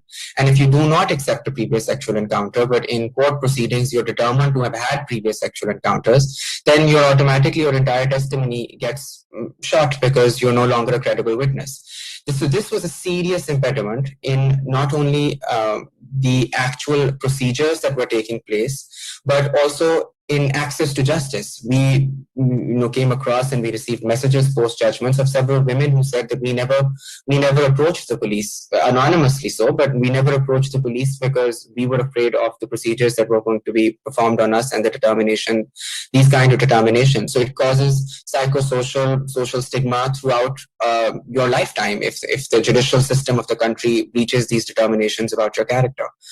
And recently, Etzaz Ehsan, who's a prominent lawyer, wrote an article on the Mukhtara Mai case. And he refers to the Lahore High Court judgment and says that if the judgment and some of the thinking in the judgment had been there at that particular point in time, maybe the evidence and the way it was calibrated or judged by the Supreme Court at that stage might have been weighed differently. So in that sense, the judgment is a very significant step, and it determines that the two-finger test and the practice of virginity testing violates the the right to a dignity of a woman, violates their right to life. It's discriminatory, and it is also impedes access to justice. So that's the judgment in a nutshell. Great. Thank you so much, Sameer. And I think it's obviously hugely significant given the way in which rape trials were being prosecuted in the past, where often it was the victim who was being put on trial as opposed to the person who was accused. And I think this judgment is significant in that it points to how that's just violative of human rights and will hopefully actually lead to a change in how judges treat these cases. तो सहर आप भी वकील थी, इसमें 2 petitions file की गई थी, उसमें एक पिटिशन में आपने रिप्रेजेंट किया था पिटिशनर्स को, तो आप कुछ बता सकती हैं कि कोर्ट में जो गवर्नमेंट का क्या रिस्पांस था आपकी पिटिशन पे, और जो कोर्ट ने गवर्नमेंट को डायरेक्शंस दिए हैं, आपको क्या लगता है कि क्या इम्कान है कि वो इम्प्लीमेंट होंगे? Sara, federal government और National Commission of Human Rights, Human Rights Ministry का बहुत positive response था. They were, on board with our position that the two-finger test is a violation of fundamental rights. The response of the Health Department of the Government of Punjab and the Office of the Surgeon Medical Legal Punjab was slightly more problematic. क्योंकि एक तरफ उन्होंने अपने जवाब में ये कह दिया कि टू फिंगर टेस्ट हम नहीं कंडक्ट करते, हम भी एग्री करते हैं कि टू फिंगर टेस्ट नहीं कंडक्ट करने चाहिए या इलीगल हैं या अनलॉफुल हैं, मगर कई सिचुएशंस में उनकी पोजीशन थी हाइमन का प्रेजेंस और एब्सेंस रेलेवेंट है और टू फिंगर टेस्टिंग भी रेलेवेंट है क्योंकि वजाइनल कनाल की कंडीशन पे ऑब्जर्वेशंस देना जरूरी है. तो एक कॉन्ट्रडिक्शन थी government of Punjab health department की पोजीशन में, और ये कॉन्ट्रडिक्शन कोर्ट के सामने भी वाज़े हुई जब सर्जन मेडिकल लीगल कोर्ट के सामने आए. उन्होंने फिर इसी बात को फिर रीइंफोर्स किया that it is important to make observations on the virginity of the rape victim, that it's important to make observations on the presence or absence of the hymen. So it became very apparent to us that, within departments of forensic science, this mentality seems very entrenched. And this is exactly the mentality that the High Court judgment, seeks to address. And what Justice Aisha Malik has also done in her judgment has referred to alternate modes of determining whether or not a hymen has been injured. She refers to other instruments, she refers to the use of a particular dye.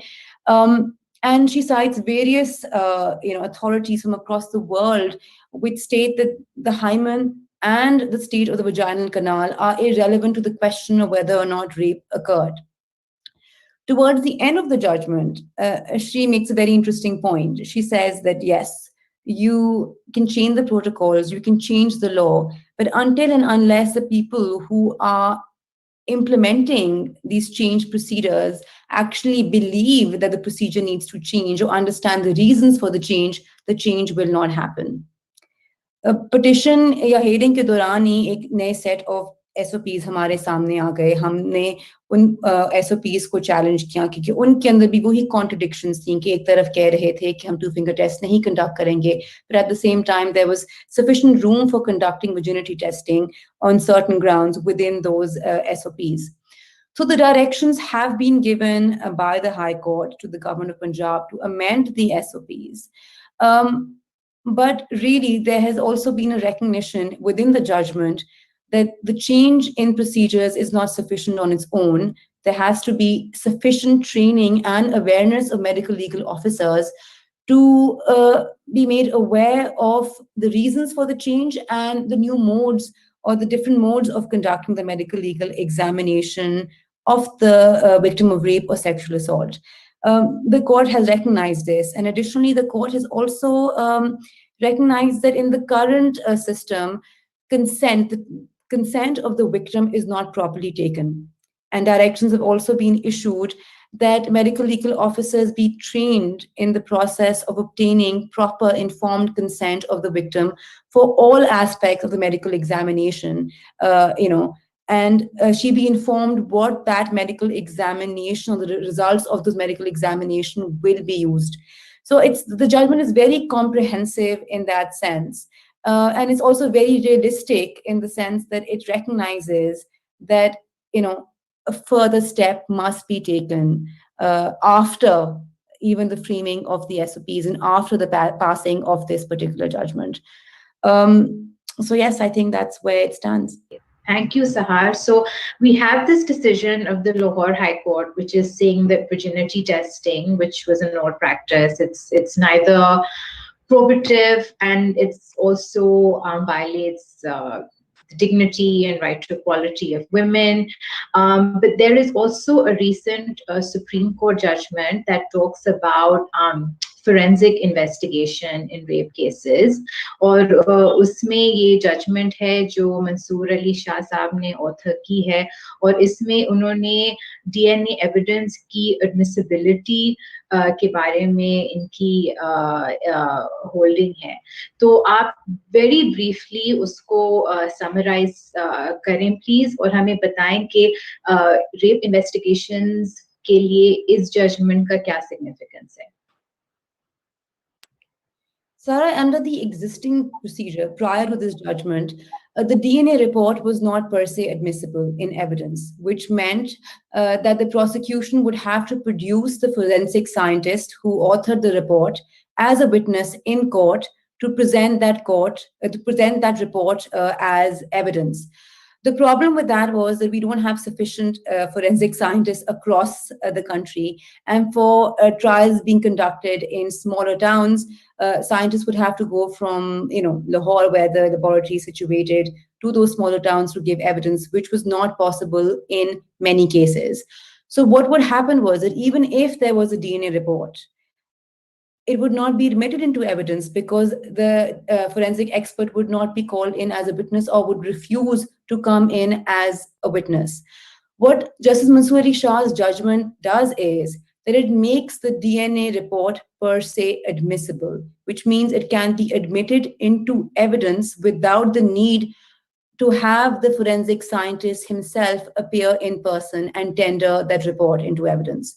So, I was talking to a friend of mine who often appears as a defense lawyer in such cases, and his position was that this is a huge development from the perspective of the prosecution, because now DNA reports, which were otherwise not relied upon in prosecution cases. Another aspect of the judgment, which is very, very important, is that Justice Mansoor Ali Shah has moved away from the earlier sort of discomfort of our law with DNA examination and DNA reports. There seemed to be some sort of, a big question mark, and expressed even so by the Supreme Court as recently as 2016 on the reliability of DNA tests. Justice Mansoor Ali Shah has, in its essence, overruled that observation of the Supreme Court from 2016 and has ruled that the DNA test is integral in determining the identity of the accused. So in my opinion, it's a huge development for the significance of DNA tests in criminal cases generally, and in particular in cases of sexual violence.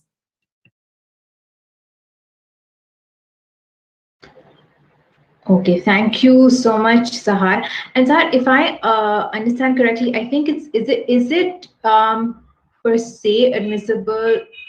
Is that limited to Punjab? Because under the Punjab Forensic Evidence Act, there is a special designation. So Justice Mansoor refers to the Punjab Forensic Science Agency Act of 2007 in making this finding with regard to per se admissibility.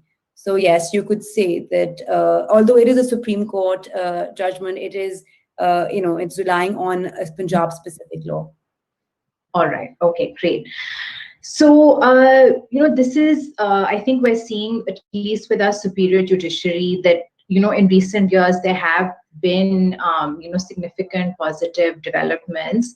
But going back to the issue of implementation, Umar, I want to go back to you. So, आपने जिक्र किया कि implementation के कई challenges होते हैं, बहुत ही basic granular level पे ऐसे challenges होते हैं जिनका ये मतलब होता है कि हम जो ये बहुत अहम changes लाना चाह रहे हैं with respect to DNA evidence and even setting up these rape crisis cells are rendered impossible or at least very, very difficult. And also, we also see, at least with the legislative developments, के जो emphasis किया जाता है वो enhancement of punishments पे भी बहुत emphasis होता है. तो ज़हार ने जिक्र किया कि जो 2020 की जो ordinances हैं उसमें एक नई penalty introduce की गई in the form of chemical castration. जो 2016 की amendments थी उसमें भी जो rape की penalties थी वो enhance की गई. तो मैं आपसे ये पूछना चाहूँगी कि क्या आपके experience में punishment क्या एक effective reform होगा कि punishment को enhance करना through the legislation? Do you think that will be an effective deterrent? So I think all lawyers are taught this in law school, which is it's the certainty of punishment and not the quantity or the quantum of punishment that acts as a deterrent. And अगर हम खास तौर पे sexual violence देखें तो rape की punishment includes the death penalty already. So the question is, when you have the most extreme penalty that's available and that hasn't necessarily acted as a deterrent, then chemical castration of course pulls on certain psychosocial elements that some people might consider to be a greater deterrent. But having said that, increasing punishments there's very little evidence that this is going to add deterrence on top of the death penalty which already exists. Aside from that, of course, implementation के और बहुत से challenges हैं that we can get into if we have time. Yes, I think we do have time for you to briefly sum up what you consider to be the chief challenges. Sure. So, I think we spoke about the 2 court judgments, and we've seen judgments coming from the courts in the past. So I want to एक और Lahore high court की बहुत important judgment थी जिसमें Punjab Forensic Science Agency was almost playing the role of the petitioner here, which was around the use of sexual assault evidence collection kits. और I think ये बड़ा अच्छा example है इसलिए कि government of Punjab ने 20,000 से ज़ायद sexual assault evidence collection kits खरीदे, इनको कुछ सालों के लिए तो store room में रखा और फिर eventually distribute किया. Up until January of 2021, not a single sexual assault evidence collection kit had been used in Lahore. और लाहौर एक ऐसा शहर है जहां आपकी सबसे ज्यादा concentration है. You have specialized investigation units for gender-based violence. We have access to the Punjab Forensic Science Agency in terms of crime scene processing and securing it. And we have specialized gender-based violence courts with designated prosecutors. So this is, the most specialized of specialized investigators, prosecutors, and courts.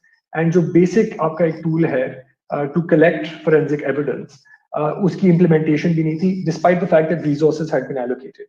Now, there are challenges in implementation. I think जो सबसे बड़ा change हमें नजर आ रहा है, which is this conversation that started almost a decade ago with the rise of forensic evidence, and it's now starting to become settled now with this decision that we have on the two-finger test, and then the fabulous judgment by Justice Mansoor Ali Shah in the Supreme Court, is what is the standard of evidence and what type of evidence do we as a society require for a criminal conviction? हमारा जो criminal justice system है वो predicated है eyewitness testimony पे. तो जहाँ eyewitness testimony की बात आती है तो वहाँ credibility of the witness and in this case the victim की फिर emphasis आता है.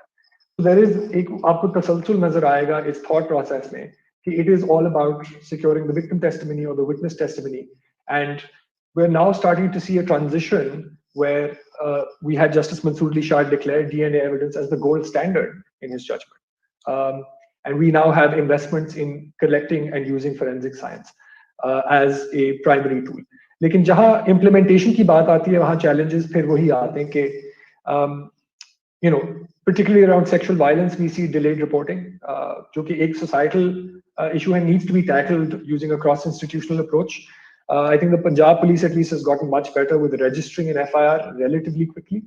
लेकिन जो initial मरहला है, जो फैसला है कि क्या victim ने वाकई approach करना है पुलिस को, उस पे बतौर मुआशरा और बतौर रियासत बहुत कम काम नजर आता है. So building that trust in the criminal justice system is a long-term investment that needs to be made so that crimes are reported quickly. Jitna delay hoga crime mein, utna aapka forensic evidence, you end up with lost opportunities for collecting forensic evidence from the crime scene, and obviously lost opportunities of collecting forensic evidence from the victim's body. So एक ये element है कि lack of trust है, which leads to a loss of evidence.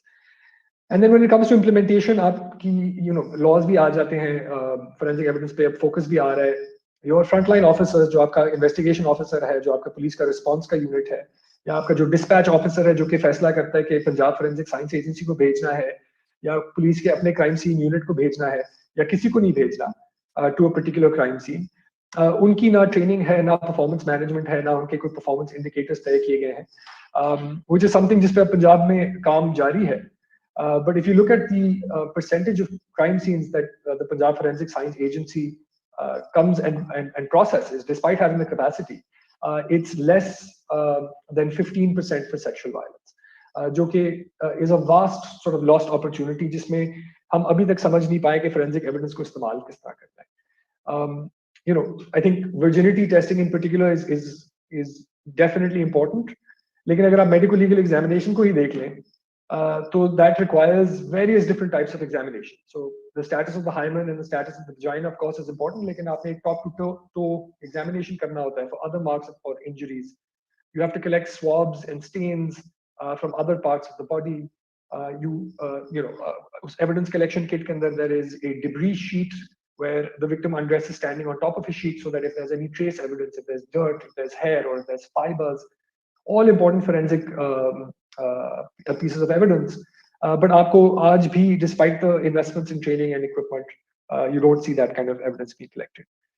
Kuch aur, of course, fundamental challenges hain in terms of this hasty restructuring that's been done. Punjab mein earlier on, and now in the rest of the provinces, there is now a separation between the investigation and the prosecution. So we have independent prosecution. Usse pehle prosecutors jo hai wo police ka hi ek attached department hota the. And as a result of that disconnect, you see that there is no coordination between prosecutors and police. So अब police जो है अपना किरदार देखती है तफ्तीश की, from the registration of the FIR to the submission of the investigation to the prosecutor, or onward submission to the court. We don't have legal experts advising frontline investigation officers on what lines of inquiry to take, what the new relevant law is, what additional opportunities for forensics, etc. they should use. For example, अब नया कानून जो आया है 2020 का, वो कहता है कि जी आपने 164 का statement एक दफा रिकॉर्ड करना है, and this is a statement on oath of the victim. So a statement on oath to be recorded, to be video recorded, and to be recorded only once. ये एक significant change है in procedure, because when you look at acquittals, and Pakistan में conviction rates for rape are around about 2%. We've seen months जिसके अंदर it's been 0%, but around about 2%. And if you look at the reasons for acquittals, the vast majority is because witnesses will resign. Witness protection की laws की कोई implementation नहीं है, 2018 का कानून है, उसके rules pass हो गए, लेकिन we don't see that that's being used. So largely I think people are frontline officers are unaware of the law when new laws are passed. They don't have the necessary support from prosecution and the coordination between police and prosecution. And then, of course, there are delays endemic across the system that require restoring sort of public trust in the criminal justice system, so that people approach the system quickly, and then that empowers the system to then continue to deliver in terms of justice outcomes at the end. So it requires significant work and significant investment in not new legislation, but figuring out how do we manage the performance of institutions to incentivize implementation of the existing framework. Thank you, Omar. And I think you've pointed to the challenge with relying on improvements in an inherently broken criminal justice system to bring about accountability for gender-based violence. The reforms that we're looking at, legislative as well as in the courts, have been that thrust has been on criminal law and criminal procedures, but there are so many fundamental problems with it that I think that a question is raised on whether and to what extent we can rely on that to actually bring about accountability for sexual violence. So with that, we are unfortunately very short on time, but I would like each of the speakers to very briefly and in 2 minutes just talk about what you think should be the priority for the government, and that includes the courts in terms of immediate steps that they need to take to bring about meaningful change. So if we can start with Sameer. So very quickly, I think that what Omar and what we've discussed so far has made it very clear that what we need to do is, we've had a lot of changes across the system over the last decade, a little more than that, with changes in the law and new judgments. But what we need to do is make the values that lie behind those judgments and those changes need to be communicated and absorbed by the people who are implementing those laws. So medical legal officers, frontline workers, police departments, prosecution departments need to not only know what they are, but also understand the value of what it is. So if the Inspector General, the Surgeon Medico Legal is arguing in court about the value of virginity testing, then we know that there's a big disconnect, because he's eventually going to be the office that oversees the medical legal examinations in the country, right? Or in the province. So there needs to be a big communication investment effort in making sure that all of these agencies and institutions that are using and that are implementing these laws see the value of what the thinking behind these changes is. And so that's when they're going to start implementing or investigating and start practicing those. That's one. And I just want to end on one note, which is to kind of ground what Umar's discussion was by the Lahore High Court judgment that he mentioned, which is the sexual evidence assault collection kits that are there in the province of Punjab, and about, none of them have been used. So this question is not theoretical in the sense that the Lahore High Court asked that question of the Forensic Science Agency in the case that he mentions. And the answer is just it struck me so deeply that I think it's worth saying that the Forensic Science Agency said, look, the reason that you don't have forensic evidence in some of these cases is we receive samples on matchsticks, twigs, cotton buds, and those are the kind of things that are used to collect so-called forensic evidence of the bodies of female victims, right? So that's where we start, that's where we are. I think it's important to recognize that this is where we are, and this is where this is what we're trying to address. So we have the sexual assault evidence collection kits, but if there's no value, if nobody understands the value of those kits and what we're trying to do, then they're going to lie there. And I think that's where the significant investment in time and effort and kind of, needs to be made by both the state and everybody else. Thank you, Sameer. Sahar? Just adding to what Sameer said, that there needs to be awareness and training of police officers and the judiciary. In a research I conducted some years back, it was very striking for me to find that there's a culture of disbelief within the system against women who approach the police with complaints of sexual abuse or rape. एक police officer को मैंने interview किया तो उन्होंने कहा कि जी ये तो हैबिचुएटेड होती हैं, ऐसी कोई आ जाती हैं, इनके कोई मसले होते हैं, पुरानी लड़ाइयाँ होती हैं, अपने स्कोर सेटल करने आ जाती हैं. I also interviewed an ADJ, and female ADJ actually, and she said something similar to me, that most of these cases that come before them are false cases. So I think we need to address that culture as well, to see why there is such a disbelief within our system that weighs against women who approach the criminal justice system.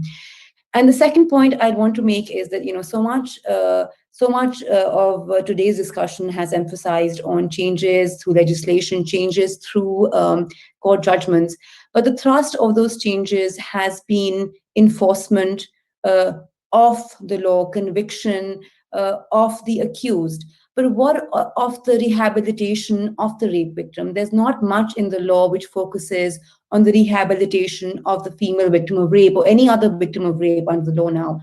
I think the law needs to think about that as well. How will we rehabilitate a woman who suffered so much trauma physically and psychologically as well? Rehabilitate her within society, which is conservative, and so much judgment is cast upon her, even if she's a victim, and even rehabilitate her within her own family. So I think that's something the law has not thought about deeply, and we really should.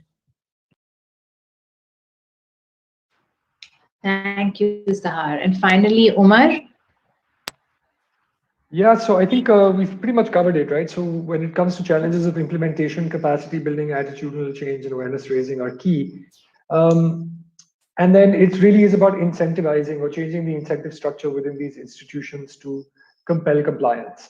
And there are examples where at the very top leadership, so you'll have the Inspector General of Police issuing standing orders to all field formations that all victims of rape will be referred to psychosocial services. And it just doesn't happen because once those orders are issued, nobody's measuring compliance. There are still, despite the fact that the thrust of our discussion has been that making new laws doesn't necessarily lead to meaningful change, there are still areas where I think some improvements can be made. Justice Masrooli Shah's judgment gives us an entry point into raising the bar or raising the standard for forensic evidence up to primary evidence, and that would be a major shift in terms of how rape cases proceed. Medical legal remains completely unregulated, and there's definitely scope for legislation to provide the Office of the Surgeon Medical Legal with some legal standing to set new standards. And finally, we didn't really touch upon this in our discussion, but we have domestic violence legislation. But at the moment, the vast majority of domestic violence is not a cognizable offense, which doesn't necessarily lead to investigation or triggering investigation by the police. So those are certain areas where, despite we've seen cosmetic changes, but meaningful change means diving deep into the existing system and really figuring out what are those small changes that you can make in order to lead to better outcomes. Great, thank you so much. And I think that, this kind of, in a sense, rounds out the discussion, because we started it by talking about how there have been significant positive developments, and these really have been motivated by widespread movements across the country and outrage against gender-based violence. And so we mustn't lose sight of the fact that there is a lot of work being done and there's significant progress that has been made, but we know that there is still a long way to go. So with that, I would like to thank the panelists, Sameer, Umar, Sahar. Thank you so much for your contributions, and thank you for listening to the panel. Thank you. Thank you, Sarah.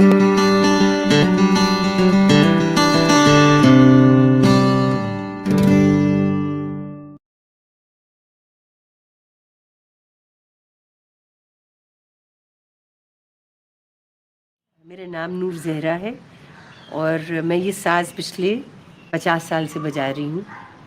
मेरे वालिद रज़ा काज़िम साहब वो चाहते थे कि जो हमारे मौजूदा साज़ थे उससे कोई बेहतर साज़ हो जो ख़यालात और एहसासात को एक्सप्रेस कर सके।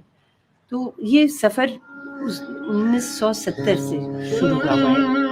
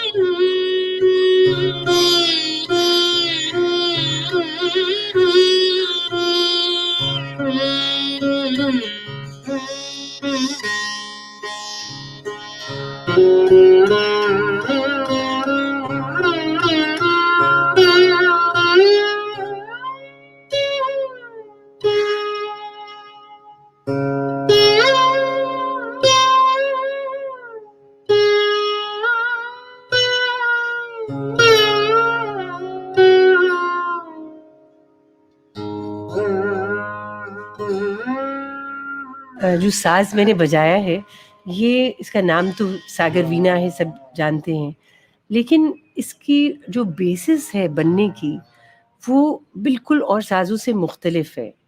And it has been designed by my father, Raza Kazim Saab. His passion about sound has been because he believes in the power of musical communication through our music.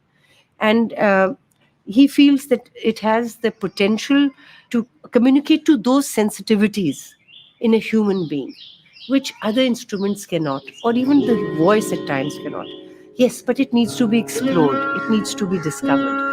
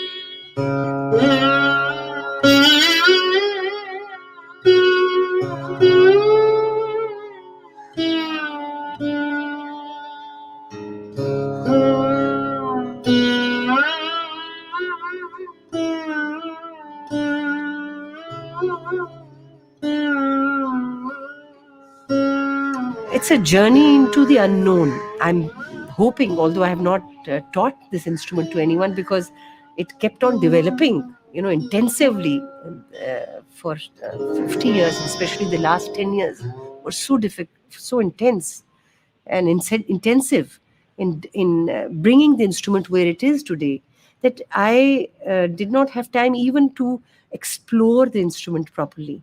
Now I do. The way time is changing, it might just turn into a fairy tale. You never know if it is not taken forward. As we have seen, many living things, just become redundant or, go to the museum. But yes, I mean, for me, it's a reason to live.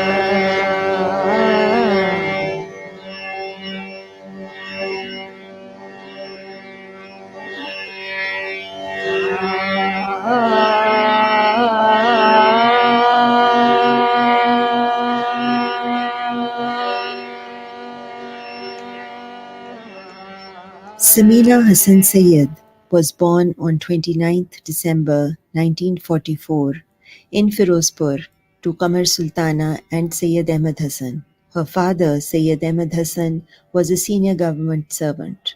When Samina was about 12 years old, her paternal aunt, Saida Bano, heard Samina sing. Impressed and excited, she asked Samina's parents to arrange singing lessons for her. Even though it was a conservative Sayyid family, Samina's parents got Master Fateh Ali to give vocal training to her. Naturally gifted with a beautiful voice, she was given training for basic note application by Master Fateh Ali. After a couple of years, Samina was introduced to Bhai Chela, who was associated with the court of Maharaja of Patiala. He was a very well-known singer of his time. Later, she also tutored with Feroz Nizami Sahab briefly before spending extended years learning from Ustad Chote Ghulam Ali Khan of Qawwal Bachcha Gharana. From the age of 12, Samina had started performing in school and later in college and the All Pakistan Music Conference.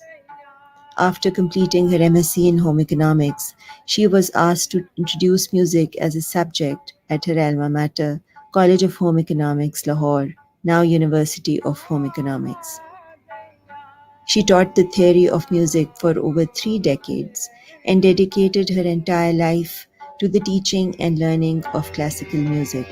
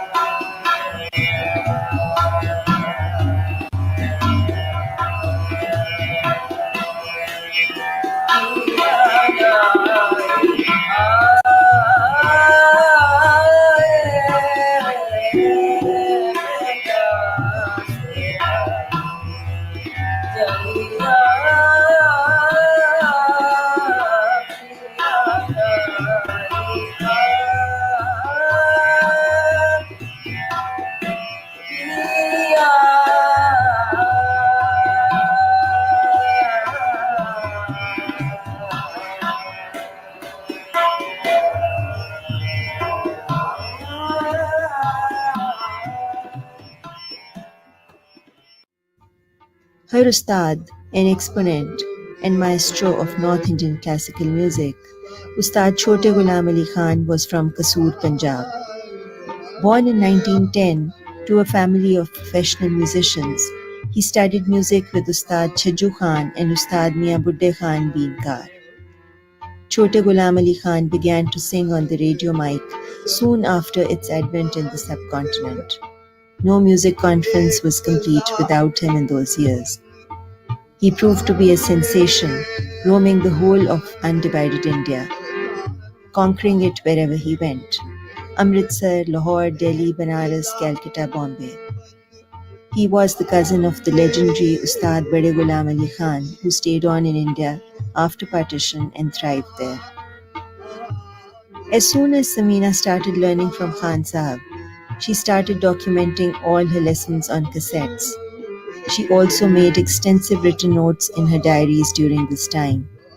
She often spoke about how these recordings had to be organized according to rags and rags according to tarts, which is a scientific way of organizing rags. And this turned into an archive for music practitioners, researchers, and scholars. Her cassettes have been recently digitized and rags arranged according to tarts on a website called khayalmala.org.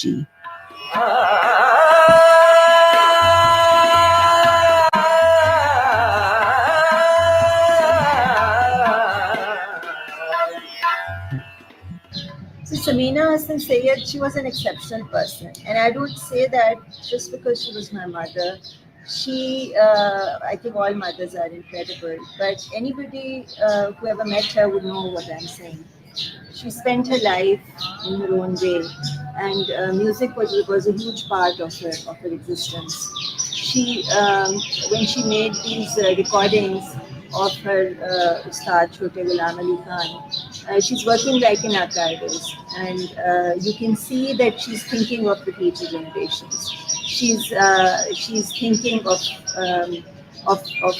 turning this into an archive for scholars, for musicians, because she's asking all these questions about the history of these bandishes and where, and how something in particular is sung in a certain way, of how one rag is different from another. So while growing up, I saw her, thinking about it, of how this archive had to be organized into rags and rags according to tarts. So when I got hold of the cassettes, first they had to be digitized, and then of course, because I'm not an expert, I had to sift through all these details, take out all the rags, and then go through her diary, through the details, all her notes. She has several diaries because while she was recording, she was also writing down everything. So it was like a whole process that she was going through. And then I had to consult, experts like Begum Sara Jahan and Ustad Pervez Paras, who both learned from Ustad Chote Ghulam Ali Khan. And I feel that while I've put everything together in this website, it's an ongoing process. It's an ongoing process because I'm also learning while I'm doing it, and it's going to evolve into something which is going to be invaluable. I think when she met Ustad Chote Ghulam Ali Khan, she knew that he was a treasure, and she knew that everything would go with him. So she started making these detailed recordings. Eventually when this archive, this website is going to go into public domain, it's going to become a huge resource for future generations, and I hope it will access it and make use.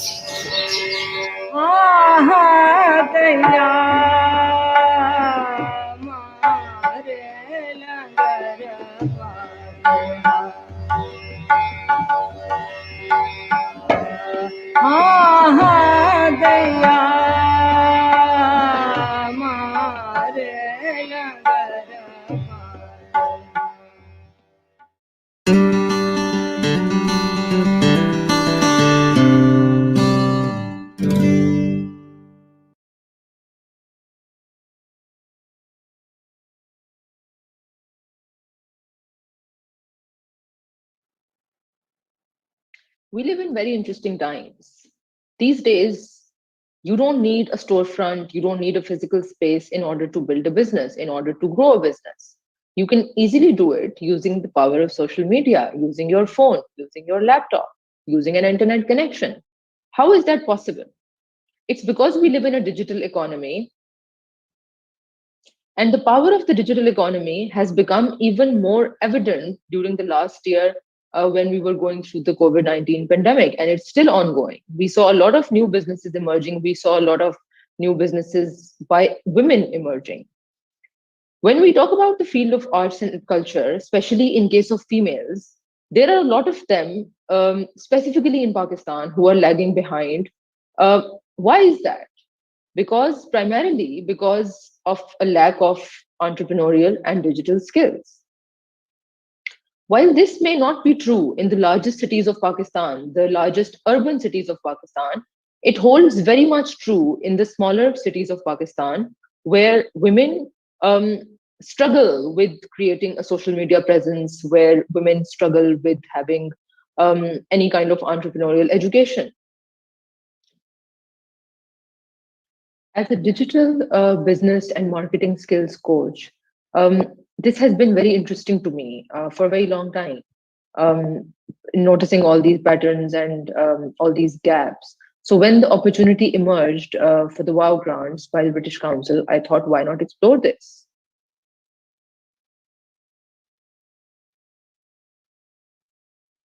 The project that I came up with was called Female Artpreneurs in the Digital Economy. It primarily consisted of 3 verticals. The first one was storytelling, which consisted of thought-provoking conversations with existing females in arts and culture who have established a voice, established a presence on social media using these skills. This was followed by the second part, which comprised of 2 online courses, which were conducted live on Zoom in 6 classes, which I will be talking about a bit further on in the presentation. The third part was the coaching. This was specifically for those participants who were more interested and more involved in terms of translating their learnings into actual actions, and who wanted to talk about their customized journeys and wanted some roadmap and some advice. If we talk about the very first element of this project, we found 5 females that we spoke to about their journeys, about the way that they've found their voice, the way they speak about the things that they care about. We call this feature Trailblazing Artpreneurs. During these conversations, during these discussions, there were 5 primary themes that emerged. The very first theme is more of a question of, is art even a real profession? A lot of females who adopt to use their artistic and creative skills as a business, as a profession, they're faced with this question. मैंने कभी नहीं सोचा था कि मैं एक fine artist बनूंगी, क्योंकि मुझे आर्ट के बारे में कोई नॉलेज नहीं था। तो बस बचपन से मुझे कुछ न कुछ बनाने का शौक था। आर्ट को मैंने एज अ हॉबी स्टार्ट किया था। तो आहिस्ता आहिस्ता फिर मैट्रिक एग्जाम देने के बाद फिर मुझे रियलाइज हुआ, फिर मुझे पता चला कि अच्छा फाइन आर्ट्स के लिए भी अलग से इंस्टीट्यूट है जहाँ से लोग पढ़ने जाते हैं और अलग ही एक डिपार्टमेंट है। तो जब मैंने अपनी फैमिली में कहा था कि मैं पढ़ने जा रही हूँ, कराची जाऊंगी, तो सबसे पहले सवाल यही कि तुम क्या पढ़ने जा रही हो? Fine arts. तो मतलब फाइन आर्ट्स को हमारे सोसाइटी में या यहाँ पे पाकिस्तान में आर्ट को इस तरह समझा जाता है कि मतलब जो स्टडीज करे, अगर वो इंजीनियरिंग हो, डॉक्टर हो या मेडिकल में, तो वो बच्चे पढ़ने वाले हैं। तो मतलब फाइन आर्ट्स का हमारे पाकिस्तान में उसको एज इन कोई फील्ड नहीं समझते हैं यहाँ पे। तो वो चीजें मेरे लिए भी थोड़ा सा मुश्किल था कि मैं कैसे उन लोगों को बताऊं कि इसके थ्रू भी लोग ये प्रॉपर एक फील्ड है, जैसे मेडिकल का है, इंजीनियरिंग का है, और इसी तरह फाइन आर्ट्स का भी है। तो वो चीजें थोड़ा सा शुरू में मेरे लिए भी मुश्किल था कि मैं इसको कैसे समझाऊंगी. If we come to the second theme now, all of us know, I think, and it was reiterated through the participants, through these speakers as well, throughout their sessions, that being an artist is hard, and it's even harder for girls. And women are not expected to do such kind of a work. For example, if I take my own example, when I started, I didn't have much resources. I didn't really have any investment. I started with a borrowed camera and with two other colleagues who were just graduated, who had nothing to do with filmmaking, but they were artists by nature. So I took them on board, and we started with a borrowed camera, and we went to everyone, all the institutions, to raise funds and pitch our ideas to them. So that time, since we didn't have a vehicle for commute, I used to go around on a bike. So it was really weird for the people to see a woman in short hair carrying a camera and just roaming around on bike and meeting these men from all the all fields of life. So it was very weird, especially for my family. They would get to hear a lot of rumors from the people around, and they would try to tell I should do a proper permanent job instead of this.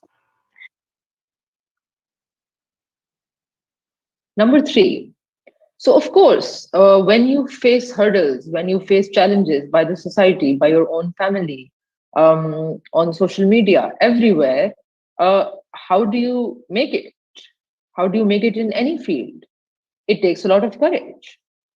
Artists definitely have kind of what I refer to my artist trap, is that I want to use my art. I have this voice, I have this craft, I have this talent, and I want to somehow use that in my work. So and also I had to be very, very stubborn and very sure about my abilities, and very brave to even step into this field. Especially as a freelancer, because it is difficult when you are your own manager, your own agent, taking care of everything, your own accountant. Even working sometimes in this field, you might come across people who treat you differently because you are a woman, who treat you with less respect because you're a woman, who treat you as a child because you're a woman. And especially like in my mid-20s, I have a very, what do you call it? I have a very childlike face. So they would treat me like a child, and it would just be really frustrating. Even now, I get treated like a young kid who's just graduated. But then when I expose my vocabulary, when I expose my confidence, when I expose my work and the years of work I've put in, the projects that I have done, the professionalism I put into my work, that's when they're like, oh, okay, there's always a change in attitude. Art is like a piece of yourself. It represents your thinking, your entire thought process, whatever you're going through. So basically, sharing your work is like sharing a part of yourself. And sharing a part of yourself, especially on social media, with the public, with people that you don't necessarily know, makes you vulnerable. It's hard. So there are a lot of females who work in arts and culture, filmmakers, actors, visual artists, digital artists, a lot of people. So what do you think is holding females back, in terms of when it comes to the fields of arts and culture, whether it's kind of capitalizing on social media, whether it's capitalizing on any kinds of other opportunities? What's your take on that? Log kya kahenge? That's absolutely. summed up Yeah. in a sentence. because we're Desi, and it's been ingrained into our minds, not regardless of gender, but definitely being female in Pakistan, we have internalized log kya kahenge more than any other gender, simply because of the fact that we've been forced into it. We've been forced to hold the honor of our entire family and gender, really, because it's just the way that we've been taught. So most women are afraid of creating simply because of how they're going to be perceived outside of the traditional or cultural specific lens. Then there is the I guess the more universal theme of superficial lens. I know that a lot of women are continuously fighting against the narrative of how we look, but it's been a part of our conditioning since the day we were born. Like, for us to come in front of a camera is like, it is a monumental task. And so a lot of women have extreme issues with the way that they look, and they don't want, not only do they not want to deal with their own insecurities, they don't want to deal with public scrutiny at the same time. And again, these are all things that have just been thrust upon us as a gender. So there's the cultural side of things, that it's like, we're afraid of being judged by the people around us. Then there's the superficial side of things, where we're afraid of being judged based off of what we look like. And then I think that a lot of people, and women in particular, also feel the idea of, what do I have to offer? Imposter syndrome is extremely prevalent within women, specifically women of color. Because again, that's just ancient conditioning right there, that we feel like we have nothing significant to offer. It's difficult to get over that feeling, isn't it? That you're not enough and that you don't have enough to offer. Once you do get over it for a time, and start to build a business on social media, the thing is that it's not a piece of cake. I think when I started out, I was really insecure, and kabhi-kabhar mujhe abhi bhi hota hai, because I'm still in the learning process. I used to see all of these artists and their followers hote the, and they have this like collection of work, their galleries mein unka kaam lag raha hai, and I used to be like, yeah, I want to be like this person. I would copy their art style and their color palette, and I would set a standard कि ये बंदा अच्छा है तो मुझे इसी तरह करना है. But the truth is that I should have worked more on my process in understanding कि मैं किस तरह उस चीज को paint कर सकती हूँ. Because art is like channeling your emotions, और हर कोई अलग अलग तरीके से channel करता है, चाहे it can be something very dark, or it can be something that you just want to express. It can be in colors या जो भी. तो I kind of struggled with that in the beginning, and then I had to force myself to cut myself off from these like standards that I've set for myself कि नहीं यही करना है और इसी तरह होगा. And ये हमारे teachers भी हमें बहुत बताते हैं कि there might be some techniques that are the standard कि आपको इस तरह paint mix करना है, and this is how you're supposed to work with this tool. But you adding your twist to the process is your uniqueness to whatever you're creating.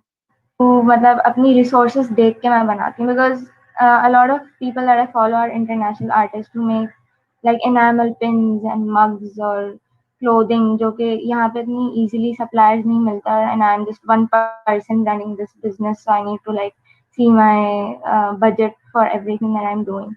So I started out with watercolor journals, which were not that common when I started out, और बहुत सारे लोगों को supplies ढूंढने में मसला होता है क्योंकि यहाँ कराची में there are like only 3 art shops. So I started with those, and I just randomly got these 4 or 5 journals made up. मैंने इसकी pictures ली थी school में जाके, and I posted on my story. और शुरू में there was barely any response because people did not know कि watercolor journal कोई अलग चीज है, the differences of paper, or how are you supposed to use them. So I had to like create this awareness of my product. Account 2015 में बनाया था, and I started making products around like 2019. So तब तक I was like building an audience, and मेरा sole purpose was a blog. I mean, it still is, but I also make merchandise on the side because I'm like I'm supposed to earn from what I'm making. So also I run a business with my sister, the Hadia sisters. We make Islamic home decor and badges, pins और ये सब चीजें, stationaries. तो मेरा kind of दो तरह से experience रहा है because we started out in 2015 as well. और मैंने अपने products जो हैं हदिया sisters से अलग रखे हैं, like the journals and like my art prints and stuff. So I started that in 2018-19. तो शुरू में we barely had any market क्योंकि me and my sister started this business because we felt like कि Eid पे या रमजान में या maybe I want to give this ayat as a gift to my friend, but I don't have any options. यहाँ पे gifts usually we give clothes and jewelry and stuff like that.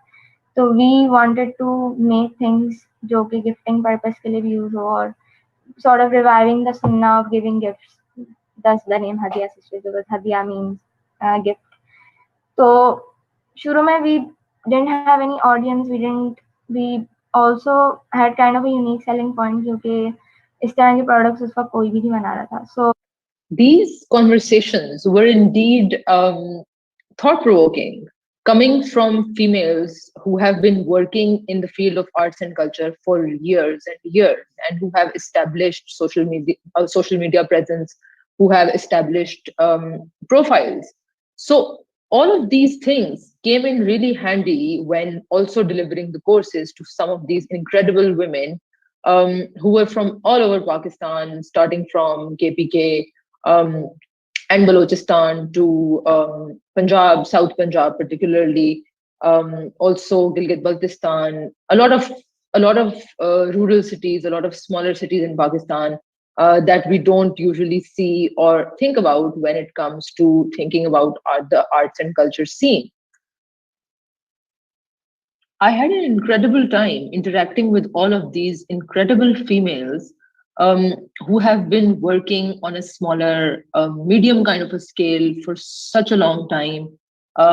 And they had so many questions that they wanted to ask about how to build a social media presence, how to go about building a business, so much enthusiasm and so much to learn from them. When I was conceptualizing this whole project, the entire purpose, the entire aim was to, number one, highlight the stories, the success stories, the inspirational stories that other females can learn from, can take away a lot of useful things from. Secondly, it was for these females who are a part of the courses to enable them to build their ideas, to sort of build upon their ideas and create a profitable, sustainable business out of it. We had around 40 participants overall, but of course, because they're live sessions, so they keep on fluctuating, but there were recordings available in a closed Facebook group where everyone was able to listen to all the recordings later on if they missed out on any particular day. We were able to have audiences from more than 15 cities. We were able to do 6 live Zoom classes for 2 courses. Each of those were about 2 hours. So almost 12 hours in total of the classes. And then 8 coaching sessions, which makes up for almost 4 hours of coaching calls that I did one-on-one with the participants who were more interested in sort of exploring their roadmaps and exploring how they can implement the learnings of the courses on their own social media channels. I'm incredibly happy and proud to actually have worked on this project with so many females. And now we have a community, we have a WhatsApp group, we have a Facebook group where we interact, where we talk to each other. And the most beautiful part is that these ladies, they cheer each other on. We have about 70 of them, some of the people who didn't end up taking the course, but they're still a part of the community. If you're from the arts and culture field, and if you would like to explore these courses, the recordings are available for a self-paced course at my website, thetrailblazerx.org. You can also connect with me on Instagram. My handle is Learn with Shahab. And if you would like to listen to the entire conversations of all these incredible trailblazing entrepreneurs, the clips that I featured above, you can take a look at my YouTube channel. It has been an incredible pleasure working on this project with all these people and getting to make so many incredible connections. So I'm very grateful to the British Council and WOW for giving me this opportunity. And I look forward to connecting with more people who are listening. Please do reach out, and I look forward to more people taking the courses on the website. And thank you so much. Thank you.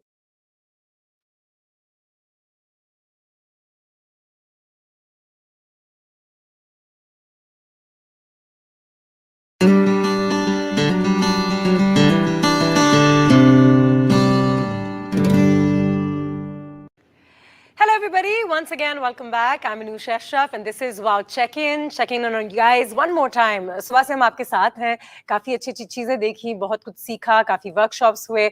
All these conversations have been really enlightening, and today is also day 3. So even if you're a little exhausted, I can guarantee that you've had a really very good time, because I have too, and I've learned so many things over the past, couple of 3 days actually. In fact, I was just thinking about it, and I was like, these topics are so relevant for women around the world, but specifically for women in Pakistan. And over these few days, we've met so many heroes, so many achievers, women who are living their dreams, who are encouraging others to do so. Their perspective on economics, their perspective on life, their perspective on the arts and crafts, freedom, patriarchy, societal pressures, their gender inequality, all these things come into play. And there's so many topics that when I first thought about a 3-4 day festival, I was like, is there going to be enough to talk about? And once you really sit down, you realize कि कितने सारे topics हैं discuss करने के लिए. और of course बच्चों को आगाह करने के लिए हमारे पास हमारा app भी है छोटू के नाम से. They also learn about their rights. So I think it's expanded into many different avenues, and it's doing really very well. So thank you for joining us. Thank you for participating. Thank you for logging on, registering, because this is the ultimate purpose of us being here and doing this, to be able to connect with one another, to be able to hear one another, to be able to have conversations regarding subjects that may not be talked about as much as they should. तो ये सारी चीज़ें हमने discuss की हैं, बहुत सारे topics हमारे आगे आए हैं, और ये सारी चीज़ें हुई हैं ऑनलाइन. Online पे मैं इसलिए आ रही हूँ because our next talk is about our rights on a digital platform. कि हमारे digital rights हैं क्या?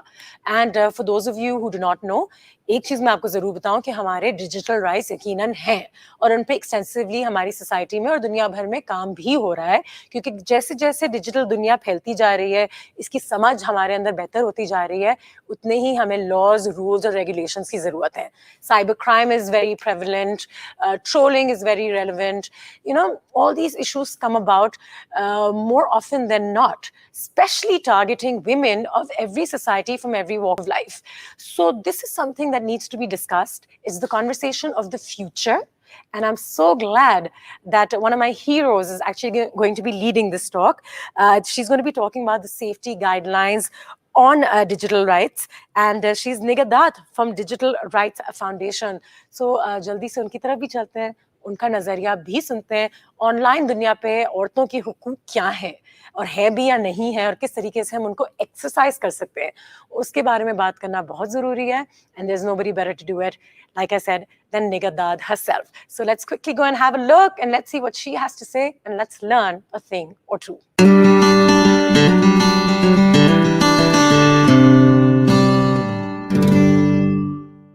आजकल के दौर में डिजिटल टेक्नोलॉजी का बहुत ज़्यादा इस्तेमाल हो रहा है.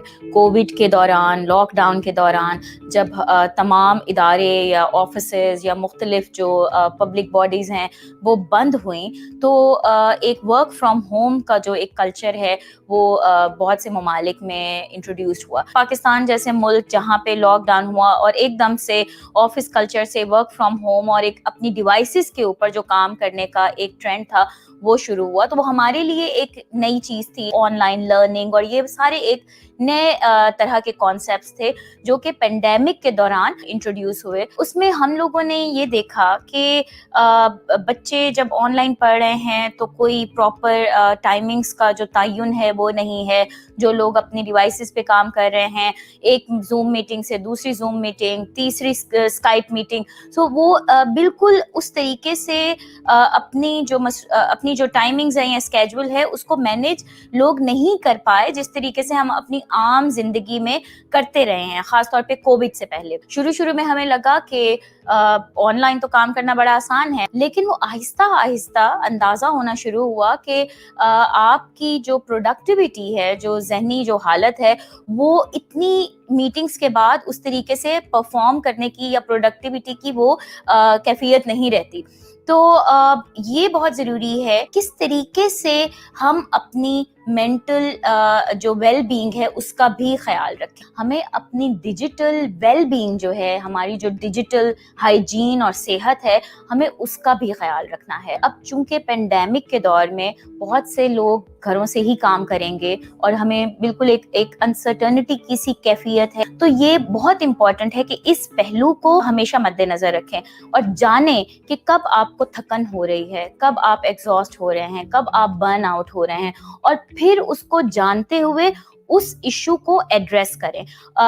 इसके लिए मैं आपको चंद टिप्स दूंगी। जो मुख्तलिफ ऐप्स आप इस्तेमाल करते हैं या मुख्तलिफ सोशल मीडिया जो प्लेटफॉर्म्स आप इस्तेमाल करते हैं, तो उसके जो नोटिफिकेशंस हैं वो ज़रूरी नहीं है कि हर वक्त आपको वो नोटिफिकेशंस आपके मोबाइल स्क्रीन पे नज़र आते रहें। उन नोटिफिकेशंस को म्यूट कर दें। तो नोटिफिकेशंस को म्यूट कर देने से ज़िंदगी रुक नहीं जाएगी, बल्कि ये कि आप तसल्ली और आराम के साथ एक काम पे फोकस कर सकेंगे। पूरा दिन हम डिवाइसेस के साथ होते हैं काम के हवाले से, अपनी पेशा वराना जो हमारी जिम्मेदारियां हैं उनको निभाने के लिए, और फिर हम बिल्कुल एक फ़र्क नहीं कर पाते कि काम और जो ज़ाती ज़िंदगी है उसमें वो जो तवाज़ुन है वो हमारे लिए एक तरह से ख़त्म हो गया है। पहले लोग ऑफिस से वापस आके अपनी फैमिली को टाइम देते थे, लेकिन अब ये है कि वो बिल्कुल एक जो बाउंड्री थी वो ख़त्म हो गई है।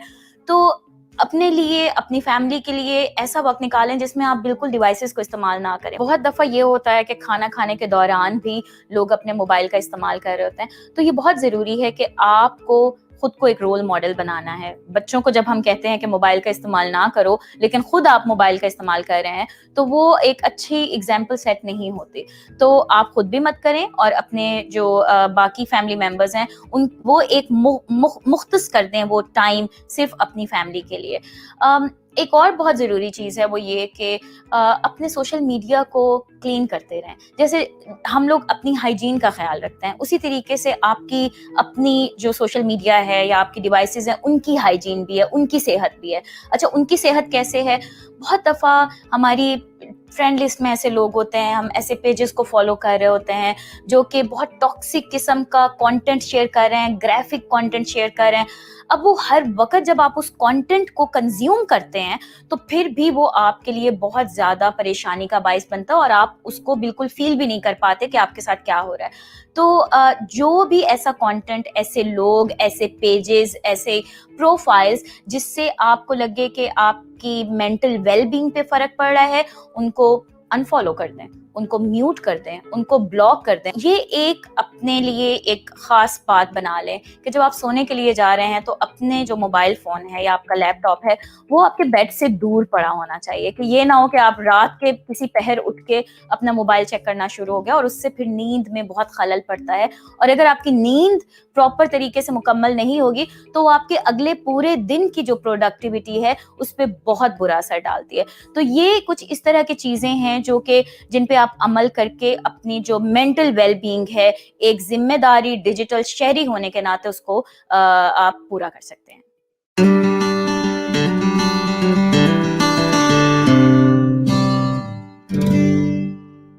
And once again, it's time for a gentle reminder. We will be finishing up with the digital mural, जिसके बारे में मैं काफ़ी दिनों से अब बात कर रही हूँ और आपको बता भी रही हूँ. We are almost 75% done. So you still have a chance to participate and become a part of this movement. Together, we are wow. And we truly, truly are. So thank you for participating. If you haven't, please do so. All you need to do is take a picture of your palm. उसमें एक उर्दू का जो हमारा वाव है वो लिख दें for wow, and then put a star right there. What does this movement really mean? एक बार फिर, and why is it important for you to participate in it? Obviously, it's primarily here to reaffirm a woman's faith in herself and in her destiny and carving her own route and path in this world, which is of utmost essence. So you can send us your picture. Please join in this affirmation that every woman should have the right to write her own story. And of course, together in this mural and otherwise as well, we want to prove that we stand with those who face emotional as well as mental difficulties in their lives, physical disabilities. Nothing can stop them really. Because once again, together we truly are. Wow. So send us your wow star picture now and we will reveal the final image on Monday. So I think 5 बजे हमारा cut off time होगा. जितनी आप तस्वीरें भेज सकते हैं ज़रूर भेजें. Become a part of this movement. Make your voice heard. You don't know how this will affect women around the world.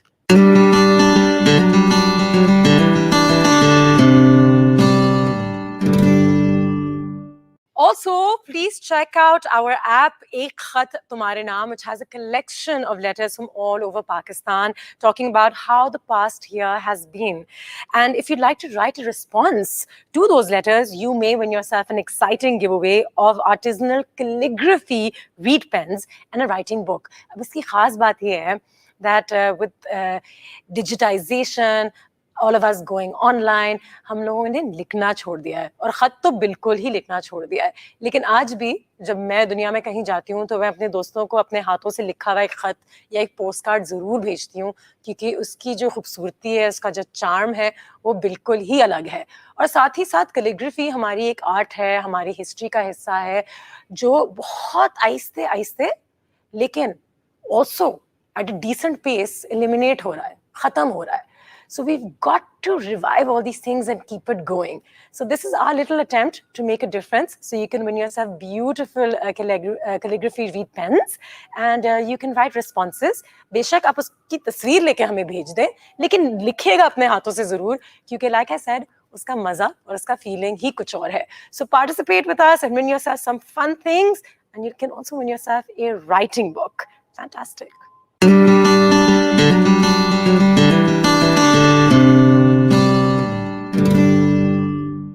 जी, और इस ऐप की एक और ख़ास बात ये है कि हमने इसको काफ़ी इंटरैक्टिव भी बनाया हुआ है.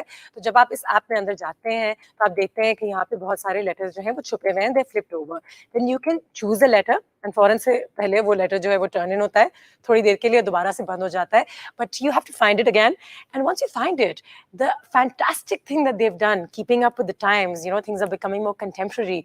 There is a person reading the letter, narrating the letter out in a very dramatic, nice storytelling way, which makes it so much more beautiful because when you hear somebody who can speak it well and say it well with feelings, then you can actually understand what the purpose of the letter truly really is. So I think this is something new and it's something very, very interesting and quite interactive. और मजे की बात ये भी है that you get to hear stories from people around the country, strangers that you don't know, but yet you connect with them. How special is that?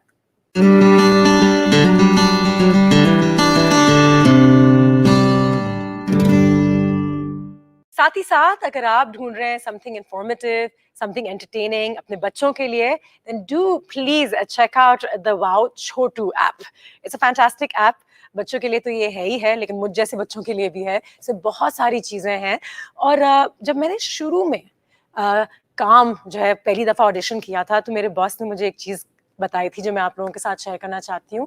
And he was like, you know, Anushe, we must act local, but we must think global. And that kind of stayed with me. And hence, even though we have it on an app, it's all technology, it's all about the future, it's all at the tip of your fingers, it's still got stories from the past, of our traditions, of our lineage, of our history, of our culture, जो बच्चे सीखें, appreciate करें और अपने अंदर थोड़ा सा emulate भी करने की कोशिश करें, because these are the little things that we are missing out on in terms of the younger generation.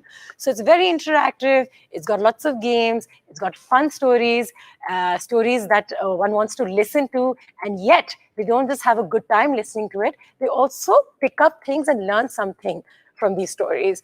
So do go over it with your children, because they're always fun to learn.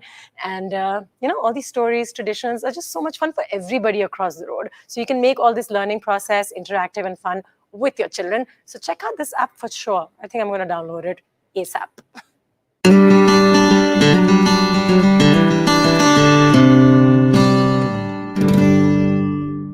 And let's not forget that we also have the awesome showcase of women-run and women-led businesses from across Pakistan, from the borders of Hunza, meeting China, down to Karachi. They have women-led businesses, like I said, they're small businesses, and we must support them. So you can also check them out at wowvirtual.pk. वहाँ पे हमारे कुछ food products हैं, फिर products हैं, फिर services हैं, बहुत सारी चीजें हैं जिनको हम मिलकर एक्सप्लोर कर सकते हैं. लेकिन स्पेशल मेंशन मैं देना चाहूंगी to some ladies from Hunza. They're called a ThreadNet. They have a fantastic business and they need all your support. So do check them out. There's Sundar Stas from Larkana, Interior Sindh, women working in the villages and creating some remarkable products. Sath hi sath, there's Hawa Plants. There's one on my set right there behind me. And plants are my new favorite obsession. So that's they're great pastime and they add a lot of beauty to your space. Baki bhi women-led jo businesses hain, unko bhi encourage kare. Go and check it out. Especially those people who are from outside the big cities, who are making this effort, who are trying to run their businesses, who are trying to find a way to get out there and sustain themselves. You and I have to help them, have to encourage them, and the marketplace is a great place to start. Buy their products, encourage their business so they can survive this pandemic and come out stronger and better.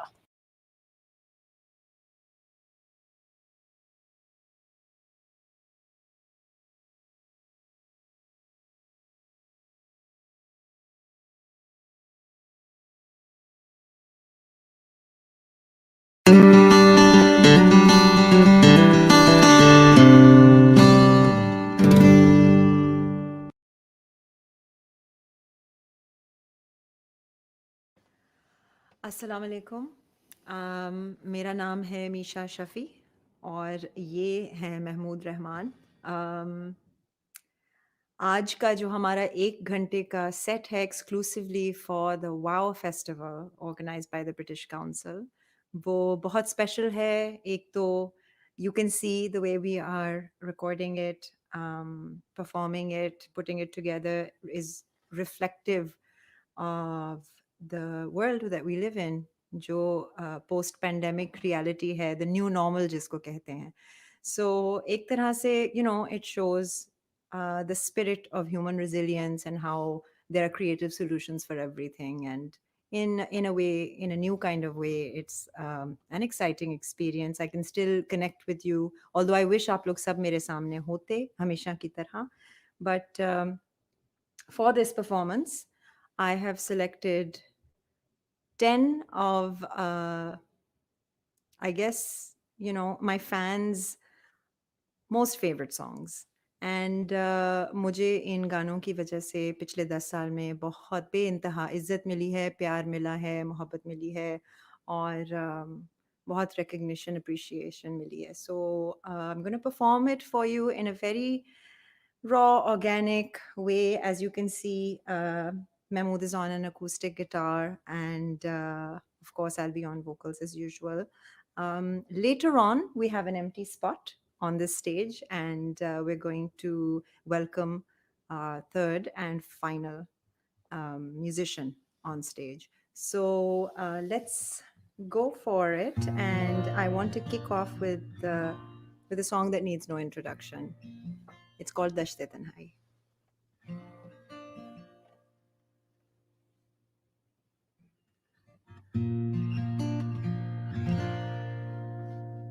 दश्ते तन्हाई में ऐ जाने जहां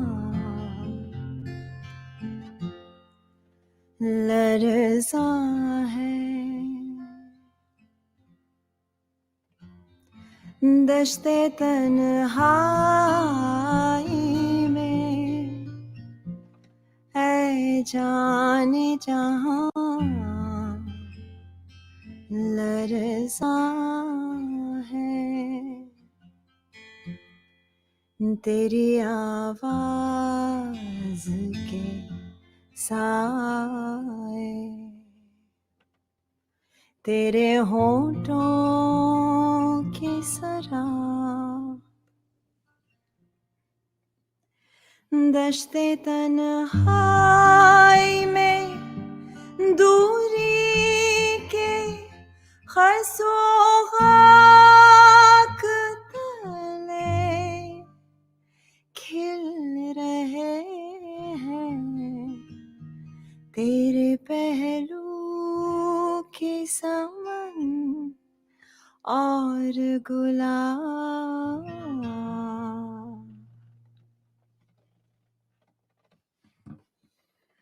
दश्ते तन्हाई में है जाने जहां लरज़ां है तेरी आवाज़ के साए, तेरे होठों के शराब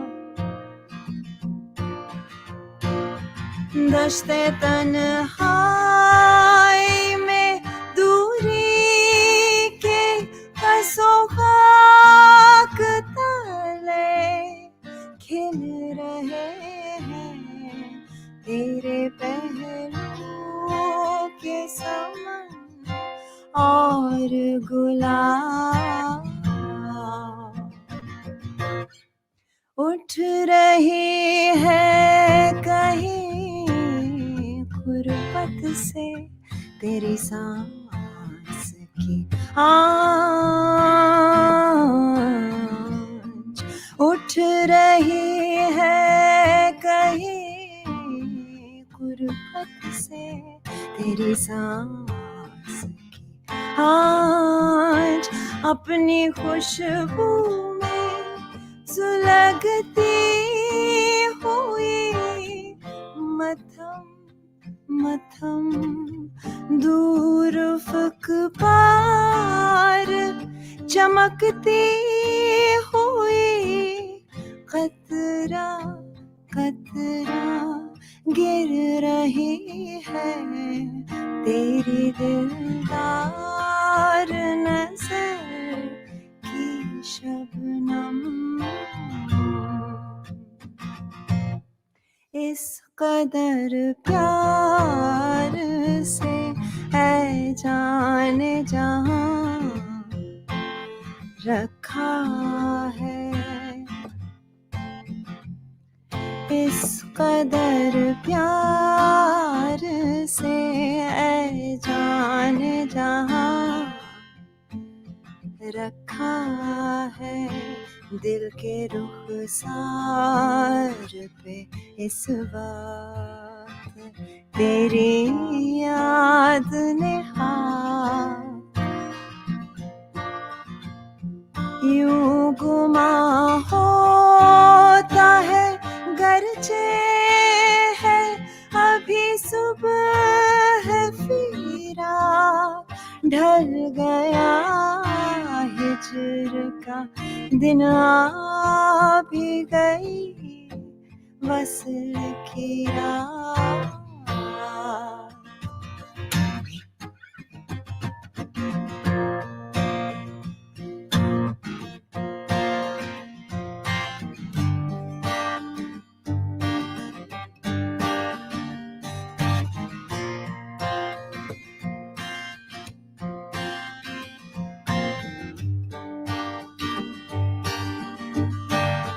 दश्ते तन्हाई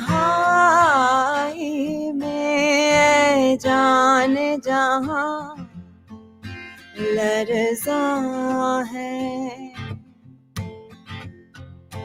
तेरी आवाज़ के साए, तेरे होठों की शराब दश्ते तन्हाई में दूरी के खसो खाक तले खिल रहे रहे हैं तेरे पहलू के समान और गुलाब.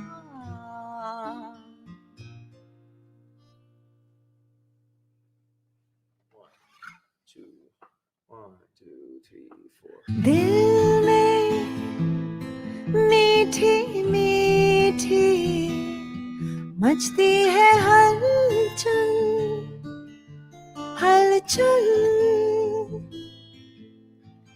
देखूं तुझको जो ही हो जाओ पागल पागल.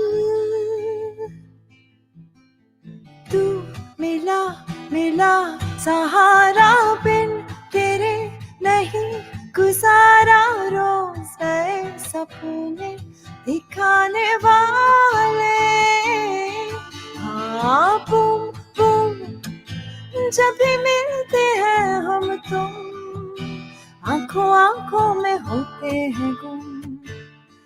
दिल बोले बूम बूम. हाँ बूम बूम मेरे सीने की धड़कन को सुन. मेरी सांसों को तेरी ही धुन. दिल बोले बूम बूम.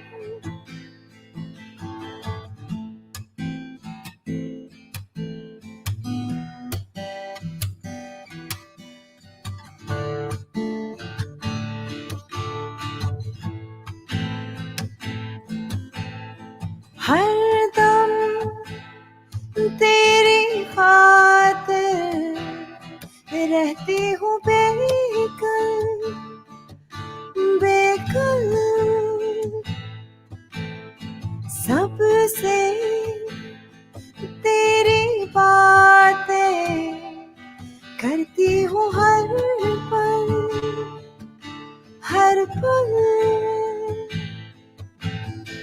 तू मिला मिला सहारा बिन तेरे नहीं गुजारा. रोज नए सपने दिखाने वाले. हाँ बूम बूम जब भी मिलते हैं हम तुम आंखों आंखों में होते हैं गुम. दिल बोले बूम बूम. हाँ बूम बूम मेरे सीने की धड़कन को सुन. मेरी सांसों को तेरे ही धुन. दिल बोले बूम बूम.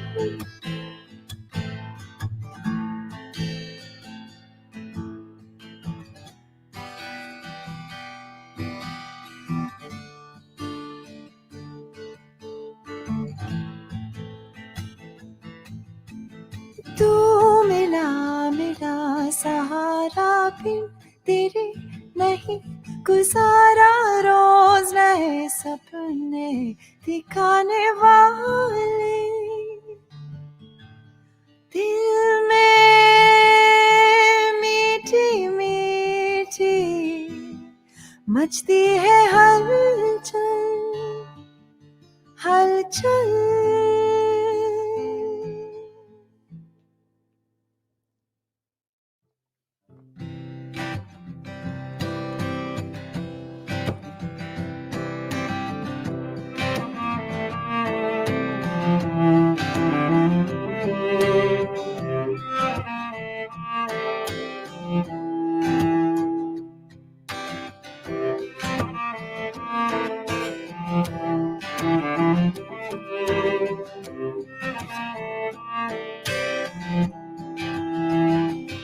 इश्के आप भी अव्वल आए होते हम भी अव्वल.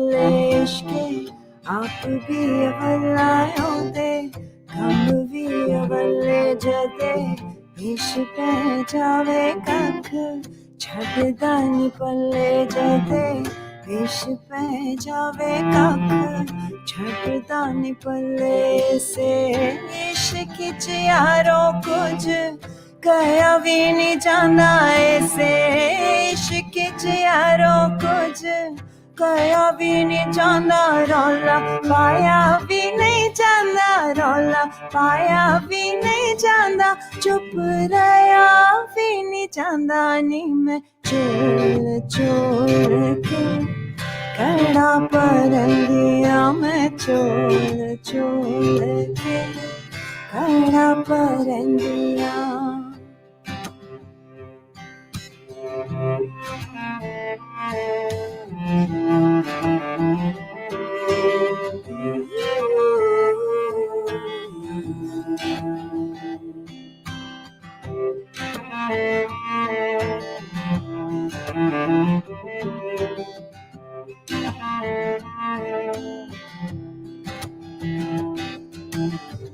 ਕੜਾ ਪਰੰਦੀਆਂ ਡਿੱਗੀ ਗਲ ਦੀ ਗਾਣੀ ਵੇ ਕੜਾ ਪਰੰਦੀਆਂ ਡਿੱਗੀ ਗਲ ਦੀ ਗਾਣੀ ਵੇ ਨਾ ਤੇਰੇ ਲਾਈ ਡੋਲਾ ਚੜਦੀ ਜਵਾਨੀ ਵੇ ਨਾ ਤੇਰੇ ਲਾਈ ਡੋਲਾ ਚੜਦੀ ਜਵਾਨੀ ਵੇ ਨਾ ਤੇਰੇ ਲਾਈ ਡੋਲਾ ਚੜਦੀ ਜਵਾਨੀ ਵੇ ਨਾ ਤੇਰੇ ਲਾਈ ਡੋਲਾ ਚੜਦੀ ਜਵਾਨੀ ਵੇ ਚੜਦੀ ਜਵਾਨੀ ਨਾ ਤੂੰ ਰੋਲ ਵੇ ਨੀ ਮੈਂ ਚੋਲ ਚੋਲ ਕੇ ਕੜਾ ਪਰੰਦੀਆਂ ਮੈਂ ਚੋਲ ਚੋਲ ਕੇ ਕੜਾ ਪਰੰਦੀਆਂ ਕੜਾ ਚਵਾਵੇ ਆ ਸਿਰ ਤੇ ਰਖਾਵੇ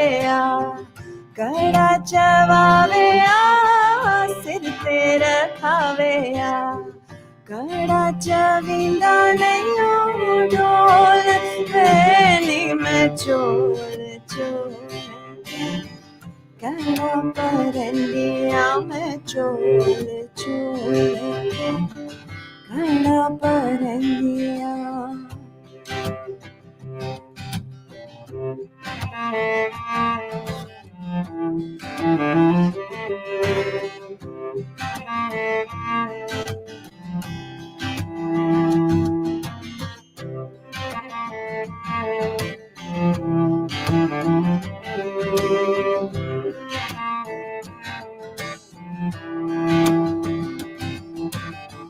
ਕੜਾ ਪਰੰਦੀਆਂ ਟਿੱਕਾ ਮੱਥੇ ਤਾਂ ਟਿਕਾਵੇ ਕੜਾ ਪਰੰਦੀਆਂ ਟਿੱਕਾ ਮੱਥੇ ਤਾਂ ਟਿਕਾਵੇ ਦਿਲ ਦੀ ਕਿਤਾਬ ਉੱਤੇ ਨਾ ਤੇਰਾ ਲਿਖਿਆ ਵੇ ਦਿਲ ਦੀ ਕਿਤਾਬ ਉੱਤੇ ਨਾ ਤੇਰਾ ਲਿਖਿਆ ਵੇ ਦਿਲ ਦੀ ਕਿਤਾਬ ਉੱਤੇ ਨਾ ਤੇਰਾ ਲਿਖਿਆ ਵੇ ਦਿਲ ਦੀ ਕਿਤਾਬ ਉੱਤੇ ਨਾ ਤੇਰਾ ਲਿਖਿਆ ਵੇ ਜਿਹੜਾ ਵੀ ਵਰਕਾ ਖੋਲ ਵੇ ਨੀ ਮੈਂ ਚੋਲ ਚੋਲ ਕੇ ਕੜਾ ਪਰੰਦੀਆਂ ਮੈਂ ਚੋਲ ਚੋਲ ਕੇ ਕੜਾ ਪਰੰਦੀਆਂ ਕੜਾ ਚਵਾਵੇ ਆ ਸਿਰ ਤੇ ਰਖਾਵੇ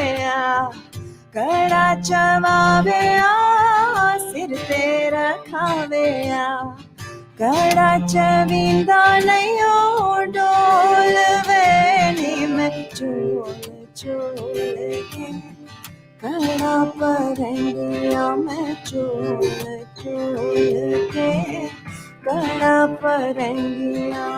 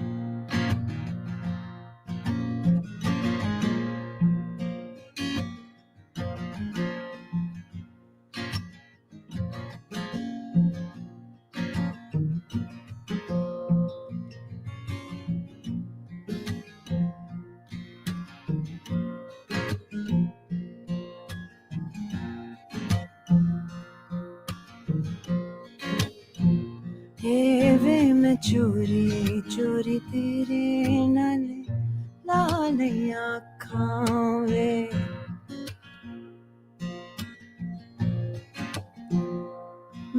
मैं चोरी चोरी तेरे नाले लाल आँखां वे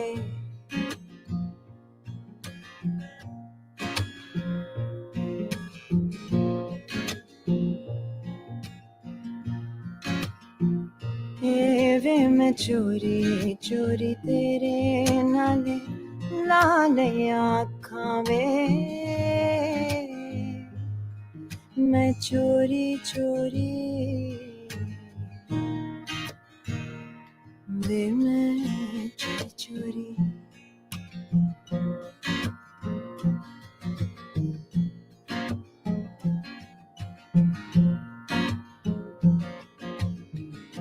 दुनिया तो जखाते मैं दुनिया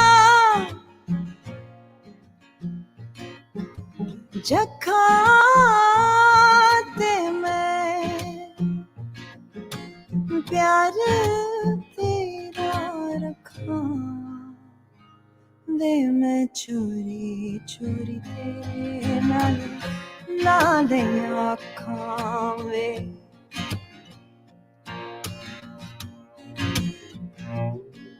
मैं चोरी चोरी तेरे नाले लाल आँखां वे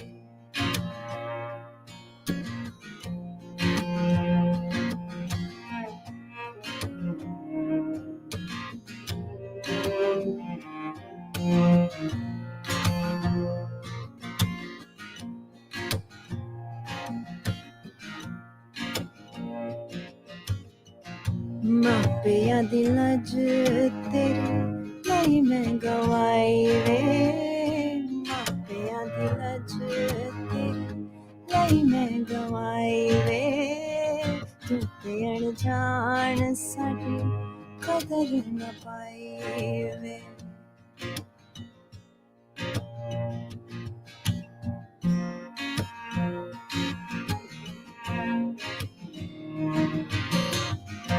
इत्ते वे मैं जान दिया इत्ते वे मैं जान दिया तेनू मेरे जइया लखां वे मैं चोरी चोरी तेरे नाले लाल आँखां वे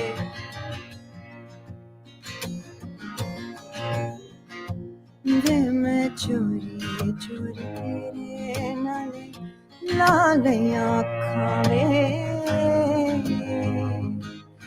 मैं चोरी चोरी वे मैं चोरी चोरी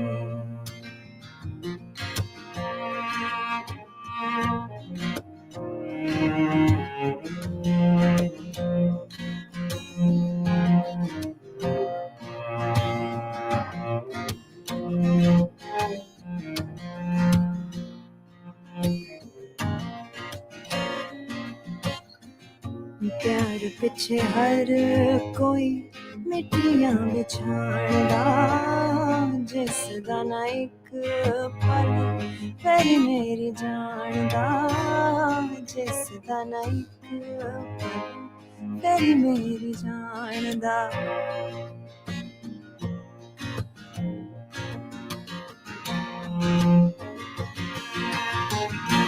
इतने में जान दिया इतने में जान दिया तेनू मेरे जइया लखां वे मैं चोरी चोरी तेरे नाल आँखां वे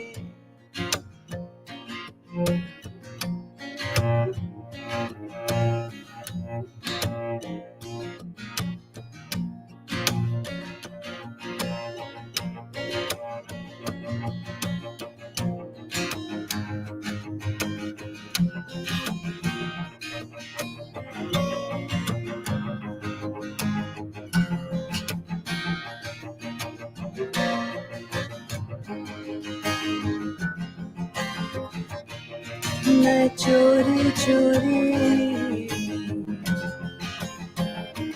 वे मैं चोरी चोरी मैं चोरी चोरी वे मैं चोरी चोरी मैं चोरी चोरी तेरे नाल ला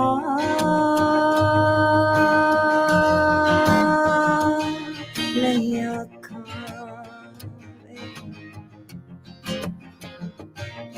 मैं चोरी चोरी तेरे नाल ला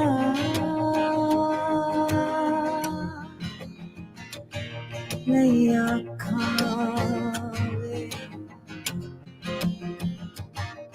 मैं चोरी चोरी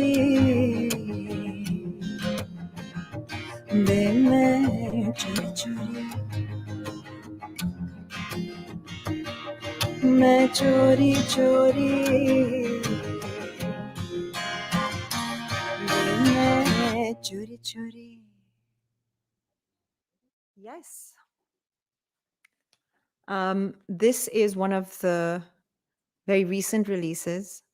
ये एक पंजाबी का ओरिजिनल गाना है जो कि कोक स्टूडियो 2020 पे अभी 2-3 महीने पहले रिलीज हुआ है. इसका नाम है ना टुटिया वे. और आज क्योंकि हम इंटरनेशनल वुमेन्स डे पे औरतों की ताकत, उनकी हिम्मत, उनकी अचीवमेंट्स, उनकी रेजिलियंस को सेलिब्रेट कर रहे हैं, सलूट कर रहे हैं और अपने हक जो जिनके लिए हम लड़ते हैं उनके मिलने को सेलिब्रेट कर रहे हैं और जिन पे अभी काम बाकी है उस जद्दोजहद को सेलिब्रेट कर रहे हैं. तो ये गाना जो है ये पर्टिकुलरली इस वक्त के लिए परफेक्ट है और it talks about women and the equality that they enjoy as a birthright, and the fact that they are sensitive and vulnerable and nurturing and the softer side of humankind, however still just as strong and resilient, if not more, I think personally more, than you know, our complementary yin and yang. So yeah, इसमें दिल मेरा टूटदा टूट ना टूटे आवे ये एक celebration है जिसमें कि हम ख़वातीन के resilience को, I guess that's the perfect word, को सेलिब्रेट कर रहे हैं. और ये बहुत मज़ेदार गाना है. It's very groovy. We'll start and jump right into it. और ये बड़ा एक किस्म का feminist anthem है because the lyrics have been written in a very powerful, very empowering way. तो सुनते हैं. 1 2 3 कि दिल मेरा टूटदा टूटना टूटिया वे कि दिल मेरा टूटदा टूटना टूटिया वे कि दिल मेरा टूटदा टूटना टूटिया वे कि दिल मेरा टूटदा टूटना टूटिया वे टूटे पांडे कली करामा गली दे विच बह के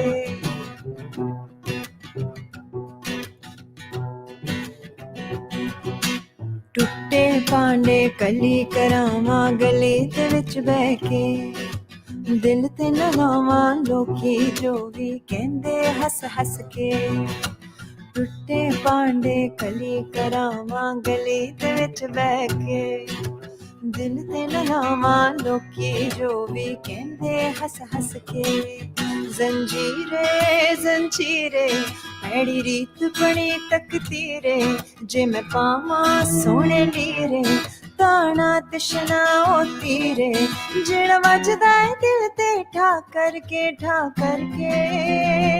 कि दिल मेरा टूटदा टूटना टूटिया वे कि दिल मेरा टूटदा टूटना टूटिया वे कि दिल मेरा टूटदा टूटना टूटिया वे कि दिल मेरा टूटदा टूटना टूटिया वे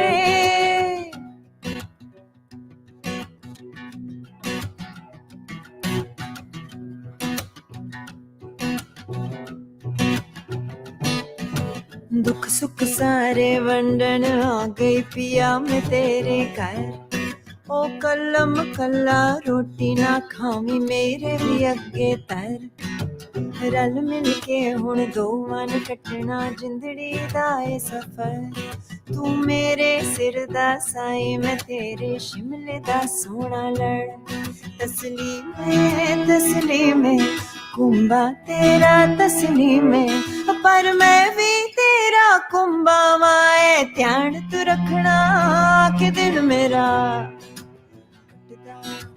टूटना टूटिया वे कि दिल मेरा टूटदा टूटना टूटिया वे कि दिल मेरा टूटदा टूटना टूटिया वे कि दिल मेरा टूटदा टूटना टूटिया वे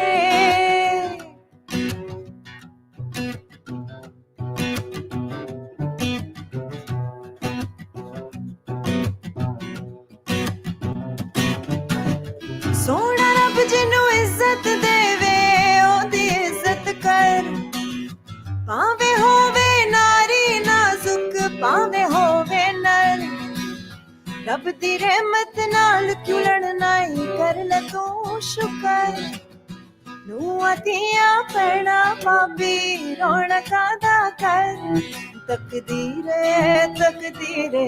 जेड़ी रब ने बनाई तस्वीरे जेड़ा रब दी रजा नाल राजी नहीं ओदा कख नहीं बनना कि दिल मेरा टूटना टूटिया वे कि दिल मेरा टूटना टूटिया वे कि दिल मेरा टूटना टूटिया वे कि दिल मेरा टूटना टूटिया वे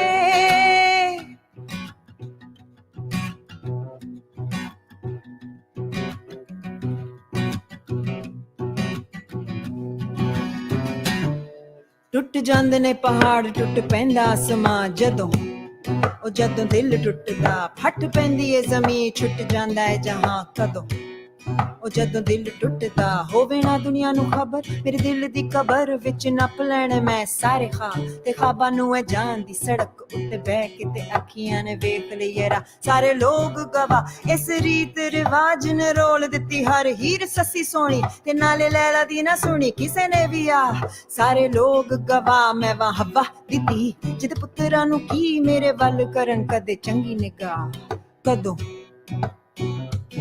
ओ जदों दिल टुटदा कदों ओ जद दिल टुटदा उदों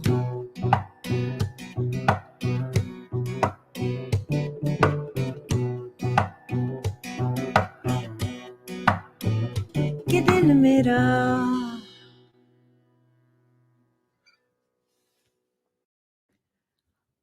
This is an original song that I wrote और इसमें एक गुफ्तगू हो रही है एक छोटी लड़की एक बच्ची और चंदा मामा के बीच में और वो बच्ची जो है और a child can be any child it can even be our inner child वो चांद से पूछ रही है कि हमारी खल्क हमारी एग्जिस्टेंस जो है हमारा मकसद जो है एग्जिस्ट करने का वो क्या है ये जो सारे सितारे आसमान द यूनिवर्स नेचर ये सारा कुछ जो है ये जो निज़ाम चल रहा है कुदरत का और उसमें हमारा जो रोल है वो क्या है मतलब एक तरह से आप जिसको फ़लसफ़ा कहेंगे और वो ये सारी चीज़ें पूछती है और उसके बाद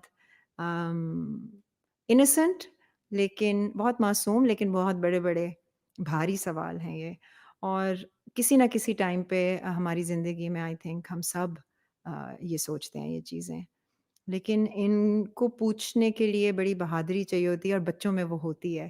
تو چاند آگے سے اس کو جواب دیتا ہے اور آگے سے کہتا ہے کہ مقصد بھی تم ہو اور قدرت بھی تم ہو اور تمہارا یہاں پہ ہونا اور تمہاری ایگزسٹنس جو ہے وہی مقصد ہے اس سارے نظام کا. تو وہ سارا کچھ جو تم دیکھ رہی ہو وہ تمہارے اندر بھی ہے, تم اسی سے پیدا ہوئی ہو اور بیسکلی ہم سب کنیکٹڈ ہیں and we are all a part of a larger scheme.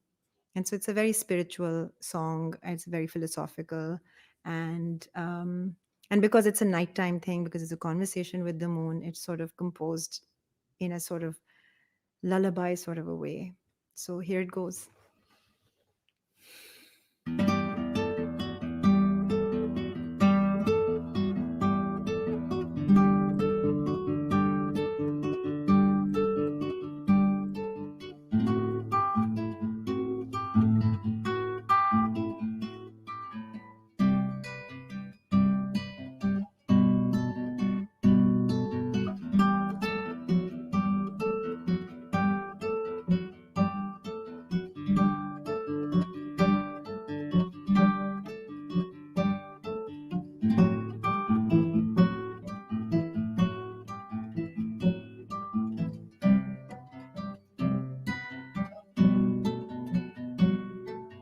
چندا رے مجھ کو بتا دے سب سمجھا دے خلق کی داستان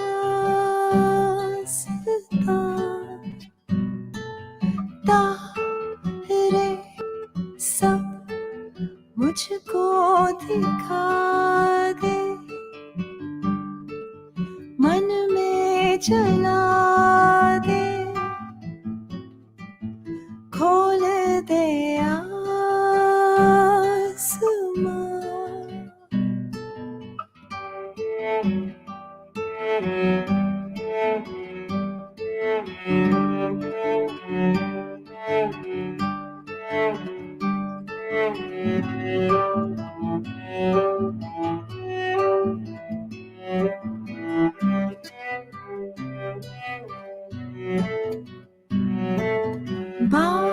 بادلوں سے بھی اوپر اٹھا لے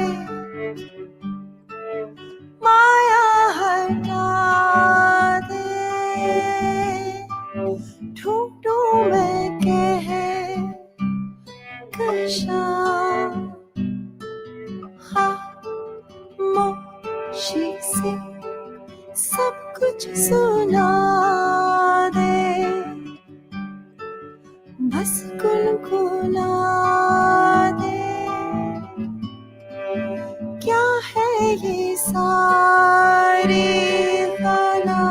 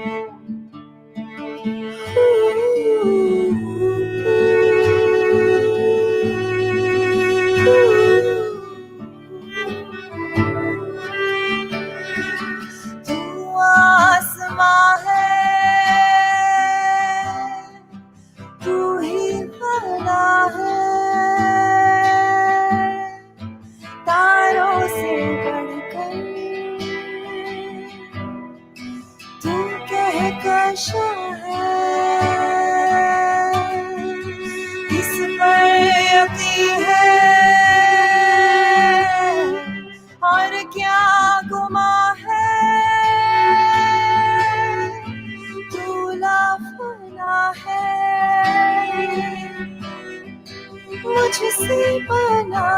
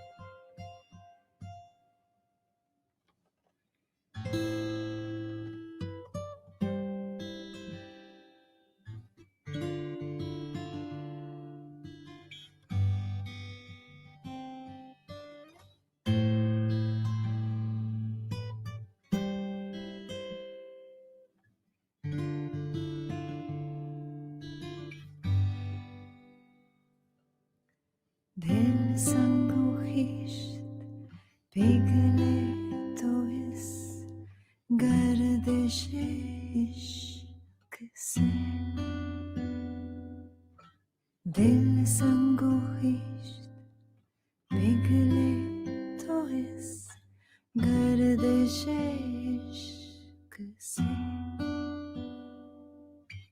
गुन लाखों लाखों गाओ तेरे सदके मैं जाऊं जाऊं तेरे संभले दिल तो बताऊं तुझे मैं राज सारे मैं सुनाऊं तुझे कौन से कज़ा दिखाऊं मुझे ना छोड़ तन्हा जाऊं कहाँ मैं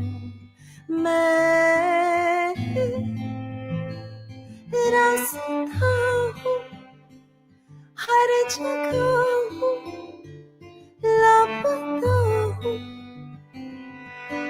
मैं वहाँ पर हूँ हर हबल हूँ आज कल हूँ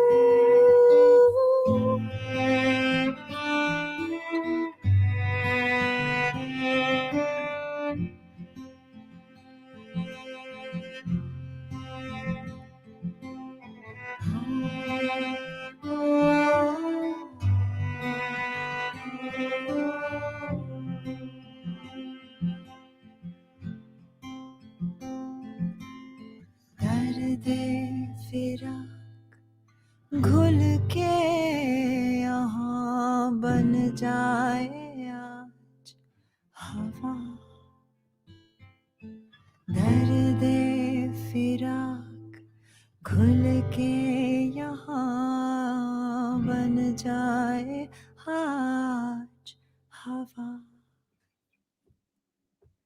गुन लाखों लाखों गाऊं तेरे सदके मैं जाऊं जाऊं तेरे संभले दिल तो बताऊं तुझे मैं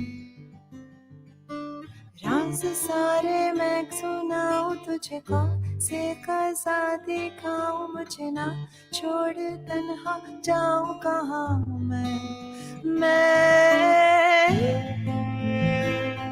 रास्ता हूँ हर जगह हूँ लापता हूँ मैं वहाँ पर हूँ हर हबल हूँ आज कल हूँ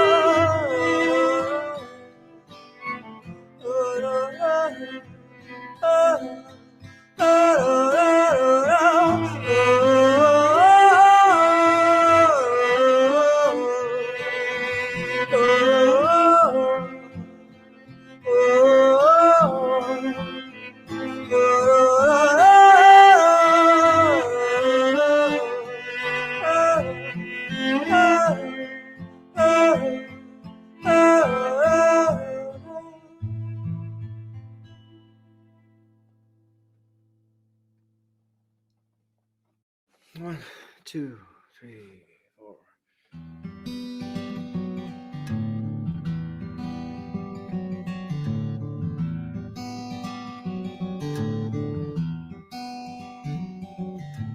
तारे चमकते तोड़ लाऊं, रोशनी हर एक सांस में पाऊं, छोड़ अंधेरे आगे ठंडी छाऊं, गुले अजर की मैं क्या बतलाऊं।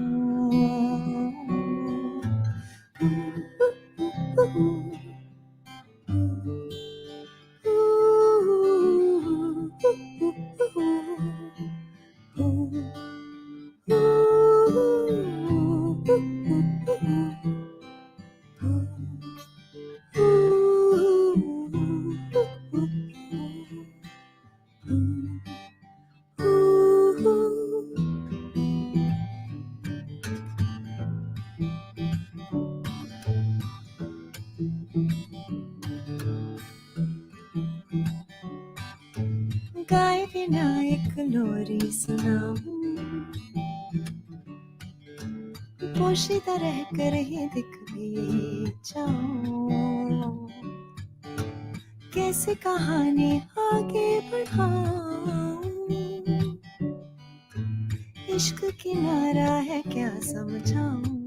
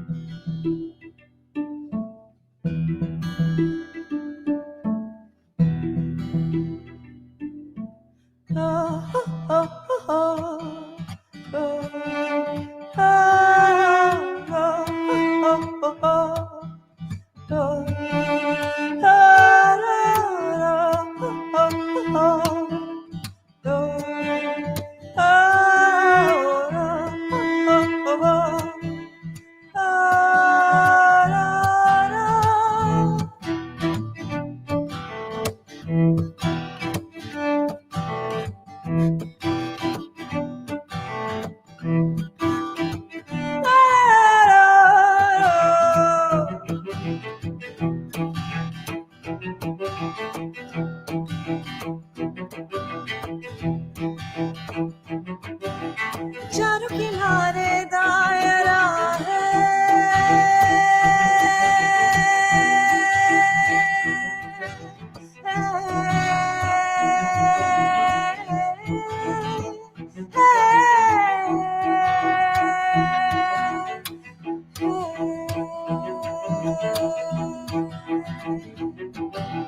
चारों किनारे दायरा है, हाथों में मेरे सारा जहां है, रंगीले अमृत सा दरिया है, जो न मिला था सब कुछ यहाँ है, चारों किनारे दायरा है, हाथों में मेरे सारा जहां है, रंगीले अमृत सा दरिया है, जो न मिला था सब कुछ यहाँ है, चारों किनारे दायरा है, हाथों में मेरे सारा जहां है, रंगीले अमृत सा दरिया है, जो न मिला था सब कुछ यहाँ है।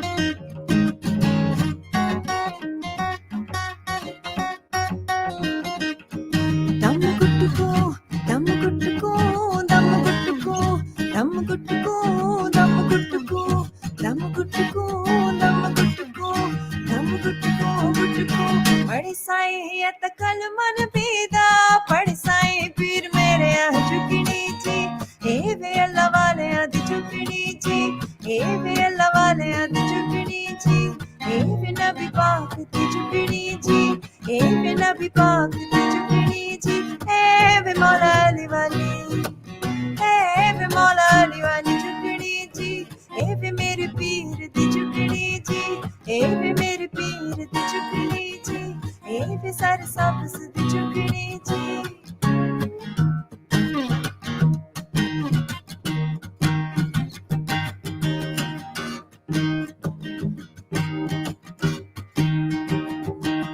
झुकनी तार खाइयां विच थाल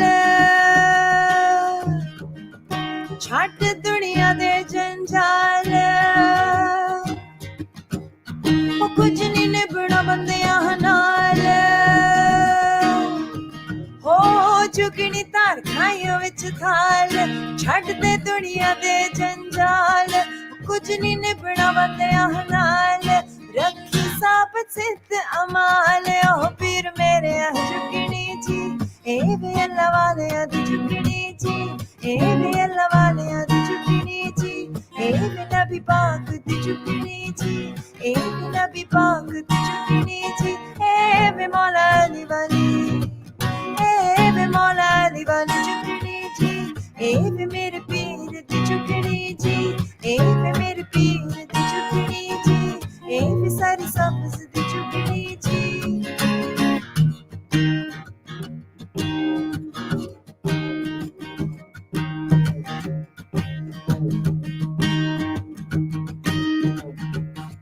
झुकनी डिग पई विच रोई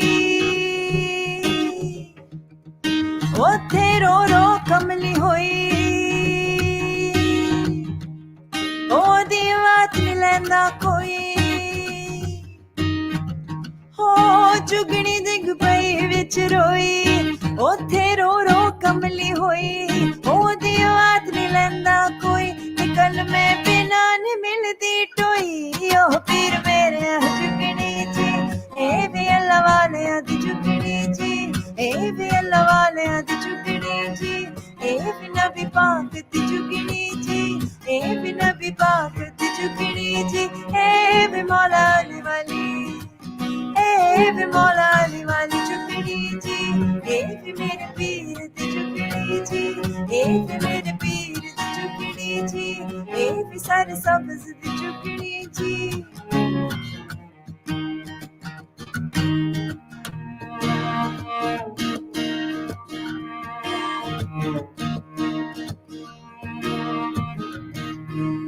वंगा चढ़ा लो कुड़ियों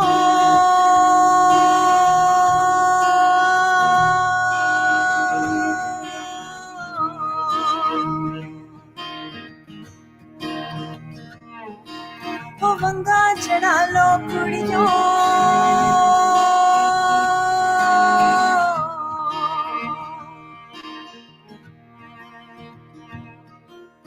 वंगा चढ़ा लो कुड़ियों ओ वंगा चढ़ा लो कुड़ियों वंगा चढ़ा लो कुड़ियों ओ वंगा चढ़ा लो कुड़ियों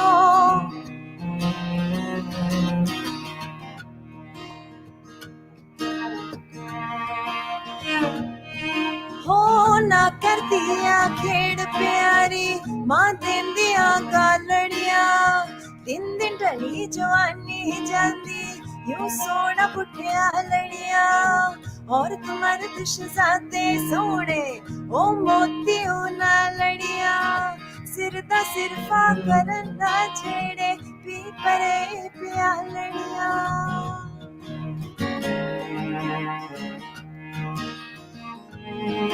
हो दाता दे दरबार जा तू पावन खैर सुहालनिया मंगा चढ़ा लो कुड़ियों मेरे दाता दे दरबार दिया ओ मंगा चढ़ा लो कुड़ियों मेरे दाता दे दरबार दिया ओ मंगा चढ़ा लो कुड़ियों मेरे दाता दे दरबार दिया ओ बंगा चढ़ा लो कुड़ियों मेरे दाता दे दरबार दियां दम गुटकू दम गुटकू दम गुटकू दम गुटकू दम गुटकू दम गुटकू दम गुटकू दम गुटकू गुटकू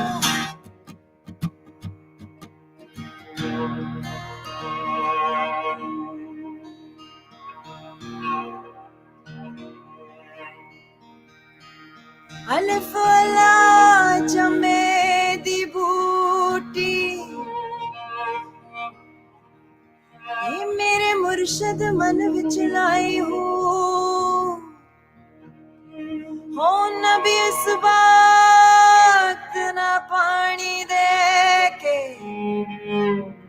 हर रगे हर जाई हूँ ओ जुग जुग जीवे मेरा मुर्शिद सोना हथे जिसे बूटी लाई हूँ पीर मेरे झुकनी जी ए भी अल्लाह वाले आदि झुकनी जी ए भी अल्लाह वाले आदि झुकनी जी ए भी मेरे पीर दी झुकनी जी ए भी मेरे पीर दी झुकनी जी ए भी मौला अली वाली ए भी मौला अली वाली झुकनी जी ए भी नबी पाक दी झुकनी जी ए भी नबी पाक दी झुकनी जी ए भी सर सब्ज दी झुकनी जी ए भी सर सब्ज दी झुकनी जी